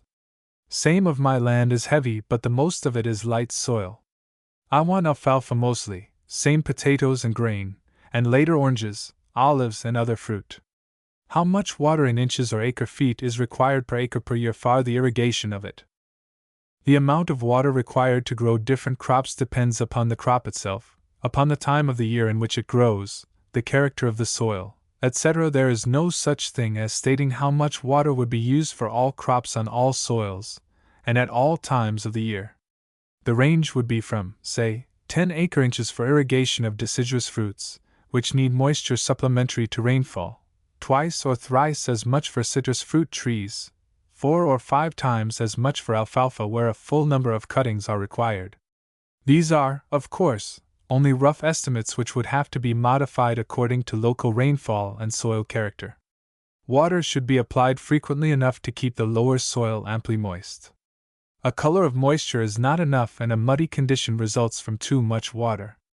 One has to learn to judge when there is moisture enough, and a good test of this to take up a handful of soil, squeeze it, and open the hand. If the ball retains its shape, it is probably moist enough. If it has a tendency to crack upon opening the hand, it is too dry. This test, of course, is somewhat affected by the character of the soil, but one has to form the best judgment possible how far allowance has to be made for that. Sewage irrigation. What is the usefulness or harmfulness of the outflow from septic tanks for use in fruits and vegetables? There is no question as to the suitability of the affluent from a septic tank for irrigation purposes. Waste waters are sometimes injurious when they are loaded with antiseptics, but the septic tank will not work unless it has a chance for free fermentation in the absence of antiseptics. Therefore, this objection against waste water does not hold with the outflow from septic tanks. It has the advantage over straight sewage irrigation because fermentation in the septic tank is believed to free the water from many dangerous germs, though not all of them. Creamery waste for irrigation. Will the waste water from a creamery, pumped into a ditch and used for irrigating sandy loam orchard land or nursery stack, in any way be injurious to the land or the trees? It will depend upon the amounts of salt and alkaline washing materials which it carries. This would be governed, of course, by the amount of fresh water used for dilution in the irrigation ditch. There are 2 ways to determine the question. One would be to make an analysis of a sample of the water taken when it contains the largest amount of these materials after the dilution with ditch water. Another way would be to plant some corn, squashes, barley, and other plants, so that they would be freely irrigated by the water during one growing season.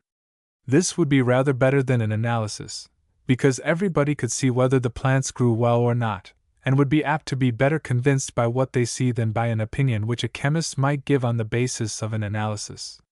The use of this water on a sandy loam would obviously be less injurious than upon a heavy retentive soil. House waste water. Is it feasible to use wash water, etc., for watering fruit trees and vegetables? Kitchen sink water is not desirable because of its great content of grease, but washtub and bathtub water are good. Strong soapsuds should be mixed with considerable rinsing water to escape excessive content of alkali. Run the water in hoe ditches, along the rows of vegetables, hoeing thoroughly as soon as the land hoes well, changing the runs of water so that the soil does not become compacted but is kept friable and lively. Draining a wet spot.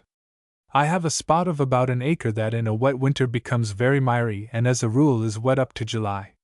Can I put in a ditch 2½ feet deep and fill in with small stones for 1 foot or 1½ feet, until I can afford to buy tiles? Drains made of small stones are often quickly filled with soil and stop running. However, it will work for a time, and such drains were formerly largely employed in eastern situations when cash was scant and stones abundant. Dig the ditch bottom to a depth of not less than 3 or 3½ feet, then put in the stones deep enough not to be interfered with by plowing. If you have flat stones, you can make quite a waterway with them and fill in with small stones above it. Part 5. Livestock and Dairy. Legal Milk House. What is a legal milk house in California?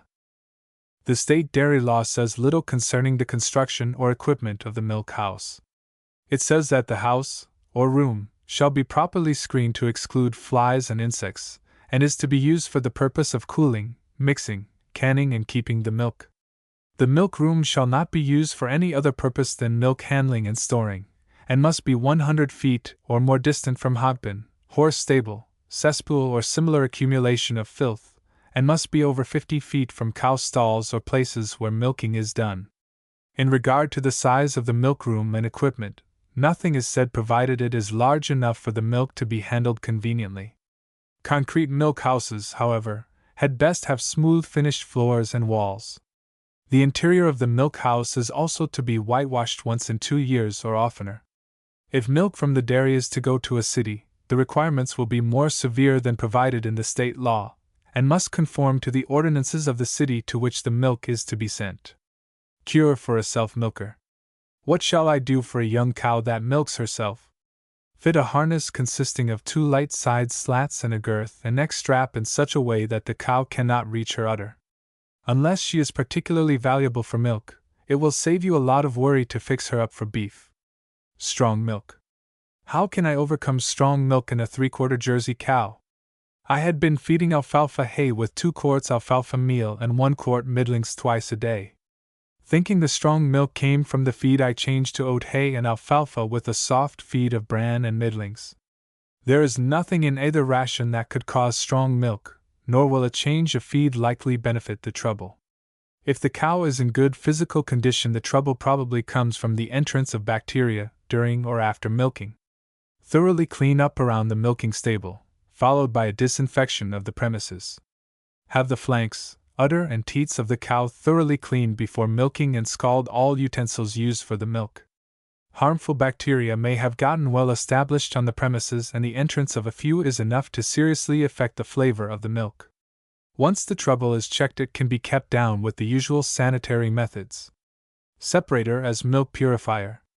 I have a neighbor who contends that a cream separator purifies the milk that passes through it. I say that it does not purify the milk. I agree that it does take out some of the heavy particles of dirt and filth, but that it cannot take out what is already in solution with the milk. The purification naturally cannot be very great, and if milk is produced in unsanitary fashion, running through the separator will do little, if any, good. Nevertheless, the separator does remove more than just the solid particles of dirt. The purifying comes by leaving behind the separator slime, so called, the slimy material left behind after a good deal of milk has been run through. In fact, some creameries separate milk, only to mix milk and cream again, largely for the purpose of removing the impurities found in the slime. In this slime are not only the impurities that fall into the milk, but also some of the fibrous matter that is part of the milk, and this gathers, being pulled out by gravity as are the fat particles. It seems to gather with it a few more bacteria than remain in the milk itself. Material in real solution, as sugar is in solution in water, naturally is practically unaffected by separation. You are, therefore, right to the extent that you cannot produce unsanitary milk and clean it with the separator, but your neighbor is right to the extent that the separator does remove some impurities and is used just for that purpose. There is also in the dairy trade a centrifugal milk clarifier which is constructed in somewhat similar manner to a cream separator, but acts differently on the milk and not interfering with cream rising by gravity when separated cream and milk are mixed after cleaning. Butter going white. I bought some butter, and during the warm weather it melted. About 40 or 50% was white, while the balance was yellow and went to the top. When the butter remelted, the yellow portion melted, leaving the white portion retaining its shape. The white portion did not taste like ordinary butter. The butter made from our cow's cream melted at a higher temperature, but did not have a white portion. Why did our butter not act like the creamery butter? Samples of butter have occasionally been sent to this office that have turned white on the outside, and since the white part has a very disagreeable, tallowy flavor, people think that tallow or oleomargarine has been mixed with it, but we have never been able to find any foreign substance in any of the samples. We have found that some of the best brands of butter will turn white first on the outside, and the white color will gradually go deeper if the butter is exposed to a current of air or if left in the sun a short time. F. W. Andreessen, State Dairy Bureau. What is butterfat? I would like to know what butterfat means. I have asked farmers this question, and no one seems to know.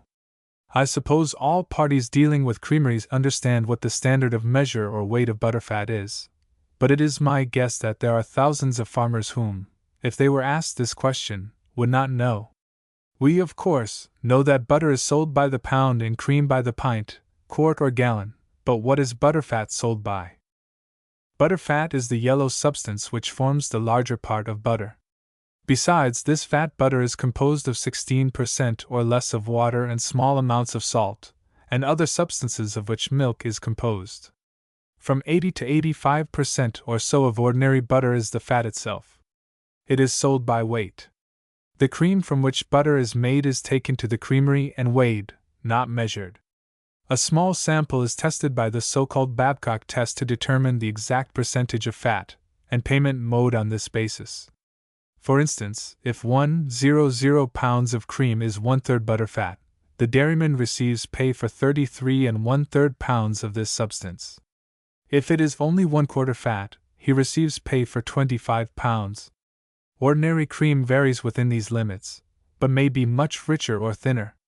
Cream after the butterfat is removed is much like skimmed milk, although it has less water in it. Why would not butter come? What is the trouble with cream that you churn on from Monday until Saturday, then have to give up in despair and turn it out to the hogs? We warmed it, and we cooled it, and used a dairy thermometer, but nothing would do. If the cream was in churnable condition otherwise, the probability is that it was too cool when you started churning. It should be about 62 degrees Fahrenheit. Drying a persistent milker. My cow is to come fresh about the middle of next month, and in the last 2 weeks her milk has changed in some way so that the cream makes very yellow butter and comes to butter nearly as quick as when the cow was fresh. Would it best for her to go entirely dry before coming fresh, or will it be all right if she does not entirely dry up? If your cow has been able to pick up any special amount of grass since the rains came, it might add to the color of the butter. A cow's milk also gets richer toward the end of her lactation period, which may make a richer cream and make the butter come quickly. There does not seem to be anything to worry about. The cow would probably do better if she could become entirely dry before calving, but unless you can easily dry her up, it would be dangerous to try to force her to do so. Butterfat and sweet and sour cream. The creamery wagon takes our cream every other day. Without ice, it is almost impossible to keep the cream sweet during the hot weather. By the time the wagon gets here, several hours after the fourth milking, the cream is quite sour. Does sour cream test lower than sweet cream? Is any butterfat lost due to evaporation in dry weather? The test of sour cream will be as accurate as of sweet cream, if properly made, but it is rather more difficult to make, or rather, to get the material into condition to work well. There is no fat lost by evaporation. Cream that won't whip. When I sell my cream from the separator, they say they cannot whip it. Can you tell me if there is any way that I can make the cream whip? There appears to be no good reason for blaming the separator for your difficulty with the cream. Possibly the cream may be too thin, as thin cream is sometimes difficult to whip. There is also the possibility that the fat globules in the cream may be rather small, but that will be the fault of the cows, not of the separator. Another reason why the cream may not whip well may be that it is used too quickly. If the milk is all right, the cream not too thin, and it is permitted to stand for 12 hours or so, there should be no trouble with it. Occasionally, when cream is pasteurized, it will not whip well. In these cases, or any other that may develop, the application of lime water to the cream at the rate of 1 gallon to 60 will remove the difficulty. What is certified milk?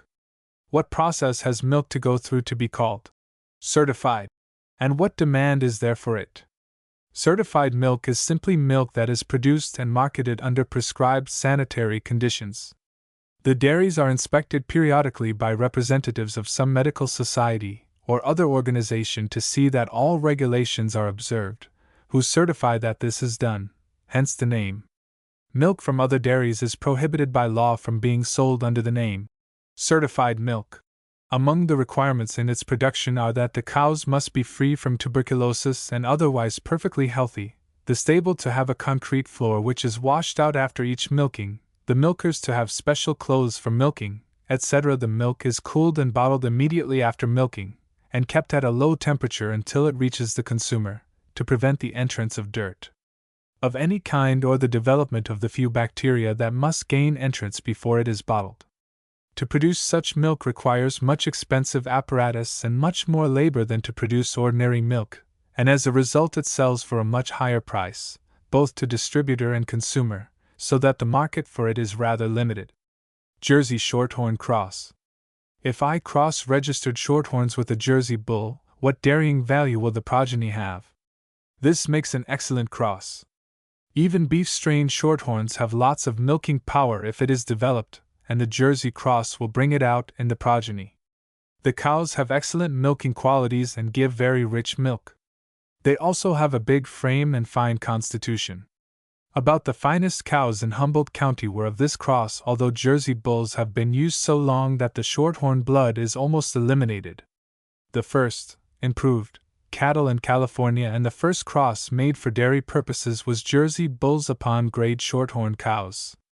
Later the Holstein Friesians became popular, and they and their grades are now most abundant. A free marten. I have a Jersey cow who has just had twin calves, a heifer and a bull. The heifer was born about 5 minutes before the bull and seems to be the stronger. My neighbors tell me to fatten both for the butcher, for they say the heifer will be barren. The mother is a young cow, as this is her second calf. Kindly inform if this is one of nature's laws or if there is a possibility of the heifer turning out all right?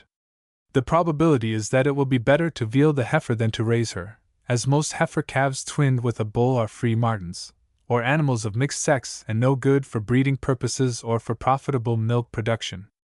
If the bull is a good animal, he probably will be all right, as this twinning does not seem to affect a bull calf, though it does the heifer. It does not always happen that the heifer is worthless for breeding, but the probability is so great that you had better have her killed and be done with it.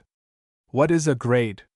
Does the term grade mean an animal whose sire is a thoroughbred and whose dam is a scrub, or just one who is selected from others because of her good points or those of her mother? Roughly speaking, a grade animal is one having more or less purebred blood, but not enough, or otherwise too irregular, for registry under the rules of the association of the breed to which it has affiliation. It does not refer to selection without use of a pureblood sire at some point in the ancestry, but this is not a distinction of much moment, for it is hard to find animals which have not borrowed something from some cross with pure blood, though remote. The terms high and low grade are sometimes used to signify amount of pure blood recognizable by form and other characters or remembered by owners or their neighbors. Generally speaking, a grade is anything not entitled to registry, though ordinarily it refers to the offspring of a purebred sire and a cow of another or of no breed. The offspring of a purebred cow and a scrub bull would also be a grade. Breeding a young mare.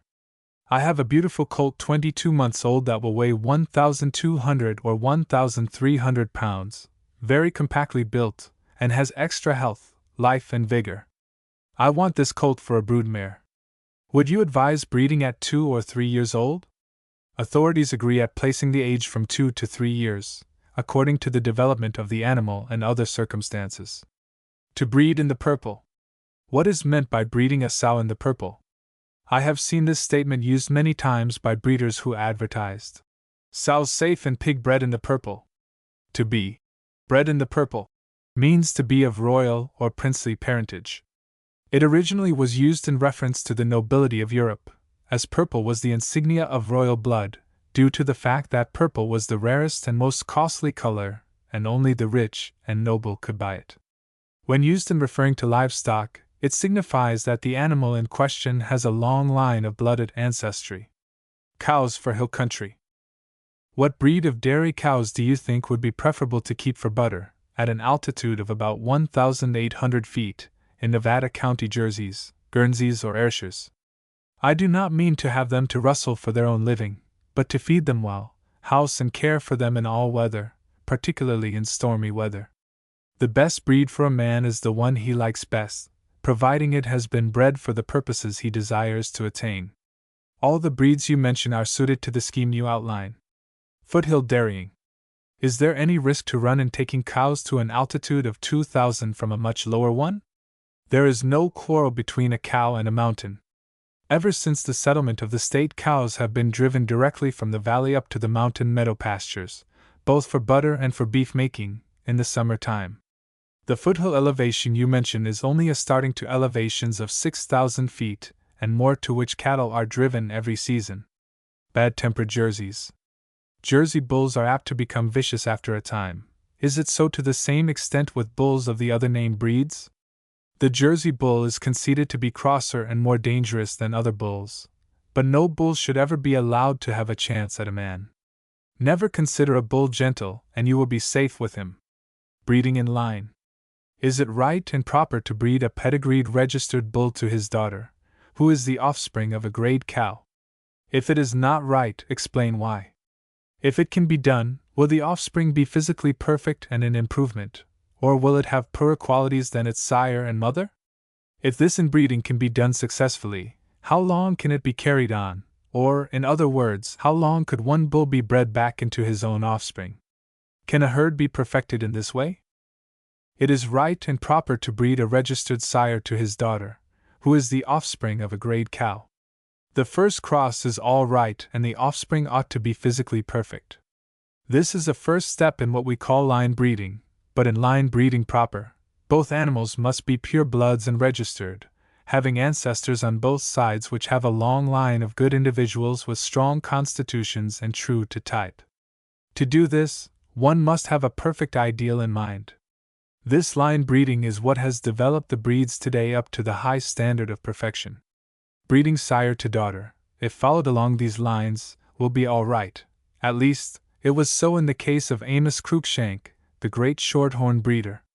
You cannot successfully breed back on the daughter's offspring, but if you use a straight-out cross on the daughter's offspring, you can again use this sire on her produce with marked success.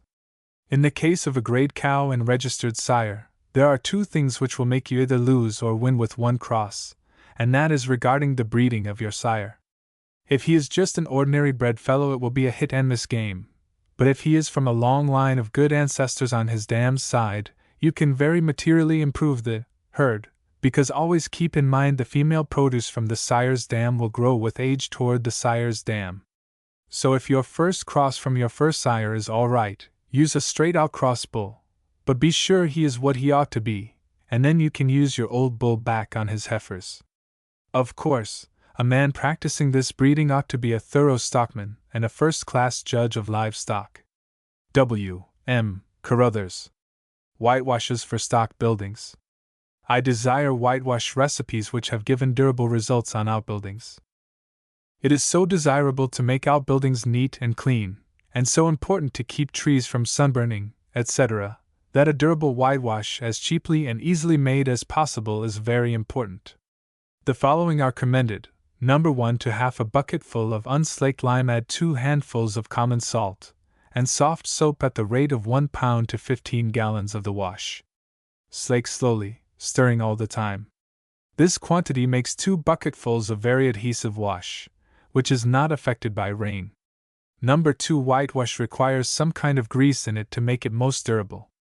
Any kind of grease, even though it be old and partly spoiled, will answer all right, though tallow is best. The grease imparts to the whitewash an oil property the same as in good paint. Tallow will stay right on the job for years, and the cheapest of it will do. In order to prepare this grease and get it properly incorporated into the whitewash, it is necessary to put the grease in a vessel on the stove, and boil it into a part of the whitewash so as to emulsify it and get it into such condition that it can be properly incorporated with the whitewash mixture. Number 3, for every barrel of fresh lime, add 16 pounds of tallow, 16 pounds of salt and 4 pounds of glue dissolved. Mix all together and slack, keep covered, and let stand a few days before using. Add water to bring the right consistency to spread readily. For nice inside work, strain it. When less than a barrel of lime is used, the quality of the wash does not seem so good. It is better to apply hot, but it does well cold. Government whitewash. What is the government recipe for whitewash? Take a half bushel of well-burned, unslaked lime, slake it with boiling water, cover during the process to keep in steam, strain the liquid through a fine sieve or strainer, and add to it 7 pounds of salt, previously dissolved in warm water, 3 pounds of ground rice boiled to a thin paste and stirred in while hot, half a pound of Spanish whiting and 1 pound of glue, previously dissolved by soaking in cold water, and then hanging over in a small pot hung in a larger one filled with water. Add 5 gallons of hot water to the mixture, stir well and let it stand for a few days, covered from dirt. It should be applied hot, for which purpose it can be kept in a portable furnace. A pint of this mixture, if properly applied, will cover a square yard. Whitewash for spray pump. Can you give a recipe for a durable whitewash which can be prepared simply and in large quantities? The whitewash will be applied with a spray pump. To 25 pounds of lime, whole, slacking with 6 gallons of water, add 6 pounds of common salt and 1.5 pounds of brown sugar. Stir and mix well and allow to cool. When cool, stir in 1 ounce of ultramarine blue. Then add 2 gallons of water, and sprinkle and stir in 2 pounds of Portland cement. If 2 coats are to be applied, add 1 more gallon of water. Strain for work on smooth surface. Buttermilk paint. How is paint made with buttermilk for farm buildings? 1 gallon buttermilk, 3 pounds of Portland cement, and sufficient coloring matter to give the desired shade. Apply as soon as made, and stir a great deal while being applied.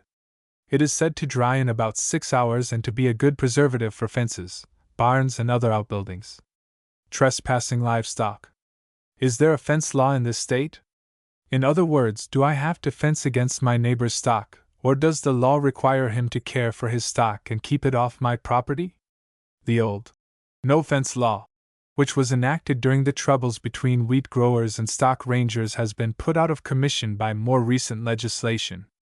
The trespassing livestock is liable for damage, but just how to proceed to protect yourself you should learn from a local lawyer who knows statutes, and your county ordinances also. Rat-proof granary. How can I make a rat-proof granary for alfalfa meal and barley? Omit all boarding of the sides below the floor level and place a heavy inverted pan, milk pan, between the top of each of the supporting posts and the floor beams. Care should be taken that the diagonal bracing of the underpinning or post does not allow a rat to secure a foothold near enough the floor to permit of gnawing through. Concrete stable floor. Is a concrete floor good for a horse stable? Concrete floors are satisfactorily used for horse stables, provided the floor is ribbed or otherwise roughened in a way to reduce the danger of slipping. Some stablemen have stall floors made that way.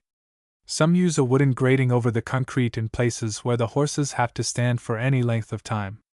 Others soften the standing by free use of bedding. Silo heating not dangerous. Is there any danger of a barn burning from spontaneous combustion due to a silo being built in the barn? There is no danger of the silo overheating and setting fire to a barn. When the ensilage is curing, it often gets warm, but never anywhere near the point of combustion. To make shingles durable. What is the best material with which to coat the shingles on my barn roof? The best coating is a wood preservative, the principal ingredient of which is creosote. There are several reliable brands of preservatives and stains that may be had at a cost of about half that of paint. We must remark also the natural durability of redwood shingles in this climate if the roof has a good pitch. We reshingled our house roof after 20 years of use and found the shingles so sound that we turned them and shingled the sides and roof of a shed with them, where they promised to be good for another score of years. Best breed of hogs. What is the best breed of hogs for pen feeding, shutting them up in small pens from the time they are little pigs and feeding them mostly on skim milk and slops? There is no best breed. It is a matter of personal preference. Any of the breeds are all right to pen up and feed. The principal thing is to see that the hogs are all purebred and have not been crossed too often to cause deterioration. Choose one breed of hogs and keep them as pure as possible, and you will have no trouble in raising them. All the breeds are good, but some are fancied more than others. Dark-colored hogs are preferred in California because less liable to sunburn. Part 6. Feeding farm animals. Feed for plow horses. While doing heavy plowing, how many pounds of rolled barley per day should I feed to keep 1,300-pound horses in good condition? If I feed part oat hay and part alfalfa hay, together with rolled barley, what ration would be ample? A ration used by the California Experiment Station was 12 pounds of alfalfa hay, 11 pounds of wheat hay, and 7 pounds of crushed barley for 1,000 pounds of horse at hard work. The larger the horse, the less food for the amount of work he does in proportion to his size, so multiplying these figures by 1.2 would bring a person somewhere near the ration for a 1,300-pound horse, and an approximation is as close as one can come to any general ration. Probably more alfalfa and less of the other feeds could well be given, since many farmers are succeeding in feeding alfalfa exclusively. Vetch for horses. Does vetch make good feed for horses? Will vetch produce a heavier crop than grain? When is the best time to sow vetch for hay, and what is the best variety? Vetch makes excellent stock feed whether used as hay or as pasturage. Vetch falls to the ground so badly that it is very difficult to cut hay from it unless some grain is planted to hold it up. Oats make an excellent hold-up crop and is more generally used. A half a bushel of vetch seed is mixed with a bushel of oats, and this is enough to plant an acre. Some growers, however, prefer a bushel of vetch as that makes the stand much heavier. Sorghum feeding. Can I allow milk cows to pasture on growing Kaffir and Egyptian corn during the summer? Which one is the best for pasture and milk? There is no difference between Kaffir corn and Egyptian corn so far as feeding goes. They are both sorghums. There is a danger in pasturing on young sorghums, because stock is often killed from overeating it, and they are quite apt to do this when they come upon it from dry feed. If you cut and wilt the young sorghum, or if it is fed sparingly with hay, etc., it becomes innocent of injury. After the sorghum has obtained considerable growth, it also loses its dangerous character. Salting hay. What kind of salt is used for salting hay, how much to use and how to apply it? Any good commercial salt such as is used for pork or beef packing is satisfactory for salting hay. A good handful to the ton, scattering it as the hay is stalked, is as good a formula as can be had. Stover. What is stover? How is it cut and handled? Stover is corn fodder after the ears are taken off. The best time to cut the corn for stover is immediately after the kernel becomes dented and the leaves or blades commence to dry. Immediately after the ears are taken off, the stalks should be cut and stacked. The size of the shock depends upon the climate. If it is a foggy climate and stalks are green, it is better to make a smaller shock, but in the interior valley where the weather is warm it is best to make large shocks, so that the stacks will not dry up very rapidly. Feed for cows. What shall I feed cows when they are fresh and when they are dry? When they commence to freshen, give some green feed, such as alfalfa or corn. If possible, also give, say, 2 or 3 pounds of barley or bran, and gradually increase this for 2 or 3 weeks until 6 or 7 pounds of bran or barley is being fed. Also give a small amount of hay. Bran may be rather expensive feeding and a substitute is being used. Take 4 parts of barley to 1 of bran and mix. With barley at its low price, this makes rather inexpensive feeding. Another substitute is to take the chopped alfalfa hay and barley. These are mixed thoroughly together and moistened. After the cow freshens and gives her full flow of milk, let her eat all the alfalfa hay she wants. A good ration is about 15 to 20 pounds of hay, 6 or 7 pounds of barley or bran, and about 10 pounds of roots such as beets or mangels. When the cow is dry, pasture is the best food, supplemented with some green food. Sorghum silage. Will Egyptian corn make good ensilage, and at what time should it be cut to make the best feed for dairy cows? Sorghum makes good silage. It must be cut while surely juicy enough, for it is a little more apt to dry out than Indian corn. Barley for hay feeding. Should the barley for hog feeding be rolled, ground, or fed whole, dry, or wet? Also, how much should be fed and how often to get best results? To obtain the best results, the barley should be ground into a meal, not too fine, and have the hulls screened or floated out. This is best fed when made into a thick slop. Some good feeders believe in letting it stand until fermentation sets up, that is, gets a little sour. We prefer a sweet to a sour feed. However, hogs will do well on either, provided there is no change from sour to sweet. The change is the bad part. Hogs should be fed just the amount that they will clean up well, and no more. A hog should always be ready for his feed at feeding time. We would not feed oftener than twice a day, night and morning. Chas. Goodman. Sugar beets and silage. Will sugar beets keep in a silo, and how sugar beets rank as a hog feed? Sugar beets would probably keep all right if stored in a silo, just as they might if kept in any other receptacle, but it is not necessary to store beets for stock feeding in this state. They can be taken from the field, or from piles made under open sheds in which the beets may be put, because more convenient for feeding than to take them from the field in the rainy season. Beets put whole into a silo would not make silage. For that purpose they would need to be reduced to a pulp, but there is no object in going to the expense of that operation where beets will keep so well in their natural condition, and where there is no hard freezing to injure them. Beet pulp silage is made from beets which are put through a pulping process for the purpose of extraction of the sugar, and therefore, best pulp silage is only made in connection with beet sugar factories and is a byproduct thereof, which is proving of large value for feeding purposes. Feeding value of spelt. What is the food value of spelt? It is a Russian variety of wheat, and yet, I am informed, it has about the same value as a stock food that barley has. We have no analysis of spelt at hand.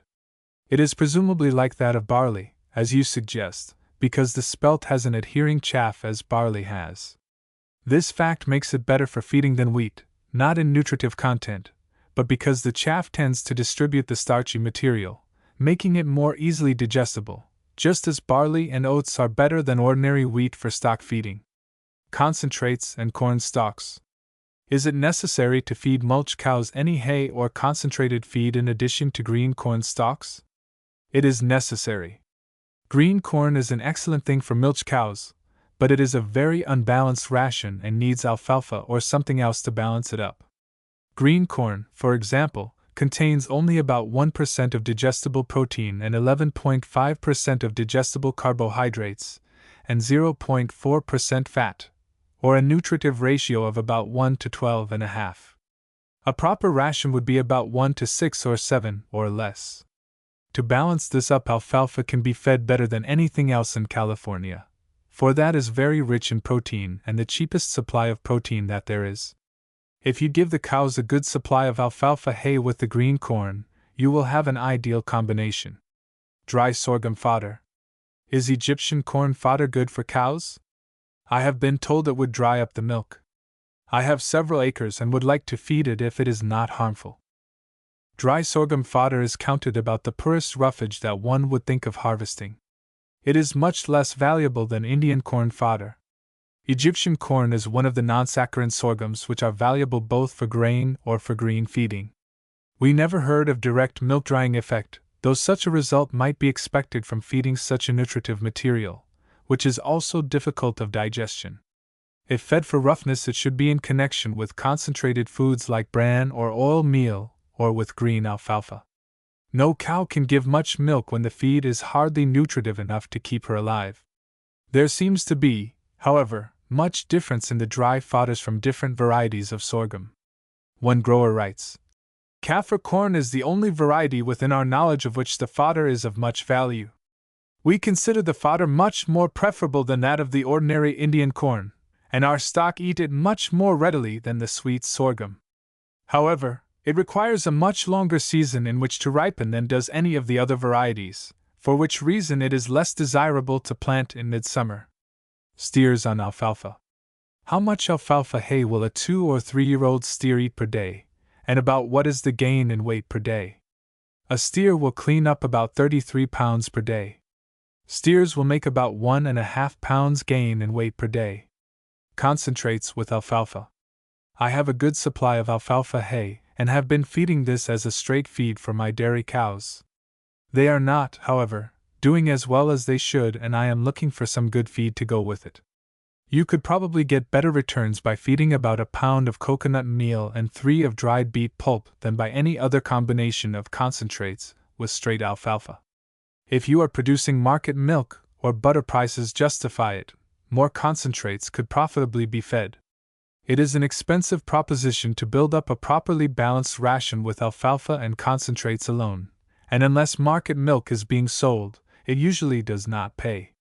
The cheapest way to provide a balanced ration is not by concentrates, but by wheat or other grain straw, and let the cows eat all they care for. This is very cheap and helps to balance a ration with green or dry alfalfa. Hay is usually cheap, and is fine for cows. Both are much less expensive than concentrates. Chopping hay for horses. What saving may be made by chopping all oat hay when fed to horses? There is no particular saving in chopping hay unless the horses are worked very hard and for very long hours, as is often the case with express horses in the cities, or unless the power for cutting is very cheap and feed high. The idea is that, except in unusual cases as above mentioned, the horses can do their own grinding cheaper than it can be done by power. Somewhat less hay is wasted when fed cut than when fed long, but if they are not fed too much long hay, they will waste very little. Grain for horses. What is the best formula for feeding workhorses with oat hay, alfalfa, barley, crushed, and corn as rations? Feed 1/2 oat hay and 1/2 alfalfa hay, about 1 to 1.5 pounds per day for each 100 pounds live weight of the horse. Add to this from 3/4 to 1 pound of rolled barley or corn for each 100 pounds live weight. If the corn is on the cob, 4/5 of its weight is corn, that is to say, 5 pounds of corn on the cob has 4 pounds of grain. Feeding cut alfalfa hay. Would alfalfa hay, cut, say, from 1/2 to 3 inches in length be better than whole hay for hogs, cattle, and horses, and if it is better, should it be fed wet or dry? Cattle and horses do much better when fed chopped alfalfa hay than when fed whole hay. They can eat the required amount in much less time and with less exertion. For cattle and horses, the hay should be cut about 1 inch long and fed dry. There is no advantage in chopping alfalfa hay for hogs unless it is mixed with ground grain and made into slop. L. P. Denny. Storing cut alfalfa hay. We are planning on cutting our next season's crop of alfalfa with a feed cutter and storing it in a barn for winter feeding. The hay must, of course, be thoroughly cured, because of the great danger of heating in a tight mass. A. Balfour says, I have been cutting alfalfa into a barn for seasons. It is absolutely necessary to have the sides and floor tight, and it is easier to feed it if it is in a loft. The hay is best stacked first, and must be thoroughly cured. Alfalfa grinding. Is the curing of alfalfa for grinding different from ordinary? Has it to be chopped before grinding, and what is the cost of grinding? Alfalfa hay should be cut when the very first blossoms commence to appear. At this point the plant contains the greatest amount of protein. From that time on until seed time, the protein diminishes and fiber increases. To make meal, hay should be well cured, have gone through the sweat, and should be dry, or as near dry as possible. It mills easier when dry and makes a finer product. It should be cured so as to retain the green color. To grind it, it is not necessary to cut it before grinding, it mills better if ground just as it comes from the stack. The cost of milling hay varies with the size of the machine, condition of hay, whether dry or damp, or whether tough or tender. With larger plants of a capacity of 4 to 5 tons per hour, it costs about 45 cents a ton to put it in the sack, exclusive of the cost of sacks, and with smaller, it runs from that on up to $1 to $2 per ton. Feeding calves. How soon can calves be weaned and not hinder their growth? After weaning, what would you advise to feed them? After the calf has once nursed, it should be taken away from its mother, but fed its mother's milk for a few days, depending on the vigor of the calf. Commence to add skim milk after a week or 10 days, adding a small amount at first and increasing it daily until the calf is on an entirely skim milk diet. The milk must be sweet, it must be as warm as its mother's milk, and the calf must not have too much of it. 4 quarts at a feed twice a day is sufficient for the average-sized calf for the first month, then increase it accordingly. Add a spoonful of ground flaxseed to each feed and teach the calf to eat a little grain as soon as possible. Ground barley is the most economical feed to balance a ration containing so much skim milk. If calves show a tendency to looseness of the bowels, feed less milk, and when this does not remedy the trouble, Heat some skim milk to boiling, and when it is cooled to a proper temperature, feed this to the calf. A good grain ration to feed calves along with skim milk is ground barley with green alfalfa hay. When the milk is cut off, feed barley and bran soaked with molasses water. Put a pint of molasses in a pail of water and dampen feed with it. This amount will dampen 3 bushels of feed. W. M. Carruthers. Winter feed for sheep. What would be the best to sow for sheep pasture? Barley, oats, rye, vetch, or rape? Of the grains, rye is usually found to be best for quick winter growth, and rye and vetches sown together are very satisfactory, because the rye holds the vetches up so that the whole growth can be more successfully handled with the mower, and if grown that way and fed green in a corral, a very large amount of good feed can be secured. Sufficient experiments have not yet been made with rape to fully demonstrate its value. Even if it grew well, it would be inferior in nutritive value to vetches and rye. Balanced rations. What is a balanced ration for milk cows and brood sows? When plenty of alfalfa is available, many dairymen feed that alone. It is better to feed a little corn, grain hay, beet pulp, or the beets themselves to balance up the ration. Some of the best concentrates to feed to offset alfalfa hay are ground barley and dried beet pulp. The same thing can be said about the sows. They will consume about 10 pounds of chopped alfalfa per day and all the skim milk that is likely to be given them. Not more than 8 pounds of concentrates need be fed, of which 1/5 may be bran, the same amount, or more, of coconut oil cake, and the rest corn or barley. With plenty of skim milk and alfalfa, but little grain or other concentrates will be needed. A few beets will also go well with alfalfa. Pasture and cover crop. I am thinking of sowing burr clover with rye to be plowed under in the spring. Is it good policy to sow rye with clover?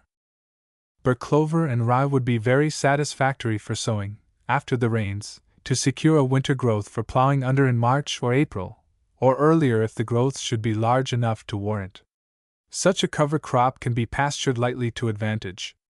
Cutting corn for silage. What is the best time to cut corn for the silo? What length is it cut? Is water put on it when it is put in the silo? The best time to cut corn for the silo is just as the kernels are beginning to glaze. It is cut with a proper ensilage cutter into 1/2 or 3/4 inch lengths. No water is used, unless the corn should be unusually dry, with shriveled leaves. In that case, the use of water to compensate for the loss of moisture in the stalks and leaves is desirable. Fall and winter pasturage. What do you advise for planting in the fall for winter pasture in the Sacramento Valley? Are field peas suitable? The common California field pea, called Niles pea, the Canadian pea, the common vetch, which is sometimes called the Oregon vetch because the seed is largely grown in that state, are all suitable for fall planting and winter growth because they are not injured by ordinary valley frosts. Aside from legumes, you can get winter feed from fall-sown rye, Essex rape, or kale. Summer pasture for hogs. I want to pasture hogs in the San Joaquin Valley this spring and summer.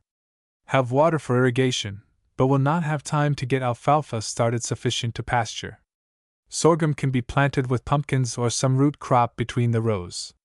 The root crop or the pumpkins could be used in the later summer, while the sorghums could come between the natural grasses of the early spring and the root crops. A strictly pasturage scheme is to sow wheat or barley and turn the hogs on this, so that they will eat within certain prescribed limits. In order to do this, the field needs a shifting fence, so that the hogs can be driven from one section to another, never letting the hogs eat too closely, as they will kill off the stand. Size of a silo. I am planning to build a silo 8 feet high and 10 feet across. Will ensilage, corn, oats, keep well in a silo of those dimensions? The silo you are intending to build is too shallow, and would hold only a very small amount of silage. There would be several inches loss of silage before you could start feeding, and you would have to feed at least 2 and probably 3 inches off per day in order to keep the food from spoiling. 60 inches of silage would thus only last about 20 days. Also, the deeper a silo is, the tighter the ensilage is packed and the more will be contained in a cubic foot. The following table will give suggestions as to dimensions. Diameter. Height. Capacity. Diameter. Height. Capacity. 10 feet 25 feet 36 tons 14 feet 34 feet 115 tons 10, 28, 42, 15, 34. 131. 11, 29, 60, 16, 35. 158. 12, 32, 73, 20, 35.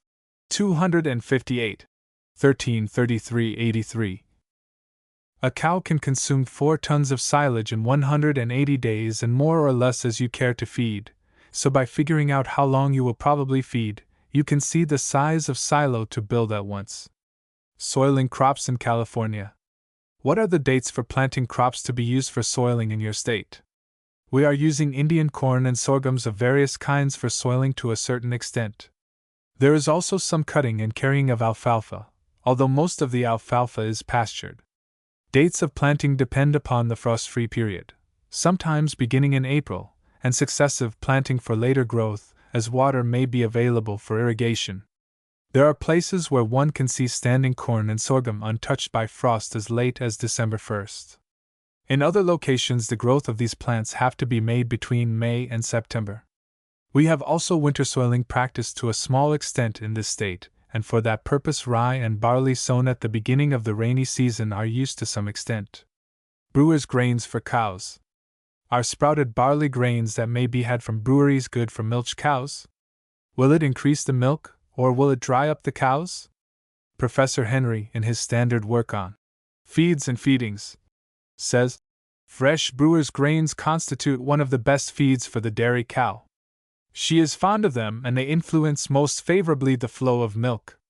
Fed while fresh in reasonable quantities, supplemented by bright hay or corn fodder for dry feed, the grains being kept in tight feed boxes which can be kept clean, and with other conditions favorable to the healthfulness of the cow, no valid objection can be raised against this form of feed. From 20 to 30 pounds of wet grains should constitute a day's allowance. Feeding pumpkins. What is the proper way to feed pumpkins to cows? Some say to cut them in halves, while others say they must be chopped fine enough so that the cows cannot choke on them. Some tell me the seeds tend to dry the cows up, and should not be fed with pumpkins. Pumpkins should be either cut in halves or broken in large fragments so that the stock can get a bite at them, or else should be chopped fine, and we could never see the advantage of going to that trouble. Cutting into medium-sized pieces is dangerous because of the temptation to swallow them whole and thus getting choked. It is not necessary to remove the seeds. Feeding a family cow. What shall I feed family Jersey cow in addition to alfalfa hay to ensure a good supply of milk? One of the best things to feed in addition to alfalfa hay is a couple of quarts of middling or bran twice a day, with which is mixed a cup of molasses with enough water to make a nice paste. Dried beet pulp is exceptionally good with alfalfa, if it is available, this also to be moistened before feeding. Rolled barley for cows. Will rolled barley hurt milk cows, say 2 light feeds a day? Will it not do about as much good as the same amount of bran? Certainly not, and otherwise will be good if not used in excess to encourage fattening. Bran is a better feed for milk because it has a higher protein content. Horse beans and pie melons. Would it pay me to raise horse beans for fattening hogs? Horse beans do well. Would citrons do well there without irrigation, and would they be better than stock beets for hog feed? We do not promise anyone that anything will pay. Horse beans are good with other feeds for hogs.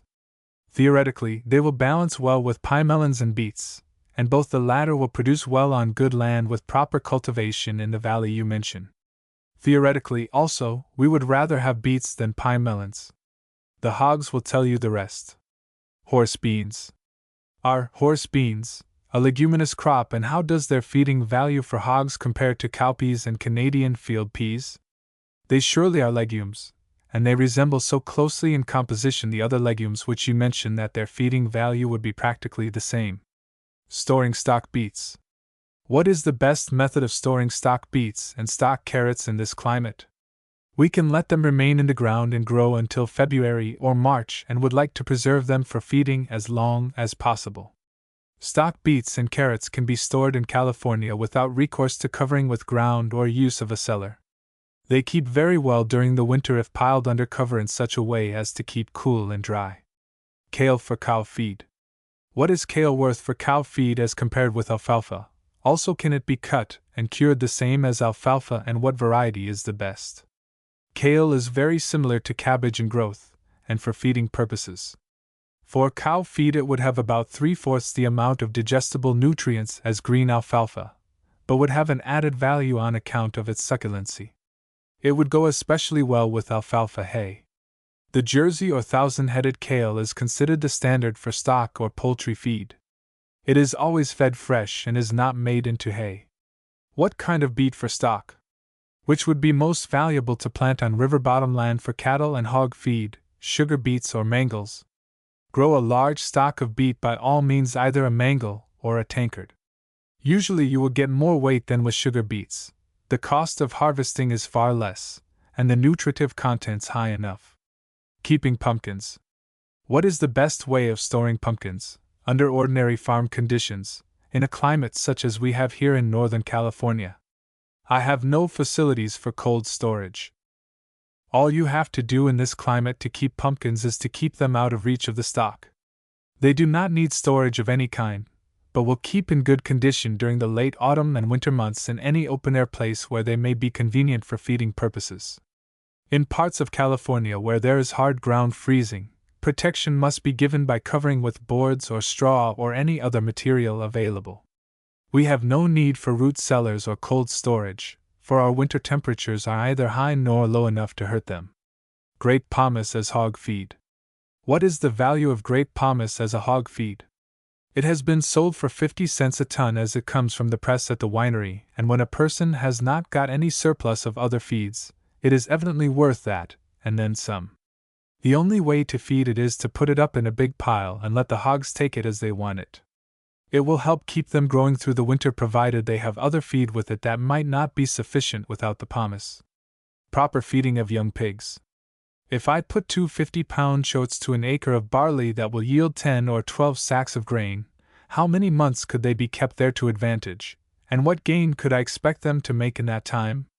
If the pigs have been properly fed and were of good stock, they should have attained a weight of 50 pounds at 3 or 4 months of age. Pigs in this condition would be more likely to lose than gain turned on a dry barley field, even if the yield were double what you state. Barley is an excellent fattener for mature hogs, but is a poor food for young growing pigs. Young pigs should have a balanced ration, which may be defined as a little of almost all kinds of feed and not all of any one kind. We have pigs running on a barley field such as you describe, and in addition to the barley we feed them once a day a slop composed of wheat middling and bran in equal parts by measurement, to which we add about 8% tankage, and they seem to be moving along nicely. Without the slop we don't think they would hold their own. Chas. Goodman. Pie melons and pigs. I have 14 sows which were fed almost entirely on pie melons and milk, not much of the latter. Out of the 14, only 3 sows have saved any pigs. The rest lost all the young they had. 4 or 5 sows that for the last 3 weeks have had no melons, nothing but green grass and a little whole barley each day, are saving their pigs all right. Pie melons are poor feed, and pigs which are not given anything better ought to fail. Green grass and a little whole barley is much better feed than pie melons. Pie melons are useful fed with alfalfa hay or some richer food. Wheat or barley for hogs. Which would be the better grain for me to buy for hog feed, wheat at $1.30 per hundred, or barley at $1? Would it be worth paying 10 cents a hundred for rolling, and then haul the grain 8 miles by wagon? Wheat is only considered about 10% more valuable as a hog feed than barley, so that in your case, barley at $1 is the cheaper.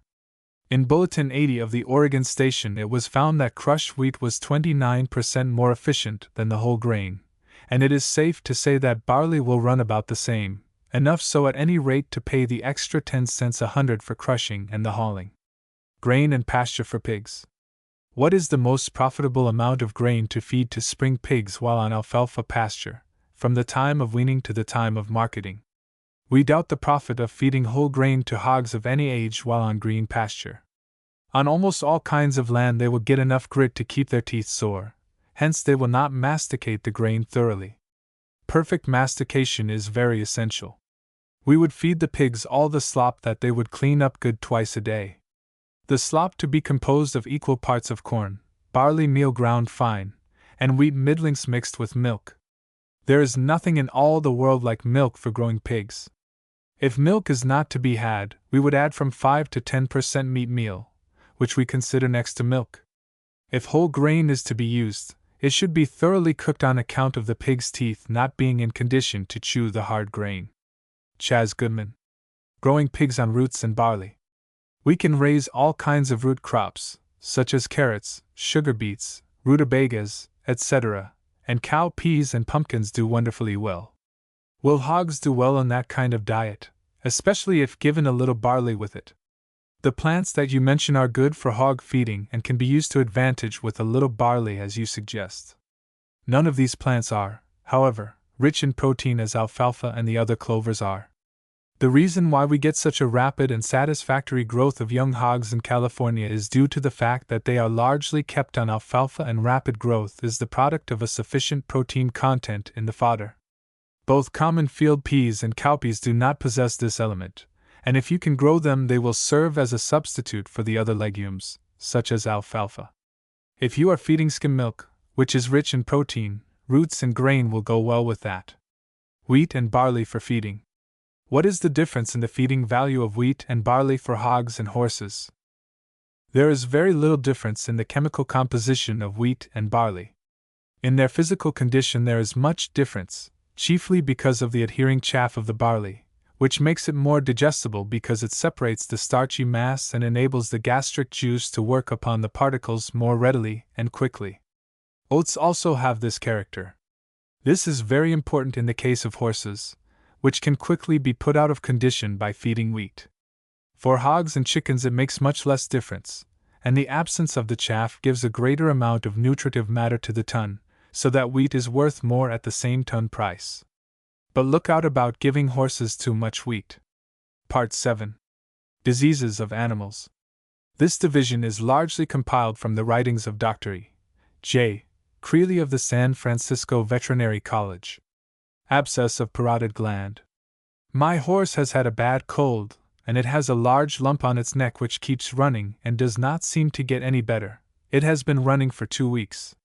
This horse has an abscess of the parotid gland, and the abscess should be opened large enough so that the finger can be introduced to break down adhesions, so that proper drainage can be established, after which wash out with a 5% solution of permanganate of potash. As this is a dangerous location for a layman to interfere with, owing to the branching of the carotid artery, pneumogastric nerve, and jugular vein, it should be done by a qualified veterinarian. Forage poisoning. Last fall one of our horses was taken ill and had a swollen jaw. He died soon, and we supposed that he had been kicked and died of lockjaw. This spring another was taken ill. He began dragging around, making an effort to eat and drink, but not being able to swallow much. Something seemed wrong with his throat and his hind legs. In 2 or 3 days he got down, seeming to have no strength in his back. He kept struggling for 2 days, not being able to swallow much, so we put him out of his misery. Since then 2 others have gone off the same way. The trouble is due to forage poisoning, caused by the eating food infested with poisonous molds. The symptoms are inability to swallow, paralysis of the muscles of deglutition, and paresis of the hind and forequarters. When the symptoms become advanced, treatment is of little avail. However, further troubles can be prevented by ascertaining the food which is infested with this mold. Ofttimes, however, such food may be apparently clean to the eye. Make a complete change of food and a thorough cleaning of your stable and corrals of all old fodder which might be in the mangers, or in any accessible place. Very frequently old food which is left in the bottom of mangers becomes moldy, and horses picking for grain which might be left in it eat considerable quantities of this spoiled fodder, get poisoned. For a scabby swelling. One of my cows has a swelling on her hind leg with little scabs on it. First it was on the front leg. It is as big as your hand. Use the following, applied once daily: olive oil, 1 pint, turpentine, 2 ounces, oil cedar, 2 ounces, Lysol, 1 ounce, mix and apply. An easement in bloat. What can be done for bloating? It does not seem to be generally known that to put a bridle on a cow or put a stick in her mouth and tie tightly with a string or strap up over her head, so as to keep her jaws working, will relieve bloat. We have given common soda and salt with good results to our milk cows. Take a whip and run her around the corral, after giving the soda. This treatment causes the wind to pass off. Fatal skin disease. About 2 months ago a horse was turned out in pasture. Several of the horses in the pasture started to lose their hair. It seemed to fall away from the hide and leave the skin exposed. The horse that was newly turned to pasture got the same disease and died. The other horses did not die. The hair on the horse that had died had fallen off from the sides and hind legs. This is gangrenous dermatitis, a gangrene-out inflammation of the skin. It is due to mold, must, or vegetable fungi. Remove to a new pasture, give food free from the fungi, and apply the following ointment to the skin: lanolin, 8 ounces, zinc oxide, 1 ounce, Pearson's creoline, 1/2 ounce, tannin, 3 drams. Mix and apply once daily. Shoulder injury on mare. A young mare that bruised her shoulder on the point with collar. It was lanced and now has a hard lump or callus, about 3 inches in diameter. What is best to do? She is not lame, but it would interfere with the collar. Get a qualified veterinarian to operate and entirely remove the growth, or you may use the following mixture to see if it will not cause it to partly absorb, and then use a Dutch collar or a specially padded collar, compound tinct. Iodine, 4 ounces, sulfuric ether, 2 ounces, oil cedar, 2 ounces, turpentine, 4 ounces. Mix and apply once daily until blistered. Horse with worms. What is the best remedy for a horse that has worms? I would like to know, as I have a horse that is getting poor with this trouble. Mix 1/2 pound pulverized and dried iron sulfate and 1/2 pound bicarbonate of soda, and give 1 teaspoonful each morning until the medicine is gone. After the last dose give the following: turpentine, 2 ounces, fluid extract male fern, 1/2 ounce, Pearson's creolines, 1 ounce, raw linseed oil, 1 pint. Mix and give all at 1 dose. To improve the general condition one may give artificial Carlsbad salts, 1 tablespoonful in each feed, and each dose to have added to it 3 to 5 grains arsenious acid. If plenty rock salt is allowed for horses to lick, they will be protected against intestinal parasites to a slight but useful degree. Is it mange? We have a horse 5 years old that is always scratching and biting himself as if he had mange or lice. He seems to itch more on his shoulders and front legs than any other place. We have washed him with a carbolic wash, also with a tea made from tobacco, but so far have been unable to stop it. He often bites his legs below the knees until he takes off all the hair and part of the skin. None of the other horses are troubled, although this horse has been troubled for 3 years. Apply the following: Lysol, 1 ounce, kerosene, 4 ounces, formalin, 2 drams, cottonseed oil, 9 ounces.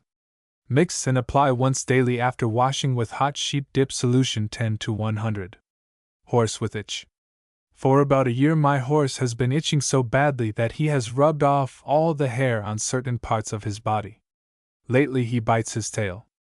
Whitewash the stall once weekly, scrub the harness, brushes, combs and every stable appliance that he has come in contact with. Don't use the same appliance on other animals that you use on this horse. Use the following mixture once daily on affected spots: milk of sulfur, 4 ounces, tincture of iodine, 4 ounces, turpentine, 4 ounces, kerosene, 16 ounces, cottonseed oil, 120 ounces. For a bowel trouble. What can I do to relieve a horse that balls up on alfalfa at the time of the first symptoms? I have been bothered considerably with this, and although I know the symptoms, I can never seem to relieve the pain before the veterinary is called. Give the following prescription: fluid extract cannabis indica, 3 ounces, sulfuric ether, 2 ounces, spirits turpentine, 3 ounces, oil peppermint, 10 drops, raw linseed oil, 24 ounces. Mix. Give 1/2 at once, balance in 1 hour. If not relieved, give several hot water soapsud injections. Abnormal thirst of horse. I have a horse with an abnormal desire for water. I notice that in drinking she always wants more than the others. I also notice she perspires more freely in the harness, and even will sweat in the barn at night. Your horse has kidney affection, probably due to feeding hay rich in alkalines. Treatment: change the feed and give 1 quart of thick flaxseed tea 3 times daily. Scours. Kindly recommend a treatment for a horse troubled with scours. He is on dry feed, but the trouble continues. Give very little water mornings and while worked, but give plenty at night. Feed dry rolled oats, oat hay, 1 handful of whole flaxseed at night, and the following powder: bismuth subgallate 4 ounces, iron sulfate, desiccated 8 ounces, bismuth subnitrate 8 ounces. Mix, and give a heaping teaspoonful each morning. Depraved appetite. I have a colt about 1 year old that continually delights in chewing up harness, ropes, chews on the manger, and, in fact, anything it can get a hold of. This is a condition caused by something being lacking in the system: lime, salts, etc. Give plenty of salt, good food, grain, etc. Get this prescription: iron sulfate 2 ounces, soda cyposulfate 4 ounces, gentian root pulve 2 ounces, ginger 1 ounce. Mix and give teaspoonful daily. Good dentist needed. I have an old horse which has always been fat and quite full of life until right lately. Now he is getting thin and looks bad. He eats his food all right. I had his teeth fixed a few weeks ago. The man said they were bad and he fixed them as well as he could. There is probably an excessively long molar projecting into a cavity, and the projecting molar should be cut off by a qualified veterinarian. The horse will begin to pick up and grow fat almost as soon as the condition is relieved. Most horse owners will permit every person with a float to ruin a horse's mouth without inquiring whether the dentist possesses proper qualifications as certified by a state license and diploma. Kidney trouble. My horse has some trouble in passing water. What can I give him that may be put in the mash? I don't think his trouble is due all to old age, for it didn't come on gradually. Give Gran. Sal niter, a teaspoonful daily in water is good to stimulate the kidneys. For chronic indigestion. I have given my horse conditioned powders for indigestion, but her hair is rough still. Do you advise feeding on the road when a horse leaves the stable at 10 a.m., traveling continually for 30 miles, returning 5:30 p.m., being fed at 7 a.m.? A great majority of conditioned powders contain resin and antimony. While a slight amount may be beneficial, continued use results in affection of the kidneys by overstimulation. Give the following for indigestion: bismuth subintrate 1 ounce, powdered pepsine 1 ounce, soda bicarbonate 12 ounces, carbonate iron 2 ounces. Mix and give a heaping teaspoon twice daily. By all means feed your horse 3 times daily and water as often as you can. It is unnecessary to warn you that the horse must not be overheated when you give the noonday feed. Wound sore. My colt got its hind leg cut on barbed wire some weeks ago. There is a hole about 1.5 inches deep in the center of the sore which will not heal. The inside of the sore does not seem very tender, but the leg stays swollen all of the time and is somewhat feverish. This is probably a fistulous tract that should be cured by a veterinarian, after which the following formula could be used to heal: acetanilide 1/2 ounce, zinc oxide 1/4 ounce, bismuth subgallate 1¼ ounce. Mix and apply on cotton and bandage once daily after washing. Warts on horse. How can warts be removed from a horse's hide? We use sulfuric acid. The results were favorable from the very start.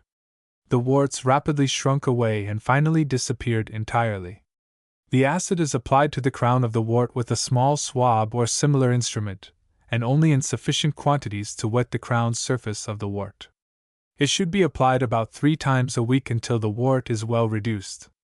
Don't use too much acid, and don't keep up the application too long. Eder. Kidney trouble in horse. What is the remedy for a horse that stops often to urinate while working? The horse is affected by an irritation of the kidneys. Give 1 quart of flaxseed tea daily, change the food and give 1 dram of C.P. hydrochloric acid in 1 bucket of drinking water. Castration of colt. Which is the correct and best way to castrate a yearling colt, with an emasculator or a blade, and when is the proper time. An emasculator is the only instrument to use in castrating. The object in using any instrument is to prevent a hemorrhage, and nothing works with so much certainty and quickness. The A. Houseman and Dunn emasculator is recommended. The proper time is when the weather is mild, the grass at its best, and the colt in good condition. For a chronic cough. We have a mare 7 years old that is troubled with a chronic cough, and at times shows symptoms of heaves, and also has occasionally a white foamy discharge from the nostrils. She is a greedy eater and drinker, and her excreta is often very offensive. If she expels flatus when she coughs, this would indicate a predisposition to heaves. Wet all food, as dry or dusty food aggravates the cough. Give the following: spirits camphor, 4 ounces, Flext belladonna, 2 ounces, neutral oil, 8 ounces, oil eucalyptus, 2 ounces. Mix and give tablespoonful 3 times daily. Chronic indigestion. I have a mare 11 years old. Give her plenty of oats, hay, grain, and a little alfalfa hay 3 nights per week, and leave salt where she can get at it. But she is falling off and her hair does not lie down properly. She eats well and her system seems to be in good condition. Have had her teeth attended to so she chews her food well. This condition is caused by the animal not being able to properly masticate the food. Have your dentist examine the mouth again, or you can carefully examine the feces and see if it shows whole grain, or long pieces of hay. For short wind or heaves. I have a mare that has something wrong with her wind. About 6 months ago I noticed her wind was not good and she had a slight cough, and about a week later, while working her, she seemed to choke down, and almost died before she got her wind, and since then she sometimes takes those spells should she trot off briskly for a short distance. Give 2 3/2 ounce doses of Fowler's solution arsenic daily. Dusty or musty hay will aggravate the symptoms. Thoroughly shake out the dust and wet the hay. Feed hay only at night. Give the animal as little feed and water as possible before being put to work. Continue this treatment 1 month if necessary. The following is a case of experience with this treatment. For a remedial agent we began to use Fowler's solution of arsenic, in 2 teaspoonful doses at first. Once a day, put in the water with which the hay was moistened. These doses were given for a few days, then skipped for a day, then continued for 5 or 6 days again. This treatment has been continued. At times when the trouble was most severe, giving a great spoonful at a dose, twice a day for 2 days, then stopping for a day or 2, always being sure to mix it with the water which the hay is moistened, so that it shall be taken into the stomach very slowly. This course of treatment has served to so relieve the disease that nature has nearly or quite overcome it. Side bone.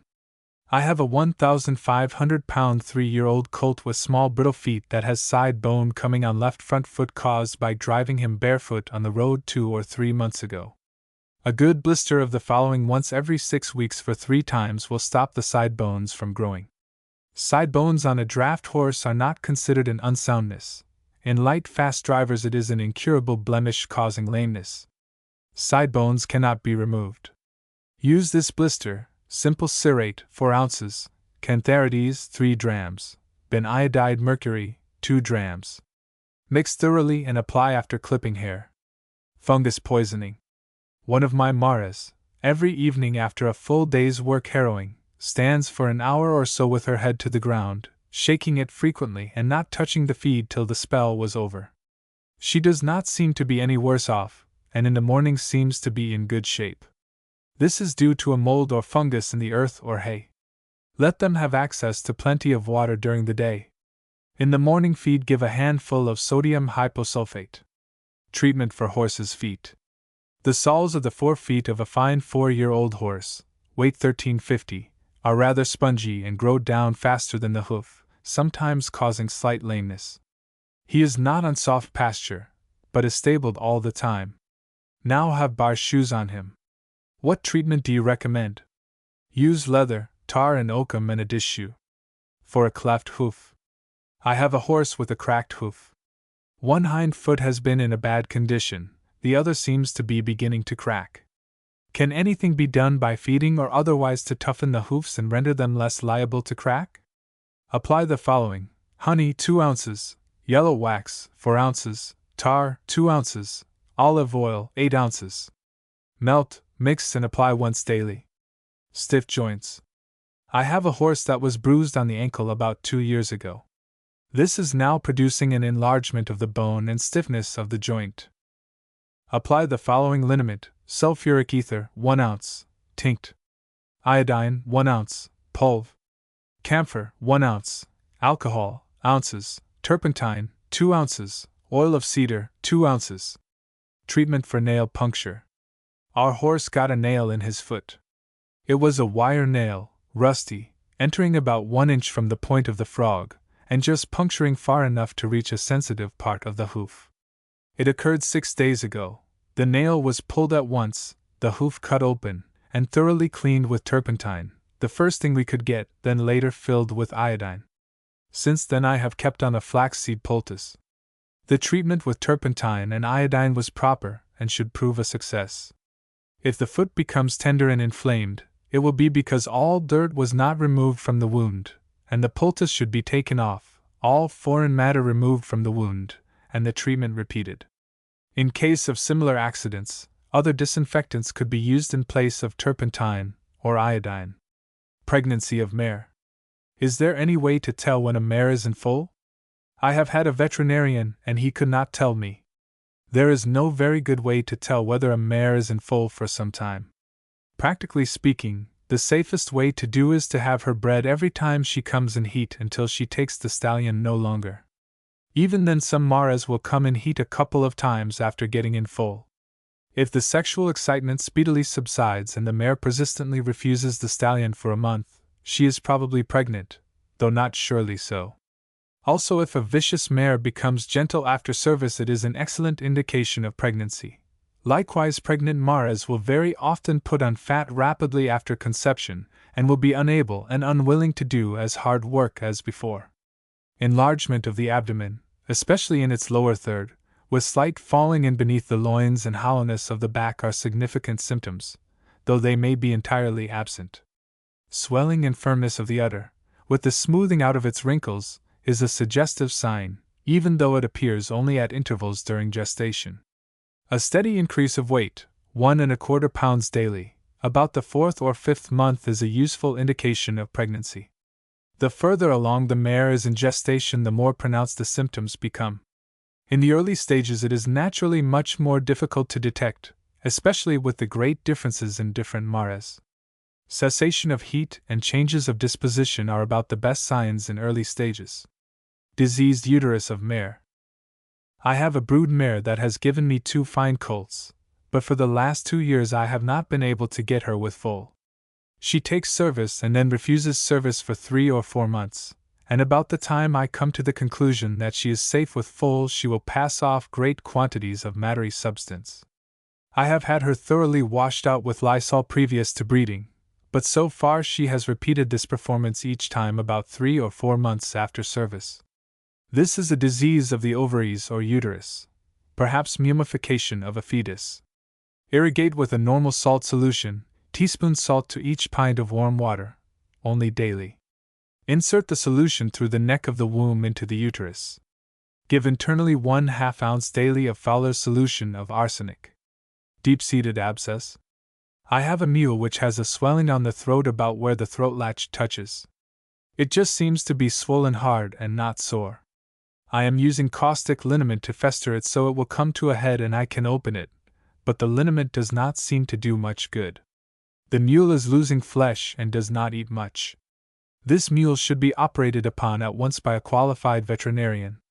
The application of liniments or blisters are useless. The knife only will effect a cure. The fact that the mule is losing flesh makes the case serious. Cure for cocked ankles. I have a 4-year-old mare that has cocked ankles, and would like to know what treatment to give her. Cocked ankles are due to an inflammation of the tendons back of the ankle and a drawing up or contraction in consequence. Put on heel calks 1 inch, no toe, to rest and relieve the back tendons from strain.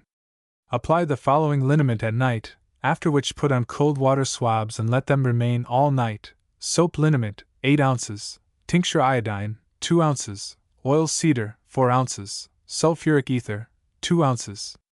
Mix and apply once daily. Dehorning. Which is the best way to dehorn cows and calves? The best time to dehorn cows is in the spring, before the fly season starts. It is best not to have a cow too far along in calf before dehorning, as she is very apt to lose her calf. It is also better to dehorn before your cows freshen, because when cows are milking and are dehorned they will go back in their milk a great deal for the first month after the dehorning has taken place. Calves can be dehorned by blistering the little buttons before they adhere to the skull. This is very simple and not painful. First clip the hair about the horns and wet the little loose button and apply caustic potash, in stick form, by rubbing it on the damp horn. Remember, this must be done before the horn adheres to the skull. Also remember not to use water enough to run the lye away from the button and rub until the skin reddens. Also, look out to keep your end of the potash stick dry or you may dehorn the tips of your fingers. Paralysis during pregnancy. I have a cow that will freshen in a few days. About 6 days ago she seemed weak in her hind legs and on going downhill would drag or stumble for 10 or 12 feet, then catch herself and go on rather wobbly. Pregnant animals about to bring forth their young sometimes show a paralysis or loss of power in their hind parts due to pressure of fetus. Nature corrects this after birth. Bloody milk. What can be done to stop bloody milk? Milk each teat in a separate glass jar, let stand to ascertain which teat the red specks are coming from, then milk the teats clean and inject the infected teat with equal parts of hydrogen dioxide and water. After a few hours inject 4 drams of ferric chloride in 1 ounce of water. Then milk clean. To cleanse cows. My cows are healthy and calves all right, but seem to have trouble throwing the afterbirth. Wash out twice daily with about 1 gallon of normal salt solution, teaspoonful of salt to each pint of warm water. Give internally the following powder, pulv. Gentian 4 ounces, puv. Slippery elm 1 ounce, puv. Charcoal 1 ounce, pulv. Hyposulfate of soda 8 ounces. Mix and give a heaping teaspoonful twice daily. Treatment for caked bag. I have a cow whose udder is caked hard and has been swollen from the udder to the forelegs. This latter swelling has gone down by applying equal mixture of turpentine and lard, but the udder itself still remains hard. When first noticed, 1 teat caked, then another, until all 4 are caked alike. Insert a milk tube and inject the following: hydrogen dioxide, 8 ounces, tincture iron chloride, 1 ounce, water, 7 ounces.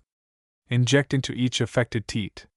Apply the following externally: camphorated oil, 8 ounces, tincture belladonna, 2 ounces, oil eucalyptus, 2 ounces. Mix and apply twice daily. Garget. I have a cow which gave rich milk all the time, but now every time I milk her some yellow, hard substance will come out instead of milk. First from 1 teat, then the next, and when I strain the milk the strainer will be full of hard yellow specks. Your cow has undoubtedly been affected with garget. This milk should not be used. The condition is best treated by massaging the udder every day with camphorated oil. It will also be necessary for you to continue to milk her regularly until about 6 weeks before she is due to freshen, at which time you should proceed to dry her up. Infectious mastitis. We have a 2-year-old heifer, which, 2 weeks before she was due to freshen, had a large udder slightly caked. Upon pressing the teat a discharge of blood issues from each teat. This is infectious mastitis. It may be due to a bruise or blow or infection introduced through the milk duct. The first is most likely. Apply camphorated oil externally and inject into the affected udder some hydrogen dioxide, peroxide of hydrogen. Editor. After 10 minutes, milk out again. Repeat once daily. A mangy cow.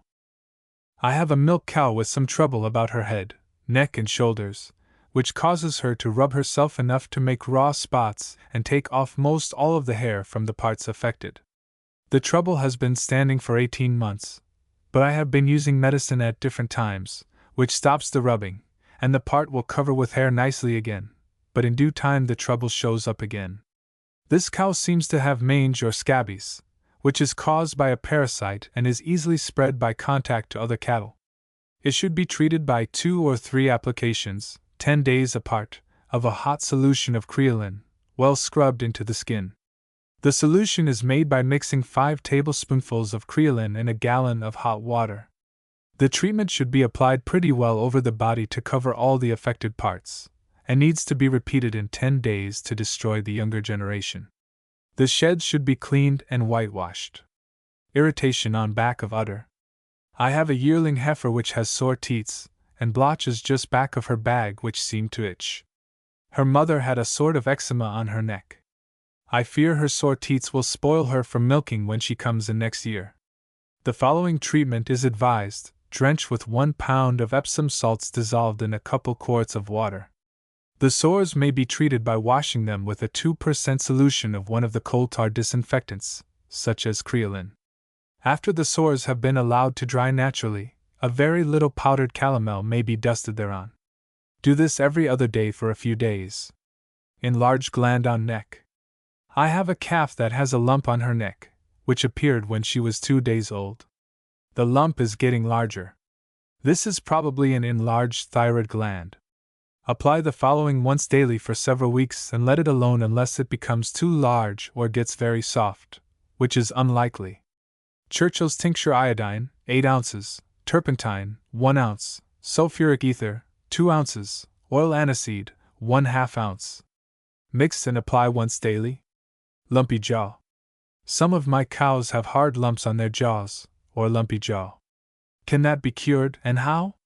This is actinomycosis, lumpy jaw, and is due to ray fungi, actinomyces, which are found originally on plants which enter the body in various ways.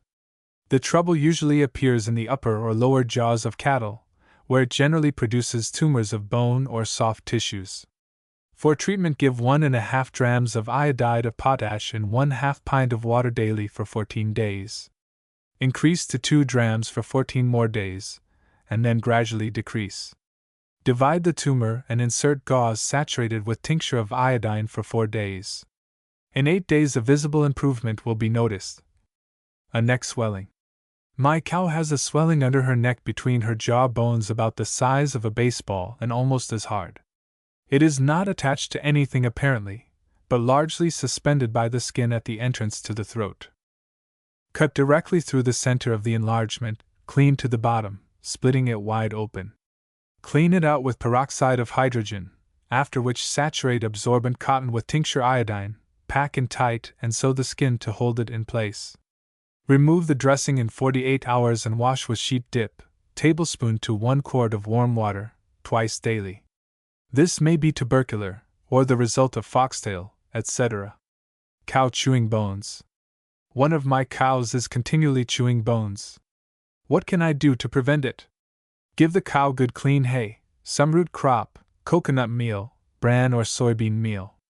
If the cow does not stop, mix in the drinking water twice daily a little dilute hydrochloric acid. Also, have boxes arranged near feeding stalls which contain wood ashes, slaked lime and salt. Swelling on the dewlap. I have a cow that has a large lump at the point of the breastbone, the dewlap. This lump is as large as a coconut, and was caused, I think, by friction against a low manger in eating.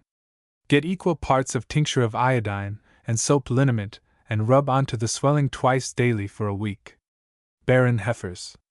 I have 3 heifers, 3 years old, which have run with the bull right along and have failed with calf, have had 3 different bulls to them. What can be done?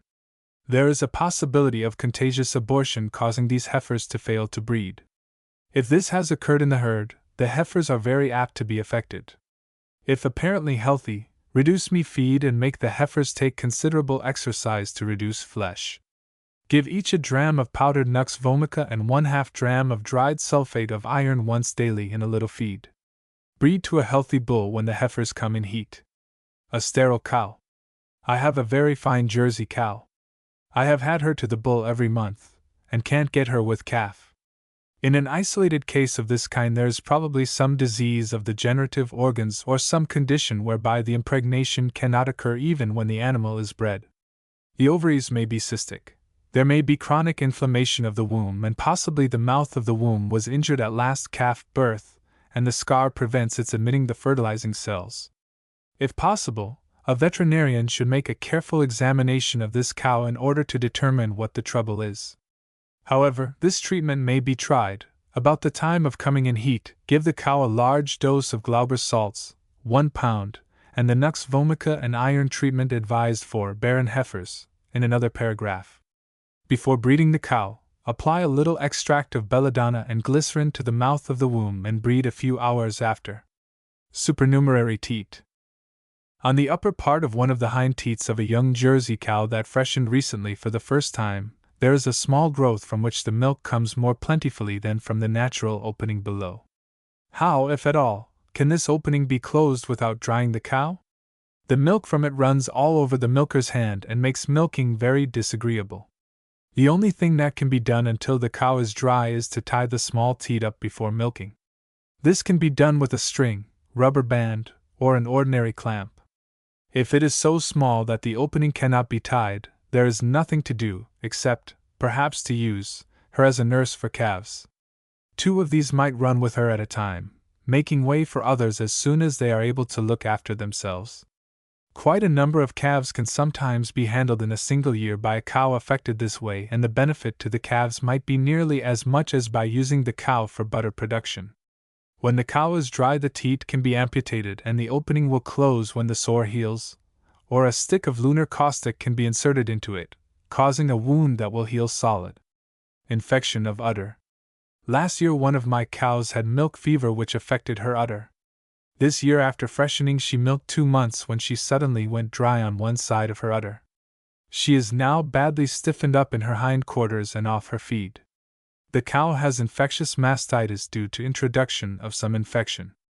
Give a saline purge, 1 pound. Glauber salt, inject peroxide of hydrogen, after which pump in sterile air. Apply externally camphorated oil once daily. Camphorated oil has a tendency to dry up the secretion of the gland and is used advisedly. Lumps in teats. My cow has hard lumps in her teats and lower part of the bag. These cause pain to her on milking, but there are no other symptoms of disorder. This condition has prevailed several months. Give 1 dram. Iodide potash daily for 1 week. 2 drams the second week, 3 drams the third week, and reduce as you began. If tumors are small and interfere with the flow of milk, they can be removed. Wound in teat. I have a cow with an open slit about 1/4 to 1/3 of an inch in the side of one teat. I have lacerated the edges and stitched the slit well together many times, but the milk will ooze out and prevent healing together. I have used numberless milk tubes to no avail, as the flange on the tubes loose out. When I remove the flange, the tubes creep up into the udder, and it is a trouble to get them out again. Wounds of a quiescent udder usually heal, but if the cow is in milk and the lesions involve the teats, it is exceedingly difficult to heal the wound, as the irritation delays or interrupts the healing process. The following lotion is one of the very best to use for teat wound: tinct. Iodine 2 ounces, tinct. Arnica 2 ounces, glycerin 2 ounces, comp tinct. Benzoin 2 ounces. Mix and apply twice daily after washing with 5% solution carbolic acid and Castile soap. Your milk tube must be an ancient one, as all milk tubes of today are self-retainers and could not slip into the udder. Care must be taken to boil the tube previous to each using, as you may cause an infection of the udder by a filthy tube. Injury to udder.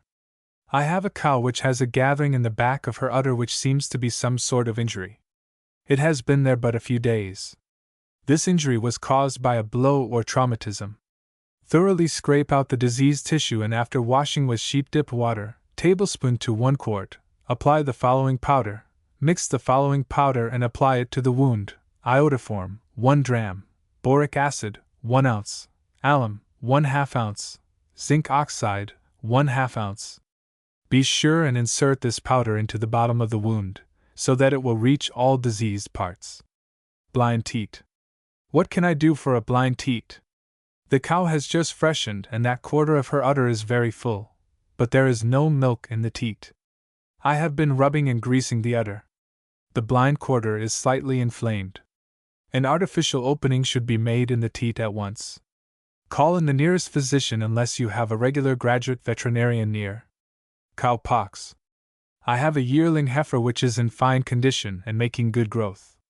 But all 4 of her teats have sores on them and are mostly covered with scabs. It is probably cow pox.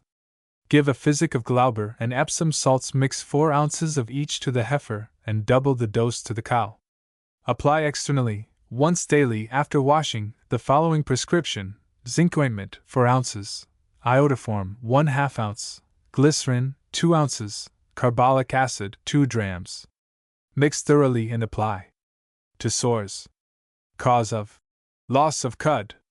About 3 months ago a purebred Jersey commenced to fail on her milk and soon went dry, although on good feed. Did not seem to be sick, but did not eat ravenously as she generally did, and little was thought of it. During the past 6 weeks she has failed rapidly. Does not chew her cud, froths at the mouth, runs at the eyes, and when she eats anything much it bloats her. In fact, she seems bloated all the time. She is lifeless and will hardly move around, getting very thin, and hair standing the wrong way. Is there such a thing as a cow losing her cud? Most people imagine a cow's cud is something material. As a matter of fact, in a certain sense the words appetite and cud are synonymous. You can say a cow has lost her appetite, or a cow has lost her cud. Now, any sickness severe enough will cause a cow to lose her appetite. The bloating is caused from indigestion secondary to some organic disease, probably tuberculosis. Keep up the cow's strength by giving condensed floods or drenches of eggnog, gruel, or greens. Give warm salt water injections twice daily and give the following mixture: quinine sulfate 2 ounces, antipyrin 1 ounce, ammonium muriate 3 ounces, alcohol 1 quart, water 1 quart. Mix, give 2 ounces every 4 hours. Calf dysentery. I would like to know the reason for bloody discharges from the bowels of a young 6-day-old calf. There is a looseness of the bowels and the blood is intermingled with the excrement. There is not a profuse amount of blood, nor is it very dark in color, and it seems to be accompanied with mucus or light, thick substance. This is dysentery, due to scours so prevalent in calves. Give 6 ounces olive oil, 4 drams bismuth subnitrate, and 1 dram Pearson's creoline. The discharge is very dangerous to other animals. Bovine rheumatism. Our Jersey cow got somewhat lame 1 year ago in one hip or leg after calving, but soon got better. Last June when she came in, one leg was lame. It seems to be in the stifle joint and the first one above. When she walks she gets real lame. Rheumatism is the trouble here. Give the following powder: soda salicylate 3 ounces, salal 2 ounces, pulv, gentian root 2 ounces. Mix and make 24 powders. Give 4 daily. Apply Pratt's, a good veterinary liniment. Bleeding for blackleg. I have read several articles on blackleg, and it seems strange to me that no mention is made of an operation that is an absolute preventive, namely, bleeding in the feet. The reason that no special mention of bleeding is made is that it is not now considered the preventive that it once was. Some people appear to have fair success with it, and others no success at all. The Bureau of Animal Industry states that the evidence indicates that bleeding, nerving, rowelling, or seedening have neither curative nor protective value and therefore should be discarded for vaccination, which is now widely used as a preventive. Poor feeding, depraved appetite. I have 3 cows. They have been fed alfalfa hay all winter and are in very good condition and seem otherwise in good health, and have salt to run to. Every time they chance to come to the yard they will pick up on old bone and chew it for perhaps a half hour. I always take the bone away from them when I discover it.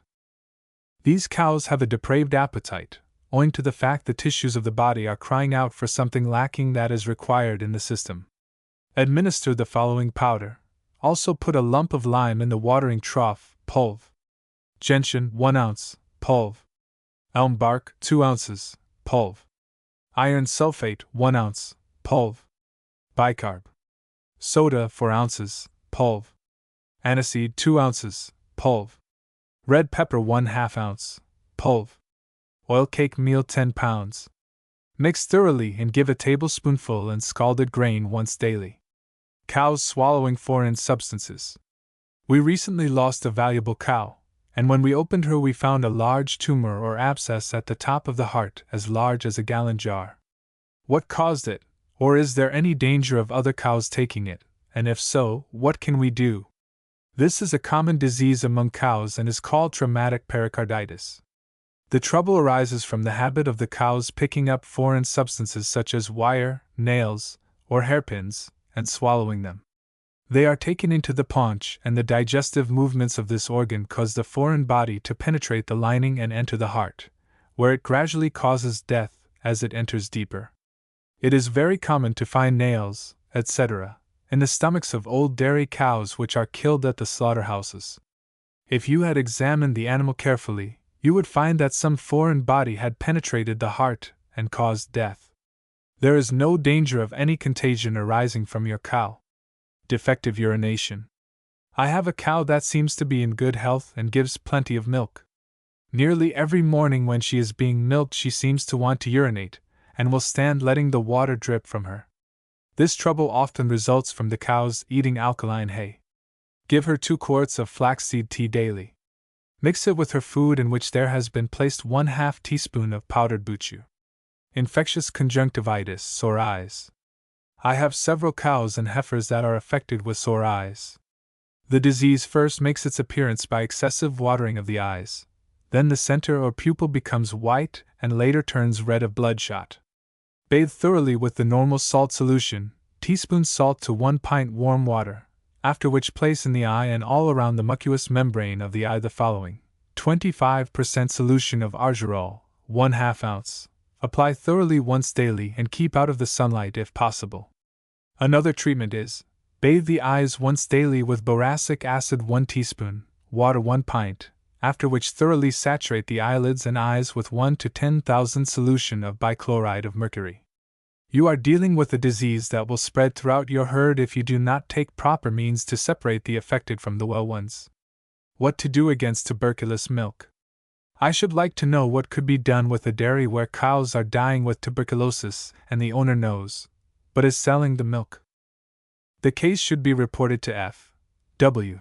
Andreessen, Secretary of the State Dairy Bureau, at San Francisco, for investigation by an inspector. If conditions are found as represented, the sale of milk will be prevented, as it is contrary to state law to sell milk from sick cows. County boards of health have also authority to prevent the sale of such milk in the county on the ground that this is a menace to the public health. Effects of ill-feeding pigs. I have a couple of pigs, out of about 75 head farrowed last spring, which seem to have the staggers. They are looking fairly well, feed well on pasture, and at feeding time are right there making as much noise as the others. They run around as if they had a shot too much. Your pigs are suffering from acute indigestion, undoubtedly due to improper feeding. Cut down the rations, especially if they are getting grain. Give sick pigs 2 tablespoonfuls of castor oil each. Sore eyes in pigs. What is the matter with young pigs when their eyes swell shut? Before they shut they look as if there was a white milky scum over them. There is some infection present, and a good cleaning up is needed. The sows and pigs should be dipped in a warm solution of some coal tar disinfectant, and the quarters thoroughly cleaned and disinfected or changed to a dry, warm place. The pig's eyes should be washed with warm water and a few drops of the following solution dropped into eyes once a day for a few days. Have druggists prepare a 1% solution of silver nitrate. After applying this, the eyes had better be washed a few minutes later with water to which a little common salt has been added. Hog cholera. I have a number of pigs which have been ailing for 3 weeks or so. They discharge a yellowish kind of manure at times, running of the bowels. The most striking symptom seems to be a partial paralysis of the hindquarters. The hogs will be walking along and seem to lose control of their hind legs. It seems to be spreading to the other hogs and a number have already died. Their appetite is poor. This is undoubtedly hog cholera. The owner should appeal to the experiment station at Berkeley for serum and treat all well hogs and clean up as thoroughly as possible. The matter should also be reported to the state veterinarian at Sacramento. Pneumonia in pigs. What is the disease which may be said to confine itself, with few exceptions, to young pigs weighing 100 pounds or less? Its symptoms are at first sneezing and a mild cough. These quickly change to hard coughing and labored breathing, which as the disease progresses shows evidence of much pain. The appetite is lost, and the eyes become gummed and inflamed. In some cases, the pig lingers on for weeks, while in others, death occurs almost immediately. Vomiting sometimes occurs. It is pneumonia, and in its treatment, an ounce of prevention is worth a pound of cure. Once pneumonia gets a foothold in a hog, the chances are so strongly in favor of death that recovery may be considered out of the question. Since remedies are not certain in the cure of pneumonia, it will be found that the prevention of the disease is the only real way to combat it.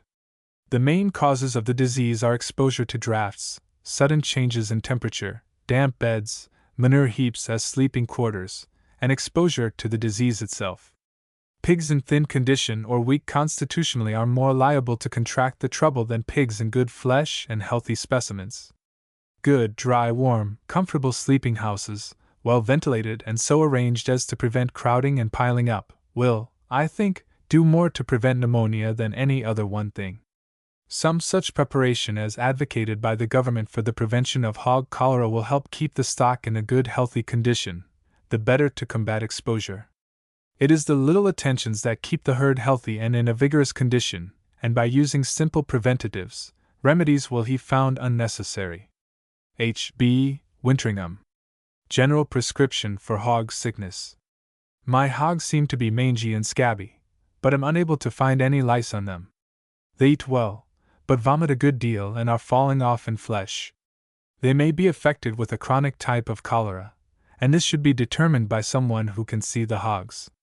Make a general cleaning up of the hogs and quarters, using a dip and repeating in 10 days. Hogs have a true mange as well as other animals. A change of feed may also be needed, depending on what is being fed and how the hogs are managed. Green alfalfa pasture with a moderate feed of shorts or middlings of wheat and ground barley made into a slop would be a good ration. Evidently there is some digestive trouble here, and a dose of croton oil, 3 drops, mixed in a teaspoonful of raw linseed oil for each hog would be beneficial. Charcoal, ashes, salt, and a little Epsom salts would be of benefit to tone the digestion. The oils should be carefully mixed in the slop. Pigs out of condition. Of a litter of pigs weaned about a month, several of them have itchy scabs on their legs, ears, and noses, and those having white feet show reddish spots through the hoofs. They did not get it until after they were weaned. They are fed on soaked whole barley and have alfalfa pasture. Put the pigs on a slop composed of wheat middlings and barley ground fine, with the hulls removed, and milk, or, in the absence of milk, about 8 or 10% of meat meal, to which add some good stock food. Dip them with some standard brand of dip or apply crude oil to be sure that they were free from lice, fleas, etc. Give them good, clean, comfortable sleeping quarters and trust to nature to do the rest. Paralysis of sow. During the last few days one of my sows appears to be paralyzed in her hind quarters and now cannot use her hind legs at all. She is about a year old and is due to farrow her first litter in about 6 weeks. It is paralysis due to advanced pregnancy. Give 4 ounces castor oil and 4 ounces olive oil. She will recover after parturition. Rickets in hogs. A fine boar, 16 months old, weighed about 380 pounds, well built, with little surplus fat, until lately has been very thrifty, but appears to be losing control over his legs. Can't step over the smallest stick without falling forward and acts like a foundered animal. He carries his back rather arching since this trouble came on. During my absence from home a hired man gave this boar a good beating with a pick handle, and it appears to have been the beginning of his troubles. This disease is osteorachitis, rickets. The abuse has probably aggravated the symptoms. This condition is due to a lack of hardening principles in the bones. Give 4 ounces of cod liver oil daily and plenty of lime water to drink. It will be all right to use him for breeding when he recovers. In addition to good food and pure water, give daily a handful of a mixture of principally ashes and burned barley, charcoal, with the usual addition of salt, sulfur, and soda. This mixture is good pulv. Dried iron sulfate 4 ounces, soda bicarbonate 8 ounces, soda salicylate 2 drams, pulv. Aniseed 4 ounces. Mix and give 1/2 teaspoonful twice daily. Pigs losing tails. We have 5 pigs, 17 days old, and when they were farrowed they had rings around the roots of their tails, and now their tails are dropping off. This is caused by interference with circulation before birth. Apply tinct iodine around the affected parts once daily, and if it shows no signs of improvement, after 1 week amputate. Overfat sow. My brood sow is awfully fat. How should I feed her so that she don't get too fat? She is bred and it will be her 3rd litter. She was running in the vineyard all winter, and I fed her a handful of barley every day or a few potatoes. Now she has free access to my growing barley field, and I give her half a dozen potatoes every day. You need not worry about getting her thin. She simply requires less food. An animal excessively fat brings forth an inferior offspring. Musty corn for pigs. Would Egyptian corn that has been musty, and then dried in the sun be fit for pigs? It heated and must quite a good deal, but is dried well. The idea is, to grind it, and then feed it in milk if good. It is very dangerous to feed any stock moldy or musty food, especially pregnant animals. It is this kind of food which causes a majority of the abortions. Mold or smut in food is poisonous both to man and beast. It is usually almost impossible to get out a feed because it runs throughout the structure of the hay or grain. Wounds and wound swellings. What is the proper treatment for a fresh wire cut on a horse? How should saddle galls be treated? Is there any way to make the hair come in its natural color where saddle galls have been? How can an enlargement of a colt's leg, caused from a wire cut, be reduced? After all foreign matter has been removed from a lacerated wound, like that made in a wire cut, the wound should be carefully fomented with warm water, to which has been added carbolic acid in the proportion of 1 part to 100 of water. It should then be bandaged to prevent infection. Zinc ointment would be a good thing to use under the bandage. For a simple saddle, or harness gall, some ointment like the following should be applied and the wound rested up: 1 pint alcohol in which are shaken the whites of 2 eggs, a solution of nitrate of silver, 10 grains to the ounce of water, sugar of lead or sulfate of zinc, 20 grains to an ounce of water, and so on. Or advertised gall cures may be applied. If a sitfest has developed, the dead horn-like slough must be cut out and the wound treated with antiseptics. There is no way we know of to make hair come in with natural color after a wound. The swelling on the colt's leg may be reduced by rubbing it well several times a day and at night rub in some 10% iodine petrogen. Fly repellents. Can you tell me what to use as a spray to kill the flies in my stable? In the early morning the ceiling and sides are thickly covered with the pests, partly dormant, but not enough so that they can be swept down and killed. What spray can I use that will destroy them? It is difficult to kill flies by spraying them. You can, however, spray the sides and ceiling of the barn with a spray of Epsom salts, sulfate of magnesia, using about a cupful to the gallon, which will prevent them from gathering there. And since prevention is better than cure, flies can be kept from gathering around by destroying their breeding places, if those are under one's control, by having all manure and litter removed before the flies have a chance to develop. The following may be found useful to readers as a spray to keep away flies: fish oil, 2 quarts, kerosene, 1 quart, crude carbolic acid, 1 pint, oil of pennyroyal, 1 ounce, oil of tar, 10 ounces. Mix thoroughly and apply in a fine spray. The following has been successfully used to repel flies from cows: nitrobenzene, 5 ounces, carbolic acid, 3 ounces, kerosene oil, 3 ounces, sol. Formaldehyde, 1 ounce, fish oil, 1½ quarts. Mix and just touch the hair with the mixture. To destroy fleas. My barn is full of fleas. I tried to destroy them by using cresodip, but did not kill them all. Fleas can only be permanently checked by destroying their breeding places, which are in the dust and dirt that accumulate in cracks and corners around barns, sheds, and dwellings. Follow the cleaning up with a thorough distribution of flake naphthalene. This is most effective where the stable or room can be closed tight for half a day, or even 24 hours. An ingenious suggestion is made that if a sheep can be let run in and around the buildings where the fleas breed, they will soon be less numerous, and as new batches hatch out, the sheep will soon get them picked up, and after a while the place will be entirely free of them. But the sheep must be allowed to run all around the sheds and breeding places, as the flea jumps up, gets into the wool, and can never get out again. A hog can also be used as a flea trap.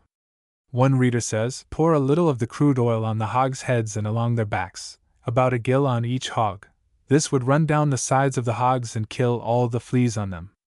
The oil also remains on the hogs for several days, and all the fleas that jump on the hogs from the ground stick fast and never jump off again. In about 3 weeks the fleas all disappear and the hogs look fine and sleek from the use of the oil. Part 8. Poultry Keeping. Largely compiled from the writings of Mrs. W. Russell James and Mrs. Susan Swapgood. Teaching chicks to perch. What is a good method of breaking in young brooder chicks to use the roosts?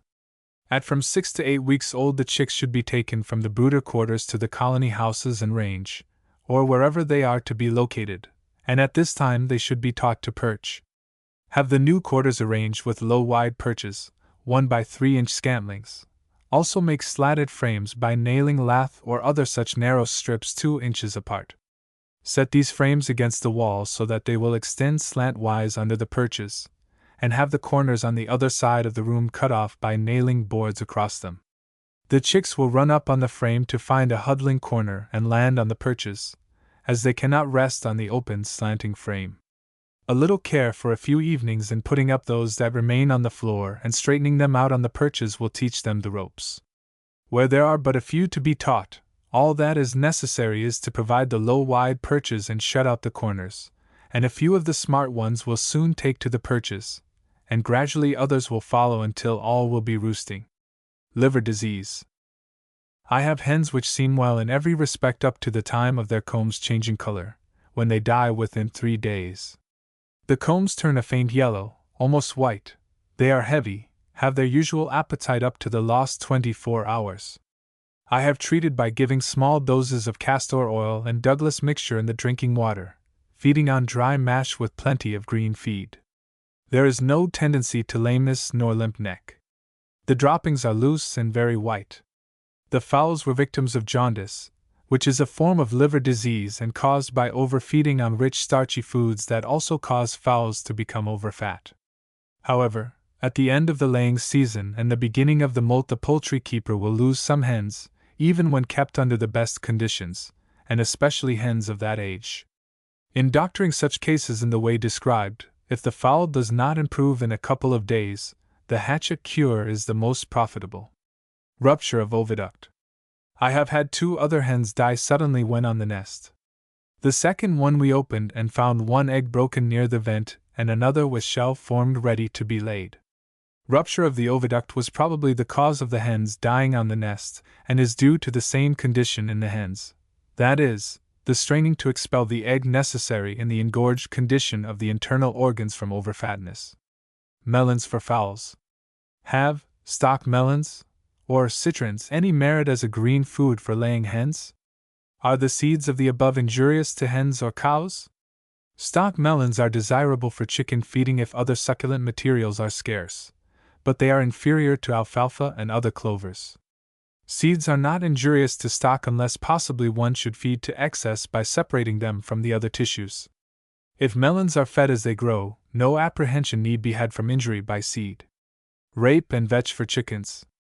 What time do you sow rape and vetch, and are they good for chickens? They surely are good for chickens or for any other stock that likes greens. They are winter growers in California valleys and should be sown in the fall as soon as the land is moist enough to keep them growing, or just as soon as you can get it moist either by rainfall or irrigation. Neither plant likes dry heat or dry soil. Preserving eggs. What is a good way to preserve eggs for home use? In a cool cellar, eggs will keep very well in a mixture of common salt and bran. Use equal parts, mix well, and as you gather the eggs from day to day pack with big end down in the mixture, and see that the eggs are covered. Water glass eggs are good enough for cooking purposes, but when boiled anyone that knows the taste of a strictly fresh egg can tell the difference in an instant. When fried the taste is not so pronounced, but it is there just the same. Besides, when broken, they are a little watery. This watery condition passes off if left to stand for a few minutes. The best way is to use the water glass method, is 1 quart of water glass to 10 quarts of water. Boil the water and put away to cool. When cold, add the water glass, mixing well, and store in 3 or 5 gallon crocks in a cool place. They will keep 6 months if good when put in. In all cases, the eggs must be gathered very fresh, for one stale egg will spoil the whole lot, so great care is needed. Dipping fowls. How do you dip hens to kill lice? To dip fowls, you must have a very warm day, or a warm room where you can turn them into dry. I have known people to use tobacco stems, but it requires good judgment as to the right strength to use. The dips usually sold already prepared are safer, in my opinion, because they give directions as to quantity. Get a can of xanoleum, or creolium, either is good, and have the water a little over blood heat to commence. Be very careful that the liquid does not get in the fowl's throat. If there are no directions with the cans, put enough in to make the water quite milky and strong smelling. It is best to make the hens sit down and with a sponge wet the back and head thoroughly, then under the wings and breast. If there are nits, don't be in a hurry to take the hen out, but let the dip get to the nits and skin on the abdomen. If the water is too warm, it will be dangerous, as some fowls have weak hearts. That is the only danger, providing you dry them quickly. Cure for feather eating. What is the cure for feather eating? Feather eating is the result of idleness or a shortage of green feed. The best way to cure it is to furnish the fowls with exercise. Boil some oats until soft, and when cooked, stir in salt enough to taste and about a quart of good beef scrap. Feed this for breakfast several mornings together. Make them scratch for the rest of their food in deep litter, and give them sour milk to drink if you have it. If sour milk is not available, put a tablespoonful of flowers of sulfur in the boiled oats. The object is to cool the blood and furnish exercise. See that the fowls are supplied with mineral matter, such as shells, bone meal, and some sand if it can be had. It is surprising the amount of sand that chickens will eat when carried to them in yards, so there must be a necessity for it, and if they cannot get to it, it pays to carry a good box full once in a while. Cannibal chicks. What can I do to cure my chicks of eating each other? Some kind of animal food is necessary when the chicks begin to pick toes, wings, and vents. But the meat must always be cooked. The least bit of raw meat drives them wild, as does the blood they can bring on each other.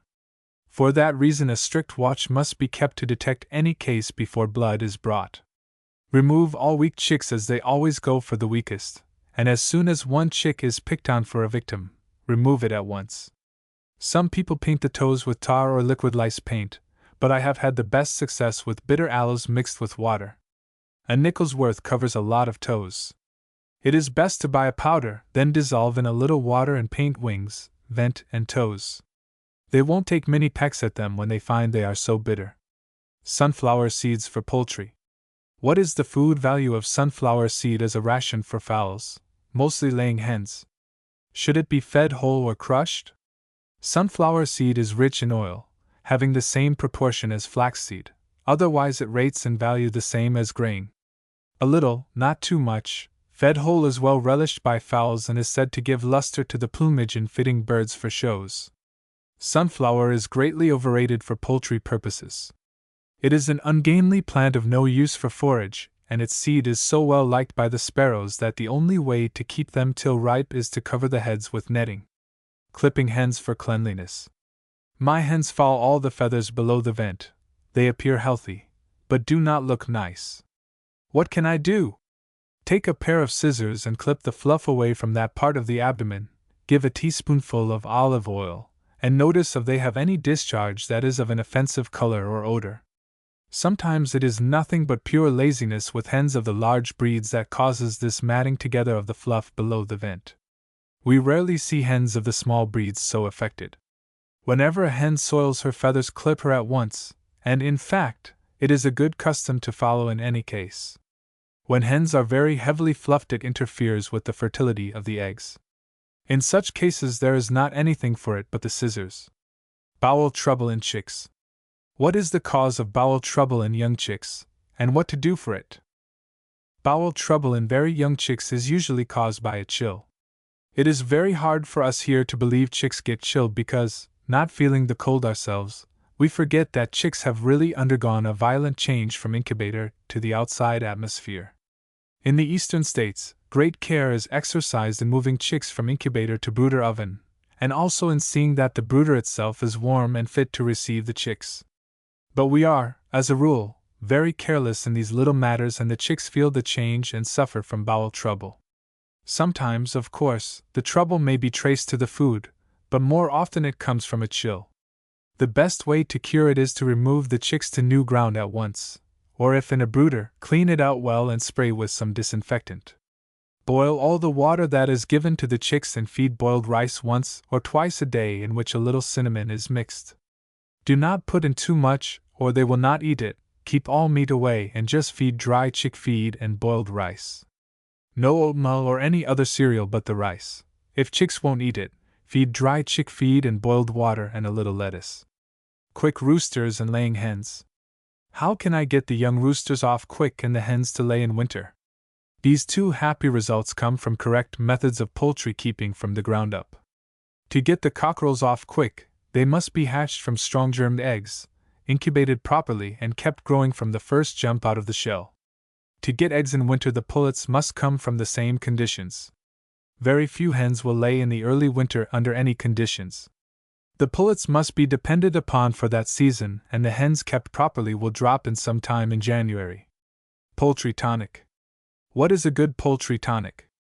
The following is a very good tonic for general purposes: tincture of red cinchona, 1 fluid ounce, tincture of chloride of iron, 1 fluid dram, tincture of flux vomica, 4 fluid drams, glycerin 2 ounces, water 2 ounces.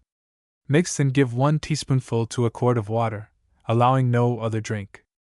Poultry in the orchard. Kindly advise me about keeping hens in an orchard. I would like to know if they will injure the trees in any way if kept in large numbers. In what way would they benefit the trees? From the point of view of the trees, there is no doubt that they would be advantaged by the presence of the poultry, providing the coops are not allowed to interfere with the proper irrigation and cultivation. If it is practicable to handle the fowls in coops without causing the soil around the coops to become compacted by continual tramping, and if they are not kept upon the ground long enough to cause an excessive application of hen manure, which is very concentrated and stimulating, the result would unquestionably be beneficial. From the point of view of the tree, this benefit of injury would depend upon how long the fowls were kept around the tree and the maintenance of them in such a way that the soil should not become out of condition physically or too rich chemically for the satisfactory performance of the tree. If they can be moved frequently, and if they are only put in place when the soil is in such condition that tramping around the coops will not seriously compact it, the presence of fowls would be an advantage.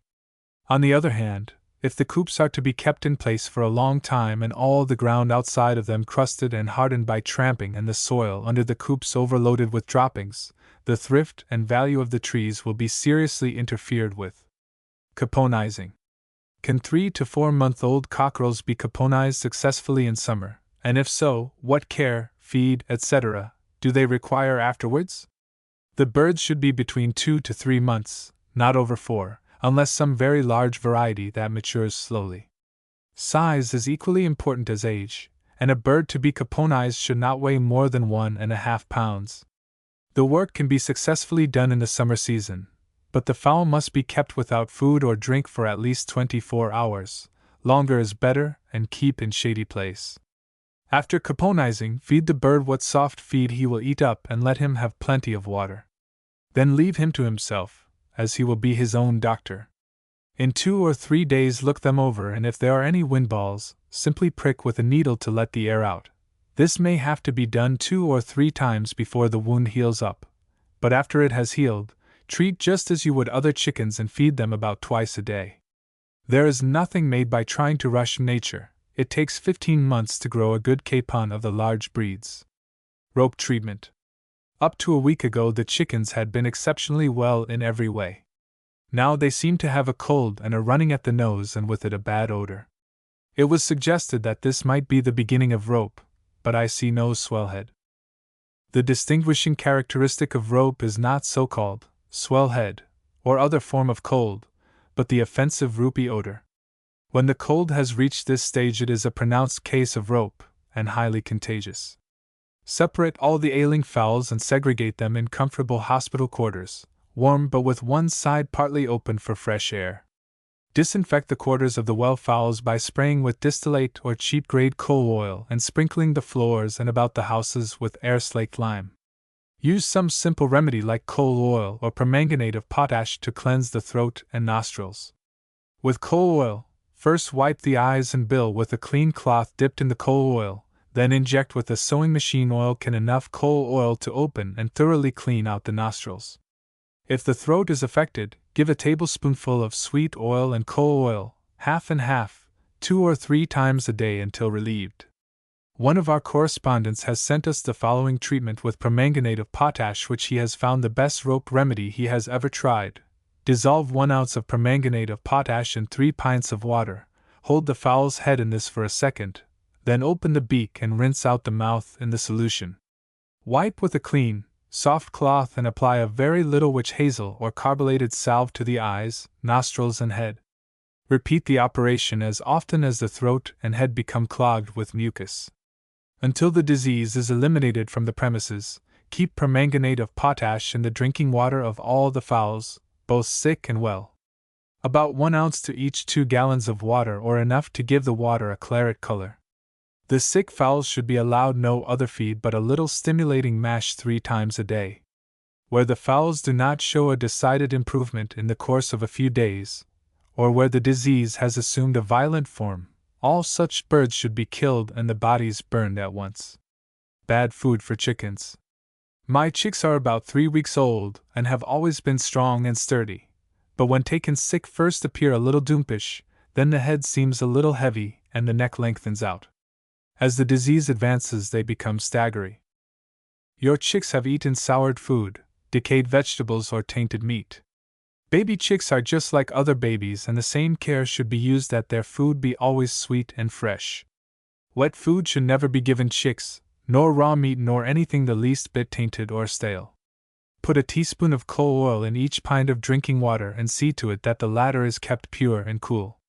Mix a teacup of sulfur with enough bran or shorts for each 100 chicks, moisten with sweet milk and feed it on clean boards, what the chicks will eat up clean in some 20 minutes.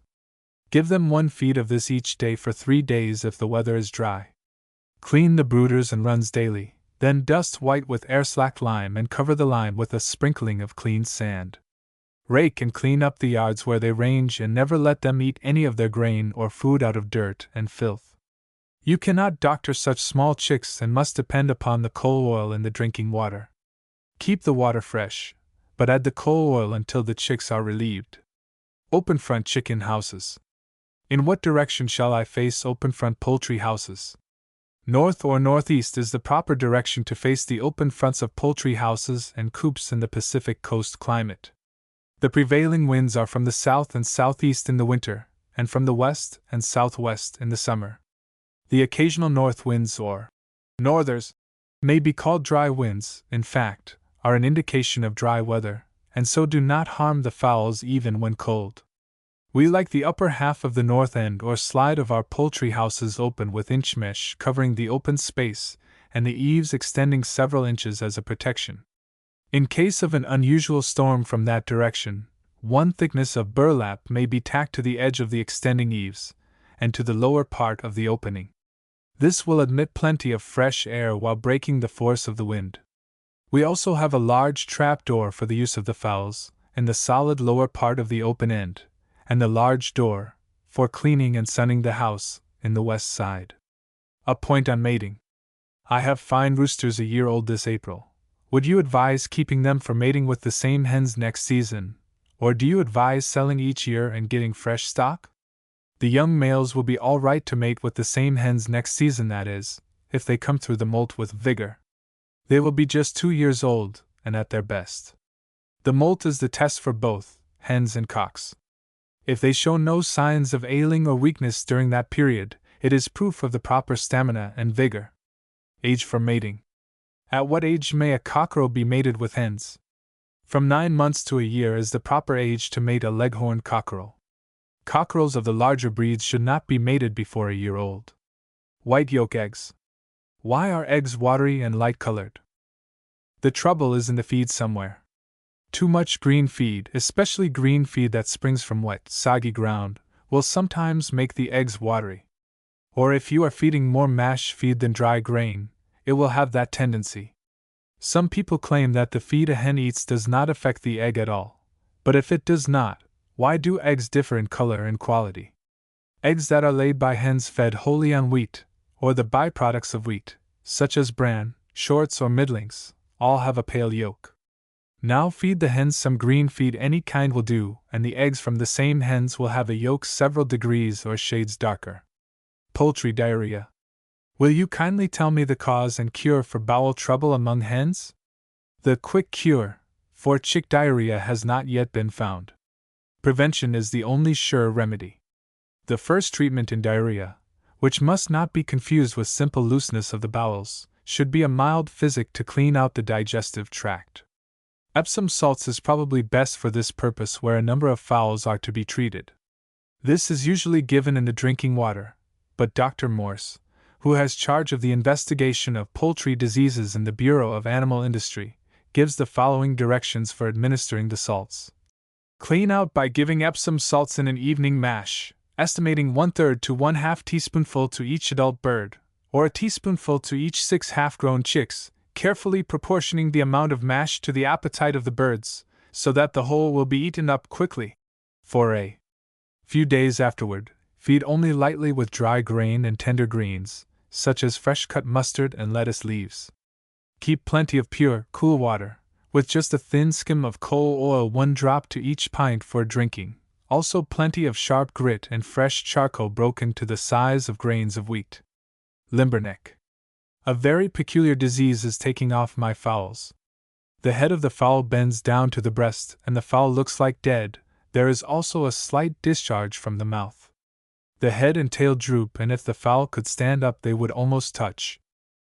When a fowl loses partial or entire control of the muscles of the neck, the common name of the affection is limberneck. In medical science, limberneck is regarded as a symptom rather than a disease, and may be due to a number of causes, such as derangement of the digestive organs, intestinal worms, and ptomaine poisoning. The affected fowls should be given immediately a full tablespoon of fresh melted lard or sweet oil, to which has been added a scant teaspoonful of coal oil. In an hour repeat the dose. For a few days the fowls should be fed on some light food, such as shorts scalded with sweet milk in which has been dissolved a level teaspoonful of baking soda to every pint of milk, and also allowed plenty of crisp, tender lettuce or similar greens. A little Epsom salts should be added to the drinking water for a few days.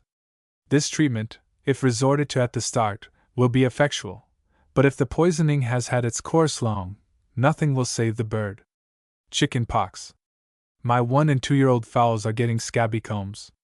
It starts with a round blackish spot and swells into many spots, finally nearly covering one side of the comb.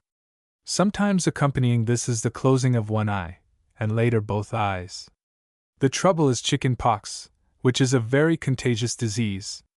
A treatment which has been successful consists in bathing the sores with strong salt and water and giving the fowls a mash containing 1 teaspoonful of calcium sulfate for each 25 hens. With a large flock of hens, the method successfully employed by one of the large coast ranches in stamping out an epidemic of the disease was to place a sulfur smudge, to which had been added a little carbolic acid, in the poultry house after the fowls had gone to roost. This was allowed to remain till the fowls began to sneeze, when it was instantly removed. The affected fowls were also treated by dipping the heads in a solution of permanganate of potash. Rope in turkeys. My turkeys have a disease that is spreading rapidly. They commence with a running at the nose, have swelling under the eyes which are filled with pus. This is clearly a case of cold developing into rope. Get 1 ounce of permanganate of potash and pour a quart of boiling water over. After it is cold, bottle for use. Now take an old tin can, 3 parts full of warm, not hot water, and drop in enough of the permanganate of potash to make it dark red. Hold the turk's head under in this can until it needs breath, then give it time to breathe, and dip again. Press the fingers along the swollen parts towards the nostrils and get out all the pus you can. Then take a sewing machine oil can and fill it with a little of the mixture, and part olive oil. Inject the liquid up the nostrils and in the cleft of the mouth. Put a little of the permanganate in the drinking water for all the flock. Make the water a light red, later it will turn to a dirty brown, but don't mind that. Disinfectants. What can I use to disinfect poultry belongings? Sulfuric acid spray is good, but you will need to be very careful that you do not get it on the hands or clothing. Get 16 ounces sulfuric acid, 50% solution, water 6 gallons. Have the water in a wooden tub or barrel and add the sulfuric acid to the water very slowly, in order not to splash it on the flesh or clothes. But mind, nothing but wooden vessels to mix it in. When made according to directions, and of this strength, it is a very valuable disinfectant, but is dangerous to use of any stronger mixing. After mixing, it can be stored in glass bottles or earthenware jugs. Another very good disinfectant for poultry houses and runs is the formaldehyde disinfectant. Formaldehyde 1 pint, 40%, water 2 gallons. This is fine for houses that you can shut up. Turn the fowls out of the building, close all windows, and spray thoroughly, then close the door and leave it do the work. Air well by opening windows and doors several hours before the fowls go to roost. Cloth for brooding houses. Would some good grade of white cloth on a frame do as well, or would it be better than glass, for a brooder house, or would it keep out too much sun heat? Cheesecloth, not heavy cloth, would be better than glass, so far as the sun is concerned. There would be none of the overheating during the middle of the day followed by the chilling at night which are caused by a large expanse of glass. On the other hand, there should not be openings on opposite sides of the house to create a draft. Also, the rat and vermin question must be considered. It might be necessary to have wire screens made to fit firmly over the cloth at night. Grains for chickens. What variety of grain adopted for poultry food will be the best to grow, with and also without irrigation? Wheat is a standard grain for poultry feeding, and Egyptian corn is also largely used. Indian corn is also satisfactory, under the general rules for compounding poultry rations which are laid down by all authorities on the subject. Egyptian corn is very successful in the interior parts of the state, and on lands which are winter plowed and harrowed to retain moisture, very satisfactory results can be secured by summer growth without irrigation from planting as soon as frost danger is over. Plucking ducks and geese. I would like to know about how, when and how often to pick old ducks so as to get the feathers for pillows and not kill the ducks, either. Will they lay any eggs while growing new feathers? Neither ducks nor geese should be plucked until after the laying season is over, which will be in July. Just before the molt, when the feathers begin to loosen, they may be plucked again. Those most considerate of their birds make only this latter plucking, which does not greatly inconvenience the fowls. At no time must they be plucked unless the feathers are ripe, that is, dry at the root, so that no bleeding or injury to the skin is caused. An old stocking is drawn over the head of the victim, and the bird held in the plucker's lap on a burlap apron. Then the soft feathers on the body are quickly and very gently removed, but those on the side of the body which support the wings should not be taken. Great care should be exercised not to injure the skin or pin feathers or pull the down. To grow new feathers quickly and resume laying are matters which depend largely upon the condition of the bird and the feed. The latter should consist of some 15% of animal food. Feeding hens for hatching eggs. Should soft feed be given to the mothers of chicks intended for broilers? How about dry mash? How would you advise feeding animal protein?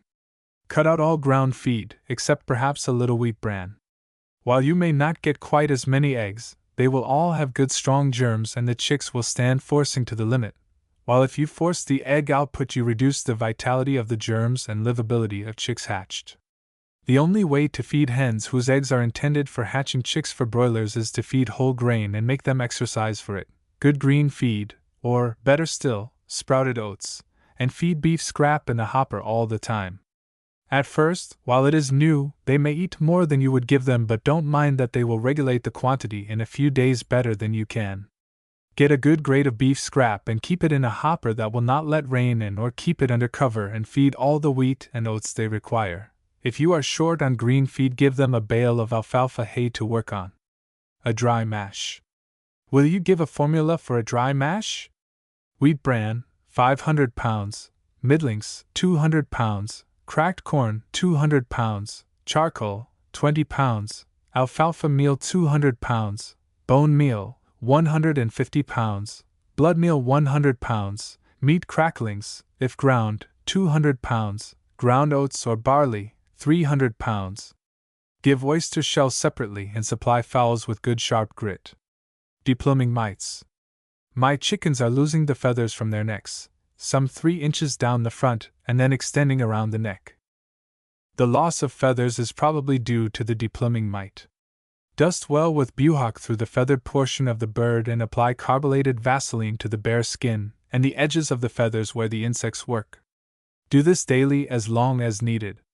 When Vaseline is not on hand, a mixture of coal oil and sweet oil applied with a soft sponge squeezed nearly dry does as well. We would advise that you make a general cleaning and spraying of your poultry quarters, nest boxes, etc. Part 9. Pests and Diseases of Plants. Control of Grasshoppers. This county is having trouble with the grasshoppers as are other counties. Would you kindly inform me what I could do to exterminate them on my young orchard? The best thing for grasshoppers is to fix up a lot of poison. This is made in the proportion of 40 pounds of bran, 2 pounds of molasses and 5 of arsenic, mixed together as a mash. They will take this wherever they find it, even when nice green leaves are close by, but it has to be kept moist. Grasshoppers can also be reduced by driving a hopper doser over ground where they are. This is made somewhat like a Fresno scraper, but is much longer and the bottom is covered with crude oil. When disturbed, the hoppers jump up and fall into the oil. Besides the poison, you should also protect the trunk of the tree to prevent the hoppers from climbing up it. This can be done by applying tree tanglefoot, or putting on one of the tree guards that prevent climbing insects from passing up to the leaves. The combination of poison and tree guards will give you about all the protection you need. Sunburn and borers. Please state the best remedy for keeping the borer out of young fruit trees. Sunburn can be prevented in many ways. The manufactured tree protectors are good if they are light-colored and are kept in place so that the sun does not scald above or below them. Wrapping spirally with narrow strips of burlap, torn from old grain sacks, from the base to the forking of the branches, is also good. A very effective and widely used method is to apply a good durable whitewash which may be made of 30 pounds of lime, 4 pounds of tallow and 5 pounds of salt, adding the salt to the water used in slaking the lime, stirring in the tallow while the slaking is in progress and hot, and then adding water to thin the wash so that it will work well with pump or brush. Gumming of prune trees. I write to ask for information concerning my prune trees. They are from 2 to 6 years old, and the gum is exuding from them. As I noticed the branches dying, I cut them out, but this doesn't seem to save the tree. I would appreciate any information you can give me. This is a pretty hard matter to diagnose from a distance. There is a good probability that the trouble is caused by sunburn, a point you could determine on inspection. Whitewash would be a protection against this and more or less of a cure also. Furthermore, borers may be the cause, which can be determined by examining the points where the gum exudes, seeing if any wood grains are present. These borers should be dug out and whitewash applied, which latter also protects against this trouble. Lastly, your ground may be drying out, which also you can determine and remedy. Borers in olive twigs. There are quite a number of olive trees in this locality that have something wrong with them. They make a growth of 5 or 6 inches and the center twig dies back. Then it sprouts out at the sides and makes another growth in the same way. This makes a thick bush instead of the tree coming up as it should. The dying back is caused by a beetle which bores into the twigs. The twigs above the point where the beetle enters dies and then, of course, buds come out from healthy wood below. No treatment has been devised against it, though its breeding ground is limited if all dead wood and brush and litter is cleaned up and twigs are cut off below the point of injury whenever the work of the insect is seen. Raspberry cane borer. Can you tell me what to do for my loganberries and raspberries? A small worm got into them in the new growth of wood last summer, right in the tips of the new growth of wood, and then worked down through the pith of the wood, and as fast as they worked down the cane wilted. This is the raspberry horntail, or the cane borer. The adults are wasp-like insects about a half-inch long and very active. They come out of the canes in spring and the females soon lay eggs in the tender tips of the young shoots. These eggs soon hatch and the larvae eat their way up toward the tip, which causes it to wither and die. It is this injury that causes much notice. As the tip dies, the larvae turn and go down into the canes, as in the sample sent, also injuring them greatly, though possibly not killing them for some time. The only way to attack them is to pinch the spots where the eggs were laid. Then those that escape and cause the tips to wilt should be destroyed by cutting off the tips below the point of injury or cutting off the canes when they show damage. Likewise, the insects work on the wild rose, and cutting all those out around the place will prevent enough adults from developing to permit little damage to be done, always provided the berries are well looked after. Control of red spider. Can you give directions for the prevention of injury by the red spider to almond and other trees in the Sacramento Valley? The red spider on almond and prune trees is usually controlled by the thorough application of dry sulfur to the foliage. On almonds, the first sulfuring should be done as soon as the leaves appear in March. A second application is advised from the 1st to the 10th of May. A third application should be made from the 1st to the 10th of June. Prune trees should be treated as soon as the spider appears. In the Sacramento Valley, this usually occurs about the first week of July. Full-grown trees require about a pound of sulfur, which should be thoroughly distributed throughout the foliage. The old method of throwing a handful of sulfur in the branches of the tree or on the ground under the tree is valueless. The use of a blower is economical in large orchards, but a can with perforated bottom is frequently used on young trees or small orchards with good results. In normal seasons, the spider is easily controlled by dry sulfuring. When the pest does not yield to this treatment, a spray is recommended. Liquid spray for red spider. Is there any liquid spray I can use in my spraying that will kill the red spider without injuring the foliage of the almond? A liquid spray for red spider is made by taking sulfur 30 pounds, lime, reduced to milk formed by water, 15 pounds, water, 200 gallons, or use commercial lime sulfur, 4 or 5 gallons to 200 gallons of water. These sprays can be applied without injuring the foliage. They are more expensive in labor cost than dry sulfuring, but are more effective. Apple leaf aphis. I am sending here with a small piece from one of my young apple trees. If you can, will you kindly tell me what the insects are in it, and what I had better do for them?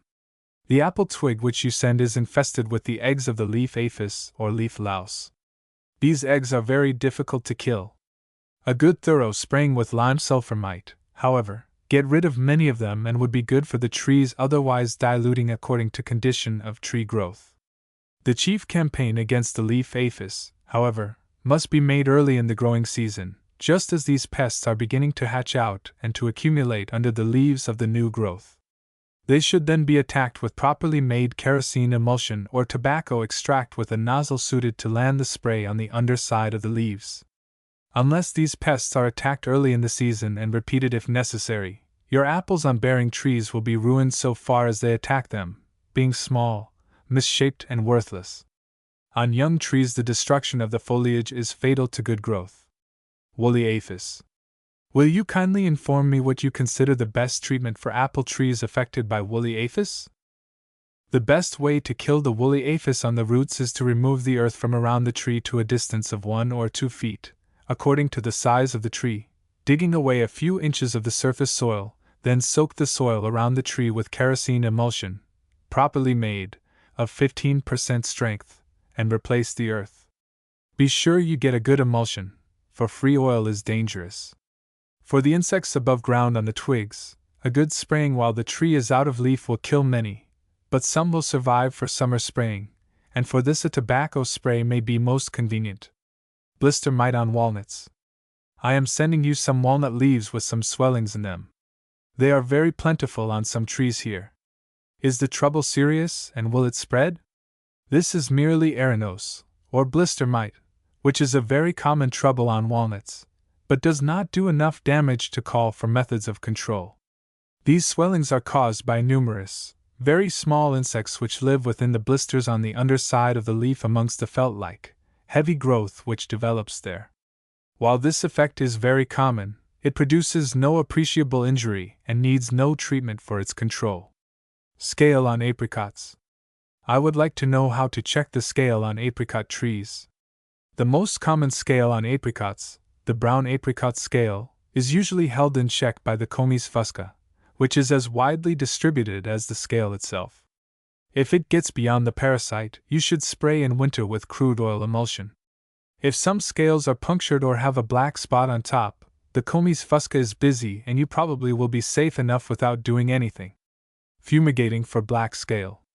I would like to know the best method of eradicating the black scale from my orange trees, whether by spraying or fumigation. Spraying has been given up as a suitable method for controlling the black scale on citrus trees, and the only recognized method of merit where the scale is bad is by fumigation with hydrocyanic acid gas. You should communicate with your county horticultural commissioner, who, through inspectors, will see that you have a good job done at the right time and at as moderate price as is compatible with good work. It is impossible to eradicate the black scale, but there is a great difference in the amount that can be killed, and it pays to have a job done as near perfectly as possible. Similar methods of attacking other scale insects on citrus trees are used. Finding thrips. How can the presence of pear thrips be detected in a prune orchard? Will the distillate emulsion nicotine spray control brown scale as well as thrips? You can find thrips by shaking a cluster of blossoms, as soon as they open, over a sheet of paper or in the palm of your hand. The thrips are very minute, transparent, somewhat louse-like insects. The spray you mentioned would probably have little effect on the brown scale, which would still be in the egg state and under cover at the time the early spring spraying for the thrips. Control of pear slug. I am sending, under separate cover, some samples of cherry tree leaves that have been attacked by a small snail or slug. Kindly let me know what they are, and how to rid the trees of them. The creatures you speak of are the pear slugs, or the cherry slugs, as they are sometimes known. Although slimy, like the big yellow slug that is a pest in vegetable gardens, it is no relation thereto, but is the larva of an insect. Its olive-green color, slimy appearance, and the way it eats the surface of the leaves make it about the easiest of all insects to identify. Parasites and predaceous insects usually keep it in fair control. Whenever artificial methods of control are needed, the slugs can best be destroyed by sprinkling dust of any kind upon them. If you can get a machine for sulfuring a vineyard and use some air slake lime or other fine dust, it will fix them quickly and inexpensively, though any way of applying dust may be used. Cutworms and young trees. What method should be used to protect young fruit trees from cutworms? Hoe around the trees or vines and kill the fat, greasy grubs which you will find near the foliage. Put out a poison bait which the worms like better than the foliage, viz. Bran 10 pounds, white arsenic 1/2 pound, molasses 1/2 gallon, water 2 gallons. Mix the arsenic with the bran dry. Add the molasses to the water and mix into the bran, making a moist paste. Put a tablespoonful near the base of the tree or vine and lock up the chickens. Control of squash bugs. We are troubled with pumpkin bugs. Please tell us what to do for them. When the bugs first make their appearance in the field, they can be easily disposed of by hand picking and dropping into a bucket containing about 2 inches of water with about 1/4 inch of kerosene on top to kill the bugs. The picking should be done in the morning, as the bugs are apt to fly in the warm part of the day and scatter where already picked. 2 persons can pick over an acre in 1.5 hours, and 2 pickings are usually sufficient for a season, as after the vines begin to run over the ground pretty well, the bugs will not be able to hurt them much. A pair of thin old gloves will help to keep off one's hands some of the perfume from the bugs. The sooner the work starts, the fewer bugs to pick. Cleaning up of all old vines in the fall and removing litter in which the mature bugs hide for the winter will permit less eggs to be laid in the spring, and there will be fewer bugs to pick as a result. The corn worm. Last year all my ears of corn were infested with maggot, growing fat thereon. Can you help me scare them away? You have to do with the so-called corn worm, which is very abundant in this state, and one of the greatest pests to corn growing. It is the same insect which is known as the bollworm of the cotton in the southern states. No satisfactory method of controlling this has been found, although a great deal of experimentation has been done. Nearly everything that could be thought of has been tried without very satisfactory results. A late planted corn has sometimes been free, for the insect is not in the laying stage then. If it were not for this insect, the canning of corn would be an important industry in this state. melon lice. I have in about 4 acres of watermelons, and there seem to be lice and a small gnat or fly, and also some small green bugs and white worms on the under part of the leaves, which seem to be stopping the growth of the vines, making them wilt and die.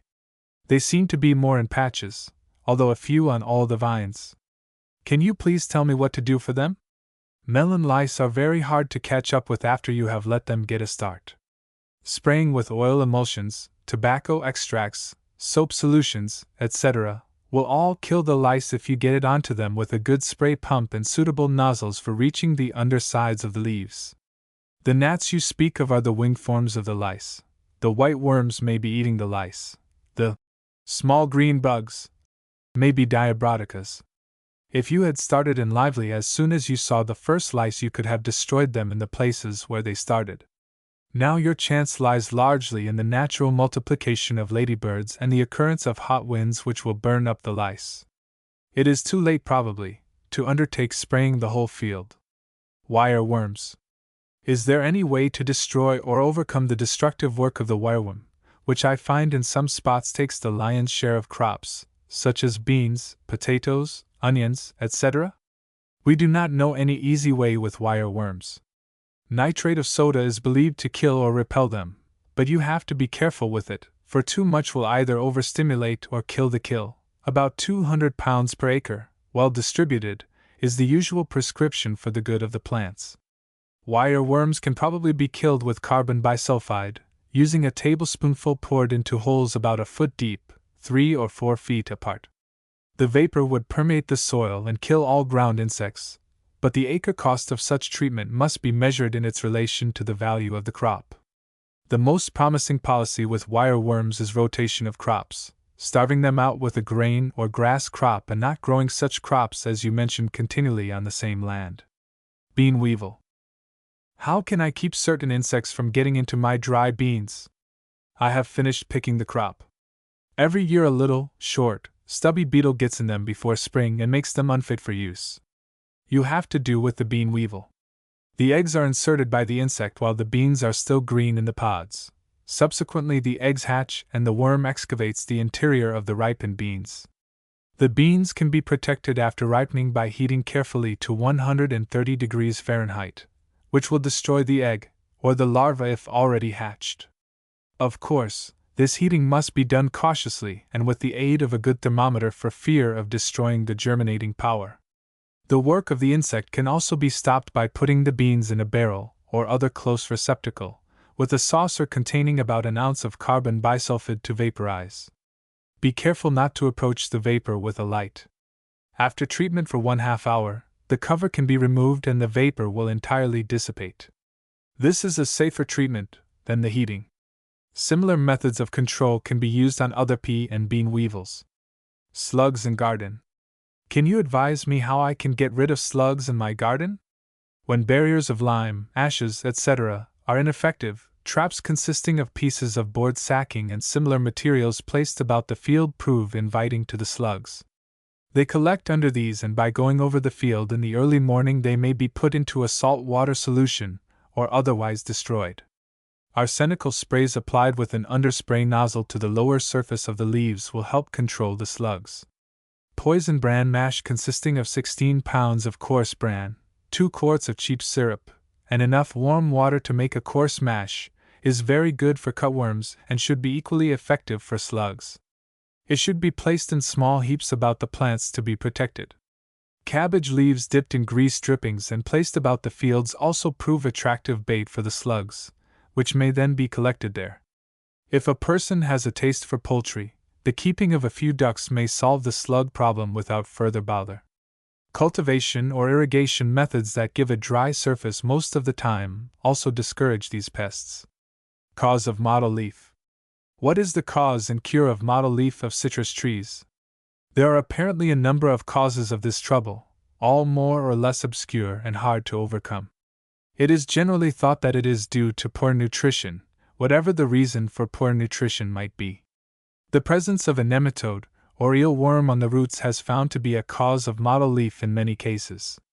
Poor drainage, too sandy soil, and a number of other things frequently cause it. Whatever the cause, No one good method of cure has been found. Potato scab. I think most of my potatoes will have some scab. Will you please tell me if my next crop would be apt to have scab, provided I got good clean seed and planted in the same ground? It seems demonstrated that a treatment of the seed will practically ensure against potato scab. One method is dipping the potatoes in a solution of corrosive sublimate. Dissolve 1 ounce in 8 gallons of water and soak the seed potatoes in this solution for 1½ hours before cutting. Gopher poison. I have some alfalfa, some hogs, and some gophers, also some strychnine and carrots. If I put the strychnine on the carrots, and endeavor to poison the gophers, and the hogs get hold of the poison, will it kill them? You will find that hogs are liable to poison like any other animal, and the safest way to poison the gophers, while the hogs are running in the field, is to bury the poisoned carrots very deeply in the gopher hole and then put a row of sticks or branches over the mouth of the hole so that the hogs cannot root around and get at the poisoned carrots. How to make Bordeaux. Use copper sulfate, bluestone, 5 pounds, quicklime, good stone lime, 6 pounds, water, 50 gallons. Put the bluestone in a sack and hang it so it will be suspended just under the surface of a barrel of water overnight, or dissolve in hot water. Use 1 gallon of water to 1 pound of bluestone. Slake the lime in a separate barrel, using just enough water to make a smooth, clean, thin whitewash. Stir this vigorously. Use wooden vessels only. Fill the spray tank half full of water, add 1 gallon of bluestone solution for each pound required, then strain in the lime and the remainder of the water and stir thoroughly. The formula may be varied according to conditions, using from 3 to 8 pounds of bluestone to 50 gallons of water and an equal or slight excess of lime. Use the stronger mixture in rainy weather. Keep the mixture constantly agitated while applying. Formula for lime sulfur. To make lime sulfur, take quicklime, 20 pounds, ground sulfur, 15 pounds, and water 30 gallons. Slake the lime with hot water in a large kettle, add the sulfur and stir well together. After the violent slaking subsides, add more water and boil the mixture over a fire for at least 1 hour. After boiling sufficiently, strain into the spray tank and dilute with water to the proper strength. If a steam boiler is available, this mixture may be prepared more easily on a large scale by cooking in barrels into which steam pipes are introduced. This mixture cannot be applied safely except during the winter when the trees are dormant. A large proportion of the lime sulfur used in the state is purchased already prepared in more concentrated form. Index. Fruit growing. Almond grafting on peach, pruning, budding and grafting, planting pollination roots for longevity of seedlings. Do not plant and place sticktights and peach apples shy bearing not on quince stock for an alfalfa top grafting mildew on seedlings. Pruning, will they be same kind places for grafting and place resistant roots for hot place die back of storage of root grafts. Apricots pruning shy bearing propagation renewing old summer. Pruning bananas and California berries. Pruning Himalayas hardiness of hybrids with perfect flowers. Pruning loganberries. Strawberry planting blackberries for drying. Planting bush fruits. Strawberry plants strawberries in succession. Gooseberries. Limitations of carobs and California cherries for hot place. Wild pruning. Training grafts for storing tress pollination. Citron curing citrus fruit temperatures. Filbert roots. Filbert growing fig stickers. No go for proof roots trays. Cleaning fruit trees. Depth of soil. What slopes and overflow roots for and sunburn budding. Starting from seed. Square or triangular planting. Planting on clearings. Dipping roots of preparing for planting. Depth of planting in wet place. Cutting back at planting. Branching young coal tar and asphaltum. Regular bearing of avoiding crotches. Crotch splitting. Strengthening. Covering wounds. Covering sunburn bark. Gravel streak. Transplanting old dwarfing seedling. Filling holes and deferring bloom. Repairing rabbit injuries. Crops between scions. For mailing scions from young trees. Whitewashing.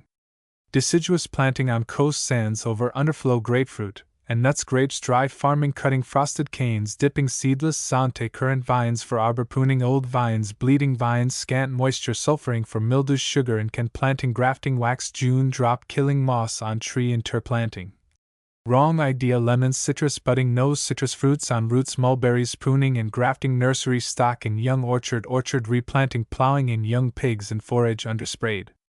trees, oranges, water, and frost thinning windblown trees, handling bald trees, navel not thornless, oversized, budding or grafting in orchard, underpruning trees, keeping trees too low, dying back of trees, young trees, dropping fruit, training crops between trees, navels and Valencia's seedlings, acres to 1 man, roots for trees, soil and situation, transplanting, protecting young trees, not on osage, no pollinizer for navels, water and frost, frosted. What to do? Pruning frosted trees, pruning olives, cultivating. Moving old trees, darkening pickled seedlings must be grafted, oranges and peppers, budding seedlings, budding old from small cuttings, from large cuttings, trimming up, canning, renewing trees, growing from seed, neglected trees, peaches, lie, peeling aged trees, renewing orchard. Will he have fillers in apple orchard, grafting on almond, on apricot, replanting after root, not buds, and bearing trees, pollen must be same kind, grafting on young trees. Failed to start planting in alfalfa, sod, pecan, growing pears. Pollination of Bartlett's comics, not on peach, dwarf pears, yield and drying problems, blight and bees on quince, plowing.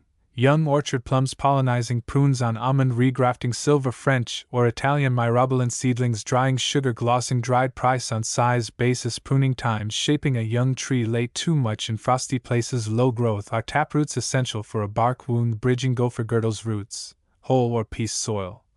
Binding plant for winter, spineless cactus, fruit stumps. Medication to kill sucker. What will it be? Walnuts, early bearing, handling seedlings, how to start planting, pruning, grafting on oaks, eastern or California blacks, ripening, cutting below dead wood, and alfalfa in the hills, increase bearing temperature and moisture from seed, high grafted. Vegetable growing. Artichokes, Jerusalem globe growing, asparagus growing, beets, leases for sugar topping, mango, wurzels, Brussels sprouts, blooming bean growing, hoeing as nitrogen gatherer, yard long, why waiting, black eye, or cowpeas, horse bean growing, castor, inoculation on irrigated mesas, California grown, seed cloth for hotbed, celery, blanching, chili peppers, corn in Sacramento Valley and warm ground, sweet. In California, cucumbers, forcing, growing, continuous cropping, ginger in California in cold, dark, draft. Licorice in California, lentils, growing, lettuce. Transplanting melons, winter ripe, onion seeds and sets, ripening from sets, crops from seed, peas, Canada for seed growing, Niles, peanuts, harvesting and adobe, potatoes, cutting, planting, northern seed planted, early balls, seed ends and the moon, planting whole, how to cut seed, scab, double cropping, keeping yield, new for seed growing after alfalfa, flat or hill, bad conditions for on heavy land, storage for seed and frost, sweet.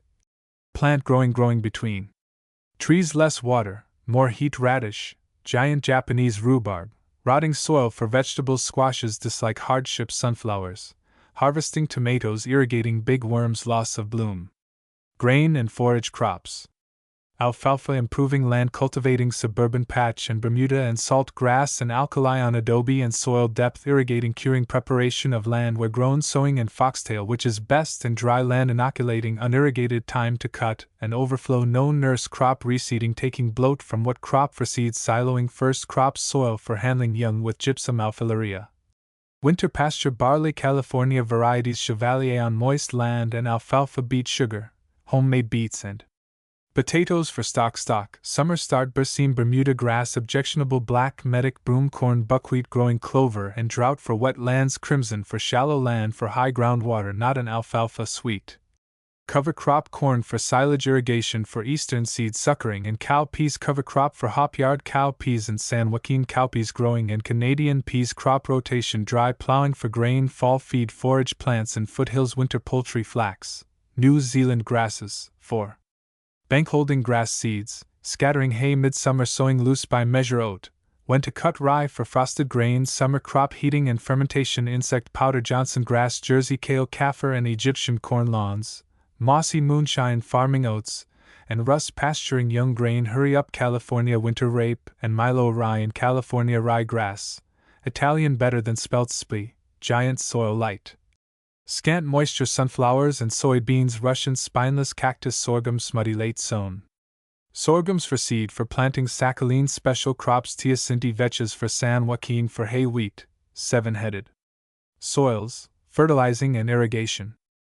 Alkali soil and trees, treatment of and gypsum distribution, plants will tell and litmus, alfalfa over hardpan ashes and tomatoes in garden and poultry manure, blasting or tiling, effects of barnyard manure and alkali bones for grapevines, can a man farm, charcoal, medicine, not food, cover crop, best legume, cowpeas, best cover crops, cementing soils, improvement, cultivation. Depth of draining wet spot dry plowing treatment, and sowing dynamite, more needed electroagriculture fenugreek as cover crop. Fertilizer in tree holes best for sand prunings as suburban wastes composting garden wastes for sweet potatoes pear orchard olives consult trees nursery almond hulls and sawdust fruit trees oranges seed farm refuse slow stuff alfalfa corn scrap iron kelp as nitrate of soda strawberries groundwater gypsum on grain land and alfalfa what it does how much garden peas for green manure grape pomace handling abuse of hardpan and low water humus burning out straw for irrigating palms condensation for winter young trees alfalfa how much for crops sewage creamery waste house waste intensive cultivation irrigate or cultivate irrigation underground of potatoes of apples of walnuts summer and fall and fertilizers liming chicken yard legumes 2 in year lime caustic not absorbent on sandy soil alfalfa sugar factory fertilizer manure water cultivation ashes poultry too much stable and beans straw pit roofing value of animals fresh and dry and shavings sheep and goat hog and potatoes vineyard and nitrate with clover nitrate, late applications of oranges over groundwater organic matter, needs oranges how much water damping off planting in mud potash or water reviving blighted trees soils and oranges crop changes moisture defects refractory suitable for fruits blowing improving heavy reclaimed swamp improving uncovered sand for clay sour and old plaster handling orchard depth for citrus summer fallow subsoil. Plow for stable drainage for fruit seeds, soaking trees over high water. Plowing toward or from irrigated or not too much water too little water Thomas phosphate, applying water artesian from wells or streams. Livestock and dairy. Buttermilk paint butter going white fat, what it is why not come fat and cream breeding young mare and purple line cream that won't whip cows in hill country concrete stable floor drying persistent milker foothill dairy free Martin grade, what it is granary, rat-proof hogs, best breed Jersey Shorthorn Cross bad-tempered legal milk house milk strong separator as purifier certified self-milker, cure for silos. Heating not dangerous shingles, make durable trespassing livestock whitewashes for. Buildings government for spray. Feeding farm animals. Alfalfa and concentrates barley.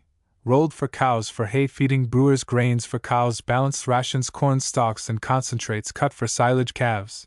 Feeding feed for cows family cow young pigs grape pomace as hog feed grain for horses vetch for horse beans and melons hay salting chopping for horses cut alfalfa storing cut alfalfa grinding kale for cow feed plow horses feed for pumpkins feeding keeping pasture and cover crop fall and winter summer for hogs pigs and pie melons grain or pasture for growing on roots sheep winter feeding sorghum feeding silage 200 dry fodder sugar beets and silage stover stock beets storing kind of spelt, value of steers on alfalfa silo, size of soiling crops wheat or barley for hogs for feeding.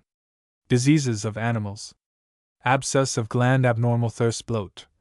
Easement bowel trouble bloody milk barren heifers blind teat bovine rheumatism bleeding for blackleg chronic indigestion castration of colt chronic cough cowpox calf dysentery cleft hoof cocked ankles cleanse cows cake bag cow chewing bones depraved appetite dentist needed dehorning forage poisoning fungus poisoning fly repellents flea destroyers garget gland enlarged heaves horse with itch horse's feet. Treatment hog cholera hog sickness infectious. Mastitis irritation of udder injury to udder kidney trouble lumpy jaw lumps and teat loss of cud mange.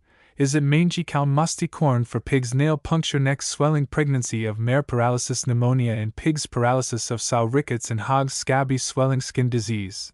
Fatal scours side bone shoulder injuries stiff joints swelling and dewlap sterile cow supernumerary teat sore eyes and pigs sow. Overfat tuberculous milk uterus. Diseased urination defective warts on horse worms and horses. Wound sore and teat swellings. Poultry keeping.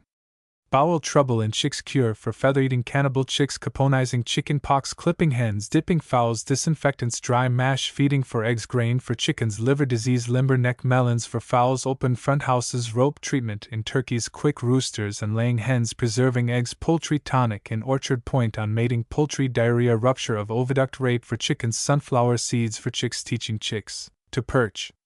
Pests and diseases of plants.